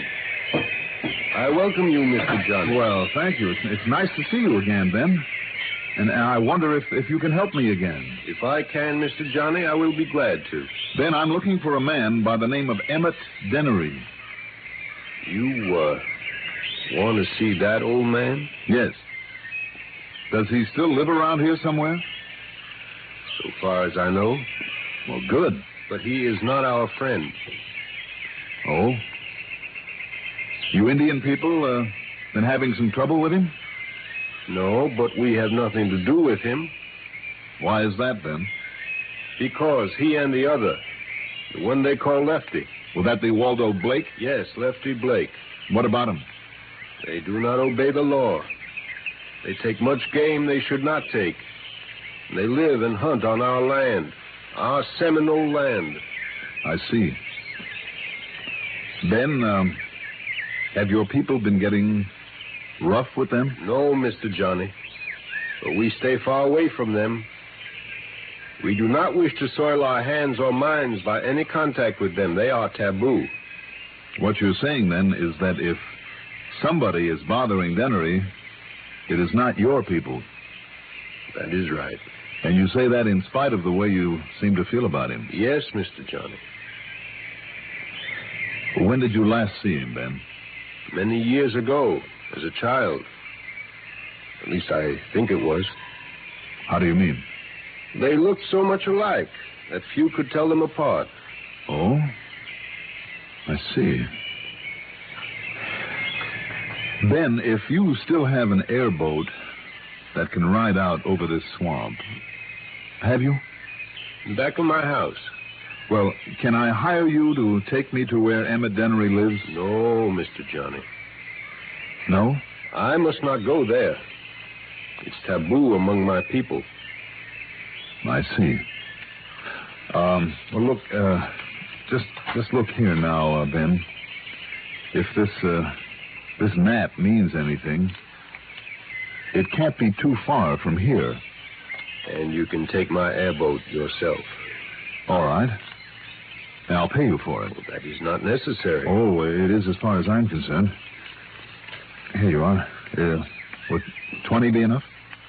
Thank you. You will buy many shoes for my children. Well, I'm glad, then. You can give me some directions. This map, I'm afraid, isn't too good. Oh, yes. I am sorry I cannot go with you, Mr. Johnny. Well? It might be better if I could. What do you mean by that, Ben? From what I have heard about these men, you must be very careful.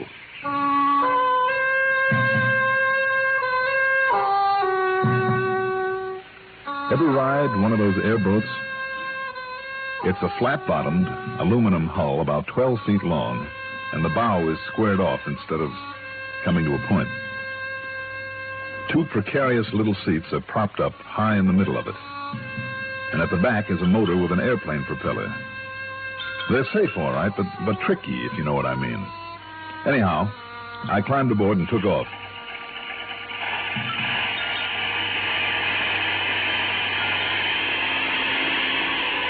And brother, I mean took off. It's quite a ride, believe me. That half planing, half skipping over the shallow water. Perched up there on the spindly seat, I kept waiting for it to flip as I tore on out across the bayou, then wove my way through a network of narrow little rivers, over spots that in some places were nothing more than wet swamp grass. No wonder an ordinary underwater propeller couldn't be used. The darn thing would be hung up in the weeds and grass in no time. Every now and then I had to swerve quickly to avoid a half-submerged log. Or was it a huge alligator? There were more rattlesnakes and cottonmouth moccasins out there than I'd ever seen before. All sorts of animal life and thousands of birds that rose in alarm as I fairly plowed through them. Finally, I came to a couple of acres of high ground, of brush and trees that stuck out like an island there in the middle of the swamp. At one end of it was a decrepit old clapboard shack, surrounded by row after row of drying frames with skins on them, mostly the hides of raccoons and alligators, curing in the sun. There was no one around. At least there was no one inside. As I beached the airboat as close to it as possible, jumped off, and headed for the old cabin, I wondered if Emmett Dennery, like his pal Lefty Blake, was somewhere out in that swamp, gatoring, collecting game. The reason Dennery had given in his letter for being alone, for needing help. I didn't have to wonder for long. Mr. Dennery? Mr. Dennery? Anybody here? Hello? Well, let's see now. Oh, good. Seems to be open.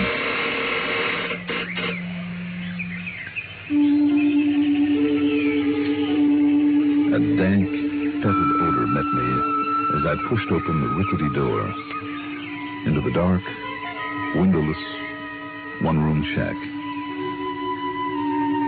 It was almost nauseating. And after the bright sunshine outdoors, it took my eyes nearly a minute to see anything in that dark, gloomy interior. There was no covering on the floor except the dirt, of which there was plenty. For a table and chairs, there was nothing but old crates and boxes clumsily nailed together. On one side, near the door, was a beat-up old wood stove with half a dozen filthy pots and pans at one end of it and a stack of dishes, long unwashed. As I half stumbled over an old rusty bread box lying on the floor, a huge rat scurried out of it and ran out the door. I wondered what sort of slovenly so-called humans could possibly live in such miserable, reeking squalor. Then I noticed the ragged draperies hanging across the far end as a sort of divider for the room. I felt that even to touch them would be to contaminate myself, but nonetheless I pulled them aside. There, on a rude cot, dressed in tattered jeans, a dirty shirt, and a pair of high-top lace boots, lay the body of a man. I'm no expert at such things, but even a cursory examination told me that he'd been dead for several days. There was a torn, grimy coverlet on the floor, and I started to pick it up to lay it gently over him. And... Don't you move now, mister. What? Unless you want me to blow your head off. Whether you move or not, I think I'm doing it anyhow.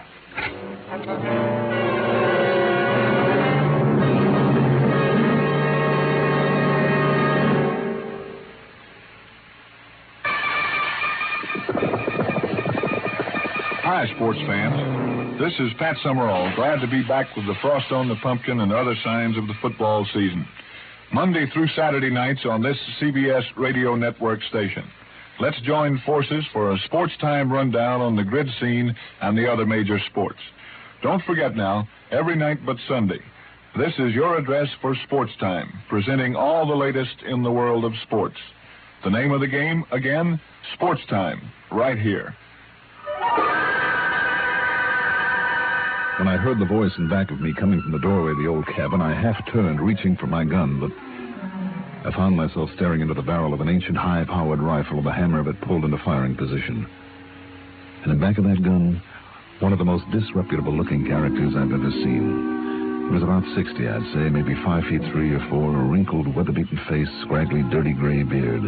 He was dressed in khaki pants and shirt so badly worn it was the wonder they held together on his wiry little frame, and his eyes, peering out from under the remains of an old army hat, under long, bushy eyebrows, reminded me of the eyes of a snake. And there was a hint of madness in them. You got a gun. I've seen you reach for it. You just turn around now and keep your hands up real high. Sure. Why not? Well, I take it now, that gun of yours. Like this. Well? Mm-hmm. Hey, is this a pretty one? I'm glad you like it. Now, you sit down right there on the floor. Beside this? Yes, sir, beside him. County, you're the one that killed him, ain't you? No, that's where you're wrong, old-timer. Sit down. You see this gun? Sit down. I guess I have no choice, have I? You got no choice. Okay. On it. With both your hands, you keep them flat on the floor now. Go on. You're holding the gun. I know.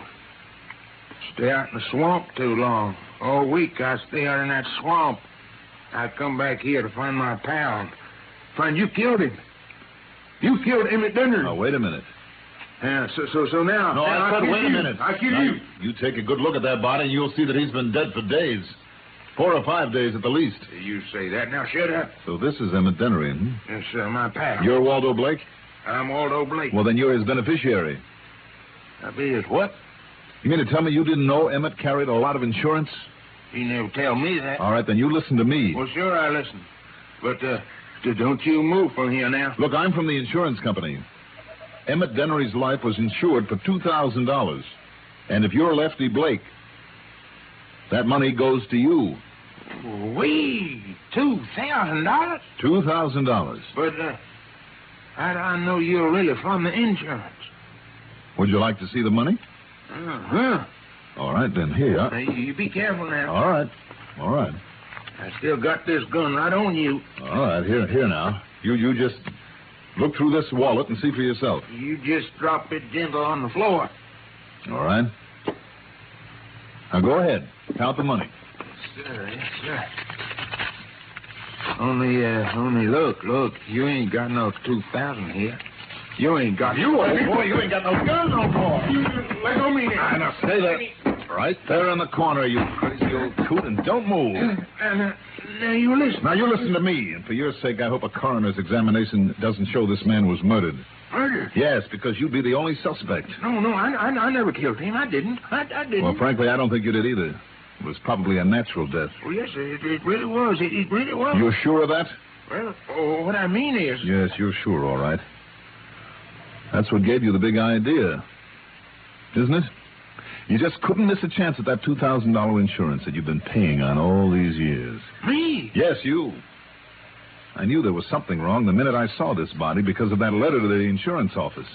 Because it was only mailed yesterday, wasn't it? Well, how should I know? Stop bluffing now. It's a little late for that. That letter signed Emmett Dennery asking somebody to come out here was mailed only yesterday. But you know as well as I do, this man has been dead for 2-3 times that long. In other words, you wrote that letter in the hope we'd come out here and pay you off on the so-called death of Emmett. No. Sure, with the two of you living out here alone, cut off from the rest of the world, nobody really ever sees you. You figured nobody'd know it was really Lefty Blake who had died. You can't prove it's Waldo? Can I? Well, let's see now. For a starter, well, let's take the laces on his high-top boots. Huh? The way they're tied, the direction of the knot. You ever see a right-handed man who tied a left-handed bow knot like this one? Let's see what else we can find. No, that's enough. Don't you see? After all the years of me paying out on that insurance, having Waldo die first, nobody else to leave it to. You could have cashed in that policy legitimately and probably have got back most of what you put into it. But now, after the switch you've tried... Oh, me. What'll they do to me now? For attempted fraud? Plenty. But that's up to the company. Oh, Lordy, what will they do to me? You better come along with me and find out. Emmett Dennery.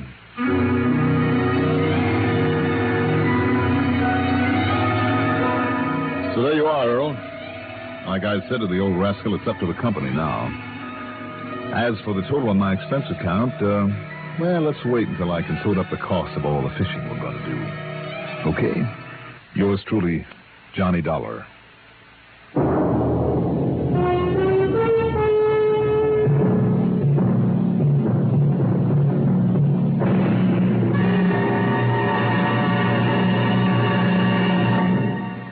Now, here is our star to tell you about next week's story. Before I do that, I'd like to extend a word of welcome to a new radio station joining the CBS radio network today. It's WNEB Worcester, Mass., an important new link in our coast-to-coast family of CBS radio network stations. For WNEB listeners starting with this broadcast, a Sunday workout with us, and throughout the week, the listening only the CBS radio network has to offer. Welcome, WNEB Worcester. Next week, a fishing guide who turns out to be a guide to murder. Join us, won't you? Yours truly, Johnny Dollar.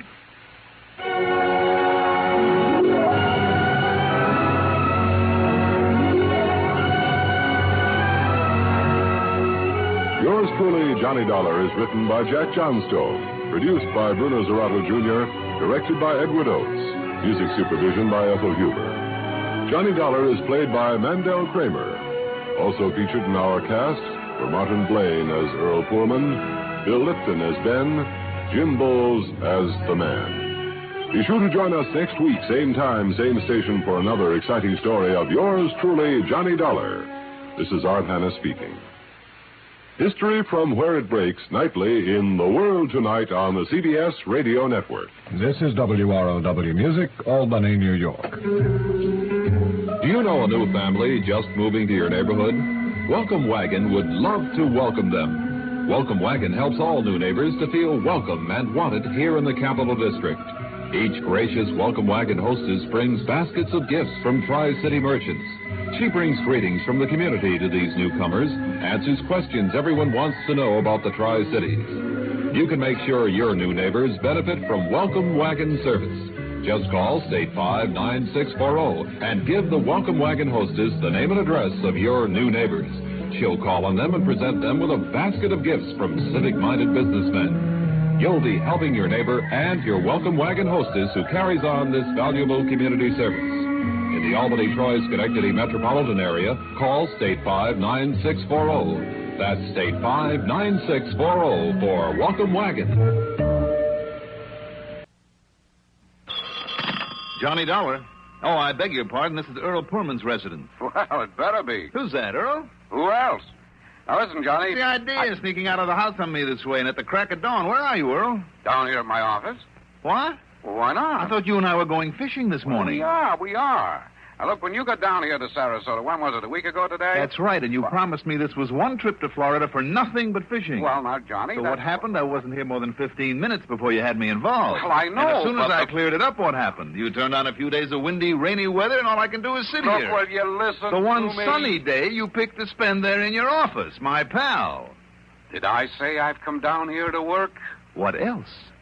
Well, you remember that item in the Herald Tribune the other day about your being here? Yes, and the one in the evening paper and the blurb on WSPB, and I thank you for the publicity. All right. What has that got to do with the weather and the fishing? Well, I said, will you listen to me? Okay.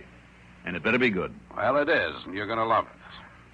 Now, all that publicity you just mentioned has every fishing guide within miles making offers to take you out on the Gulf. You know, to prove to you once and for all that the fishing down here is just as good as Todd Swam and his Chamber of Commerce advertised. So?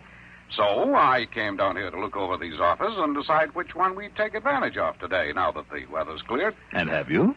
I have. Old Captain Barney Beale. Good. He runs a half-baked fishing camp down at Lemon Bay and is not only a good skipper, but he happens to be a client, a policyholder. Uh-huh. And he guarantees to find us snook, sea trout, blues, bonito, pompano, kings, anything you want.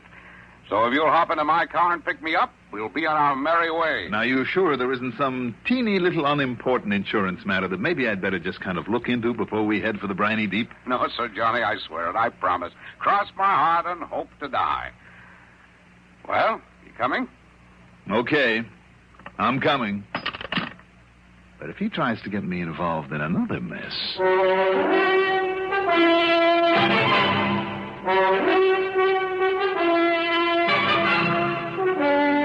The CBS Radio Network brings you Mandel Kramer and the exciting adventures of the man with the action-packed expense account, America's fabulous freelance insurance investigator. Yours truly, Johnny Dollar.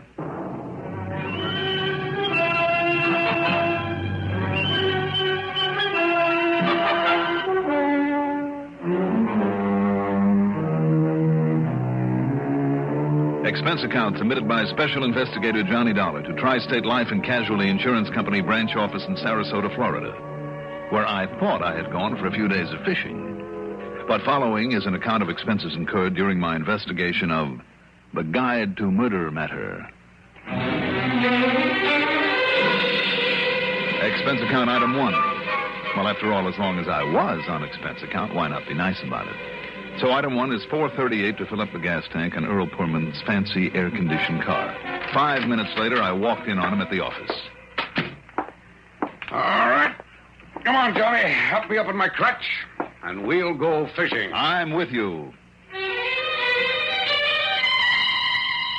Captain Barney Beale down there at Lemon Bay was quite a character. About 65, I'd say. Tall, lean, and wiry, and his skin tanned to the color of cordovan. His deep-set eyes were that peculiar bluish gray that made you wonder if they were looking right on through you, and sharp enough to spot a seagull diving after bait a half a mile away. His boat, the Barney B, looked as well-weathered as he did, and the faded lettering across the stern showed the old craft had come from Gloucester, Mass., which helped to account for his speech. Instead of a southern drawl, it was pure New England.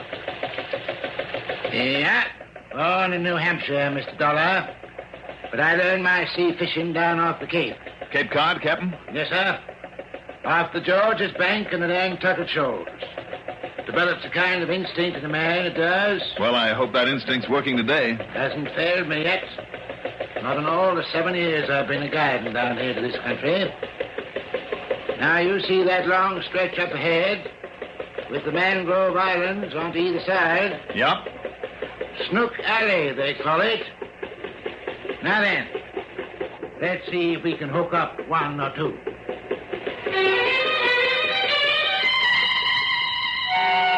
One or two, we took no less than 7 fighting snook out of that spot, and all of them over 10 pounds. Then out in the Gulf, there were pompano and jacks and kings and just about everything else you can think of. By mid-afternoon, I was completely and happily exhausted from hauling them in. Earl, meantime, had laid himself across a thwart and slept. So we went on back to the dock, selected a couple of nice pompano to take home, then trudged wearily over to where I'd parked Earl's car. That's a mighty pretty car you got there, Mr. Foreman. Yeah, well, a lot of good it's doing me these days with this busted ankle. Having to depend on Johnny here, the speed demon, to get me around. A lot more fancy than my old Maxwell it is. Did you say Maxwell? Yep. Drove it all the way down here from New Hampshire, I did. 1922 Maxwell. And it's still running? Yep. Had it up to Venice after groceries just a week ago, last Saturday. You'd like to see it? I sure would. Earl, would you mind waiting? No, go ahead, Johnny. Right over here in the garage, Mr. Dollar. 1922, huh? Yep, and the finest car I ever owned. Come to think of it, the only one. Real cheap to run, too. That's why I keep it. Now then, here we are. Here now. Well, sir, there's it. My, oh, my, Mr. Dollar. Who is he? What's happened to him? The he that Captain Barney spoke of was slumped there in the front seat of the ancient Maxwell, his face against the wheel and turned in our direction. The face was gray, a mask of death.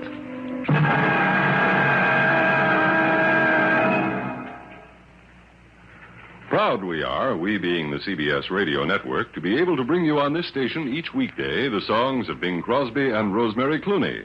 In addition to the sparkling Bing Crosby-Rosemary Clooney show, we're equally delighted to present at this same time each weekday the assorted talents of Art Linkletter, the house party man, Gary Moore and Durwood Kirby, and the rousing Arthur Godfrey Time. There's no business like show business, and nowhere else such a fine sampling of same than on this blockbuster CBS Radio Network Entertainment Fest.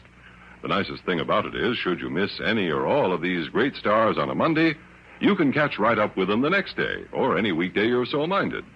Remember, nowhere else can you enjoy each and every weekday the Bing Crosby-Rosemary Clooney Show, the conversational gifts of Gary Moore and his foil, Durwood Kirby, the kids, comedy, and cut-ups of Art Linkletter's house party, and the air of glee with gusto that's a specialty of Arthur Godfrey Time.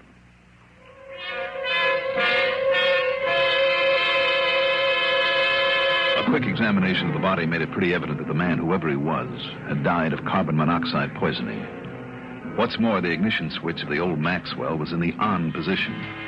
The gasoline gauge said empty. More important, I could find no marks on the body that might have indicated a struggle of any kind. My, Mr. Dollar, this is a terrible thing. Terrible. Do you know who he is, Captain Barney? No, can't say I ever saw him before in my life. But he's certainly dead, isn't he? He's certainly dead. Handsome man, too. Can't be more than maybe 50, 55 years of age. Mm-hmm. Look at that beautiful head of hair. Oh, nice clothes, too, yeah. You better not touch him. Oh, don't you worry about that. When did you say you last used this car of yours, Captain? Week ago, last Saturday. Did you fill the gas tank then, by any chance? Yep, filled it up the top. See, huh? Empty now. Yes. And the garage has been locked ever since? Ever since, Mr. Dollar. Nobody else but me has a key for it. But now, look here, sir. Don't touch anything, Captain. Oh, I won't, sir, I won't. You see here? latch on this window is open. Let's see. Yeah. Mm-hmm. So these spider webs all over it, though. So this must be the way that he got in to do this to himself. I know that I should have always kept the keys in this car. Captain, do you have any idea who the coroner is for this neck of the woods? Yep. Old Dr. Hill lives over to this side of Cape Martin. Then you better call him. Have him get over here right away. Yes, sir. Do that right away. And ask Mr. Poorman to come in and have a look. Yeah, I'm right here, Johnny. Earl? What's all the excitement? Look for yourself there behind the wheel of the old Maxwell. Ooh. Yeah.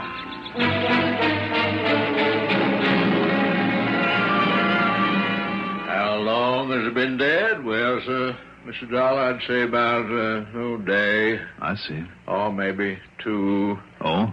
Or maybe even 3. So for the sake of the record, I'll say it's been 2 days. Yes, sir. And the cause? Well, exactly what you said, Mr. Dollar. Carbon monoxide poisoning. No question of it, sir. That's what it is. That's what I'll put on the certificate. Any idea about who he might be, Doctor? No, and I'll tell you this, sir. There's no patient of mine would ever commit suicide this way. You're sure it's suicide? Well, of course it is. You don't see any marks on the body to indicate otherwise, do you? No. Of course you don't. But I assume you'll do an autopsy anyway, won't you? Autopsy? No, sir. No need for it. No need for it at all. No. I'll be on my way. Just 1 minute, Doctor. Now, you just stop worrying about it, Mr. Dollar. I'll have the boys come along over here and pick him up and take him to the morgue at Cape Martin, where I keep my office, and anybody wants to claim him, all well and good. Well, just the same, sir. If nobody claims him, why, they'll see that he gets a decent burial in the potter's field. And that'll be that. So you just stop worrying about him, huh? Okay. You're the doctor. That's right. Good day, Mr. Poorman. Captain Barnett. Bye, Doctor. Bye, Doctor. Good day to you, Doctor. Well, Mr. Dollar. You're absolutely sure you don't recognize him, Captain Barney, now that you've had another look at him? Absolutely certain, Mr. Dollar. Well, I know he isn't any client of ours, so the doctor says, Johnny, why worry yourself about it? No point in it. Yes, maybe you're right, Earl. Sure, leave it up to local police if there is anything to investigate. And you don't really think there is, I hope. Come on, Johnny. Let's get on back to Sarasota before you start trying to blame me for getting you involved in something. Earl, why don't you and Captain Barney load those fish into the car, While I take just one more look at this? Instead of wasting time on further examination of the body, I went back for another look at the window that Captain Barney had pointed out, where the dead man had apparently made his entry, carefully closing it after him. One of the panes was a brand new one, put in only recently. By whom? And why? There were several shards of glass from the old pane there on the floor, so I picked up one of them, cleaned it very carefully, and then by the simple expedient of moistening the corpse's hands, took a set of fingerprints. Then I joined the others at the car. Oh, at least let me pay you something for the trip today. Not a bit of it, though I thank you, Mr. Foreman. It was a pleasure and a privilege to be a guide for a famous man like Mr. Dollar. Writ up in all them papers and all, and on the radio. Well, we're certainly much obliged then, aren't we, Johnny? Of course. Next time I'll have to make my regular charge. Well, don't you worry, Captain Barney. We'll be down here again. Right. Maybe very soon.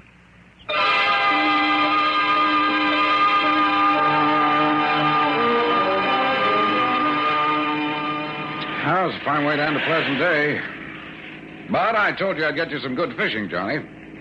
And if you meant that about coming down here again, I'm all for it. Of course, that means you'll have to stick around a bit longer than you may have planned, because tomorrow I thought we might take my boat out and maybe just... Johnny? You listening? Oh, of course, Earl. See Captain Barney again, you said. Oh, well, that's almost what I said. Look, what's bothering you anyway? You mean maybe the kind of casual way that he took the finding of that body in his own garage? Among other things. Hey, wait a minute. We better go back there again. We forgot to look and see if there was a wallet or any papers or anything to identify. No, the doctor and I both looked very carefully. There was nothing. Well, I suppose a suicide wouldn't want anybody to know who he was. That's wrong, Earl. Most suicides practically advertise their identities, and almost all of them leave a note of some kind. But if you're thinking in terms of murder, Johnny... Are you? I'm not sure yet. But you said yourself there were no marks on the body or anything like that. I know. None that showed. If only that old Dr. Hill would make an autopsy after I find out who that body belongs to. Oh, now, look, Johnny, what's the point of it? And you're supposed to be down here on vacation, and you're supposed to... What? What's the matter? What the devil is that you have in your pocket? Oh, careful, Earl. It's a little piece of window glass I picked up on the floor of the garage. A little piece of what? Who knows? Maybe it'll give us the key to a murder.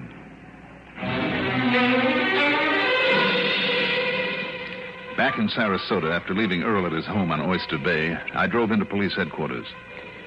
The man I went to see was another Barney, Lieutenant Barney Phillips.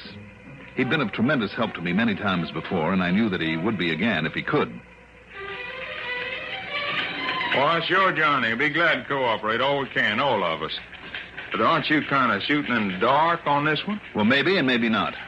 The point is that unless the police down there show a little more interest in old Dr. Hill... Look, if you can have your lab crew photograph the prints that I have on this sheet of glass, will you? Well, then send them on to Washington? Yeah.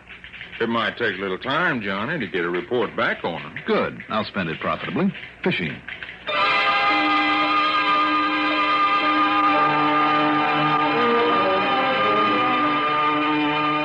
It was 2 days later that Lieutenant Phillips called and asked me to drop in on him again.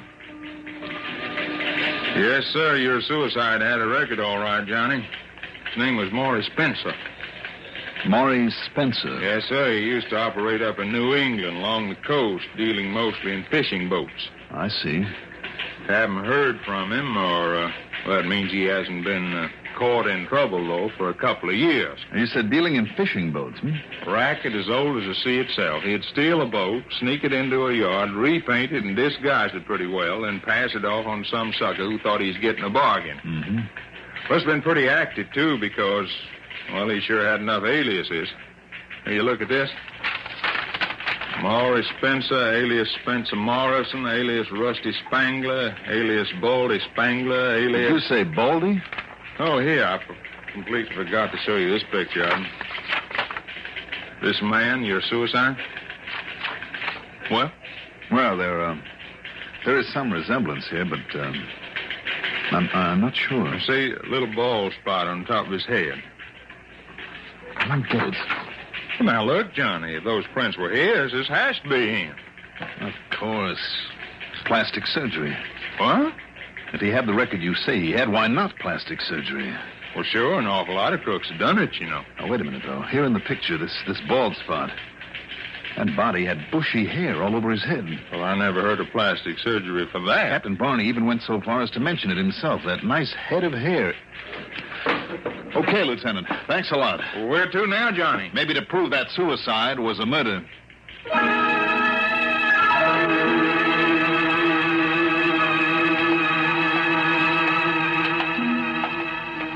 Oh, yes, sure. You can look at him again, but there's not much point in it any more than there is in the autopsy you suggested. Yeah, right in here. Hope you don't mind the cold in this place. Where's the light switch? Right here, sir. Mm-hmm. No, sir, an autopsy would be just a waste of time. Would it? Which drawer, Doctor? Right here. Well, let's see now. Hey, there's no point in you trying to pull the hair off his head. Isn't there? Well, look, Doctor. Oh, great day. This man had himself a top piece. That's right. A small toupee, just big enough to cover that little bald spot. But it's such a good one. Do you see what's under it, Doctor? Well, that's a hole. That's a wound there in the skull, like from an ice pick or something. Or maybe from the point of a gaff. A gaff hook of the sort of big game fishermen would use. It could be. Or a fishing guide. And it wouldn't necessarily have killed him instantly, would it? In that particular spot? Well, no, sir, unless it was deeper than this seems to be, but it certainly would have rendered him unconscious. Yes. So that he could be propped up in that old car, the engine turned on, the garage closed up, and the actual death would be, as you said it was, due to carbon monoxide poisoning. Why, yes, sir. Okay. How would you like to round up a couple of the boys on your police force and have them follow us? Yes, sir. Us, Mr. Don? Earl Poorman's with me, waiting outside in the car. But follow you to where, sir? Well, I thought we might take a little run down to Lemon Bay again to see Captain Barney.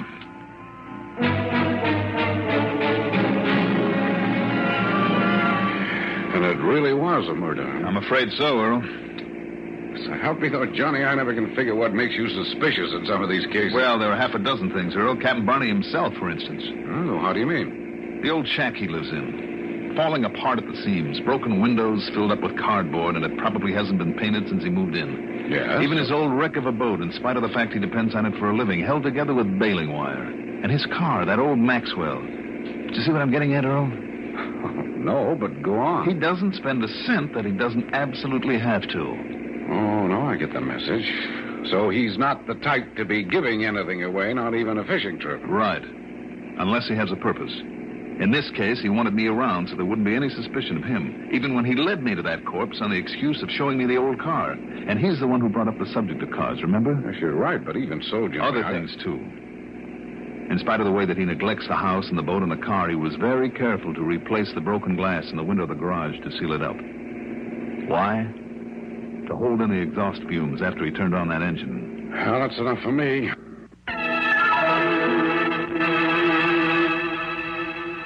I suppose I should have known I couldn't fool a smart young fellow like you, Mr. Dollar.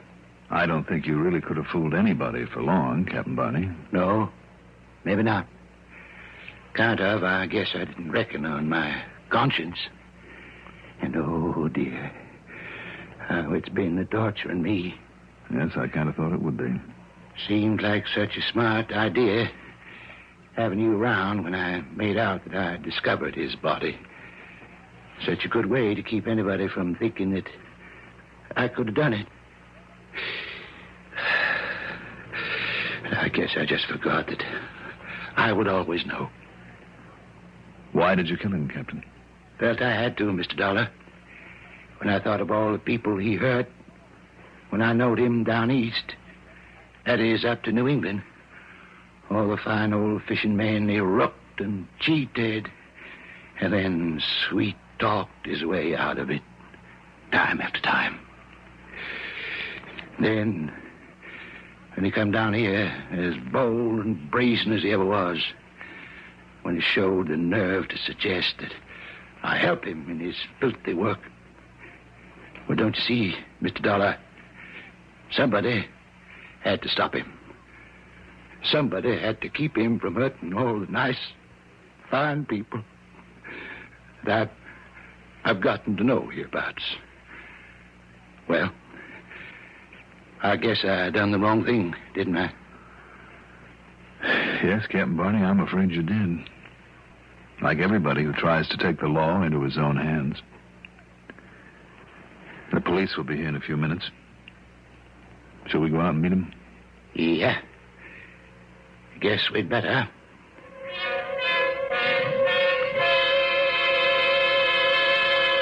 I don't know. Who am I to judge? But I hope they handle the old fellow as gently as possible in spite of what he did and must pay for.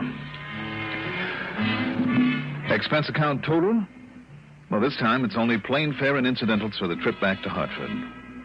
Call it $85. Yours truly, Johnny Dollar.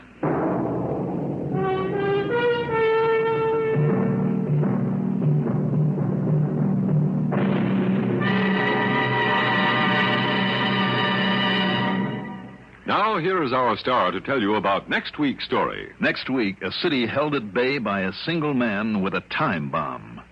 Join us, won't you? Yours truly, Johnny Dollar.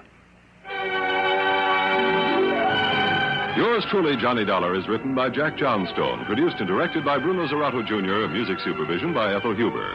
Johnny Dollar is played by Mandel Kramer. Also featured in our cast were Ivor Francis as Captain Bonnie Beale, Ian Martin as Earl Poorman, Lawson Zerby as Dr. Hill, and Jim Bowles as the police lieutenant. Be sure to join us next week, same time, same station, for another exciting story of yours truly, Johnny Dollar. Art Hanna speaking. Complete. The most complete news in broadcasting is CBS News on the CBS Radio Network. At roll 59 on your Tri-Cities dial, this is WROW Music in Albany, New York. Many merchants and businessmen of the Capital District offer you expert services and a complete line of fine products. When you shop, we hope you patronize the civic-minded stores and institutions that display the Welcome Wagon sponsor emblem. That emblem identifies the prestige firms who are playing a vital part in the life of our community through their sponsorship of Welcome Wagon service. When the Welcome Wagon hostess pays a call, her basket contains a gift from each of these progressive firms, along with a warm greeting to the newcomers. In this way, the Welcome Wagon sponsors help to extend the welcome of the whole community to the family in its new home. If you have new neighbors, call State 59640 and give their name and address to Welcome Wagon. And if you have any question concerning Welcome Wagon service, remember that number, State 59640. It's the Welcome Wagon number.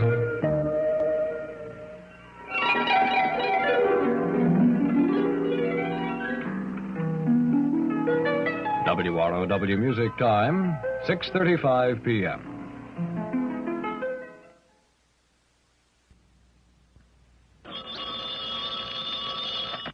Johnny Dollar. Dollar, my name is Parnell. Hank Parnell. I live out here in Muddy Gap, Wyoming. Mr. Parnell. Yeah, just call me Hank. All right, Hank. What did you say the name of your city is? City? Why, it's only a little town, Dollar. Muddy Gap, Wyoming. Muddy what? Well, just what it sounds like. Muddy Gap. Muddy Gap. I see. Yeah, due west of Casper, south of Powder River. It's not too far from where the Poison Spider Creek begins. You look it up on a map, and, well, here we are. All right, I'll look it up. But what seems to be your problem, Hank? Oh, Dollar, I'm the owner and editor and reporter and, well, just about everything else in Muddy Gap Weekly Tribune. Yes? I'm also the only agent for at least 50 miles around here for the Great Southwest Insurance Company. Oh, I see. Yes, sir. Now, I wonder if you could hightail yourself out here in one big fat hurry. Well, that... And that means on that little old expense account of yours. Can you do it? Well, that depends. You are talking about insurance business now, aren't you? Well, not yet, Dollar, but, well, put it this way. Yeah? Unless you can give us a hand, Great Southwest is plumb liable not to have any office or agent or anything else out here anymore. Afraid I don't understand. Well, then let's put it this way. Yes? What I want you out here for is to keep the town of Muddy Gap from getting itself blowed right clean off the map. Well, sir? Well, sir, I'll be out to see you.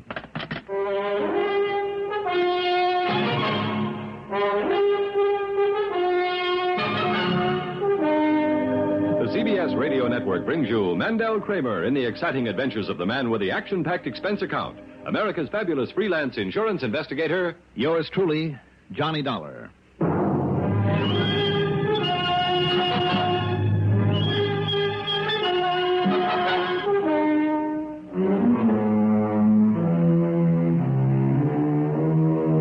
Expense account submitted by Special Investigator Johnny Dollar to the Greater Southwest Insurance Company branch office in the town with the unlikely name of Muddy Gap, Wyoming. Following is an account of expenses incurred during my investigation of the Mad Bomber matter.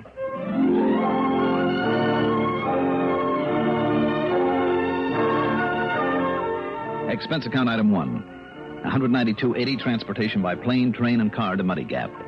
That includes a stop and bite of late supper at Casper, Wyoming, where I picked up a rental car. Muddy Gap is in the middle of thousands of acres of range land for beef cattle in what used to be Indian country, where the Sioux and Cheyenne carried out many a bloody raid against wagon trains plodding along the old Oregon Trail. There's oil in this country, too. Muddy Gap consisted of a railroad siding, one main shopping street, and a surprisingly neat residential section, all of it pretty much surrounded by a tank farm. How many millions of gallons of crude oil were stored in those huge steel tanks, I'll never know. But it must have taken a mighty big pipeline to handle it. It was obvious that oil storage was the town's principal business. The combination insurance and newspaper office sat alone at the end of the street, and despite the late hour, Hank Parnell was there waiting for me. He was a long, lanky, not too bright character, dressed in jeans, an open shirt, cowboy boots, and the inevitable white Stetson. Instead of a horse tied up out front, he had a battered old touring car, minus the top and covered with oily dust, to get out and around and dig up news items for his paper, he said. Oh, and I guess I forgot to tell you, Dollar, I'm also mayor of this town, a sort of city clerk. And dog catcher as well, Hank? Well, now, you know something? If we had enough head of dogs around here to worry about, I'd probably be that, too. Oh, and I'm also sort of acting police chief while Rafe Tucker's down to see his relations down in Texas. Mm-hmm. So, you see, I got plenty of reason to be worried about this nice little town of ours. Worried about what, exactly? You notice all them big oil tanks all around out there? Oh, you sure got a lot of them. Yes, sir. You imagine what'd happen if one of them, just even one of them, was to maybe explode? Dollar, there'd be just one long, continuous boom, and Muddy Gap wouldn't be no more. And maybe nearly 300 nice, fine people either be dead or, at the very least, homeless. But do you think something like that might happen, Hank? Unless you can somehow stop it, Dollar. Or rather, I mean stop him. Who? Billy Benbow's his name. Born and brought up right here in Muddy Gap. Yeah? A real bad boy. Always in trouble. Been a little older, he'd spend most of his time in a jail. Mm-hmm. So when the last war came along, my father, he run this paper then. He got an idea for ridding us of Billy. Yeah, so we wrote a couple of editorials or two to sort of pass on that idea. First thing you know, the draft board kind of caught on. The first thing he knew, Billy Boy was in the Army. Well, I'd say that was a pretty smart idea, Hank. Yes, sir. Except that when Billy realized how he'd been kind of, well, railroaded into the service, he swore loud and long as to how he'd come back here someday and get even with this town. Well, I don't see why. What's wrong with the Army? Oh, not a thing, not a thing. Just the way he got put there that rankled him. I see. Anyhow, all the time he was on the other side, they had him working on explosives. He got to be a real expert. Every time he'd set off a charge, to blow up a railroad or a bridge or whatever, he'd say, now, that's for so-and-so. Bahoom. And this one's for so-and-so. Bahoom. And every time he'd name somebody here in this town, starting, of course, with the draft board. Became a real obsession with him. Oh, it was more than that. It was like a mania. Yeah, Billy Benhow simply wouldn't forget. Now, surely, Hank, after all this time... Now, wait a minute, Dollar. All right, go ahead. Whether it was all the damage and destruction he was doing or whatever it was, I'm not sure. But, Dollar, there at the end of the war, well, maybe it was shell shock or battle fatigue or whatever they want to call it, Billy went completely off base. Oh, that's too bad. Yeah. The first thing he did when he set foot back in this country, back there on the East Coast, was to start blowing things up. So, of course, he ended up in one of them state hospitals back there and never recovered. No, never got over it. Well, if he's in the hospital, Hank... Well, he was. But then a while back, he escaped. You see what I mean? You think he'll be coming here to carry out his old threat? Well, Dollar, a couple of days ago, I got a phone call right here in this office. Yes? All the voice said to me was, I haven't forgotten. And he hung up. The voice of Billy Benbow? Well, who else? Who else could it have been? I wonder. Well, I don't. It was Billy, all right. It had to be. And what he meant was, in his twisted way, Billy meant he's coming back here to get even. Well, now, Hank... Well, who knows? Maybe Billy's right here in town right now, hiding out somewheres, just waiting for a chance to blow us all to kingdom come. And don't you forget for 1 minute, Dollar, he was an expert with them explosives. But, Hank, if it was this Benbow, why would he make a point of warning you? Well, Dollar, a man with a mind like that, I don't... Well, you may be right. Tell me, have you mentioned this in your paper? Have you notified the townspeople? What, and got them all up into a panic? No, sir. But somehow, Dollar, we got to stop him. All right. Now, listen, Yeah? I take it you haven't much of a police force here? Well, we never needed much of a force in a peaceful little town like this. Well, how about the county or state police or whoever's available? Oh, sure. What? Oh, they'd be glad to help. Yeah, come right over here and help us all they can. when and if Billy tries something. Well, by then it might be too late. Yes, sir. Because every day now, once a day, along about this time, this phone of mine is rung. And when I answered, there wasn't nobody there. So it's Billy, wherever he is, just adding up to that warning he gave me. Possibly. So, well, you got any ideas, Dollar? Well, to be perfectly honest about it, Hank, before I believed that after all these years Billy would actually come back here, I think I'd like a little more convincing evidence. Evidence? Well, what's he got to do to convince you? You mean to say you won't believe it until he... Oh, no. There it is again. Well, maybe it's one of your subscribers. You pick up that extension. Same time as I pick up this. All right, if you like. Okay? Yeah, now. Hello? Hello? I think I'd better prove that I haven't forgotten. Billy? Is that you, Billy? That's right. Billy Benbow. Now listen, Billy. Hello? Hello?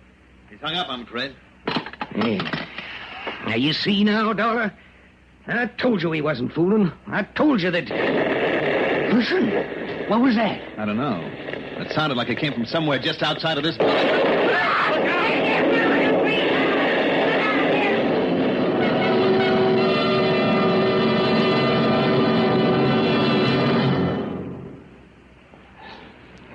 Remember how much racket automobiles used to make?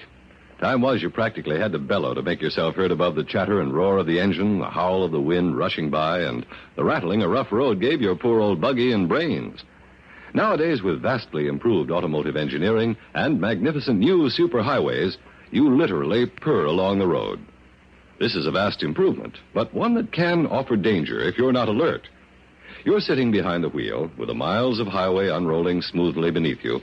Suddenly a sharp curve jumps in front of you, and you find that you have to use all the skill of a professional racer to navigate that curve without getting into real big trouble. Your car was so quiet that your speed had crept up stealthily during those long miles of straightaway. You were burning along without realizing it. The point here, a simple one, is this. Your speedometer was put there for a purpose you can't afford to forget. Keep alert, take care, and get there.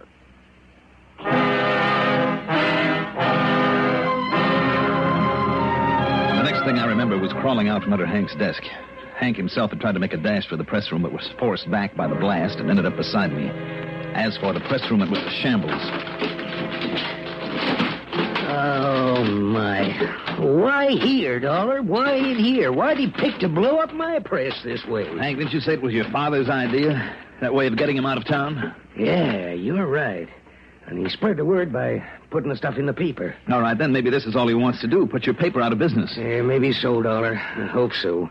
But he's still got to be caught and locked up again. Yes, but where do we start looking for him? Well, he was here to set off this here bomb, wasn't he? Only seconds after you talked to him on the phone? Oh, yeah, you're right. If he was somewheres on the telephone, there's no other buildings nearby. How could he be around here, too? Wait a minute. Look. Looks like this is the answer right here. Why, that's a clockwork. That's right. A little timing device. That means, Hank, that he could have been 100 miles away. What is it, Hank? What's happened around here? Sound like a big explosion. Yeah, that's... Oh, looks like one, too. Yep, it was all right, Pete. What happened? Hey, smells to me like dynamite in here. Dynamite? What's the matter with your smeller, boy? What? Well, just that big can of benzene I had for cleaning up the tap I used on the paper. It was, huh? Yeah, that's what it was. I had the dang thing up a little too close to the heater, and it blew up, that's all. Boy, sure funny it didn't start a fire then, Hank. What do you mean, funny? We were lucky, that's all. Well, I guess you were. I'll tell you this, though, Hank. Just don't bother right now. It was only the can of benzene. No, I mean about you saying there wouldn't ever be any excitement around here when I took on this job. Oh, yeah. It looks like I was wrong. What is your job, Pete? Oh, I'm sorry. I should introduce you to. This is Pete Branson. Huh? Oh, yeah. Him and Tony Batten are the rest of the police force here in Muddy Gap. Mm-hmm. Yeah, glad to meet you. What'd you say your name is? Johnny Dollar. But now listen, you hear the hoax out there? Yeah, Tony's out there, too. Well, you and him just keep that mob out of here, will you? Tell them everything's okay. It was just that... Just that can of benzene, like I said. Sure, Hank. Now, go on now. You and Tony keep that mob out of here. Okay. It's okay, folks. Just had a little accident back there in the print shop. Everything's under control. But just to make sure, Hank don't want anybody hanging around. Now, Branson? come on, Tony. Let's get him all away from here. Come on. What happened to him, Hank? What, you mean his face? The way it's all cut up that way? Yeah. Well, it tells me he once got drugged behind a horse. You know, foot caught in a stirrup. Oh, I see. So the one thing he won't ever do anymore is get himself on top of a horse. Me, I don't blame him. Hank, that excuse that you gave for the explosion. Oh, you think I should have told him the truth and let him spread the word and get the whole town into a panic? Well, if we were sure there won't be any more of them, that Billy's satisfied his yen for revenge by putting your paper out of business, okay, but if your fellow townspeople are still in danger... And didn't you mention the draft board? Who are they? Oh, they're all long gone, Dollar, except for old Grandpa Whedon. Oh, Lord. Well? Oh, Lord, that old house of his, it's right over near the terminal end of one of them pipelines off the tank farm. And if that place were to get blowed up and if one of the tanks were to go, why, there'd be nothing left of this town. Then if Billy is still around... Well, how can we know? Wait a minute, telephone. What? It's the old-fashioned kind. It's no dial, which means you have to call an operator. Well, sure, Which also means that the operator has to call you. Come on, Hank. What are you going to do? I'm going to find out where that... Here now. Hello? Hank Parnell, whatever happened down there at your newspaper office? Listen, operator. Whatever you had blow up over there fairly shook me out of my chair. I haven't had such an explosion here in Muddy Gap since Allie Briscoe's still blew up and everybody thought the whole tank farm was gone. Look, miss. Look, Hank, you better tell me what happened so I can... Well, I mean, you know, in case somebody calls in and wants to know. Operator, well, will you listen to me a moment? What? Well, who are you? I'm speaking for Hank Parnell. Well, anything happened to him? Is he all right? No, he's all right. Now, listen. Yes? Just before the accident, you rang this phone. Well, that's right. I had a call for him. Do you know who was calling? No, he kept his voice low. Well, what'd you say your name is? Well, I didn't, and it doesn't matter. But what I want to know is, where did... You know something? You sound exactly like that Johnny Doll on the radio. Operator, listen, please. And if you are and you're in town... Miss... Well, the folks around here would sure like to know that, they would. Now, listen, do you know where that call for Hank Parnell came from? Well, of course I do. Where? Well, the one outside phone booth we have over outside the drugstore. Okay, thanks. You heard? Yeah, Dollar. Then he is in town. I'm afraid so. Hank, you better take it. Okay. I'll listen in. Hello? You got the sample, Parnell. The big one's coming later. Billy. That's right. Later when? What do you mean by later? Maybe tonight. Billy, listen. Hello? Dollar, we gotta get the people out of this town. 300 of them before he can strike again? I don't know, but we gotta try. It's too late, and you know it. Well, then what can we do? Dollar? It's a long chance, Hank. I know it is. What? But I'm betting that he's been around this town a long time, maybe for weeks. Now, doesn't that mean anything to you? Well, I don't get it. All right, listen. Now, this crazy hunch of mine may be all wrong, but if you'll let me handle this my own way...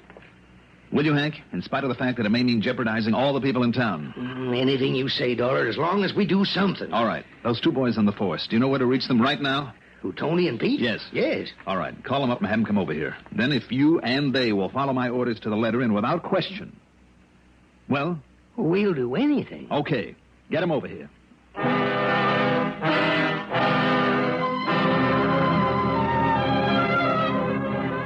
It meant staking a lot on my limited knowledge of the criminal mind, possibly risking a lot of innocent lives. But I felt sure now that my hunch was right. Fortunately for my plan, Tony Batten got there first. When I told Hank and Tony what their job was, for a moment they couldn't believe I was serious. But they agreed to say nothing to anyone, not even to Pete. Tony went outside, then waited in Hank's old car. When Peter Branson arrived, Hank put him under my orders, and he and Tony took off. And I guess I was right, huh, Mr. Dollar? That was some kind of set explosion in here, wasn't it? That's right, Pete. It was set, all right, by an expert. And you got some idea who might have done it? Either you and I are going to find out or this town's in danger of being blown to bits. Are you kidding? Not a bit of it. I see you carry a gun. Yes, sir, right here in handy. And if what you say is true, maybe you ought to have one, too. Well, you better let me have yours then, Pete. Well, now, wait a minute, Mr. Dollar. It's your idea. Well, yeah, I know, but... Well, let me have it. Orders, Pete. You're under my orders, remember? Yes, sir. All right. Yes, sir. Here you are. Good. Now, shall we go? Where are we headed? Out to see an old man. Old Grandpa Whedon. Oh, now, you don't think he had anything to do with this explosion, do you? Pete, I think this mad bomber plans to hit him next. Did you say mad? That's right. Oh, I see. We're going to go over Grandpa's place with a fine-tooth comb because a bomb may be planted, may be ticking away out there right now. And if we don't find anything out there? Well, we'll see. But why do you think this man would pick on him? Is it a man? Well, I certainly guess so. But why on Grandpa? Well, because once he was a member of a draft board. Well, now, that don't make sense, does it? Maybe not, but does anything make sense where a madman is concerned? You're calling him that again. You don't like that word, huh? Well, it makes no difference to me, but if there was a madman out on the loose out there... Pete, he might look every bit as harmless as you do, or as I do. Yeah, I see. Okay, then. Let's go on out there and have a look, but I'm betting we don't find anything. You don't think so, huh? Well, I bet on it. Well, then maybe we won't. It seems to me Hank had a little trouble remembering your last name, Pete. How long is it that you've been on the force? Huh? Oh, a few weeks, I guess. Mm-hmm. Ever since you first came to town, huh? Why, yeah, practically. Mm-hmm. And before that? Oh, you know, working around the ranches and... Oh, I thought you didn't ride. Well, no, not anymore. Oh, what do you do then? Oh, you know, odd jobs. Well, why you asking? Well, your hands. They look kind of soft to me, you know. Oh? Another thing, come to think of it, seems to me you immediately recognized the smell of dynamite when you came in here. Didn't you? Oh, look, you want to go out there. Let's go. And, those scars on your face? What you getting at? They're from an explosion, aren't they? I said, what you getting at? I've seen too many of those kind of scars not to recognize them. And you knew that because of them, nobody around here would recognize you. Didn't you, Billy? Okay, Dollar, that's enough. You see this? You got another gun, huh? That's right. So instead of reaching for the one I gave you, just you reach up high. Now reach. I knew I'd have trouble when you come in town. Because you ain't dumb like the rest of these jerks around here. But not anymore, Dollar, because I'm going to kill you. You think so, Billy? Yeah. And then I go back to my place and I get the rig. It's all ready except for the setting of the clock on. Billy? Shut up. You know where I plant it then? Yeah, out by old Grandpa Whedon. You hear me? Out there by the tank farm. And I set the clock, so I only got time to get away. Get away in that nice car of yours, Dollar. Now, Billy, listen to me. No. You're only trying to stall me.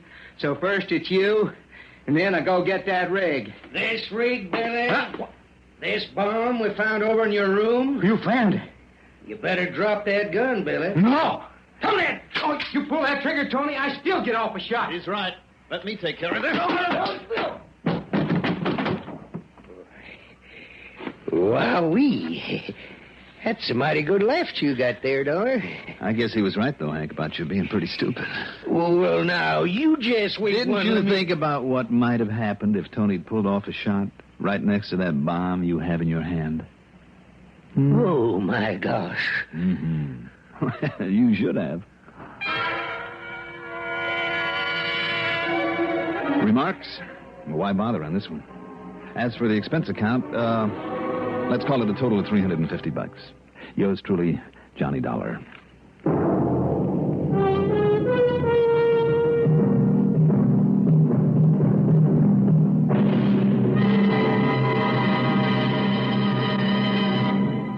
Now, here is our star to tell you about next week's story. Next week, a beautiful girl, a handful of coins, and a mysterious disappearance. Join us, won't you? Yours truly, Johnny Dollar. Yours truly, Johnny Dollar, is written by Jack Johnstone, produced and directed by Bruno Zerato Jr., music supervision by Ethel Huber. Johnny Dollar is played by Mandel Kramer.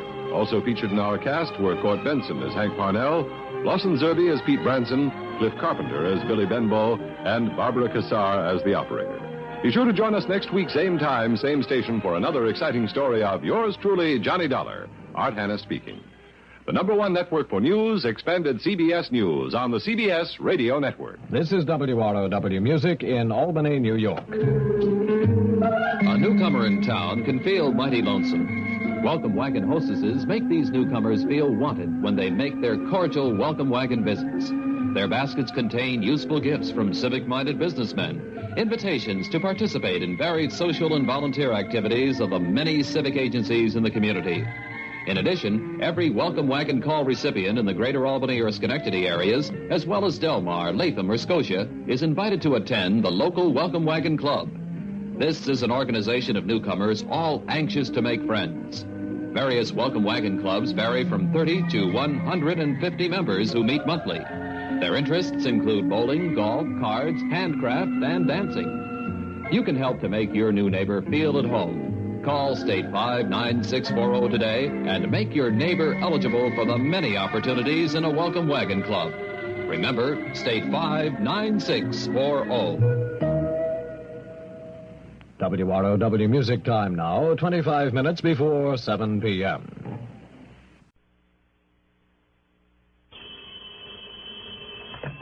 Johnny Dollar. Tell me, old boy, how's the weather? Cold, wet, and miserable, and who are you? Charlie Warren, Johnny, out here in warm, sunny Southern California. Oh, you lucky dog.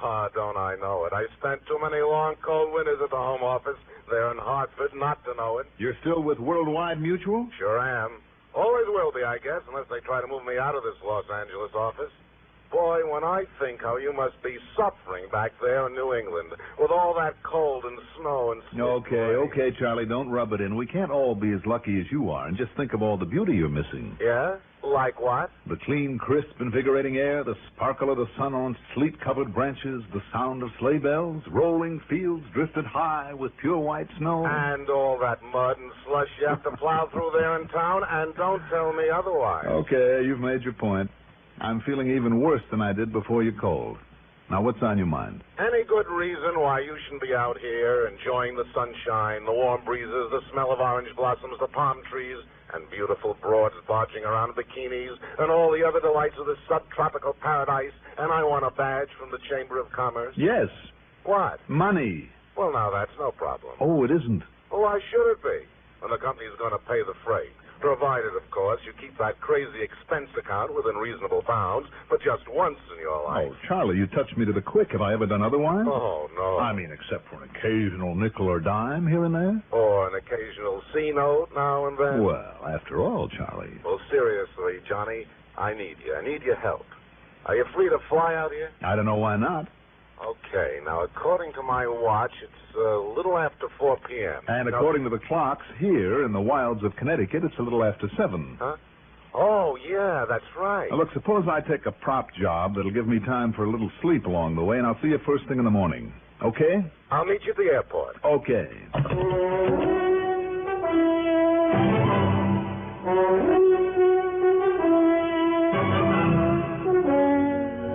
The CBS Radio Network brings you Mandel Kramer and the exciting adventures of the man with the action-packed expense account. America's fabulous freelance insurance investigator, yours truly, Johnny Dollar.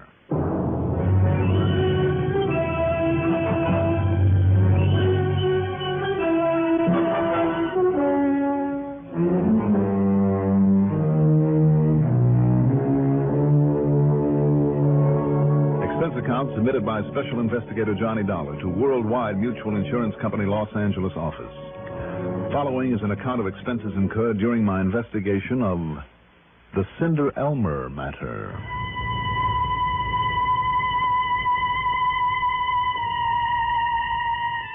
Expense account item 1, $176.40, taxi to Bradley Field and a plane ticket. It was close to midnight by the time I could get a flight out of Hartford. I don't know why so many people have to travel this time of the year. And it was nearly 3 by the time my plane in New York took off and headed west. All my plans to sleep along the way went to pot. Not only because of the several stops we had to make, but because of the cute little brunette who occupied the seat next to mine. a real charmer on her way to L.A. for a winter vacation, and did I have any ideas for how she might enjoy herself out there on the coast? Did I have ideas? But after we landed, then she introduced me to the blonde giant who met her there at the airport and took her in tow. Well, who am I to argue with a man who plays right tackle for the L.A. Rams football team? Anyhow, I was sadly lacking in sleep when Charlie Warren finally found me at the luggage stand, picked up my bags, and led me out to a car parked at the curb. Oh, here you are, Johnny. I'll just toss these bags in the back. Hey. Here, Johnny, here's the keys. To a nice, quiet room with a soft bed in it. Are you kidding? To this car. Oh, Charlie, why don't you drive? Well, this is one of those rental jobs. Hmm? Sure, my car's over there in the lot. Oh, and I had him throw in a set of chains. What, you mean skid chains? Yeah, up where you're going. You're going to need... In sunny Southern California? Excuse me. Let me get my glove compartment. Be my guest. You mind telling me just where I'm going and why? Now, here's where we are, see? L.A. International Airport, see it? I'd rather see a comfortable bed, Charlie. Now, you go north on Sepulveda Boulevard to Manchester. East to Harbor Freeway, turn north, then east on the San Bernardino Freeway. I do, hmm? Yeah. San Bernardino's maybe 65 miles or so. Then you turn north here up into the mountains, see? And there's Crestline. There you are. At least that's where you can get directions to Hillcrest Lodge. I can. Oh, boy, I wish I could go along with you. That's the most beautiful country up there this time of year.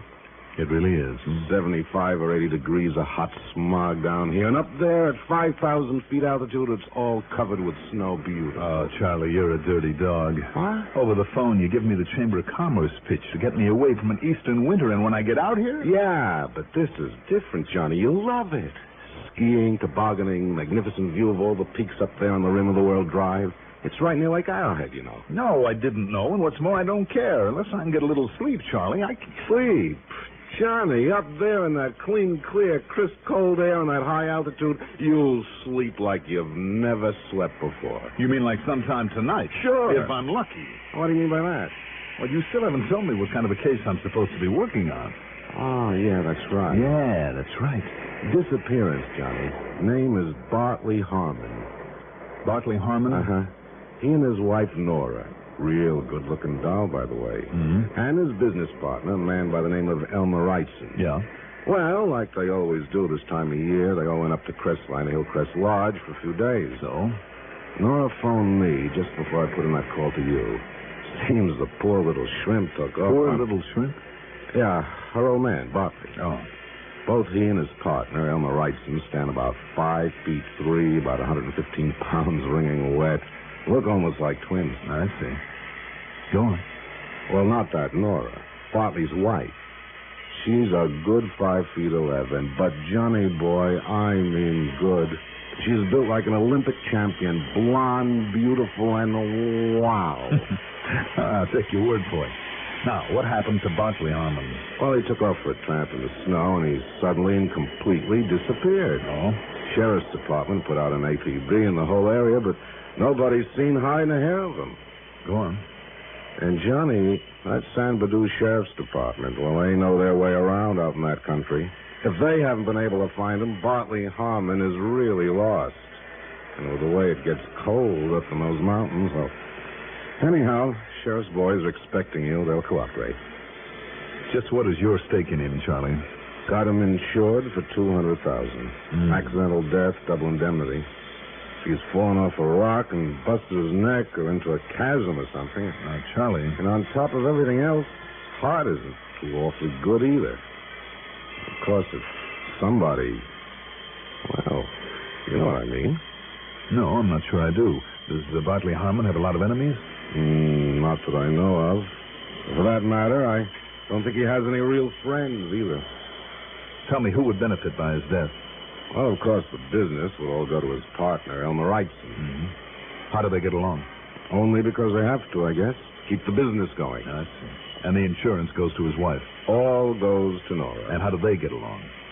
Well, she's a beautiful dame. He has a lot of money, and, well, she's a lot younger than he is, you know. No, I didn't know. Now, wait a minute, Johnny. Somebody did murder him. Well, you mean You think that maybe one of them? Charlie, I think I better get on up to Crestline.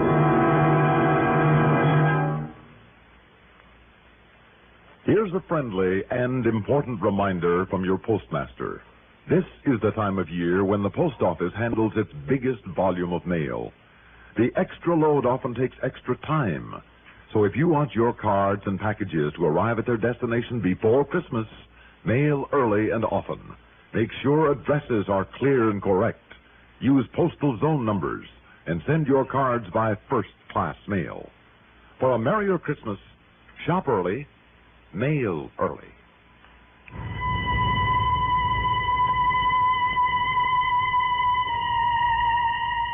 That long, hot drive through the valley to San Bernardino, San Berdoo as the natives call it, almost did me in. I really felt the lack of sleep. But then as I swung up into the mountains, and at the 4,000-foot level had to put on snow chains and turn up the windows, well, it really is beautiful country up there.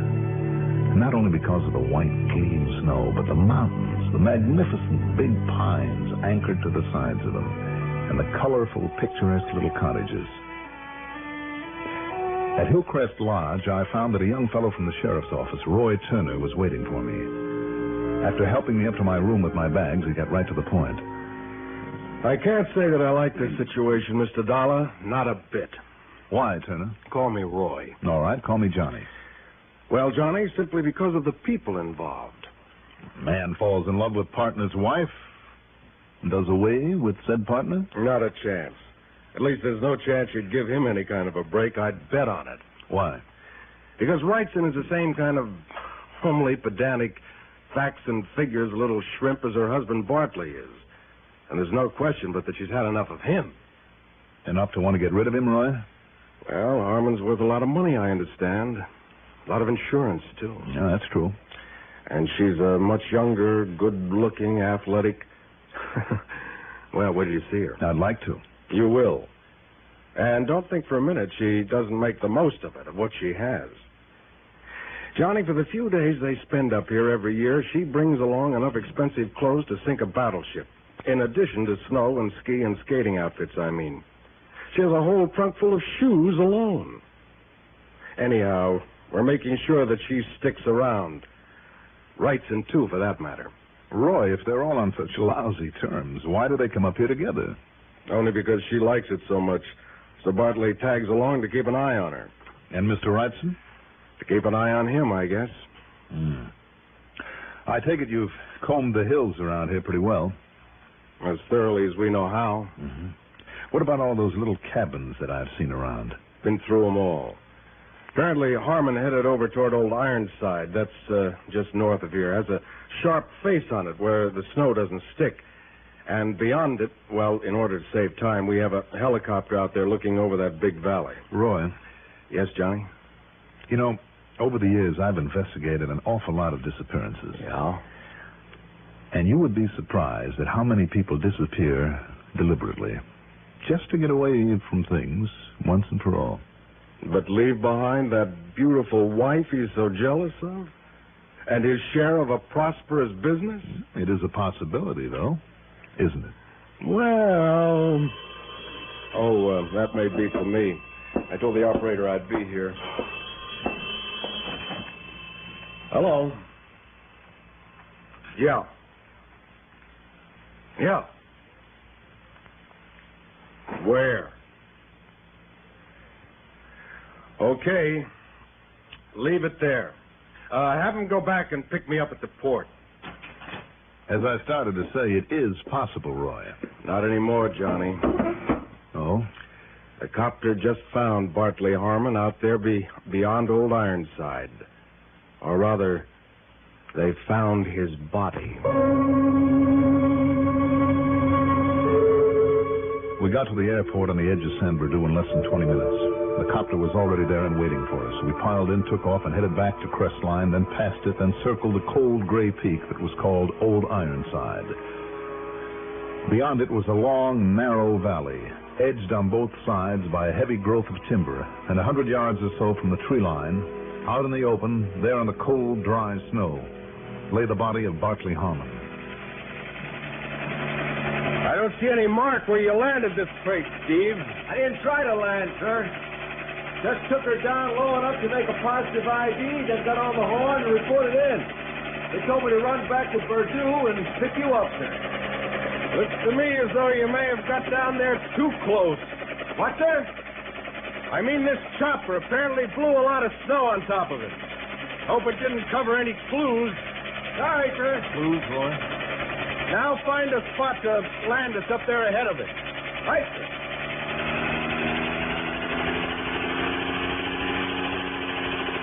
I can't help wondering what Harmon was doing way out here and alone.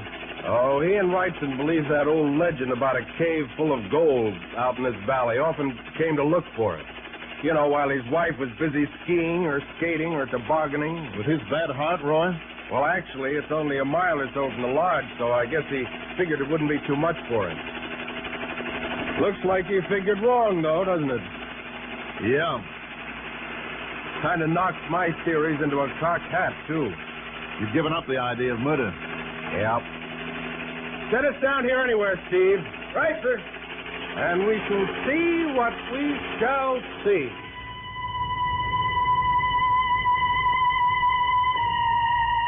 What we saw down there was more than we'd bargained for. The body was that of Bartley Harmon, all right, and there wasn't a mark on it.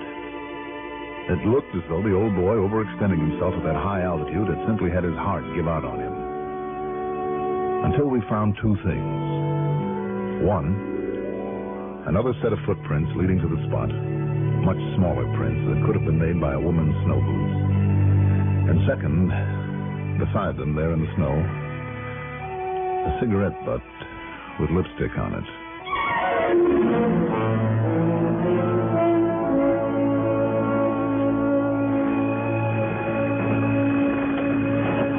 Looks to me, Johnny, like this settles it, in spite of her alibi. Nora Harmon. Alibi, Roy? That she was over in Arrowhead Village shopping when he took his little walk out here. Anybody try to check up on it? Yeah, but nothing really definite either way. Well, then that doesn't prove that she did this, Roy, that she or anybody else did anything. You mean because of no marks on the body? That's right. And, Roy, there's something about this whole setup that... I don't know. I don't know. Let's face it, Johnny. Why'd she say she was in Arrowhead when she was really out here with him? Well, was she? And who else had such a motive? Did Elmer Wrightson have an alibi, too? Asleep in his room all that afternoon? And no reason to doubt him. I wonder. But Johnny, the footprints. And more important, this cigarette butt with a lipstick. If a lab test shows it to be the same kind that she uses... Steve. Yes, sir? When you and Mr. Dollar haul the body into San Bernardino for the autopsy, have Doc Hanley analyze the lipstick on this cigarette, too. Have him do that first. While we take the body in? I want to follow those two sets of footprints back to the lodge. I'll meet you there, okay? What's the matter, Johnny? Oh, nothing, Roy. It's just that... Well, if we've overlooked something out here... Yeah? Like what? No, forget it. Come on, Steve. Let's get the body aboard. Yes, sir.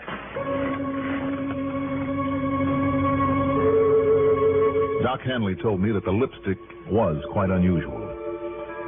While he went ahead with the autopsy, I had Steve drive me up to the lodge. A $5 tip to a light-fingered bellboy got me one of Nora Harmon's lipsticks out of her room. When I got back and showed it to Hanley, he was certain it was the same as that on the cigarette. As for the result of his autopsy... Beaten to death, Mr. Dollar. Without a single mark on him? There were several intestinal and mesentery perforations, blood in the peritoneal cavity. So? You saw no external bruises because death occurred so quickly, the blood stopped circulating immediately. And without circulation, there can be no hemorrhage into the tissues. A little-known fact, my boy. I see. So it looks then as though Roy may have been right in spite of this hunch of mine. Hunch? In this modern day and age, don't be ridiculous, my boy. Look at the facts. She not only had the motive, but if I understand correctly, is physically capable of such an action. And with the cigarette butt as proof that she was out there with him, well, I'll phone Roy Turner at the lodge and tell him to charge her with murder. I wonder, though. Wonder? Why? What's there to wonder about? Well, Doc, unless she is pretty stupid. Well, I'm certain from what I've heard about her that she isn't. Far from it. Then why leave such obvious, incriminating tracks? Both the footprints and the cigarette. My boy, even the cleverest of criminals sometimes overlook little things like that. Little things? Doc, this is more like leaving a couple of neon signs. I'd better get back to the lodge. To assist Roy with the arrest? Maybe to keep him from arresting the wrong person.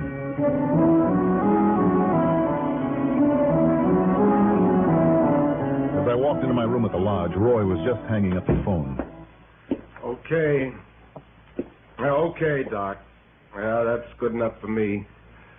I'll bring her in right away.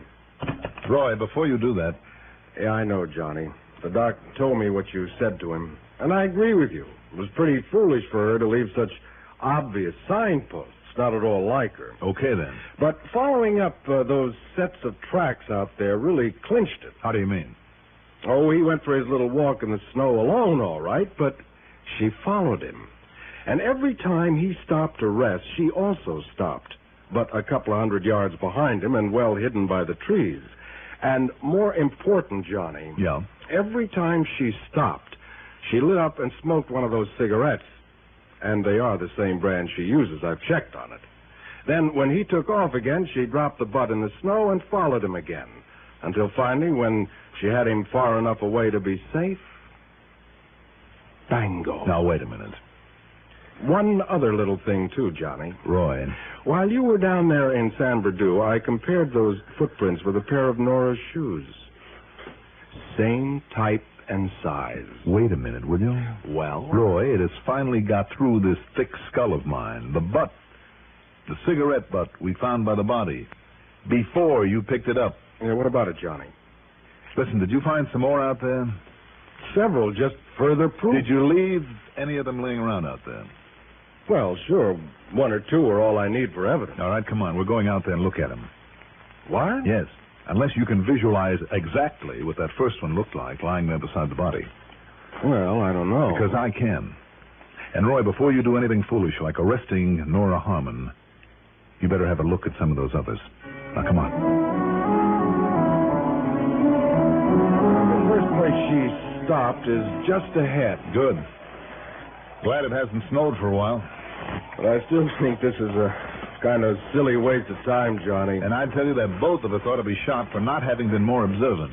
You still haven't told me what this miraculous inspiration is that... Oh, here we are. And you see? That butt lying there with that same lipstick on. Here, I'll take it along. No, don't touch it. Huh? Just take a good look at it, Roy. Don't you see? It wasn't crushed out. It was simply dropped there on top of the snow. Well, sure, so what? Then what put it out? Well, the snow. What else? Did it? What do you mean? If that cigarette was still burning when it was dropped here on the snow, don't you see, Roy? Don't you see? It would have melted some of the snow while it was going out. Wait a minute, Johnny. You're right. Of course I am. All those butts you found were smoked and put out somewhere else. No doubt by Nora Harmon because of the lipstick. Then somebody else carefully picked them up and saved them.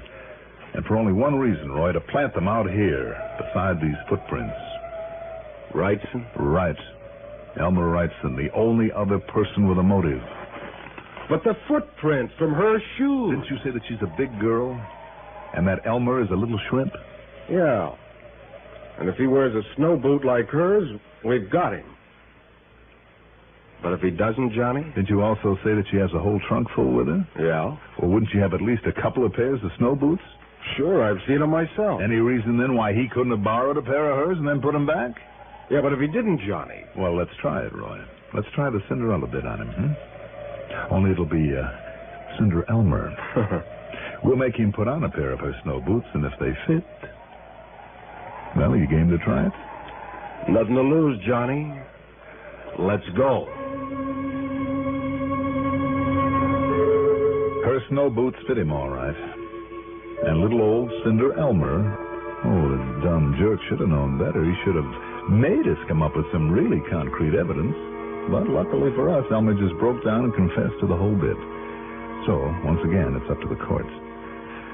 Expense account total, including the trip home, $377.80. Yours truly, Johnny Dollar.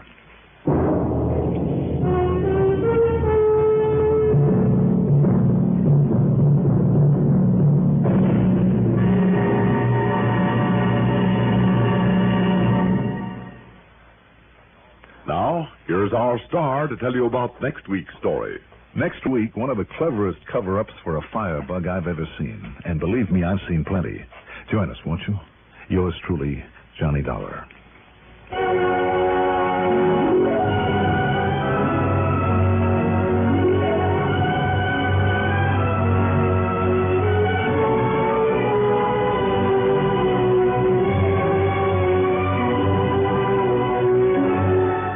Yours truly, Johnny Dollar, is written by Jack Johnstone, produced and directed by Bruno Zerato Jr., music supervision by Ethel Huber.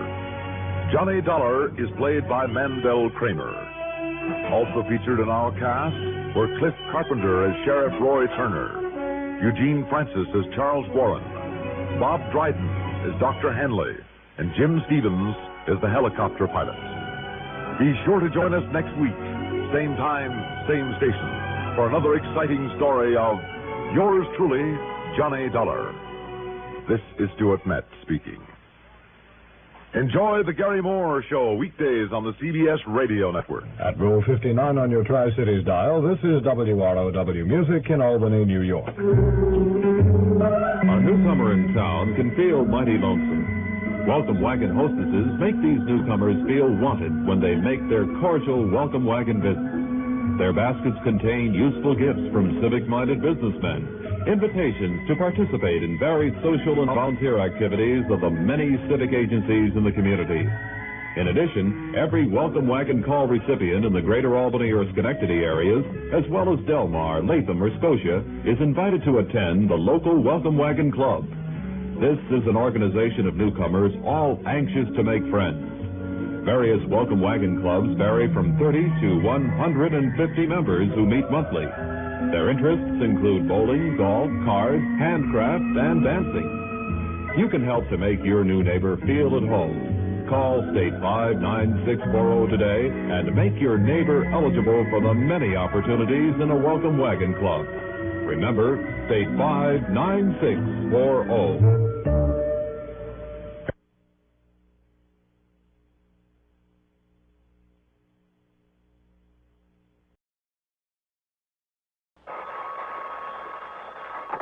Johnny Dollar. Bert Helfer. Johnny, Merry Christmas to you. Well, hi, Bert. Same to you. Thanks. Only what are you doing in your office on a Friday afternoon so close to the big holiday instead of out shopping? Well, I'll tell you, Johnny. Now, listen, Bert. I'm overworked, I'm tired, and I'm not taking on any investigations till after Christmas. Okay, by me. Hey, Bert, you sound terrible. What's the matter? You got a cold? Oh, horrible one. I've had it for a week. Well, why are you still there in your office at this hour instead of home in bed? Well, I'm just cleaning up before I take a couple of weeks off. Johnny, can you come on over? Now? Now. No. Any new assignment's going to have to wait till after the holidays. Well, sure. I mean, I would kind of like to have a few days free myself, so wait till after Christmas, will you? Well, sure, I'll be glad to, but who said anything about an assignment? Well, isn't that why you called? Not a bit of it, so come on over. You're not kidding me now, are you, Bert? I just thought you'd like to pick up the dough for that San Francisco job you did for us a couple of weeks ago. Oh. Don't tell me you're so rich you've forgotten about it. Well? I'll see you there in your office in a few minutes. Right. Only, Bert. Yeah? You're sure now that's all you really want me for? That's all, Johnny. Now, you won't try to finagle me into something, some job you just happen to think of after I get over there. Honor bright. Okay, Bert. I'm on my way.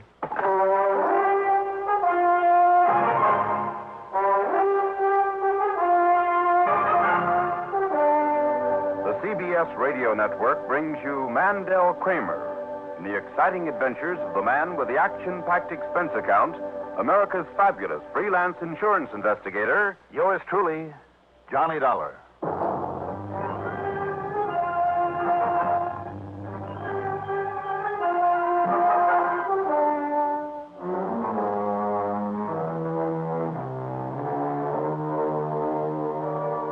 expense account submitted by Special Investigator Johnny Dollar to Trinity Mutual Insurance Company, Hartford, Connecticut. Following is an account of expenses incurred during my investigation of the phony phone matter.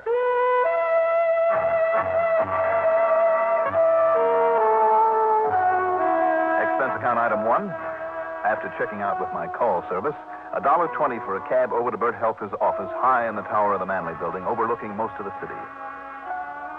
Lo and behold, there wasn't a soul in the place except Bert himself. Most of the lights were off. The rows and rows of typewriters and calculating machines were covered and quiet. The filing cabinets neatly cleared and closed. Even the telephone switchboard off in one corner was untended, although I noticed one patch cord plugged in, the tiny light above it burning. It was Bert's line in use. Yeah. I'll take care of it just as soon as I get back here in the office again. Yeah, that'll be on Tuesday, January 2nd. Good. Thank you, and a Merry Christmas to you, too. All right, Johnny, sit down. Well, I'll say this for you, Bert. You are certainly the loyal company servant. Well, I just want to be absolutely sure everything's taken care of so they won't be calling me down there in Miami Beach to lay down my water skis and come back here before my vacation's over. Oh, I can't say I blame you. And here you are, baby. Here is the money for that San Francisco job. You want to count it? How come in cash?